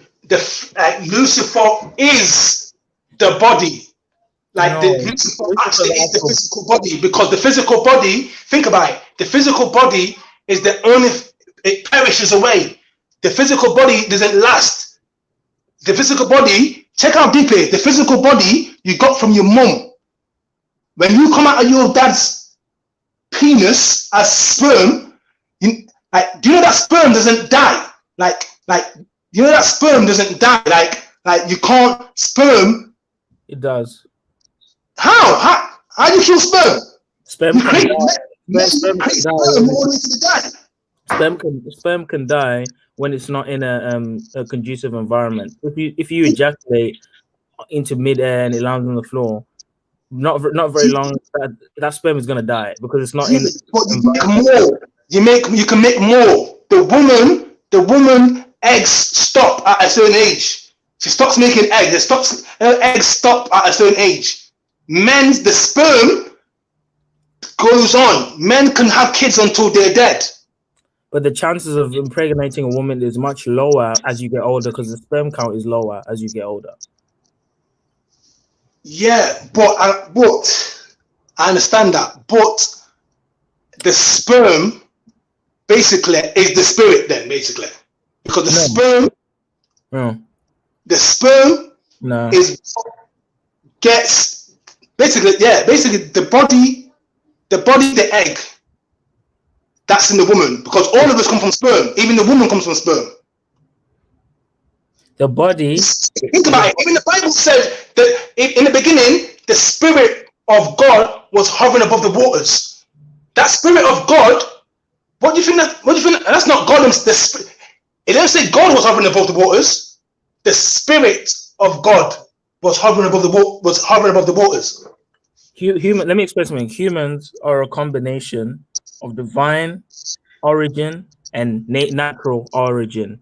We are a combination of the dust, the soil, and a combination of the breath of life. So we're two parts. Well, actually three parts, if you consider the Holy Spirit. So when it comes to the body being Lucifer, I don't really get that analogy, because the flesh itself is its own label in terms of us sinning because of the flesh. But that hasn't got nothing to do with Lucifer. Us sinning is a choice. We can choose. You can choose to sin now. Lucifer is not making you sin. All Lucifer does is he puts the temptation before you, so that then you can fight it or you can embrace it. Yeah, but I don't understand. This is what I'm saying. This whole concept of sin. Sin is just transgression against the law. Sin is just disobedience. It's opposition to God's order. Sin is basically just the opposition to order, to God's divine order. That's all sin is. So it's eating. So eating can be a sin then. Eating an animal's flesh can be sin. How is eating against God's natural order? Because you're taking another life to sustain your life. But if the conditions have changed and that's how I need to survive, that's then how I'll need to survive. And there's no way in the Bible where it says you can't take another thing's life to eat it. It doesn't say that. Wait. When it says thou shalt not kill, it's saying thou shalt not murder. Thou shalt not murder a fellow man. Okay. Killing isn't wrong. It's what you're killing for. What's the purpose of the killing? Are you killing to survive? Or are you killing just for the fun of it, or for jealousy, or for revenge, or for, you know what I mean? Okay, I get that. But like I'm telling you, okay.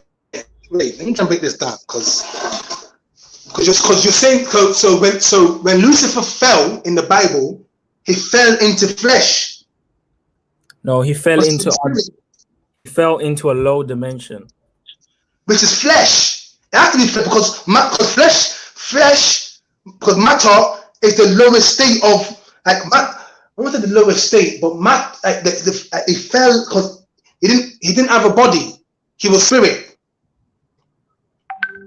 Well, I wouldn't say that he's still. I wouldn't say that he became material, because I think angels can come in many shapes, sizes, and forms. I think angels can masquerade themselves as men and can masquerade themselves as spirits. So I don't think Lucifer is tied to one form. But what I do think is that since he's been banished from his natural disposition, which is heaven, it means that he has now probably taken a different form to what his prior form would have been. But he's still a being that we cannot perceive with the naked eye. He's still a being that is in the astral plane, or a being that is in a spiritual plane that we cannot perceive with the naked eye. So how is he? So how is he?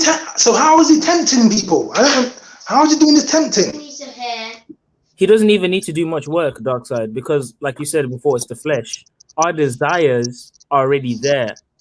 But what Satan simply does is he pushes our consciousness or our decisions to those desires rather than to oppose them.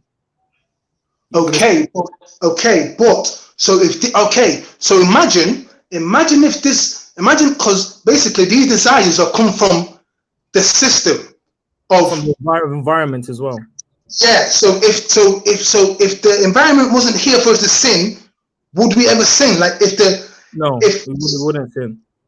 Because sin so sin to you is what, like stealing, hurting someone. I'm telling you that these things are because of the system. If the monitoring system wasn't here, these temptations won't be here. Like we can eradicate stealing. Do you think jealousy is a natural emotion? No. So do you not think somewhere in a native tribe, somewhere in the islands, there isn't a tribe member that's looking at the chief thinking, man, I wish I could be the chief, or I think I could be the chief? No, because jealousy is only because of lack. You're only jealous because you haven't got. If everybody had the same, this is why it has to be. This is why there has to be no dominion, because if everyone had everything, get rid of royalty, you would have to get rid of hierarchy. Yeah, because that's dominion. Royalty is dominion. How royalty is dominion? So in order for there to be in order for there to be no jealousy, you have to get rid of hierarchies, chiefdoms, and high this and high that, and king and queen. All of that. It has to go, because it doesn't help, because it's not elevating the life. I'm about elevating life. Like life, to me, life right now is at a very low state. Like have you ever heard of a guy called Jack Fresco? No.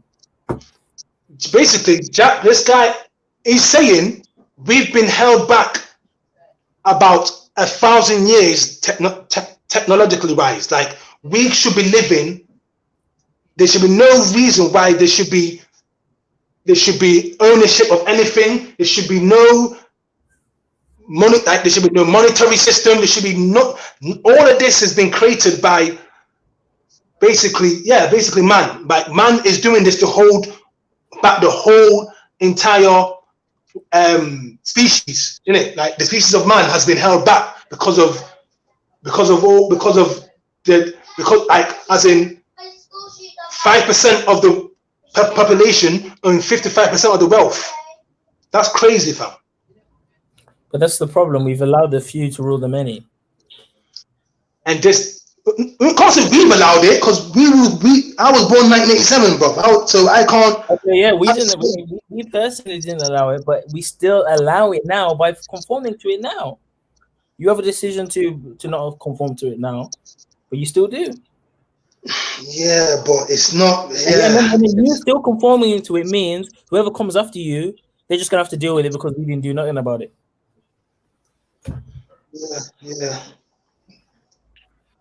Yeah. But no, what is though? When that Mark of the Beast comes, hey, it's gonna be a whole nother level, mate.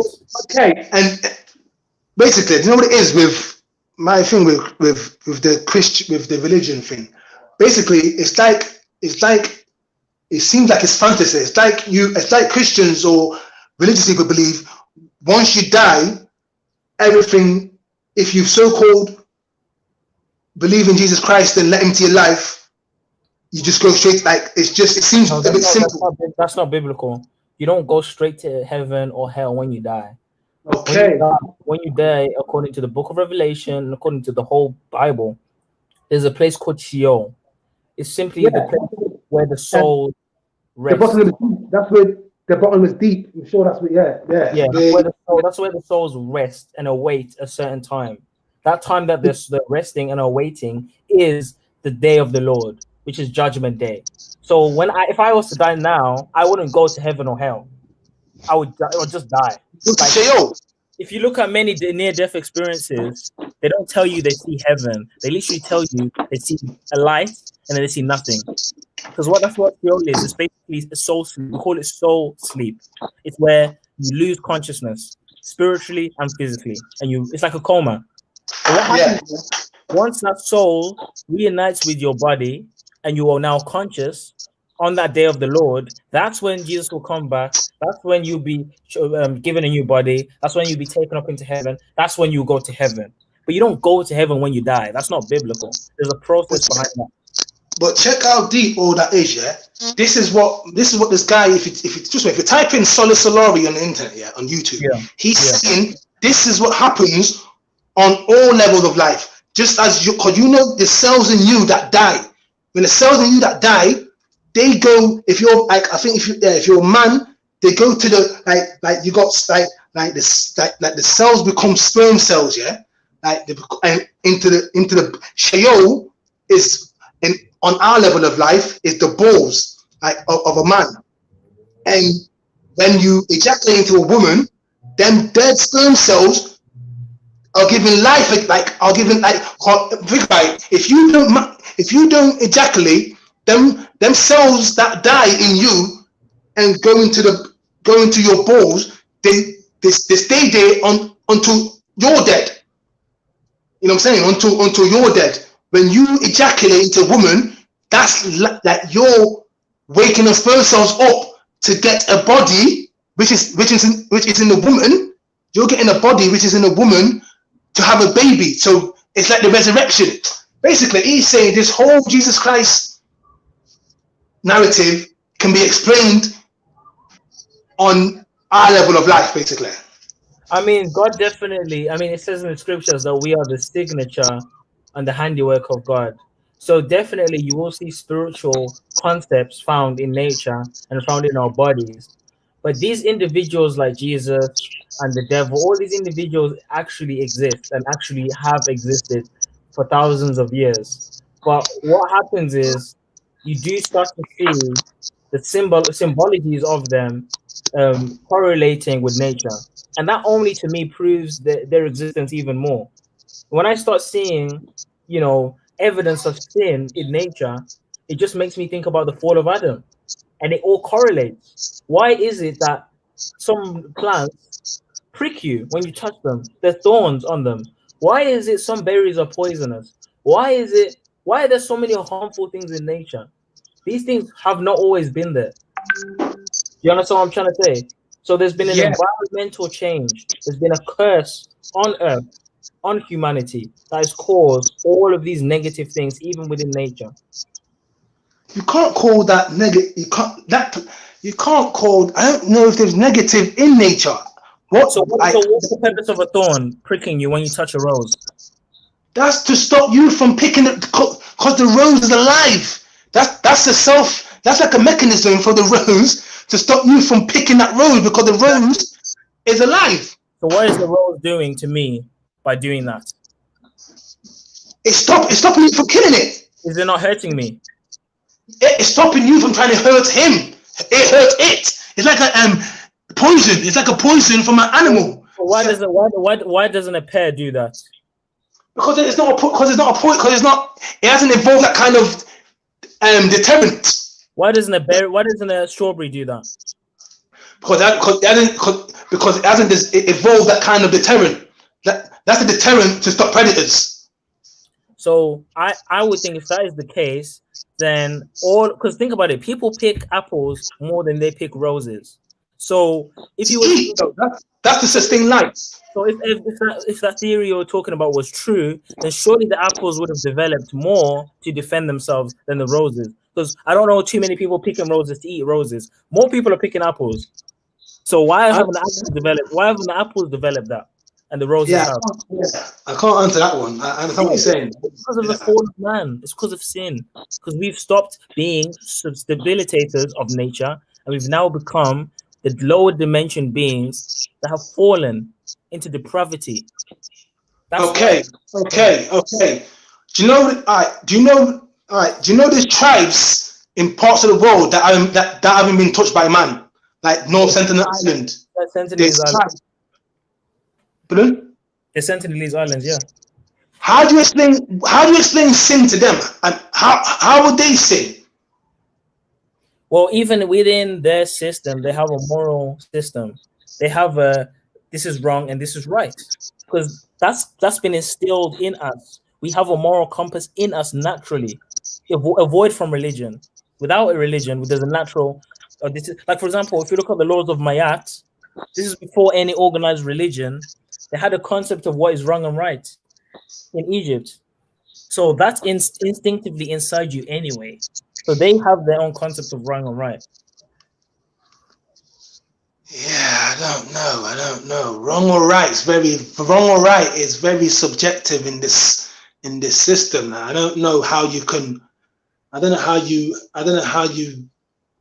judge wrong or right. Like I really don't. Like in nature, like, cause I revert back to nature, because I don't see, like, I don't know how in nature wrong or right. Like a lion killing a cub of an antelope, is that wrong?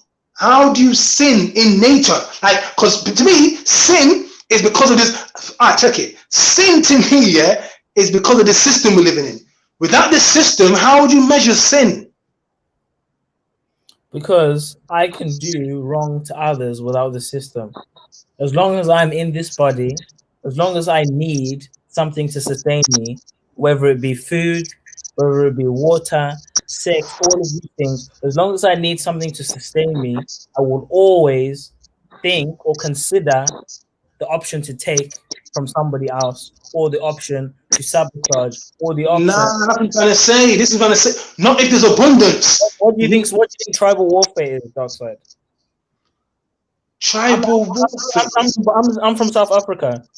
There was tribal warfare before the Europeans and Christianity came to South Africa. I'm from Ghana. I'm from Ghana, and there was the same. Yeah. Where did that come from? If there's abundance. So okay, but it can't.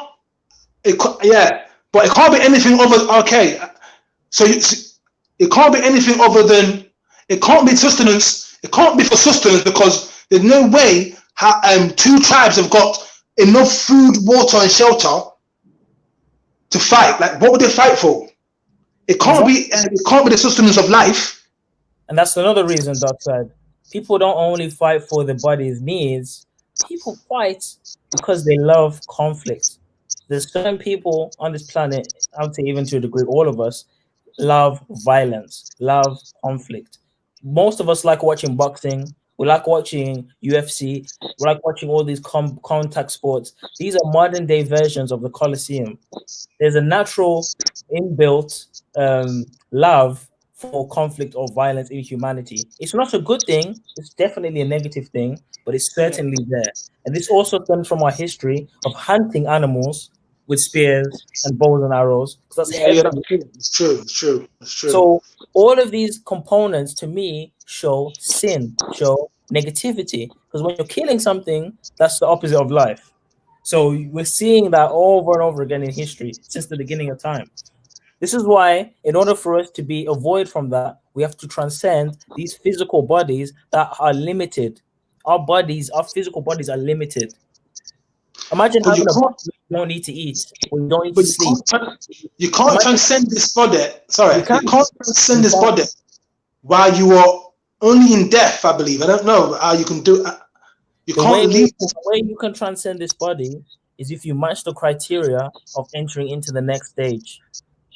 And the only way you can match the criteria of entering into the next stage is following the example of those that did. I'll give you an example. If you look at ancestor worship, I never really understood what that all meant, right? I don't believe in ancestor worship, but I can understand the meanings of it.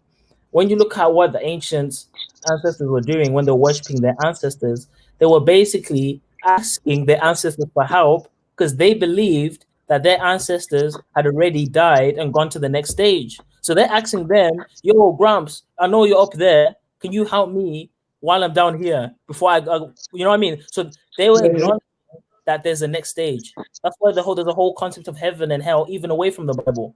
All of these cultures have a concept of an afterlife because they know that there's another stage. I believe that. But I think religion makes it simple to where you think the next stage is the death of here is straight, and then after you leave this body, it's not straight to heaven or hell. That's the problem that the religions have done. They've made you think that's what it is, and you know why they do that? You know why they do that? Because if you look at purgatory, for example, which is an invention from the Catholic Church, they realized that if I could tell people that if you don't fall in line with our laws and you don't pay money to the church, you're going to go to hell, then what I can do is I can threaten them and fear them into paying us money. And what they also did as well is, let's say, for example, you had a relative or someone that has passed and has gone to hell because they weren't following the law. What you could do as a priest is you could tell them, pay us a bit of money and then we can pray so that now that person can go to heaven. So it was basically a money scam to basically encourage people to pay the church. Okay, yeah, I get that. I get that, but yeah, I understand what you're saying. It's just like I said. I think for most people, it's just. Say again.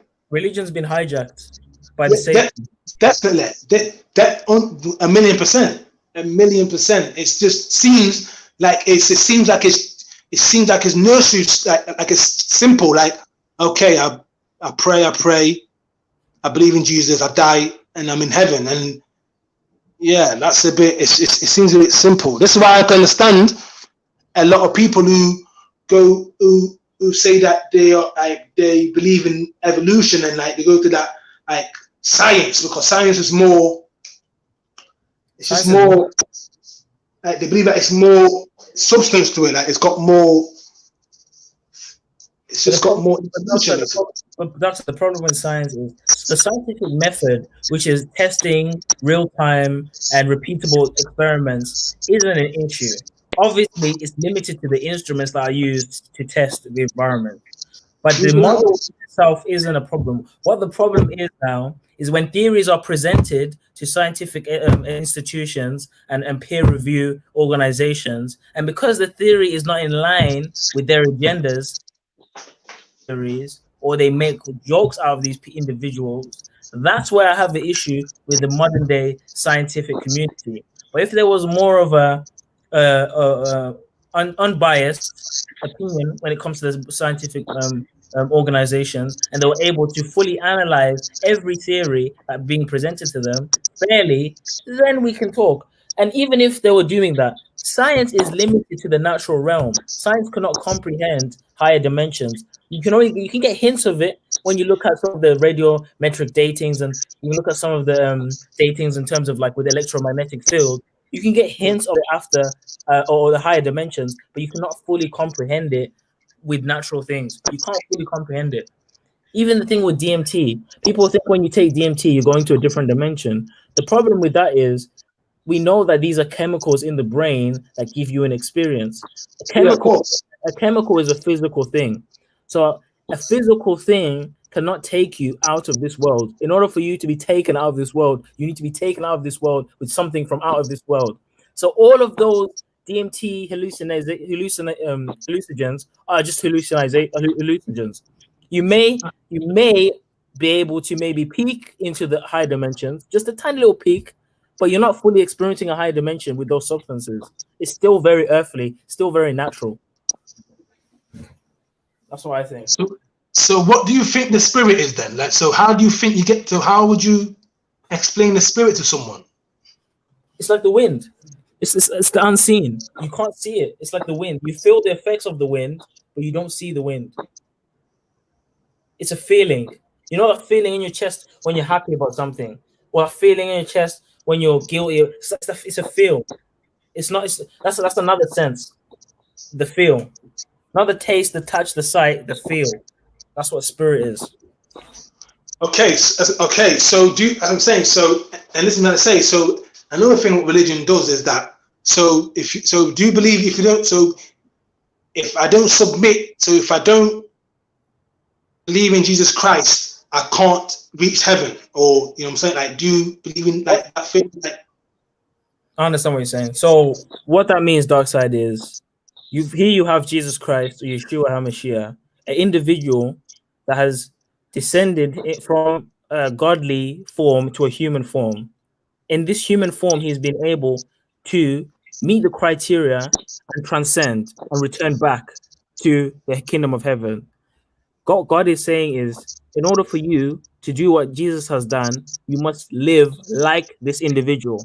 If you emulate your life after this individual and believe in this individual, you will be able to achieve what he has achieved. so do you believe that in all of human history, Jesus Christ is the only one that's ever done this? Yes. Really? Yes. Wow. Yeah. But you've got individuals like Enoch that never tasted death, that went straight to heaven. God just took him up. But I'm talking all of human history. I'm talking, but there's how deep it is, because like I said, there's islands like Sentinel Island. There's people that have never been seen by other humans. So what happens with those individuals, dark side, is ultimately when it comes to judgment, God looks at the heart. And obviously, there's many individuals that have never heard of Jesus' name or Yeshua's name. God is not shallow. God is not shallow. God is way more intelligent and wise than any of us. I believe that. Yeah. So when God looks at this individual's heart, for example, the Sentinelese Islands heart, he's going to judge that individual based on their morals. And for example, we all have a conscience, right? Yeah. So we all have choices. So when that conscience in your mind is telling you don't take that thing, and you take it anyway, God is going to judge you on your life and your experiences and what you've done. In that instance, for someone that's never heard of Jesus' name. But for someone like me and you, who knows about Jesus, who knows about these individuals that have transcended, if we reject that message, then we are held accountable for that, because we know the truth about it. Yeah, I get that. Still, I get that. But yeah, I understand. Why would you want to? Let's say God just let you into heaven anyway. Why would you want to spend 1,000 years or however long it's 1,000 years with a being that you never lived your life worshiping? Why would you want to spend that? You know what I mean? But even see with that, even you just said a thing called 1,000 years. Like, I don't know how you measure time outside of what's 1,000 years in heaven. 1,000 years in earth time. Okay. But after we've spent 1,000 years in heaven, we'll return to earth, and God will create a new earth, and that's where we'll live. We'll come back here again after 1,000 years in heaven. Okay. Yeah, it seems it's like I said, a lot of people romanticize the whole Jesus Christ and God for like it's like I said, the Bible is a book of words. There's no pictures in this Bible, but it's like people. It's imagination basically. Like you have to imagine what Jesus looks like. You have to imagine heaven. You have to imagine. You know what I'm saying? You have to. It's all imagination. But it's also anticipation, because that means now you have something to look forward to. So then when you really see what it really looks like, it's going to be like, raw, this is mad. But in the Bible, it vaguely kind of tells you what heaven looks like. It tells you about gold and pearl and diamonds. It tells you about certain stones and stuff like that, and energies and stuff like that. But when you actually go there, Jesus said himself, no eyes haven't seen, ears haven't heard what the Father has in store for us in heaven. So what?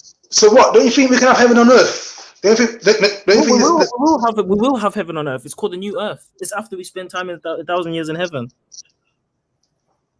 Okay.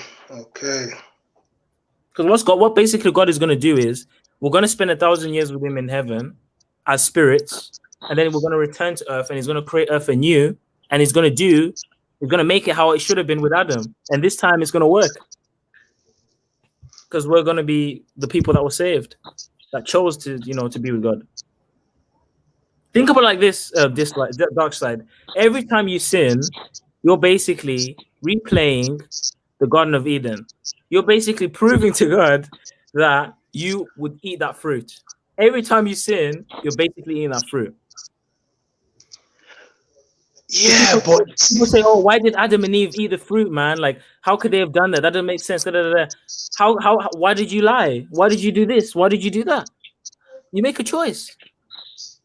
It's the same position. You people say, "Well, if I was there, I wouldn't have eaten the fruit." How you're saying that? But yeah, you did this and this and this the other day, which is still bad. So it's the same. You would have still, you would have done it as well. I would have done it. All of us would have done it. Every time you fall into a temptation, you're basically proving that you would have eaten the fruit. What I'm saying, I don't think you can compare sins of now to that original sin, because sins of now is to people sin now to survive, like they didn't do that sin to. Adam did not eat that fruit to survive. Adam was not Adam was not starving and ate that fruit. If I'm starving now, there's third world. You're telling me people in third world countries, yeah?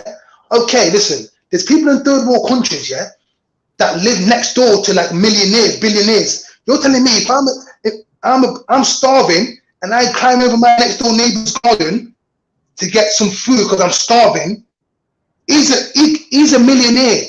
I'm a street kid like living in a third world country. You're telling me that's the same level of sin? It's just you're stealing. How? Dude, I'm stealing. If a man's got $1 million, this guy's got more. This is the problem. It's his choice to give you the money. It's his choice to help you. But you're taking from. You're taking from. No, it's not. I can think about it. Listen, if I don't, what's the first rule of life? To preserve life. If I don't eat, if I don't steal this food from this guy, I'm gonna die. But you could ask him nicely. No, I'm gonna say. I won't think about it. I've already asked him. Oh, watch that. This is why I can't compare the Adam and Eve sin to these times now. Because why should I need to ask? You should not. You tell me you're a millionaire. You can't look out your window and see man start. You see that? You see, I come from Ghana, yeah. Seeing Ghana, yeah. There's poor people that not in Ghana, even here in Nottingham, where I live now. There's rich people who have got more money that they could spend in a lifetime. You've got more money than you can ever spend in your life, but there's people that are got no food. No, I'm not going to eat tonight because I can't afford to eat. Why would me taking something to sustain my life? Why would that be a sin? It would be a sin. Think about it. It would be a sin for me to starve. It would be a sin for me to starve and die. If you're that, but dark side, look at the birds. Do the birds have to steal anything? Do the bees have to steal anything? In nature, all the food is around them. If a human was more in tune with nature, they wouldn't need to jump over anyone's fence. They wouldn't need to go into any. This is what I'm trying to say to you. All you have to do is walk up to an apple tree, pick an apple, and eat. Walk up to a bush, pick a berry, and eat. But because you're standing next to the millionaire's house, you think the only way you can get food is if you could go into his home. But if you walked into the forest not too far away and you looked around, you might find a banana tree. Nah, Zulu. Check this. Listen to this. My brethren owns a food shop, yeah, in Nottingham. This is check what they do. My brethren says, yo, you see at the end of the night, my food that I don't eat, the food that I don't sell, before I give it to the homeless people, I've got to dash. He's got to dash. A homeless man came to me and said, yo, can I get this food this food that you're gonna dash away in the bin? The guy said, yo, listen, I can't give you this food, but I'm gonna dash it in the bin. You're gonna have to go and get the food out of the bin. No, listen. You see what I'm saying to you? Yeah. That's disgusting, bro. The guy said, yo, I can't give you this food that I'm going to dash in the bin. I'm gonna dash it in the bin, and if you get it out of the bin, that's on you. You know what, But I can't give you the food. That is so disgusting, yeah. And I've experienced that myself when I worked for like you know, like when you go to like a concert, there's like a little restaurant area where you can Yeah, I worked for the thing on the till there, and obviously there's people at the back giving food. And not many people eat at those things at restaurants anyway. They just go to the concert and they go home. And I was just sitting there, and then I was asking the guy, "Yo, we allowed to take some chips and some nuggets?" And he was like, "No, we have to throw it all away at the end." I'm like, "What? Come on, man! It's like if the manager walks by, sees you eating any of it, you get fired." You're fired. Wow, that's not the same as Adam eating the apple. I don't know why Adam. I don't know what made Adam eat the apple. I don't know if he was hungry or what. The woman was looking at him, asking him, like telling him to take it. It's love, because he loved his wife.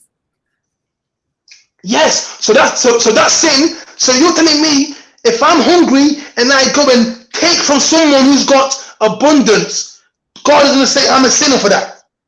But you don't have to take it from them. You can take it from nature. We don't live in nature. Come on, man. People live in cities.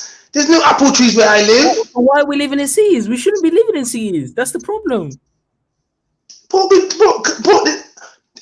you're telling, I understand. I get it though. But you're saying that the God of the Bible won't understand this. God will say I'm a sinner. Okay, God would understand. Yeah, this person's starving. He'll understand all of that. This is what I'm trying to say. This is what I'm saying.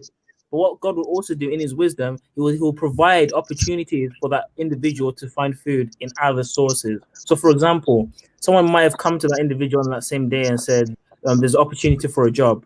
Somewhere, come to this job center. Or someone might go to the homeless person and say, here's some money. What that individual does with that money and does with that job opportunity is their choice. If they choose to just continue going there to take him from this guy because it's quick and easy, then of course, I understand that. Of course, I don't think there's ever a scenario where that's the only option. Personally, I don't know. Maybe there is.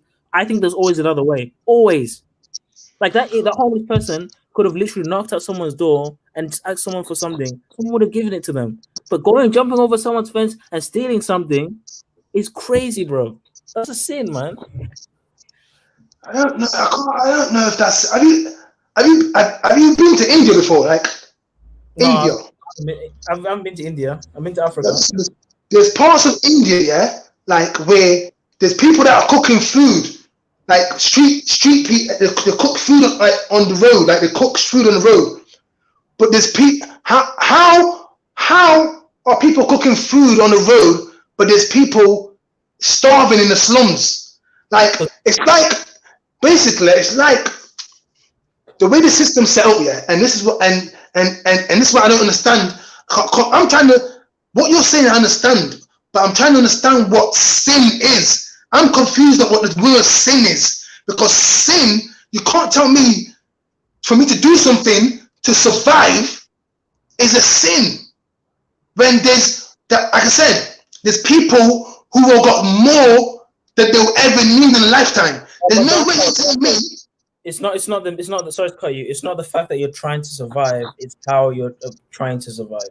It's the way you think you're trying to survive. You know what I'm trying to say? So if I think the way to survive is for me to take out so and so, and I take them out, I've just killed those people. But because I'm trying to survive. Yeah, of course. But that's where morality comes in. You have to know within yourself of why you're doing it. This is why I can't. Like I said.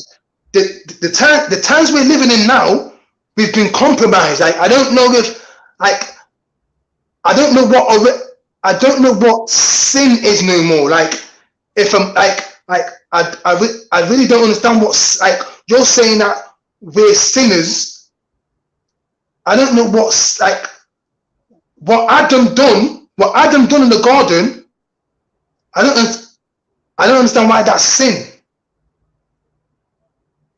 It's sin because God gave them options. There were all these other fruits they could have eaten from, and there was this one fruit that God told them not to eat. If you look at the definition of sin, it's simply disobedience or transgression of the law, not doing what the law establishes, what the law is established to be. So because instead of just eating the abundance they had, they chose do the one thing that they were told not to do, that is a sin. It's going against God's natural law, going against God's order. The opposite of order is chaos. So by definition, sin is chaos. Sin is the opposite of order.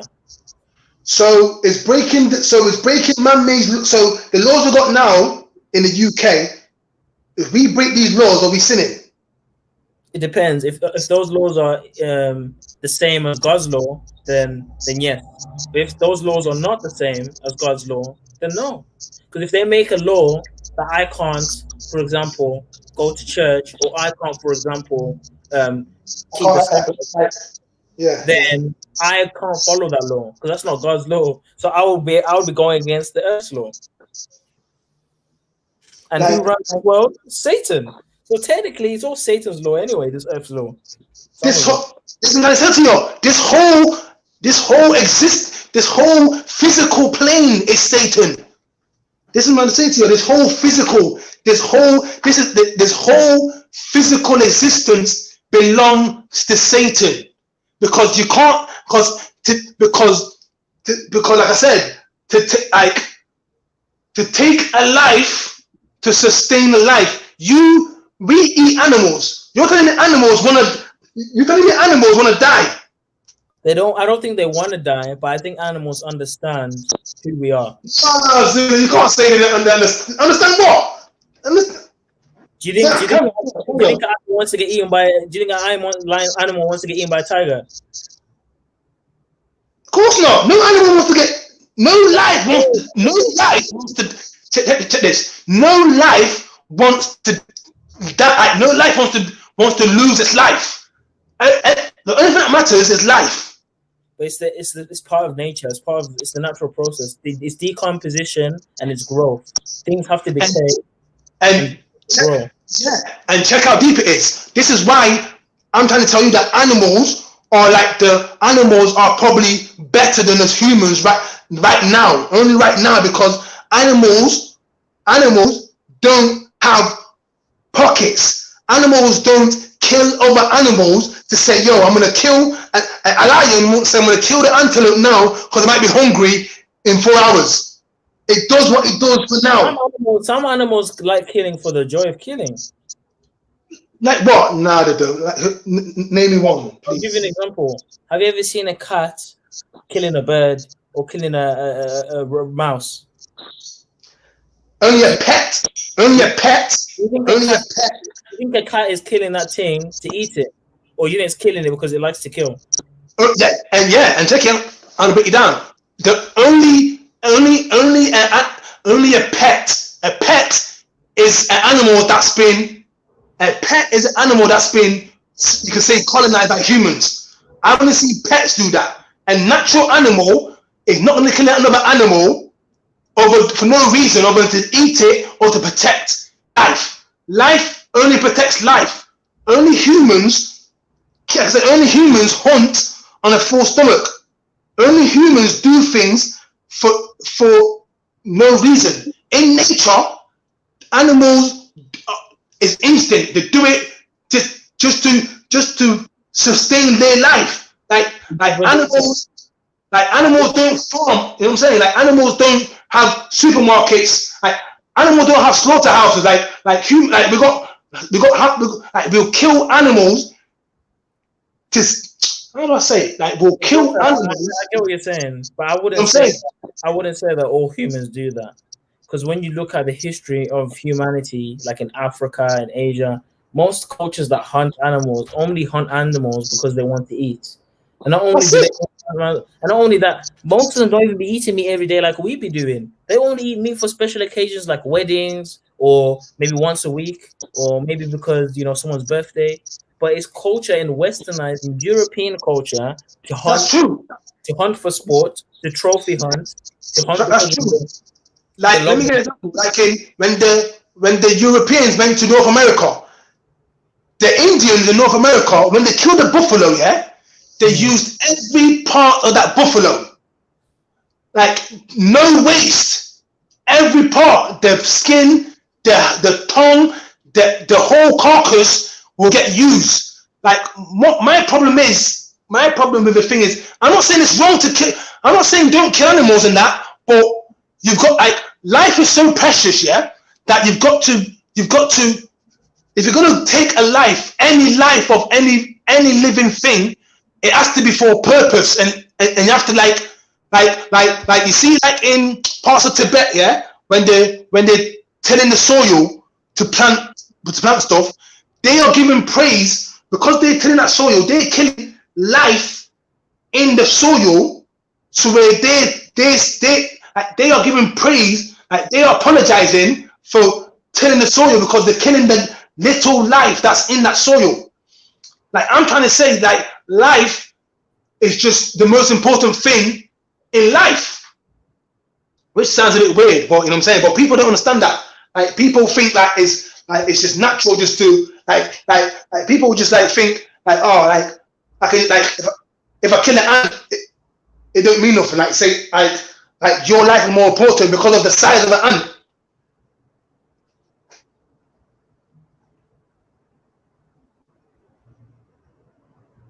Yo. Yeah, I'm listening. I heard what you said about the ant. But yeah, man, I understand what you're saying. It's like I said, it's just like the system is so far gone that I don't know how the God of the Bible will judge people. Like is there room to maneuver? Or is it just one way? Like regardless how bad the system is, you can't go against because the laws are the laws of the system. Like how many laws has God really got? Like if you can tell me, like how many laws has God got? Like is it like thou shalt not kill, steal? God has got 10 commandments. That's it, yeah. But those 10 commandments, like I told you earlier, are basically rounded up by 2 commandments. Well, first one, love the Lord God with all your heart, your soul, and your strength, and your mind. And the second one is to love your neighbor as you love yourself.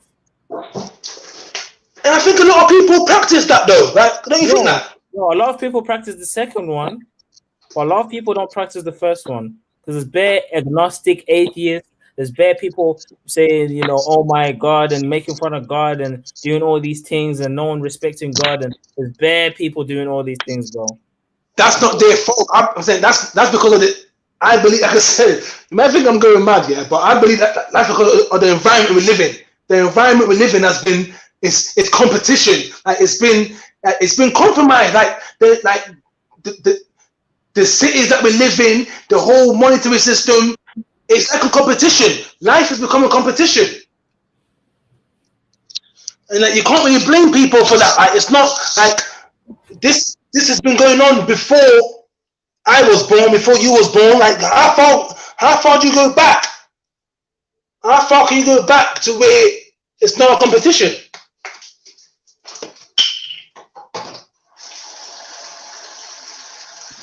You know, I think God's message is quite simple for humanity. But the problem is humanity has made it complex, and humanity has made it into a business. It made it into made it economical. And I think that's what the issue is. God's message, Jesus' message, it was literally love each other, love one another. For example, there's a passage that talks about how can you ask God for forgiveness if you cannot forgive your brother? How can you, like, for example, like the whole point of us being unified is because it's like this, right? If we're all made in the image of God, so let's say I had a confrontation with you. If I hurt you or you hurt me, you're hurting the image of God. That's true. That's true. How can I pray to God, who is God, if I'm hurting his image? If I'm swearing at his image, if I'm cussing his image, if I'm beefing with his image, if I'm killing his image? So I think the message is very simple, but people refuse simple. They want complex. So they'll make all these different laws. They'll do this heaven and hell thing where you go die, you go straight. They do the money thing. They do the rituals because they want it to be complicated. But it's quite simple when you look at the text. It's simple. It's very simple. And that's why there's all these religions, man. Why do you think there's all these millions of religions? It's complexity. It's diversion. It's distraction. Yeah, divide and conquer. Divide and conquer. It's all a distraction. Definitely. Definitely. That's why I pick the Bible. I pick Christian. I pick the Jesus because he seems way more transcendent than any of these dons. He made it out. He made it out of here. He's out of here, bro. I'm trying to make it out of here too, bro. But nah. He made it out of here because he died. He rose again. See, when you get to that, when you're one with God like he is, death is nothing to you. Death is not even scary. But listen. He rose again physically, yeah? Yeah. This is where I can't do this. He rose again physically and went to heaven physically. He went to heaven as he is. Yeah. And where's heaven? Is not in where's heaven? In a different dimension. Physically. It's in a different dimension. So, but how can you go there physically? You can't go there physically. In comparison, heaven's not up. Is heaven up to you? Like, is heaven up? Like up? No, I don't think heaven is up. I think it's somewhere. I think it's in a high place, but I don't think it's in a physical place. I think it's in a different dimension. But when yeah, come on. Just like how you said, the cell is like the individual, and then it's the body. Yeah. We are a cell, and heaven is like a body. It's like above everything. Yeah. You know what I'm trying to say? Like we're in, and it's out. You know what I'm saying? That's how heaven is like in a higher dimension. Yeah. In a bigger perspective. That makes sense. Still. Yeah, I just. It's all about transcendence. It's all about transcendence. That's why every culture talks about the afterlife. They all have the concept of God or gods. It's all about transcendence. But what modern day science wants to do is make us more like animals and make us more carnal. And you can do as I will, do whatever you want. You're an animal. You can't control your feelings. If you feel this way about little kids or you feel this way about this, you can't control your feelings. Yeah, of course. That's definitely They don't want us to be divine and they don't want us to be celestial and godly like how God created us to be. They want us to be animals. But that's because of the way they're making us live. That's what I'm gonna say. Like the way they're making us live with. I'm gonna keep on saying it. The system, the rat race. The competition, so if you believe that if a person believes that the meaning of life is to get money, that means everybody who's rich has achieved the meaning of life. Then, you know what I'm saying? If you believe that wealth is the meaning of life, then anybody that's rich they are better than people who haven't then. Which is stupid. But you know what it is, dark side? You see, with money and being rich on this earth, it's such a temporal high. It's such a temporal climax. It will at some point plateau. It will at some point dissipate. And once it's dissipated, you will still be found wanting. Yo, I understand what you said. It's not even to me. You have to understand. Like I said, watch if you get time. Type in Jack Fesco on YouTube.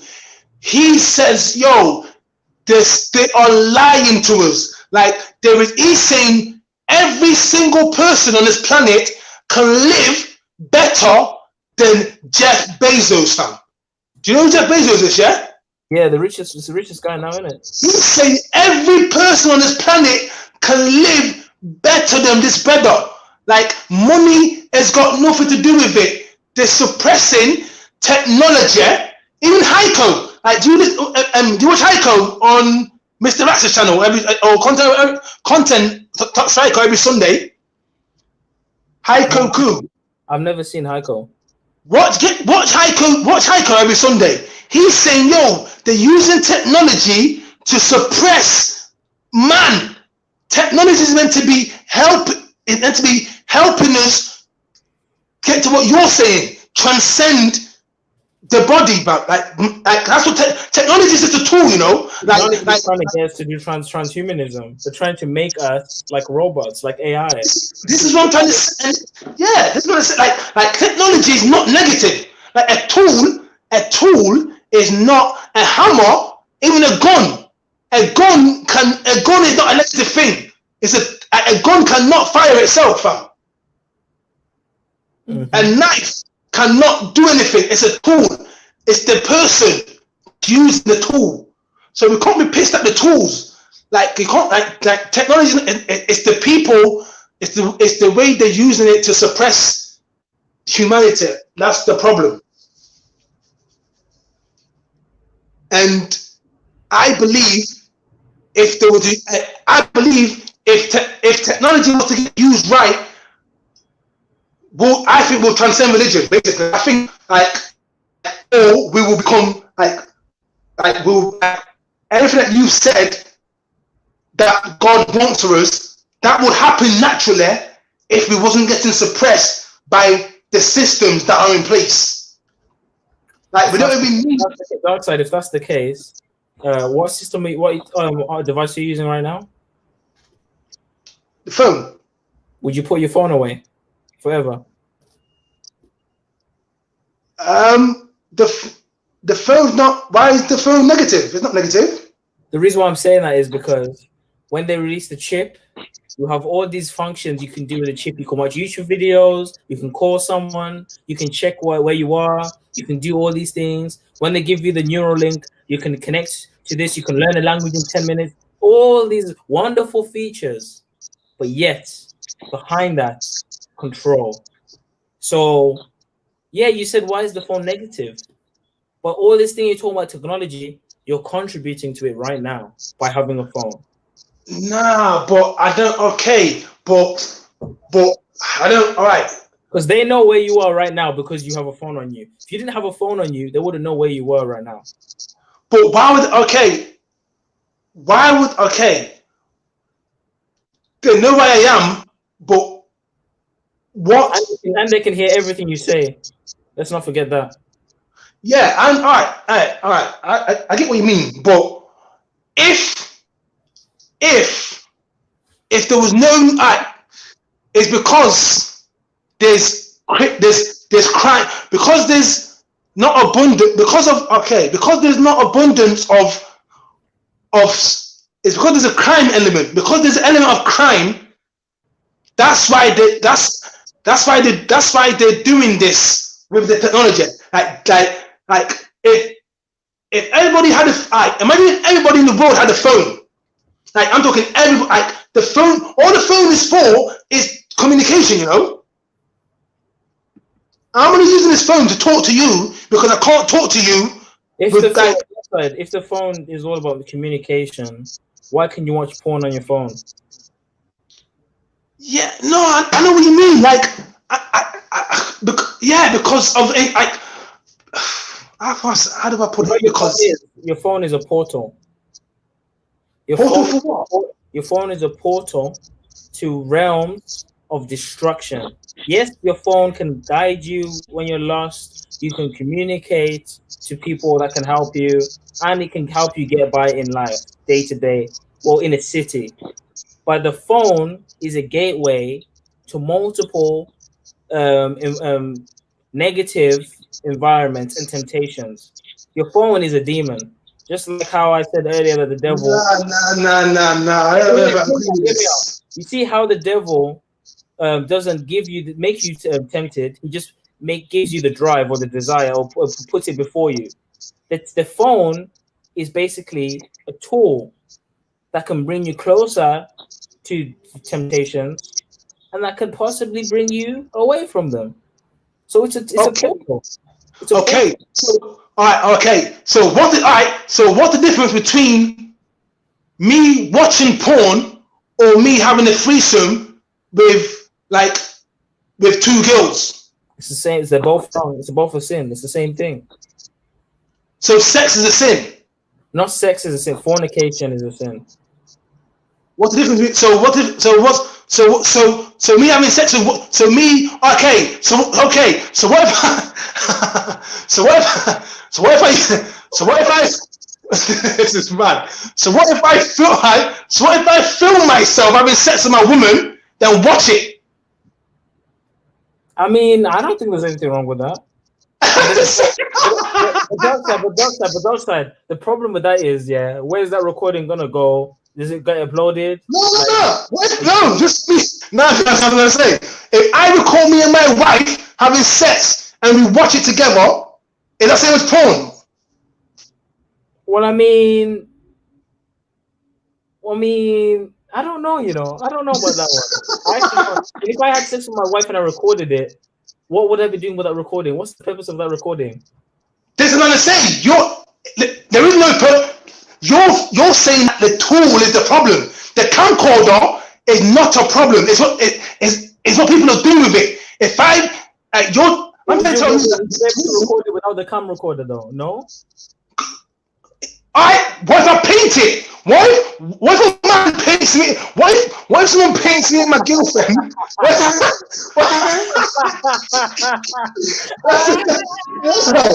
This is what I'm trying to say. Like you can't be mad at the tool because the tool is a tool. If someone paints me and my girlfriend having sex and I put it on my wall, and someone comes in and says, "Yo, what's that?" Oh, that's me and my girl having sex. Like, what's wrong? The tool or the action? It's the action, but the tool was used for the action. And so you can't be mad at the tool. But Doctor, some tools help you do the action better than others. For example, all tools help you do the action. That's what I'm saying. That's what you fail to realize. All tools.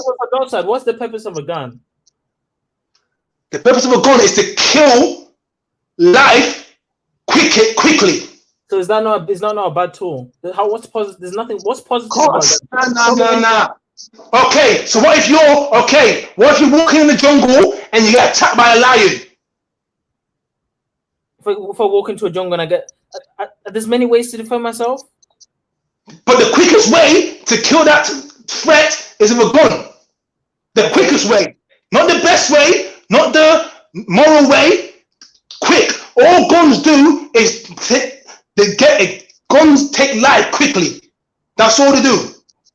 You know what I'm saying? A gun just takes life quickly. A knife can do the same thing, but it's longer. So all a gun's purpose is to end life as quickly as possible. Okay, so you've got a weapon or a tool that's created purely to destroy. But a knife is the same thing, though. Exactly, it's the same thing. Yeah, I'm agreeing with you. The tool is evil also, because the of the tool is to destroy. But a knife also can help you to carve something or to build a hammer. That's true, it can, right? But some tools steer more towards the negative than others that steer toward the positive. For example, milk. Milk is very nutritional. I don't see. You'd have to make a really hard case to prove to me that milk is a negative tool. Milk is there to nourish you, but a knife or a gun has destructive properties. It breaks down materials. It pierces things. It destroys things. So it has a closer inclination to death, to killing, to warfare. So, but you know that there's some people who are allergic to milk. Pardon? My son, when he was born, couldn't drink milk, and we had to get him. What milk? He couldn't drink. No, he had to get him. I forgot what milk it was. Almond milk. He couldn't drink no more cow's milk. Okay. You know what I'm saying? So to kill my son, like to harm my son, if you knew that, you would give him milk. Okay, that's a good example. You know what I'm saying? That's a good example. Okay.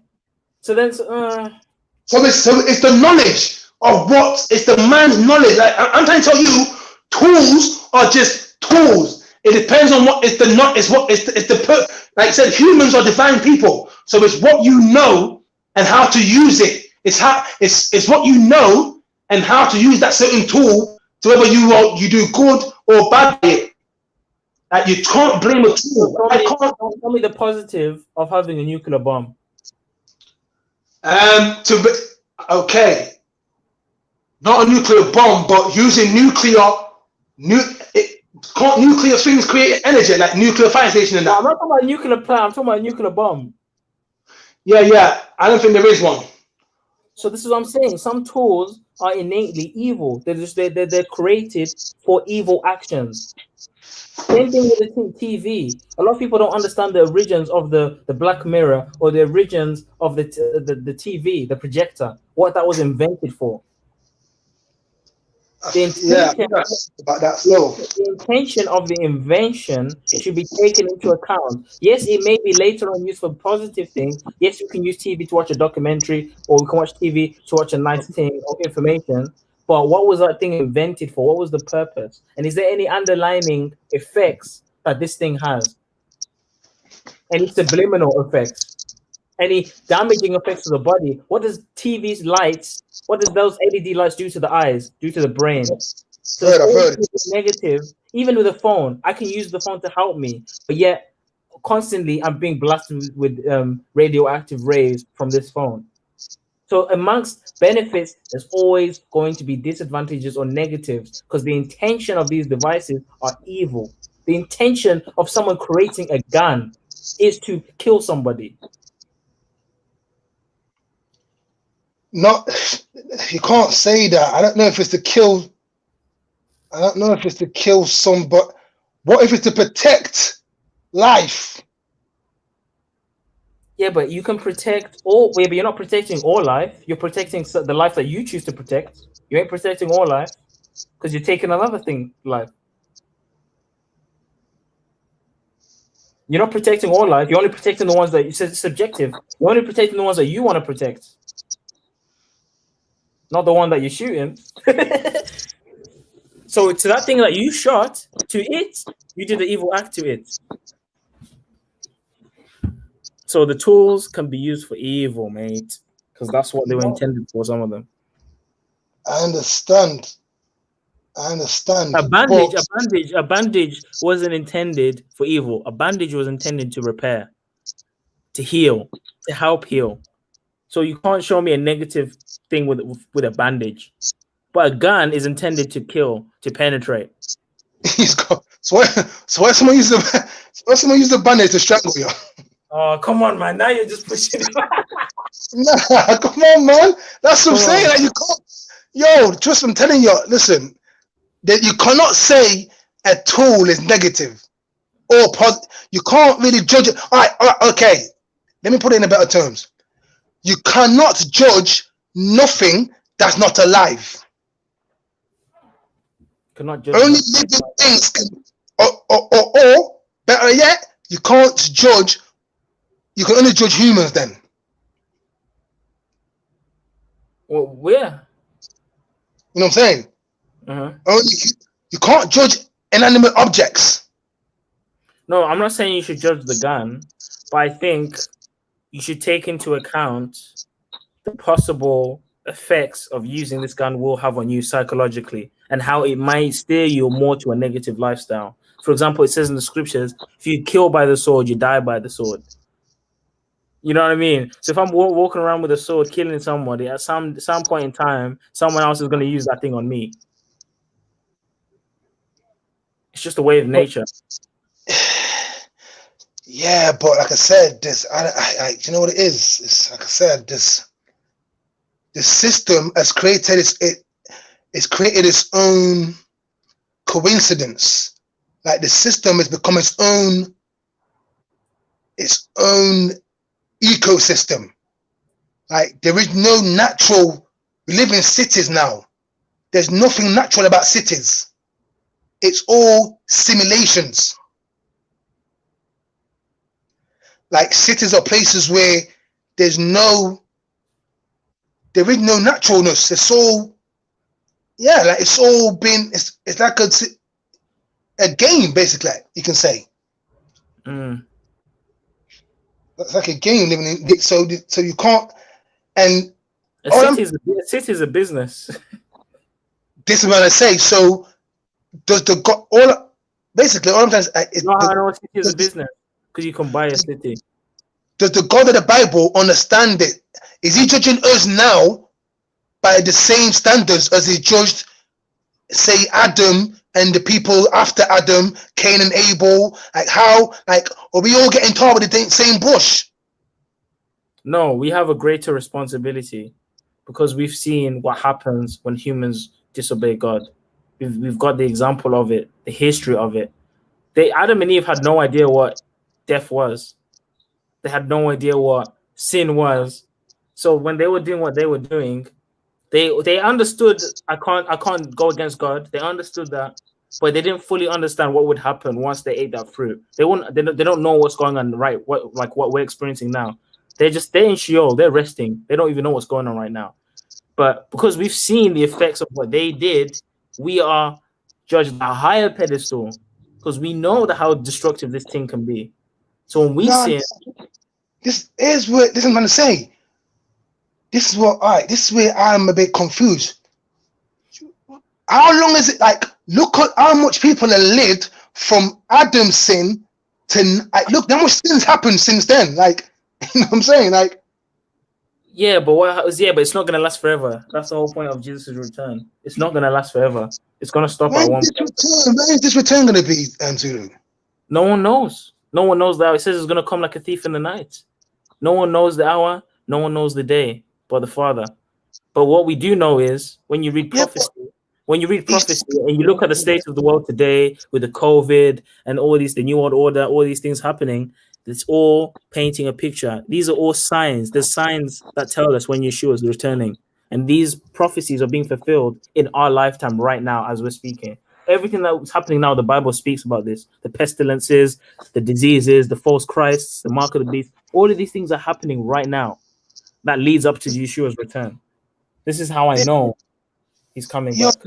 They've been happening for time though, fam. But now it's at the pivotal point. This is where this system will come to an end. Everything is wrapping up. This kingdom will fall. There's never been a time like this where we are now in technology, in all these things, bro. That's true. I hear that. We're in the time right now. Jesus says that when he returns, it will be like in the times of Noah, just before the flood. There's always a natural event that destroys a civilization, and then another civilization comes out of it. We are that civilization now that's awaiting this destruction that's going to come our way and this return. And then the new civilization, the new earth, the heaven, all these things will come after us. But we have to be, ready. If you take that mark of the beast, bro, and you become part of the devil's system, there's no heaven for you, bro. And how do you not become part of the devil's system? You have to have the seal of God stamped on your forehead.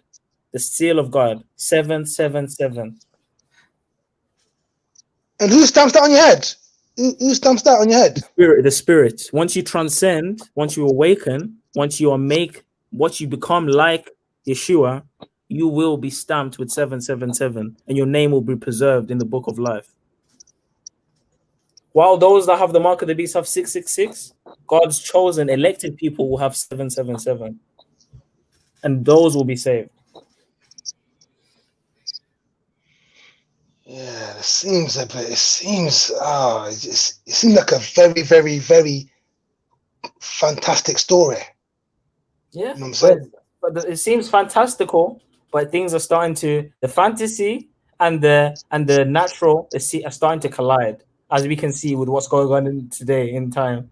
If I asked you a year ago, did you ever think that restaurants would shut down, gyms would shut down, everything would shut down, you would have to wear masks? If I asked you this a year ago, would you have ever thought this could happen?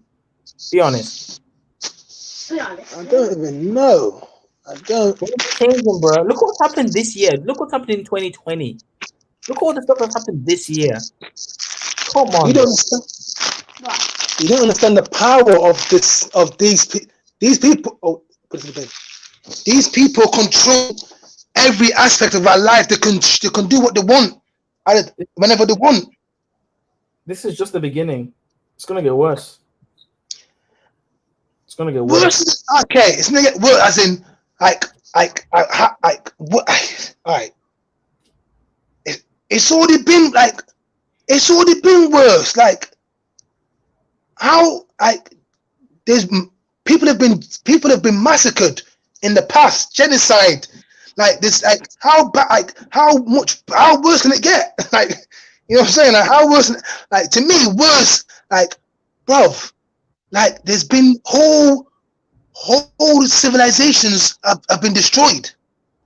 But this is the thing, Doc. What's going to happen is you're going to start to see a moral decline in humanity. What you think is wrong. That's what happened. What you think is wrong is going to be perceived as right.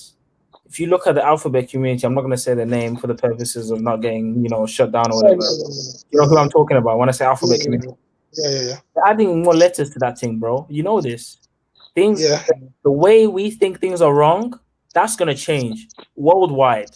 People like us that think those certain things are wrong, as even today, as you've seen, people are being called a so-and-so phobe, a so-and-so phobe. Things are going to become more and more and more obscure. Okay, Zulu, check it. I get what you're saying. But what you're trying to tell me, that the God of the Bible does not know that it's not the masses doing this. He doesn't, like the alphabet, these alphabet people, the God of the Bible doesn't know that we are the ones that are not making these. They're not making these decisions. The masses aren't making these decisions. But doing nothing is the same as condoning it. What can we do about it? You can rise up against it, bro. Have you ever heard of the French Revolution, the American Revolution? There's been bare revolutions in time where the masses have risen against the government. Yeah, but I know what you mean, but they've suppressed. People are too comfortable. They don't want to speak up. They don't want to lose their life, bro, or their freedom. But how can the many be scared to lose their life with a threat from the few? The few should be scared of the many. Yeah, because they don't. Because, like I said, someone put in the comments. Where is it?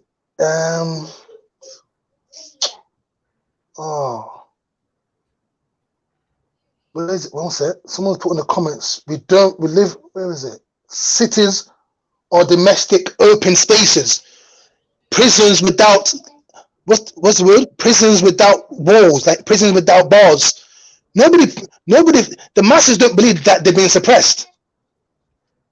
How can you fight something? How can you break out of prison if you don't think you're living in prison?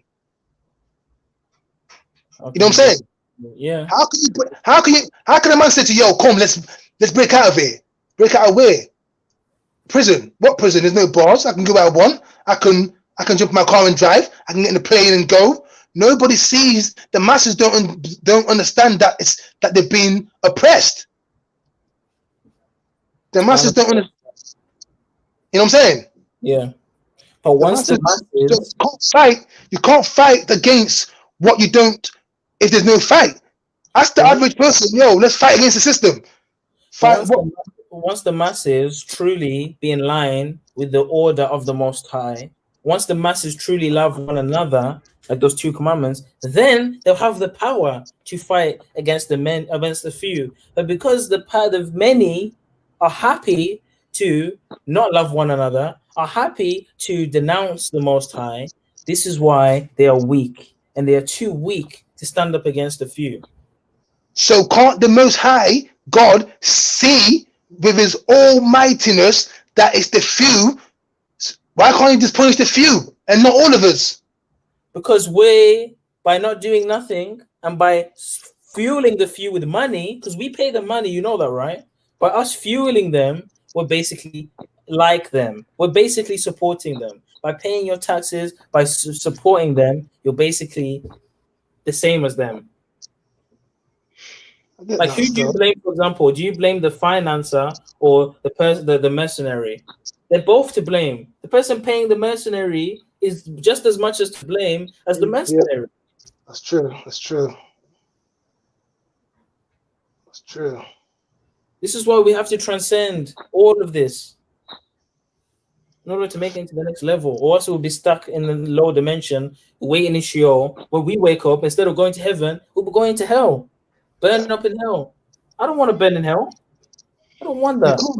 How do you burn in hell if your spirit don't feel pain?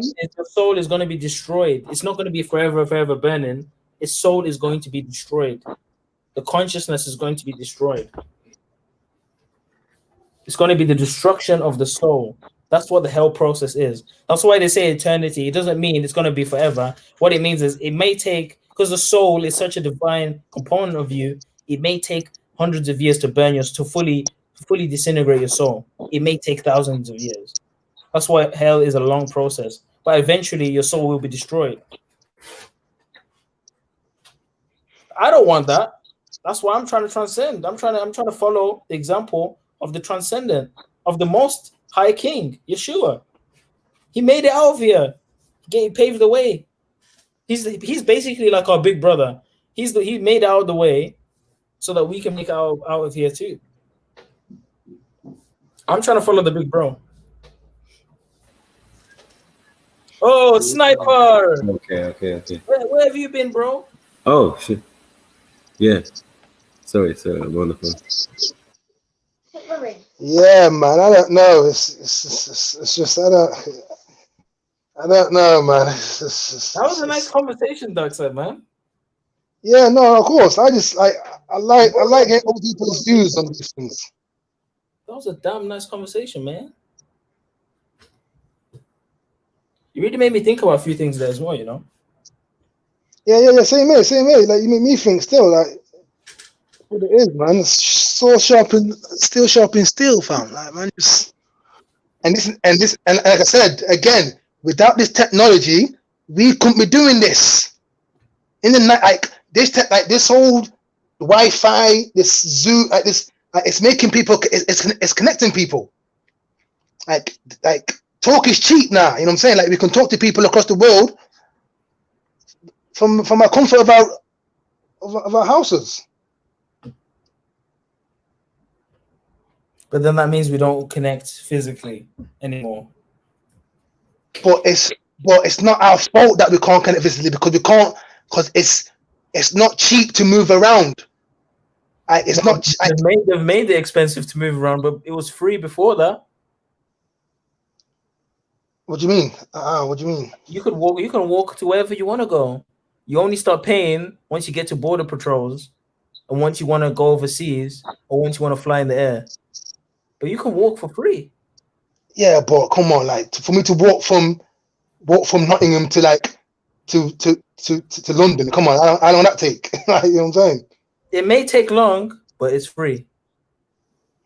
Yeah, but yeah, I know what you're saying, but it's more.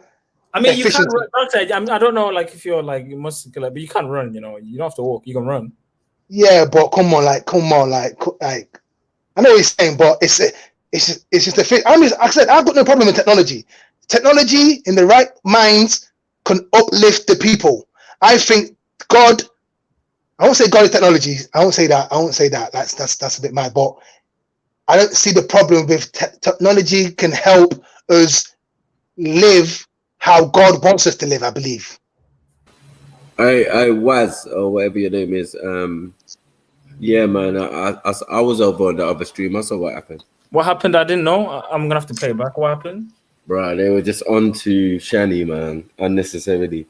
You get me? Trying to make her, boy, basically making her fall back, and you get me? Like she can't come on these streams, and you get me? We talk too much radical stuff, and you know what I mean? Like it's just disrespect.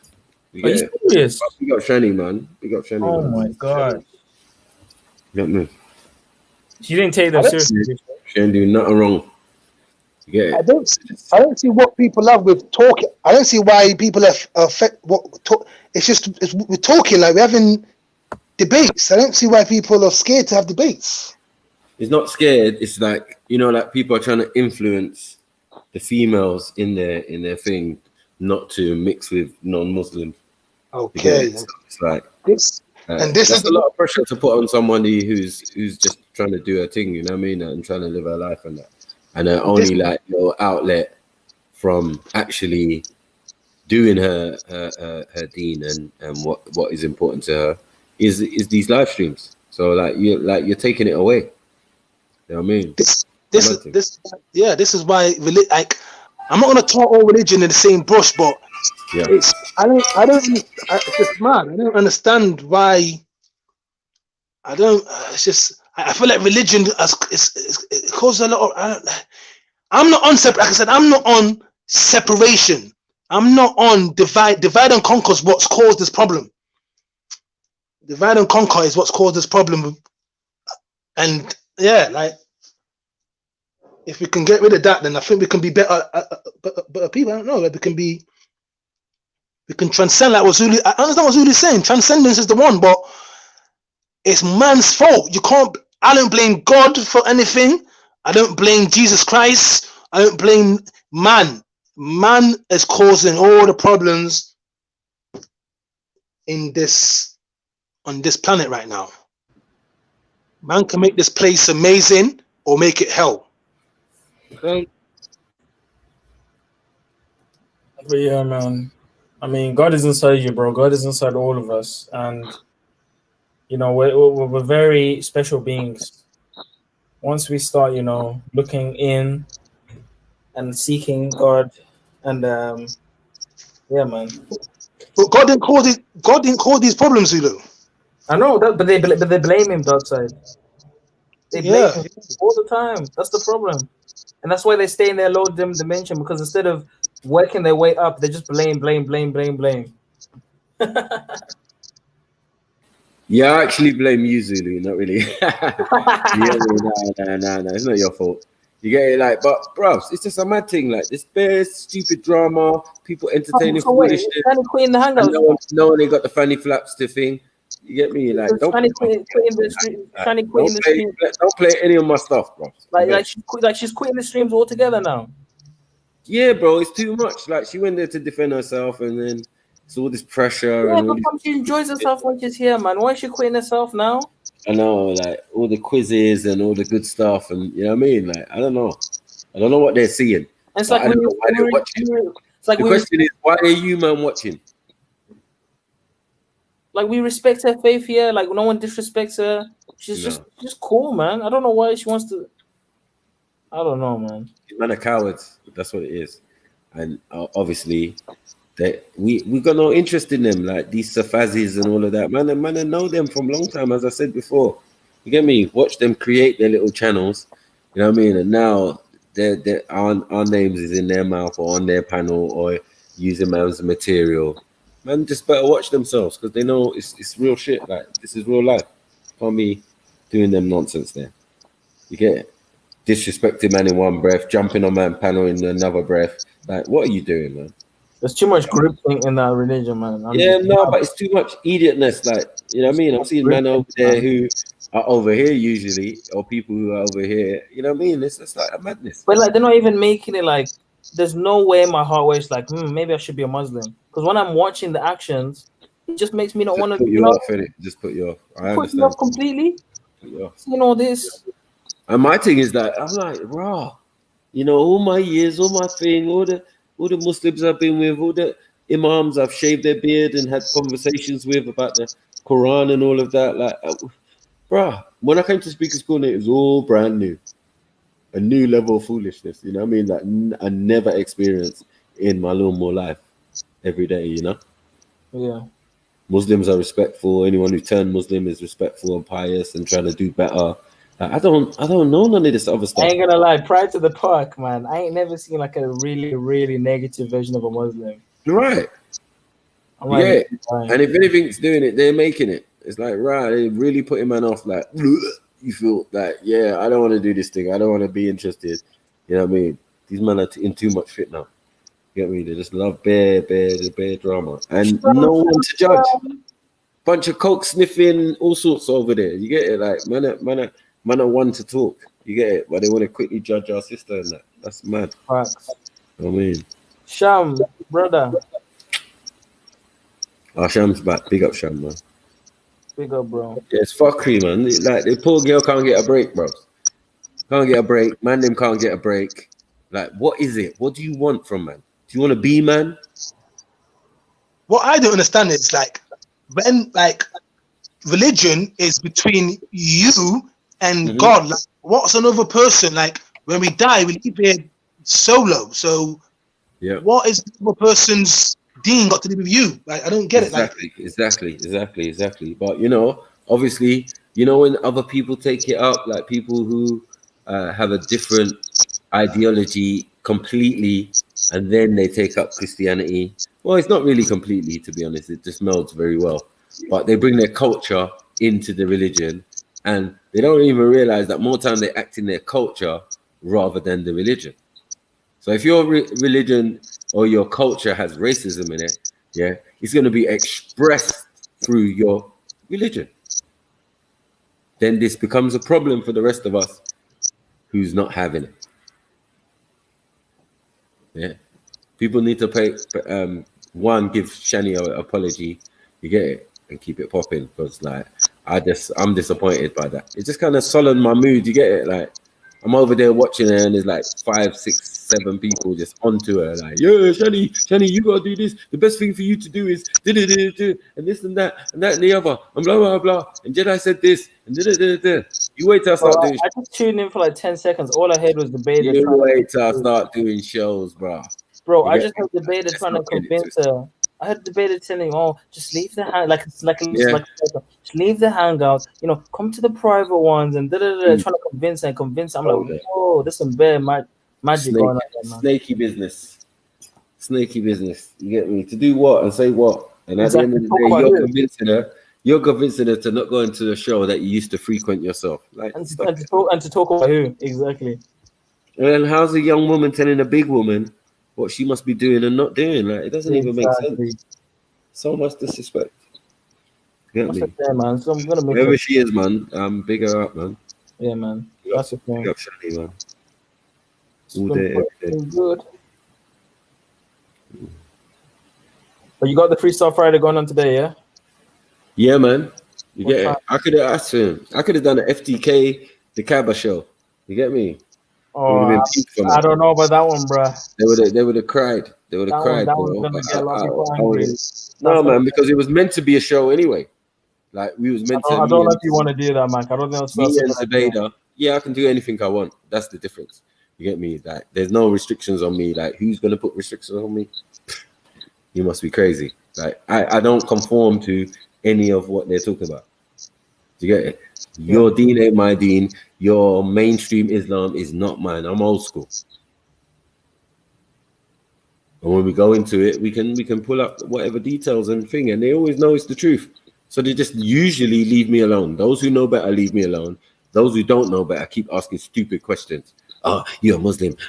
How are you a Muslim? And you're wearing an ankh. Like, bros, how are you a Muslim and you're not Kemet?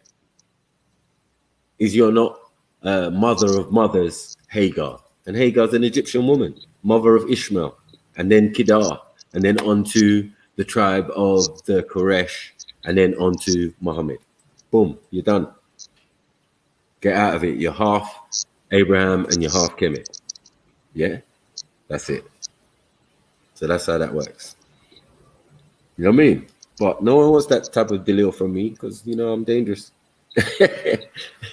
Yeah, your boy is dangerous. What time are you gonna do the show though? Because I got Sabbath, man. At what time, 8, 9? Did you say? I'm gonna do it as soon as Jedi just like locks this off. As soon as he's done with this, I'm jumping on. I'm doing my thing. What's Sabbath? I think sunset's gonna be like 9 today, so I might be good. The Sabbath on Saturday, Zulu. Friday night to Saturday night. Okay. Sabbath is like in an hour. Oh, it's like it's in like 50 minutes. Oh, damn. Mm-hmm. Because it's getting to winter. When it gets to winter, basically Sabbath comes earlier. When it gets to summer, it starts later. Right. I've noticed that. So I still need to cook. I need to cook right now for Sabbath. So I'll be in the background. Mm-hmm. Yeah. But as I said, yeah, man, these men don't know about the thing. Yeah. None of them will come on and debate, man, as well. Like, they just want to bitch from the back. You know what I mean? That's what I That's why find said, weird. all of this frustration, when I catch up with Ahmed Ali, yeah, he gonna get all this work. All this Shani dissing, all this Jedi dissing, all this Maku dissing, all of this videos and all of that you want to do about, man. Yeah, someone's going to get this work. I just pray it's not one of these people trying to defame man or disrespect man. Because when I catch you, you know what I mean? It's all right to troll when, you know what I mean, you're far away up in Bradford or wherever, Brighton or all these funny areas and all of that. Yeah, but when man catch you, fam, it's not going to be pretty. You know what I mean? Intellectually, you know you can't deal with man. Physically, you know you can't deal with man.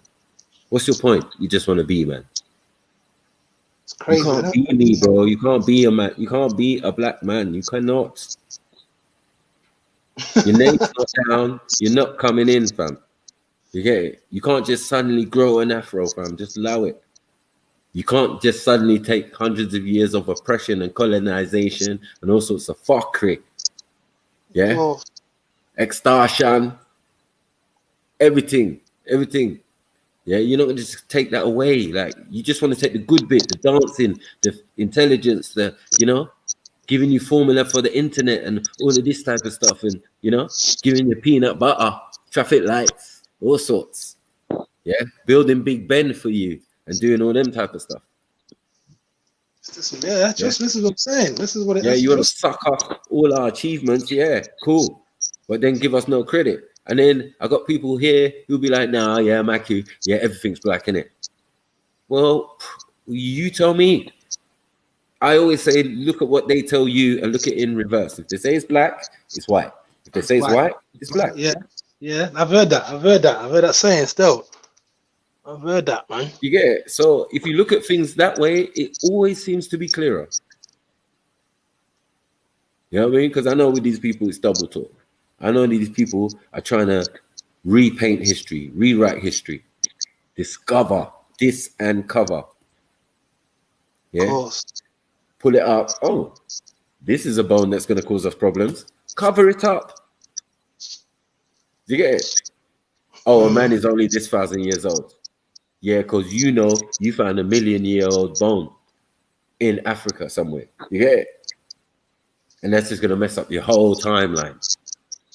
But it's not going to mess up our timeline. We done told you we've been here for thousands of years, millions of years on this planet. I don't understand how I don't understand. Like I said, how did them Dogon man know about Sirius A and B? Like even just with that alone, like how did I think they found out about the Sirius A and B star? Like, yeah, they knew. I mean, obviously, they told you that the Dogons told them. I mean, the Nomos. Who were they? Who were the Nomos? The Nomos are the beings that they met. They would meet at dusk by the date trees by the river. Oh yeah, by the river. That's right. Yeah. They were called the ugly people or Mami Water or whatever you want to say. But yeah, or mermaids or merman or whatever you want to say. You get it. Yeah. But we always had an African principle of the same type of things. But yeah, these people who came out the waters and talked to them looking like frogs or whatever, and then they said they were coming back, and when they come back, they're going to look human. Now, the problem with that story is that these people originally are from Egypt. So the story has to match up with Egypt. Okay. And it does match up with the original Og dogs before you get the what do they call them? The Anids, the 9 Anids, where you get Ra, Shu, and all of them man there. You get it?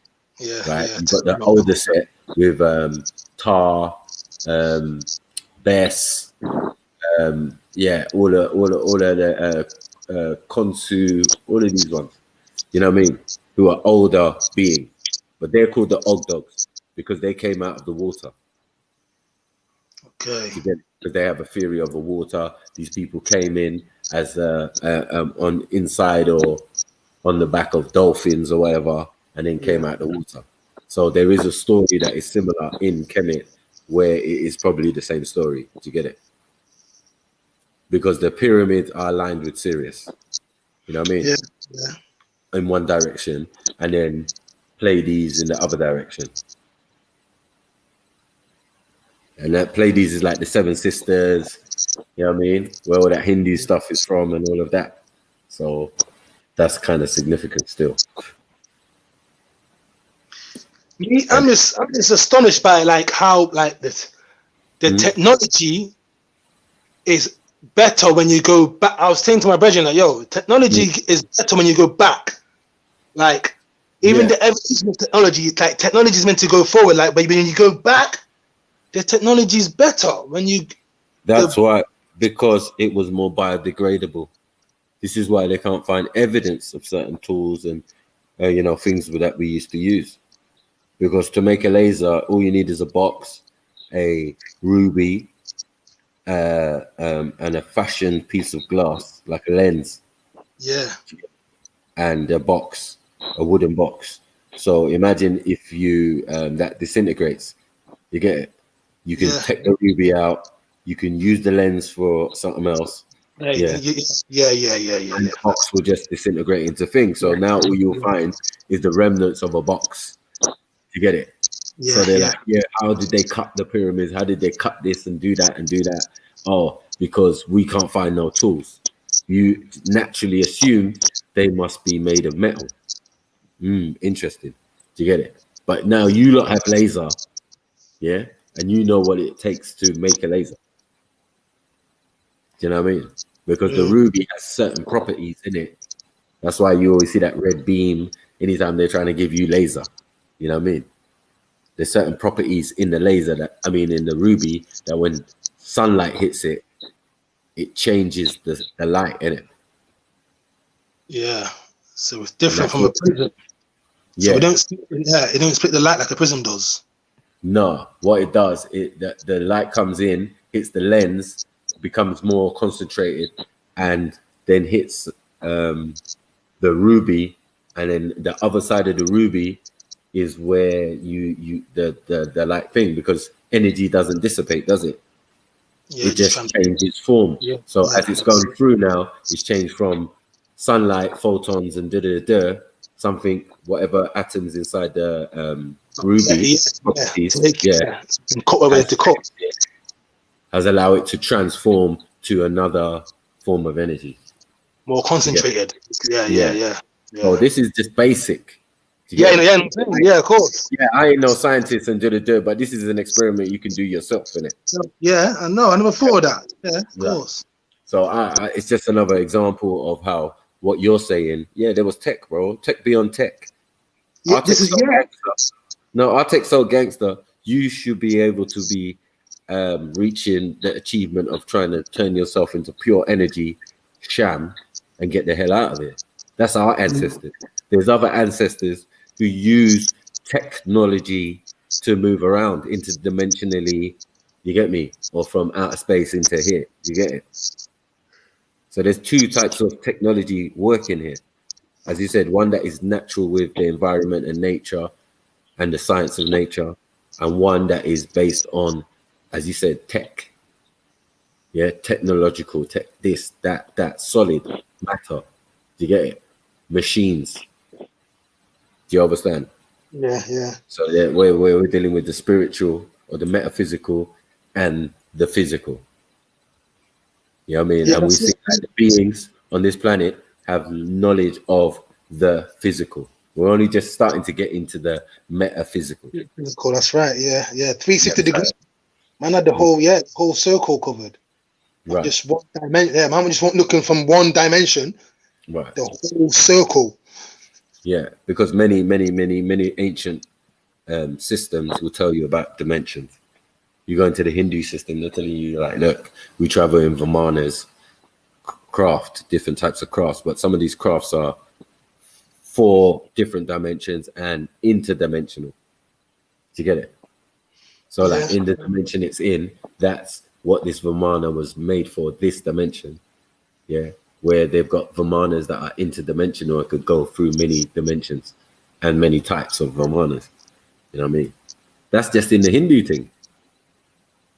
Yeah, We ain't gone to Sumeria. We ain't gone to none of these places. You know what I mean? Egypt or Kemet or whatever. You know what I mean?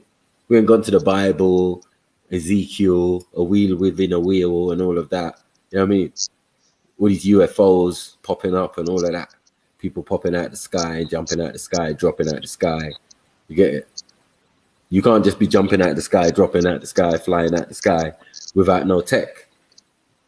You get it? Yeah, of course. That you can impart on people. So people had different interactions with different beings that came down. And they told you straight. The Egyptians told you straight, yeah. See them man there? Them man there's us. They're our ancestors because they was first, didn't it? They came down, they did their thing, and then, yeah, they became the kings. And then from their generations is the kings and whatever now. Do you get it? Until it gets corrupted or whatever. You know what I mean? So as we say, the modern Egypt, like Zulu was saying earlier, like, yeah, it got mixed up. Bear man have gone in there, confused up the ting, changed up the ting to suit themselves, including Europeans, you know? So all of a sudden Egypt's different now. It's an idol thing, it's a god thing, it's a worship thing, it's a Hindu thing, it's a mad thing, it's a mazza. Because some man ain't got no understanding, you know?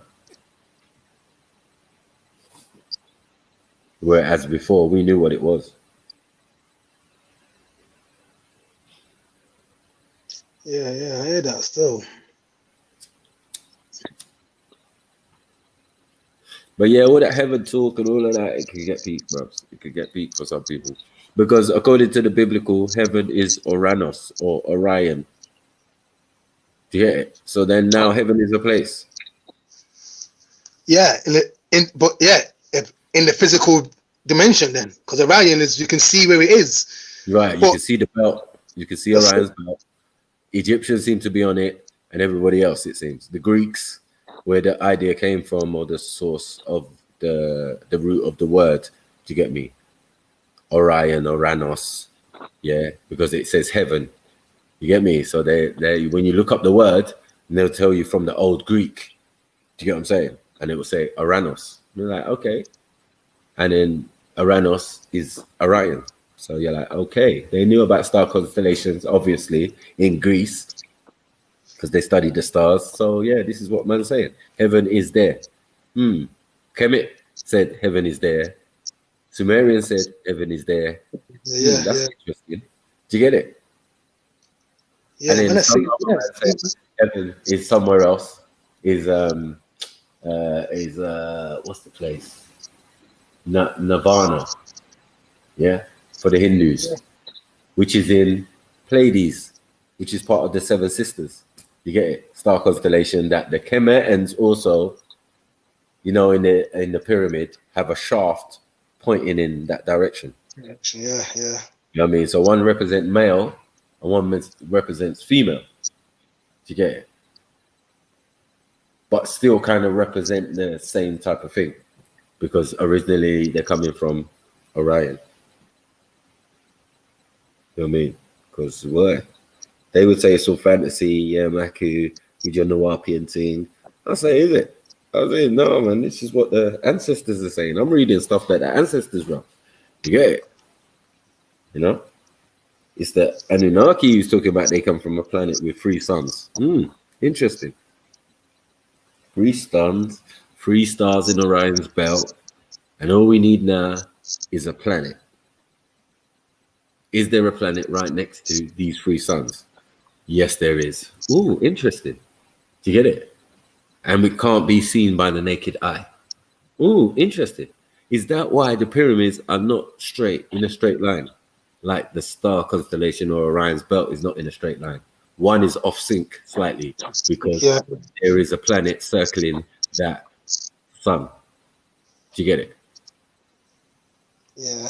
That's why you get Sirius B, Sirius A, Sirius C, and yeah, the planet that is you can't see. But the funny thing is, the Dogons could see it.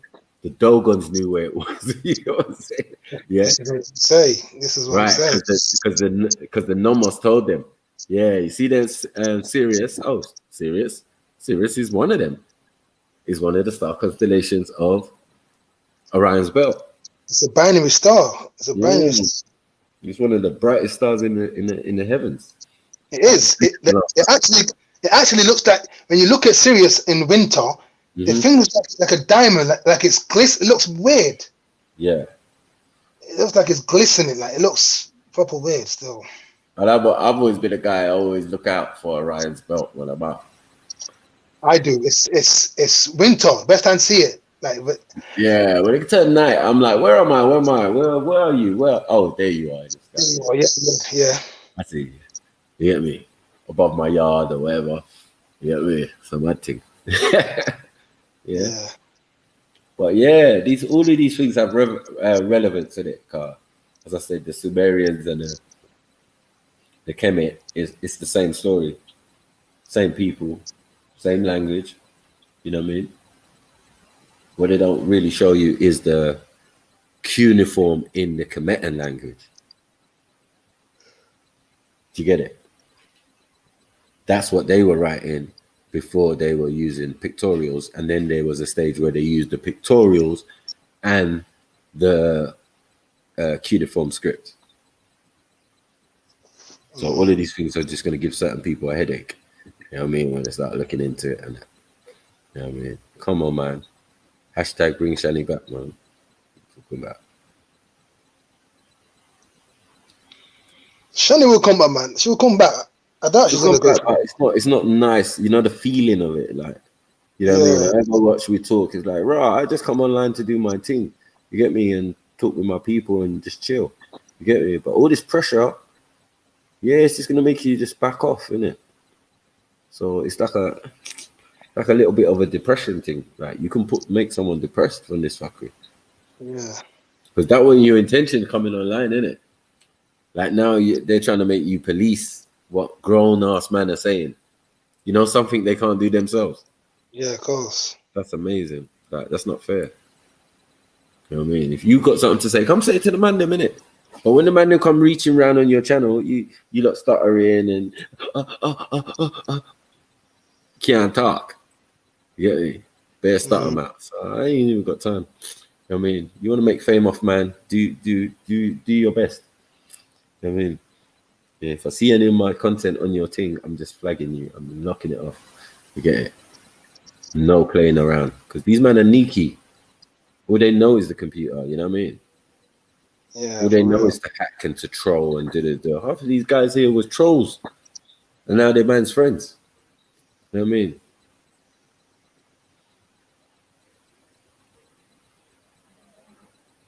No, big up Shani, man. Big up Shani. Shani's not with. How long you retired for, Shani? Yeah. She's retired. I mean, if she has to fall back, like she has to fall back, man. I just feel I'm very disappointed in them and their action. You get me? I just feel that it's just too judgmental. You get me? Those in glass houses shouldn't even throw any type of stones. Yeah. These men are our man's apprentices. Yeah. When they were trying to find their way, when we was trying to lead them on the Salata Mustaqim, man was resistant. Man didn't understand some of the things that man was saying. So, like, bro, you get me? But they didn't even go into what she was breaking down yesterday and how she represented well yesterday. Like, no, that's irrelevant. You want to talk about a conversation that was like a year, almost 2 years ago. It's crazy. Yeah, that's crazy. No one cares about that. 2 years ago stuff. You know what I mean? Like, and you ain't got the balls. That's what I'm saying. These men ain't got the balls to come on and say, yeah, you man, we don't respect your thing. Why are you even watching? What? Did someone bring it to your attention? Or was someone watching? Someone was watching, innit? Was it you watching? You was watching the Kappa channel, yeah? Is that what you do, yeah, in your spare time? So then you can critique any Muslim that goes on there. Why are you on there? You never ask yourself these questions, or you just being an arsehole? Okay, I didn't even know it was that deep. Like they can't even watch my channel. They can't even watch my channel. Like I don't know how. No, man are doing these things because man are boycotting like our brother Velis and like they're trying to make it a thing, but it's getting them views. And it's like a lot of people, or a lot of the Muslims who would normally attend these channels might go over there for 2 minutes, perhaps, while there's a little passer going on. But when it gets down to the crux and the crunch of it, and let's get down on Dean and on topic, yeah, it's non-existent. Because that's what, man wasn't really there for that. Man wasn't there to guide anyone to Allah or nothing. Nothing. Just bare fitna. Yeah, that's what you don't want to do. Like, you don't need to sort it out. Yeah, I ain't you. Yeah, my brother Khalid ain't you. Like, you know what I mean? Really, just to slander my Somali brother. You lot are nuts. You know what I mean? That is never gonna work. He doesn't have to answer to any of you. You have to live in the area near man and with man to be able to do such a thing. Otherwise, it's just a myth. I mean, next man's in another country talking about, man. Like, I just don't understand. Get me? Most of the people I see here and I speak to and I think it's real life. We speak to each other in real life. You get me? Yeah. They ain't exposing no one, Shani. Unless they want to expose themselves, because they act like we don't see what's going on too. Yo. Yeah. Yo. Yes, my G. What I going for these little fucking wasteless, lifeless, buckhead feeders, man? What I going for them? Bruv, they piss me off, bruv. I jumped off to go and watch what was going on the other channel, and I see Shani defending herself against fuck. Yeah. We ain't gonna do this again, no. I tell you that for free. We're not gonna Anyway, listen. Let me look. I'm just finishing work. I'll be with you like in like 2 minutes. You got a chat? Yeah. Yeah. Alright, cool. Yeah, let me rant, bro. Let me vent, because yeah, man are quiet most of the time, and man stay on topic, innit? You get it? Man, stay on topic, because if you just want to slander, man, that's not a question. We're here to answer questions. You get it? Especially me. You know me. You get me? Oh yeah, Sniper. Yeah, he's a remixer. I need to answer questions.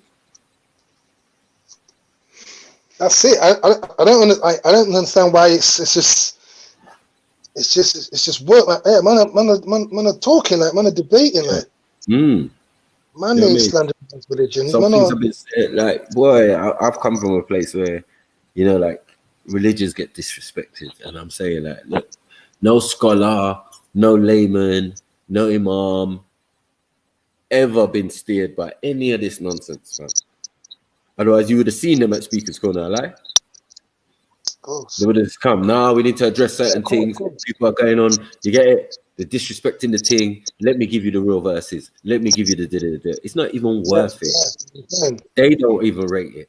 So how the hell am I supposed to, or anyone else supposed to take or be stirred by it? Just take example from the people who you look up to, innit? And my people don't do this. You get me? And I know a few imams, and they don't do this. This is not a debate or discussion, some of this stuff. It's just so petty. You know what I mean? And Speaker's Cornerish. That's what I'm going to put it. It's Speaker's Cornerish. Yeah. Because it makes no sense. You know what I mean? Like, on a debate, yeah, man. I'm going to stop talking soon. I'm just going to start playing videos of these debates. Already had, you know?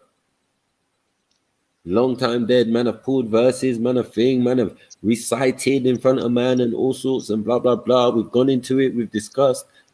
Man have even tried to come to blows. Yeah?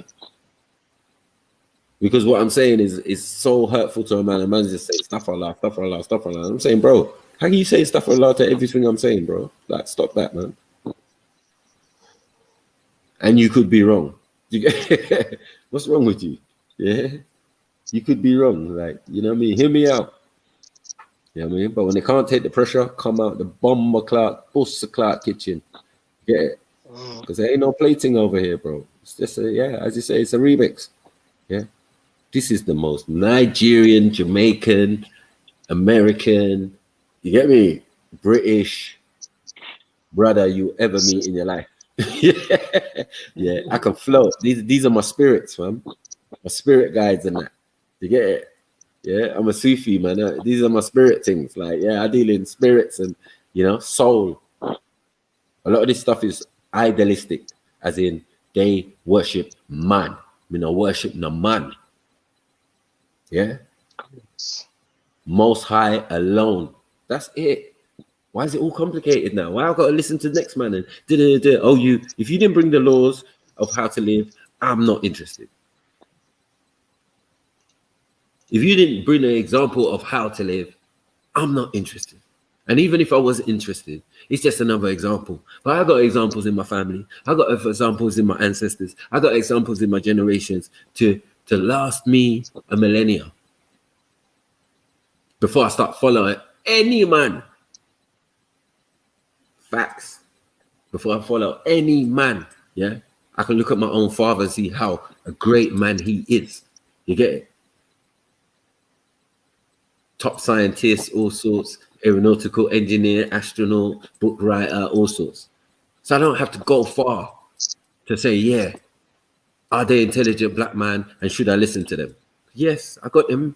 I got them around me, got them in the family, you got them, you know what I mean? As brothers, sisters, cousins, brethren, all sorts. As I said, those are the people I take a check from. You get it? Even my own picnic, I take a check from. If I have to, you get it. But everybody knows their place, you get me? So that everybody knows that they answer to someone. That's where we're from. But they want to bring what they do in their environment and their culture to man. That doesn't even make sense. We gave you your culture, little bitch. Now this is that's what they got a problem with. Like when man say they gave him their culture, like it's like man think like the man are like man are like I don't know what's the word I want to use. Like man created them, like you know what I'm saying. It's just man, like man I got a problem with that. Yeah, man, don't know, man. All the concepts and all that. That's why man is all the above. Man can't tell me nothing about Christianity, Judaism, or Islam. You cannot. Yeah, my people existed before even the concept in a man's mind. This is what I'm saying. Because there's because we can date these religions. There's a date for when they came into submission. Exactly, and into existence. Exactly. So you're not going to tell me a last minute thing is the overall thing. No, for me, Islam is in my culture. I told you we got tribes that are Muslims. Tribes. That's a different level. Ain't no Muslim tribes anywhere else. Go on, name them. Name actual Muslim tribes or tribes that have Muslims in them. No, I'm talking about Muslim tribes, full stop. From start to finish, from generation to generation. Yes, that's what they were on. I don't understand. And then the history and the other stuff that goes with it, that's what's hurting them. Because when we was great as African Muslims, yeah, as Songhai empires and all the different empires taking over the Middle East and all of that, Mali, great empires of Mali and all of this, yeah, man's hating, fam. Because we was doing it as Muslims, like, oh no, you lot were Muslims, you lot was like just wild, innit? No, we was Muslims, innit? We just got to accept it, innit? Some of us was on it, some of us weren't on it. Yeah. But for us, it's not a big deal. Because we're gonna still praise our ancestors and say, yeah, man, my man, Sunny Ali, he was great. Oh, he's a Muslim, yeah, but he's not your type of Muslim because he never even lived in your time. He didn't even know what an Arab was or all of them thing there. Like, fall back. As far as he knew, Arabs were black. They traversed the Sahara Desert and all of that and did trade. We're going to tell African king, huh?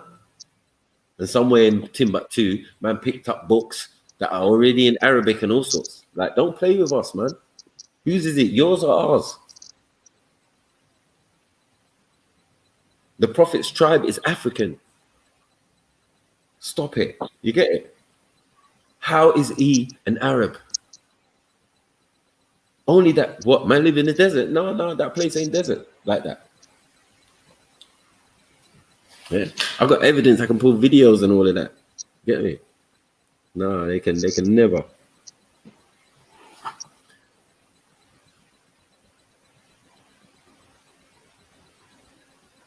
No, man. As I said, the cover is to cover the truth and all sorts, and the disbeliever and all that. That's not me. So those words don't even think. And as I said, only the Most High can give those definitions, because only the Most High knows your heart. You get me? You gotta tell man about their Akida or nothing, bros. Like, just stop it, bros. You get me? This is low level stuff. I told you, I've debated the best of them and destroyed them. You get me? They're falling back and even given reverence and respect. There's nothing you can say to me.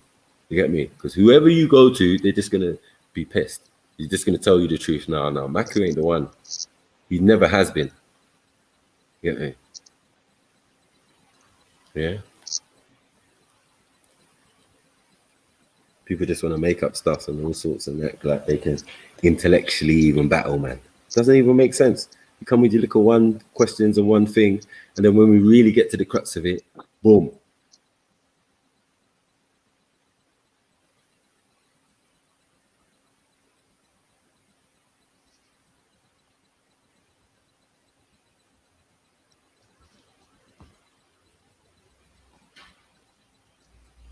You know what I mean?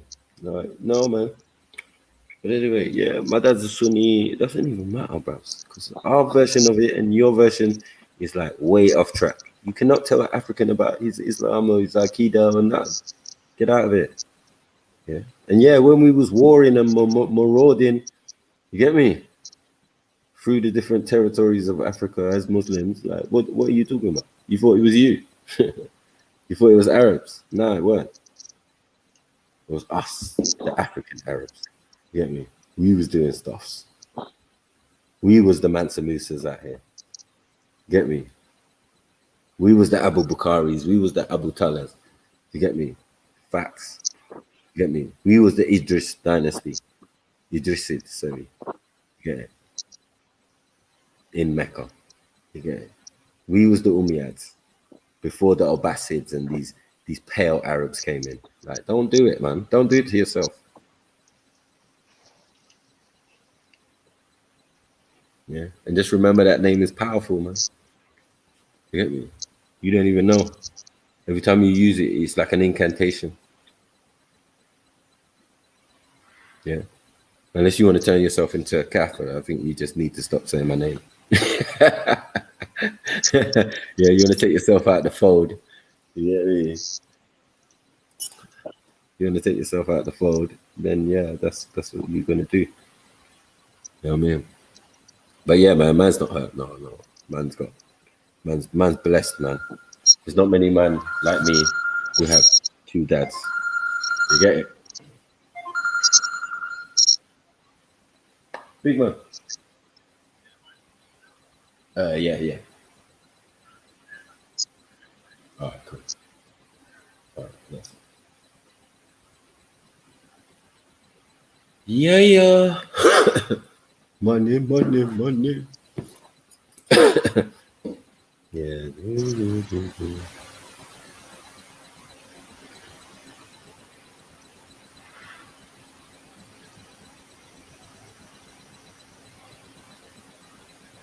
No, man, I can't have my consciousness because the one thing we rock with is psychic self-defense. You get it?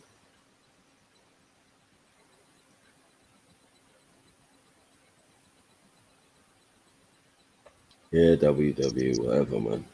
Yeah. You're just happy you got some attention. But again, it doesn't even mean nothing, man. You got me? I'm the baddest man on the block.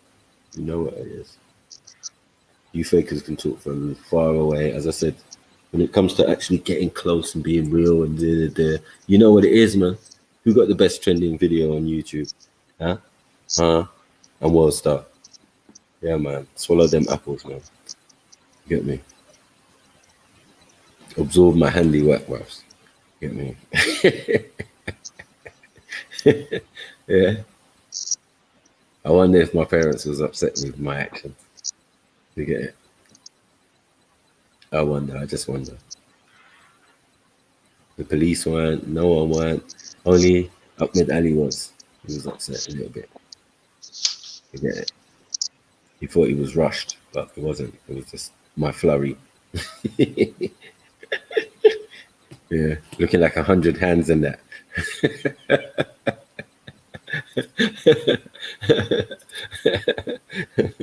And that ain't nothing. You get it?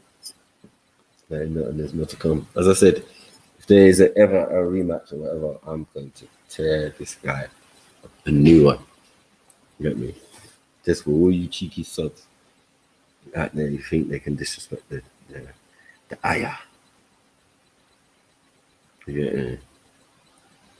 You're gonna disrespect Allah's creation. Mad thing.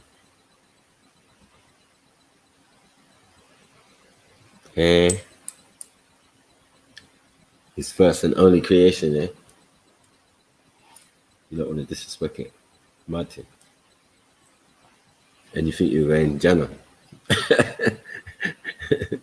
Yeah.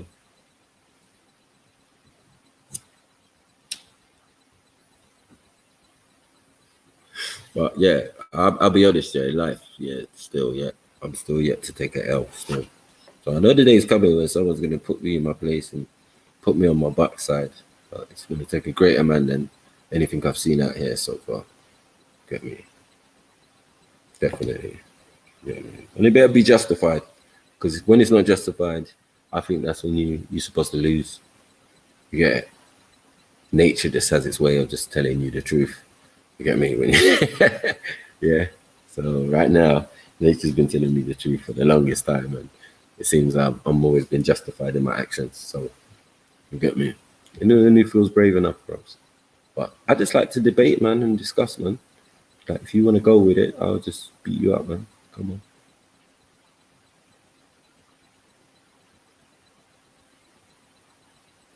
Huh? Nah. They're not ready for that. They're not ready for that, Anonymous. Like, you're asking for trouble, man. People are getting killed and put in prison for them type of information that I got in my head. These are the facts. Assassinated and stuff. Get me? Rest in peace, Dr. Sabies and all sorts. All these Nawabians who just seem to disappear or mysteriously die. Man, it's not a game out here, bros. Trust me. It wasn't that long ago they were saying man was a terrorist organization. And you wonder why people distance themselves from actually admitting what they know. And it's only about what they know. It's not about a religion. It's just about what they know. Get me? What did you learn? What was the secret knowledge you learned? If the commercial knowledge, yeah, like I can read you the books or whatever. Imagine the secret stuff. That's why it is always people asking, like, what do you know? What do you know? Tell us what you know. Yeah. Don't be a standing Nawabian and just hide or cover the truth. You get it? Yeah. You could say that. We are definitely Kafirs in that sense. Yeah. We know the truth and we cover it. You get me? Because yeah, it depends on who deserves or who we feel worthy of that information. But it weren't easier to obtain. With everything in life, right? You have to give a little and you know what I mean? Blood, sweat to get some of that knowledge and information.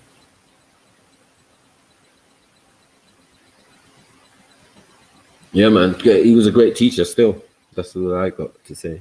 He's a great teacher. Still teaching. Still getting some information from him.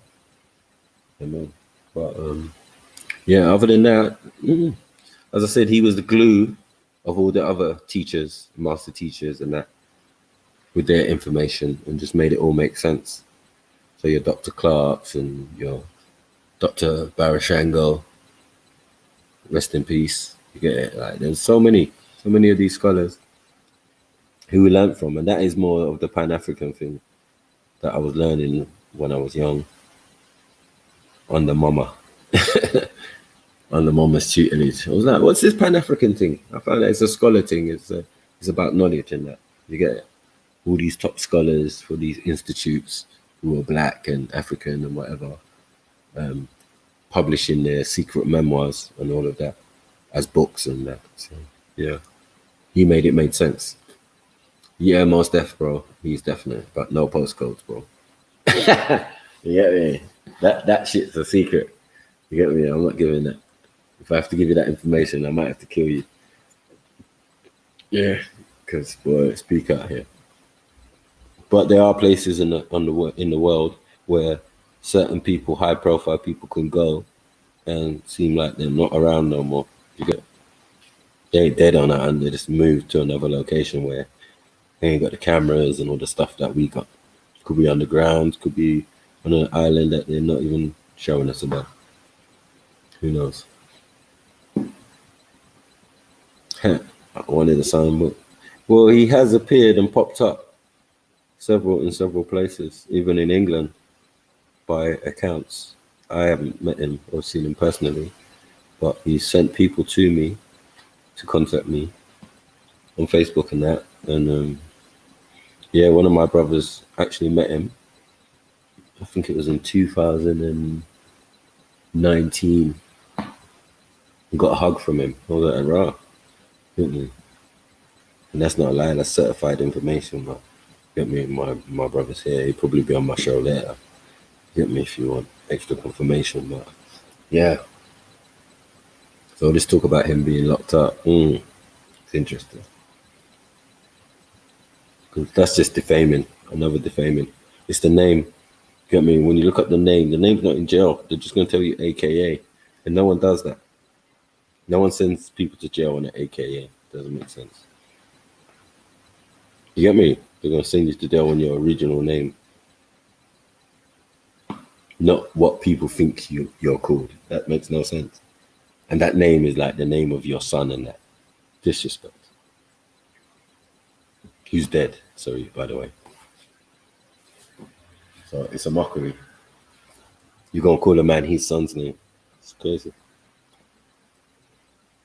But yeah, there's a big conspiracy on that. And I said I've been on YouTube about coming up to a decade now to get it. So those subjects, especially with the Americans, I had to get it sorted quick. Quick, because they were going in. They were like, yeah, this and that. Dr. Yo, he's a pedophile. So yeah, I had endless streams of me just going hard, smashing them with the facts and the information and the research and all of that. Like, yeah, it was interesting. It was good still. Get me? And I think a lot of them came to me and my crew way of thinking, in a sense. So, you know what I mean? We could see what was going on, like some criminal activities and that. 1 second. Get that door.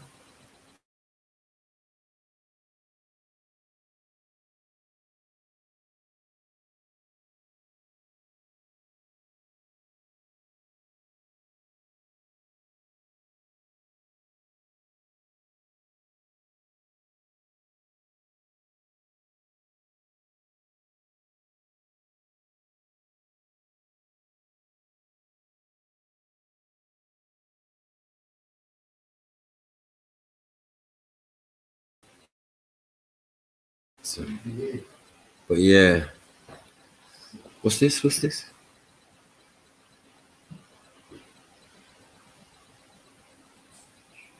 Oh, code.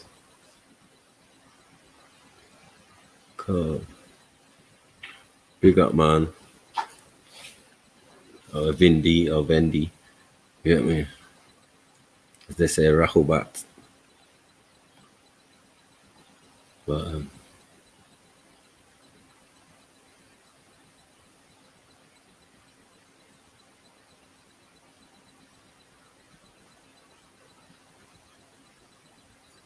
oh yeah, there are. There's many pages of Nubians who are putting out the information still. And as you said, you can check my page and check my videos that I actually put up Islamically when I was in that school. Yeah, I'll put some of those. I put some of those videos up. Get me? The one about hadiths and the one about mainstream Islam. Get it? Well, yeah, them ones I don't seem to get much views. I think the avoidance of the truth is what burns, man, in that one. The hadith one is a special one, man. Sure. I'm gonna play it on my show one of these days, man.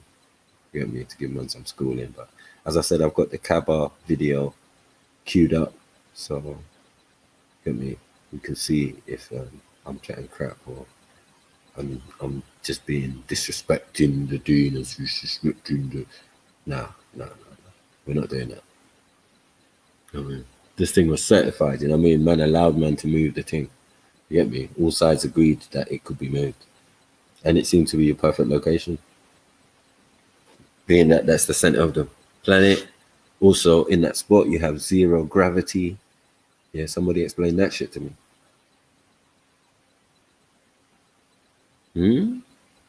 Zero gravity at the Kaaba. Come on. Explain that.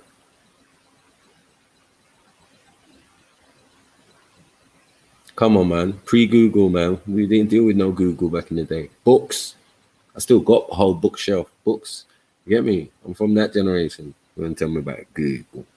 They always talking about Google. You get me? Yeah.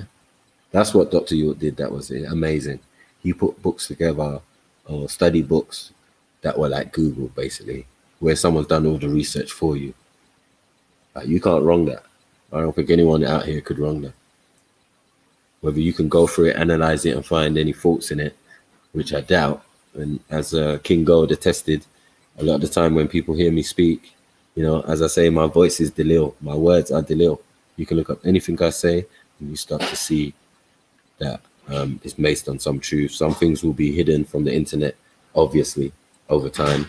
That was easy to Google before because Google's constantly changing and updating and removing sensitive information. But in the main, of course, I'm Black Google. Come on, man. The original. My brain is like Google. Yeah. NZT, baby. You get what I'm saying? That's why I make that reference. You get what I'm saying? Because, yeah, I've got Rico memory, so it helps as well. And also, obviously, I collect useless information along the way as well.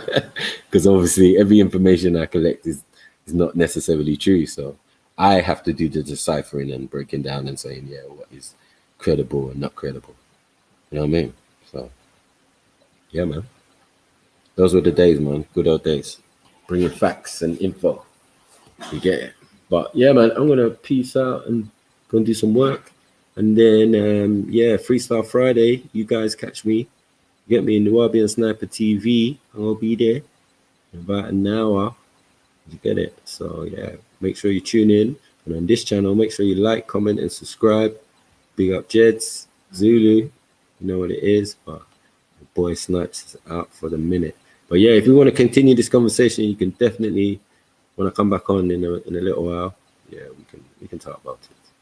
I mean, big up everyone, big up Shani, you get me, big up Anonymous, big up Vindy, big up Waz, big up Alayal. Yeah, I'm out.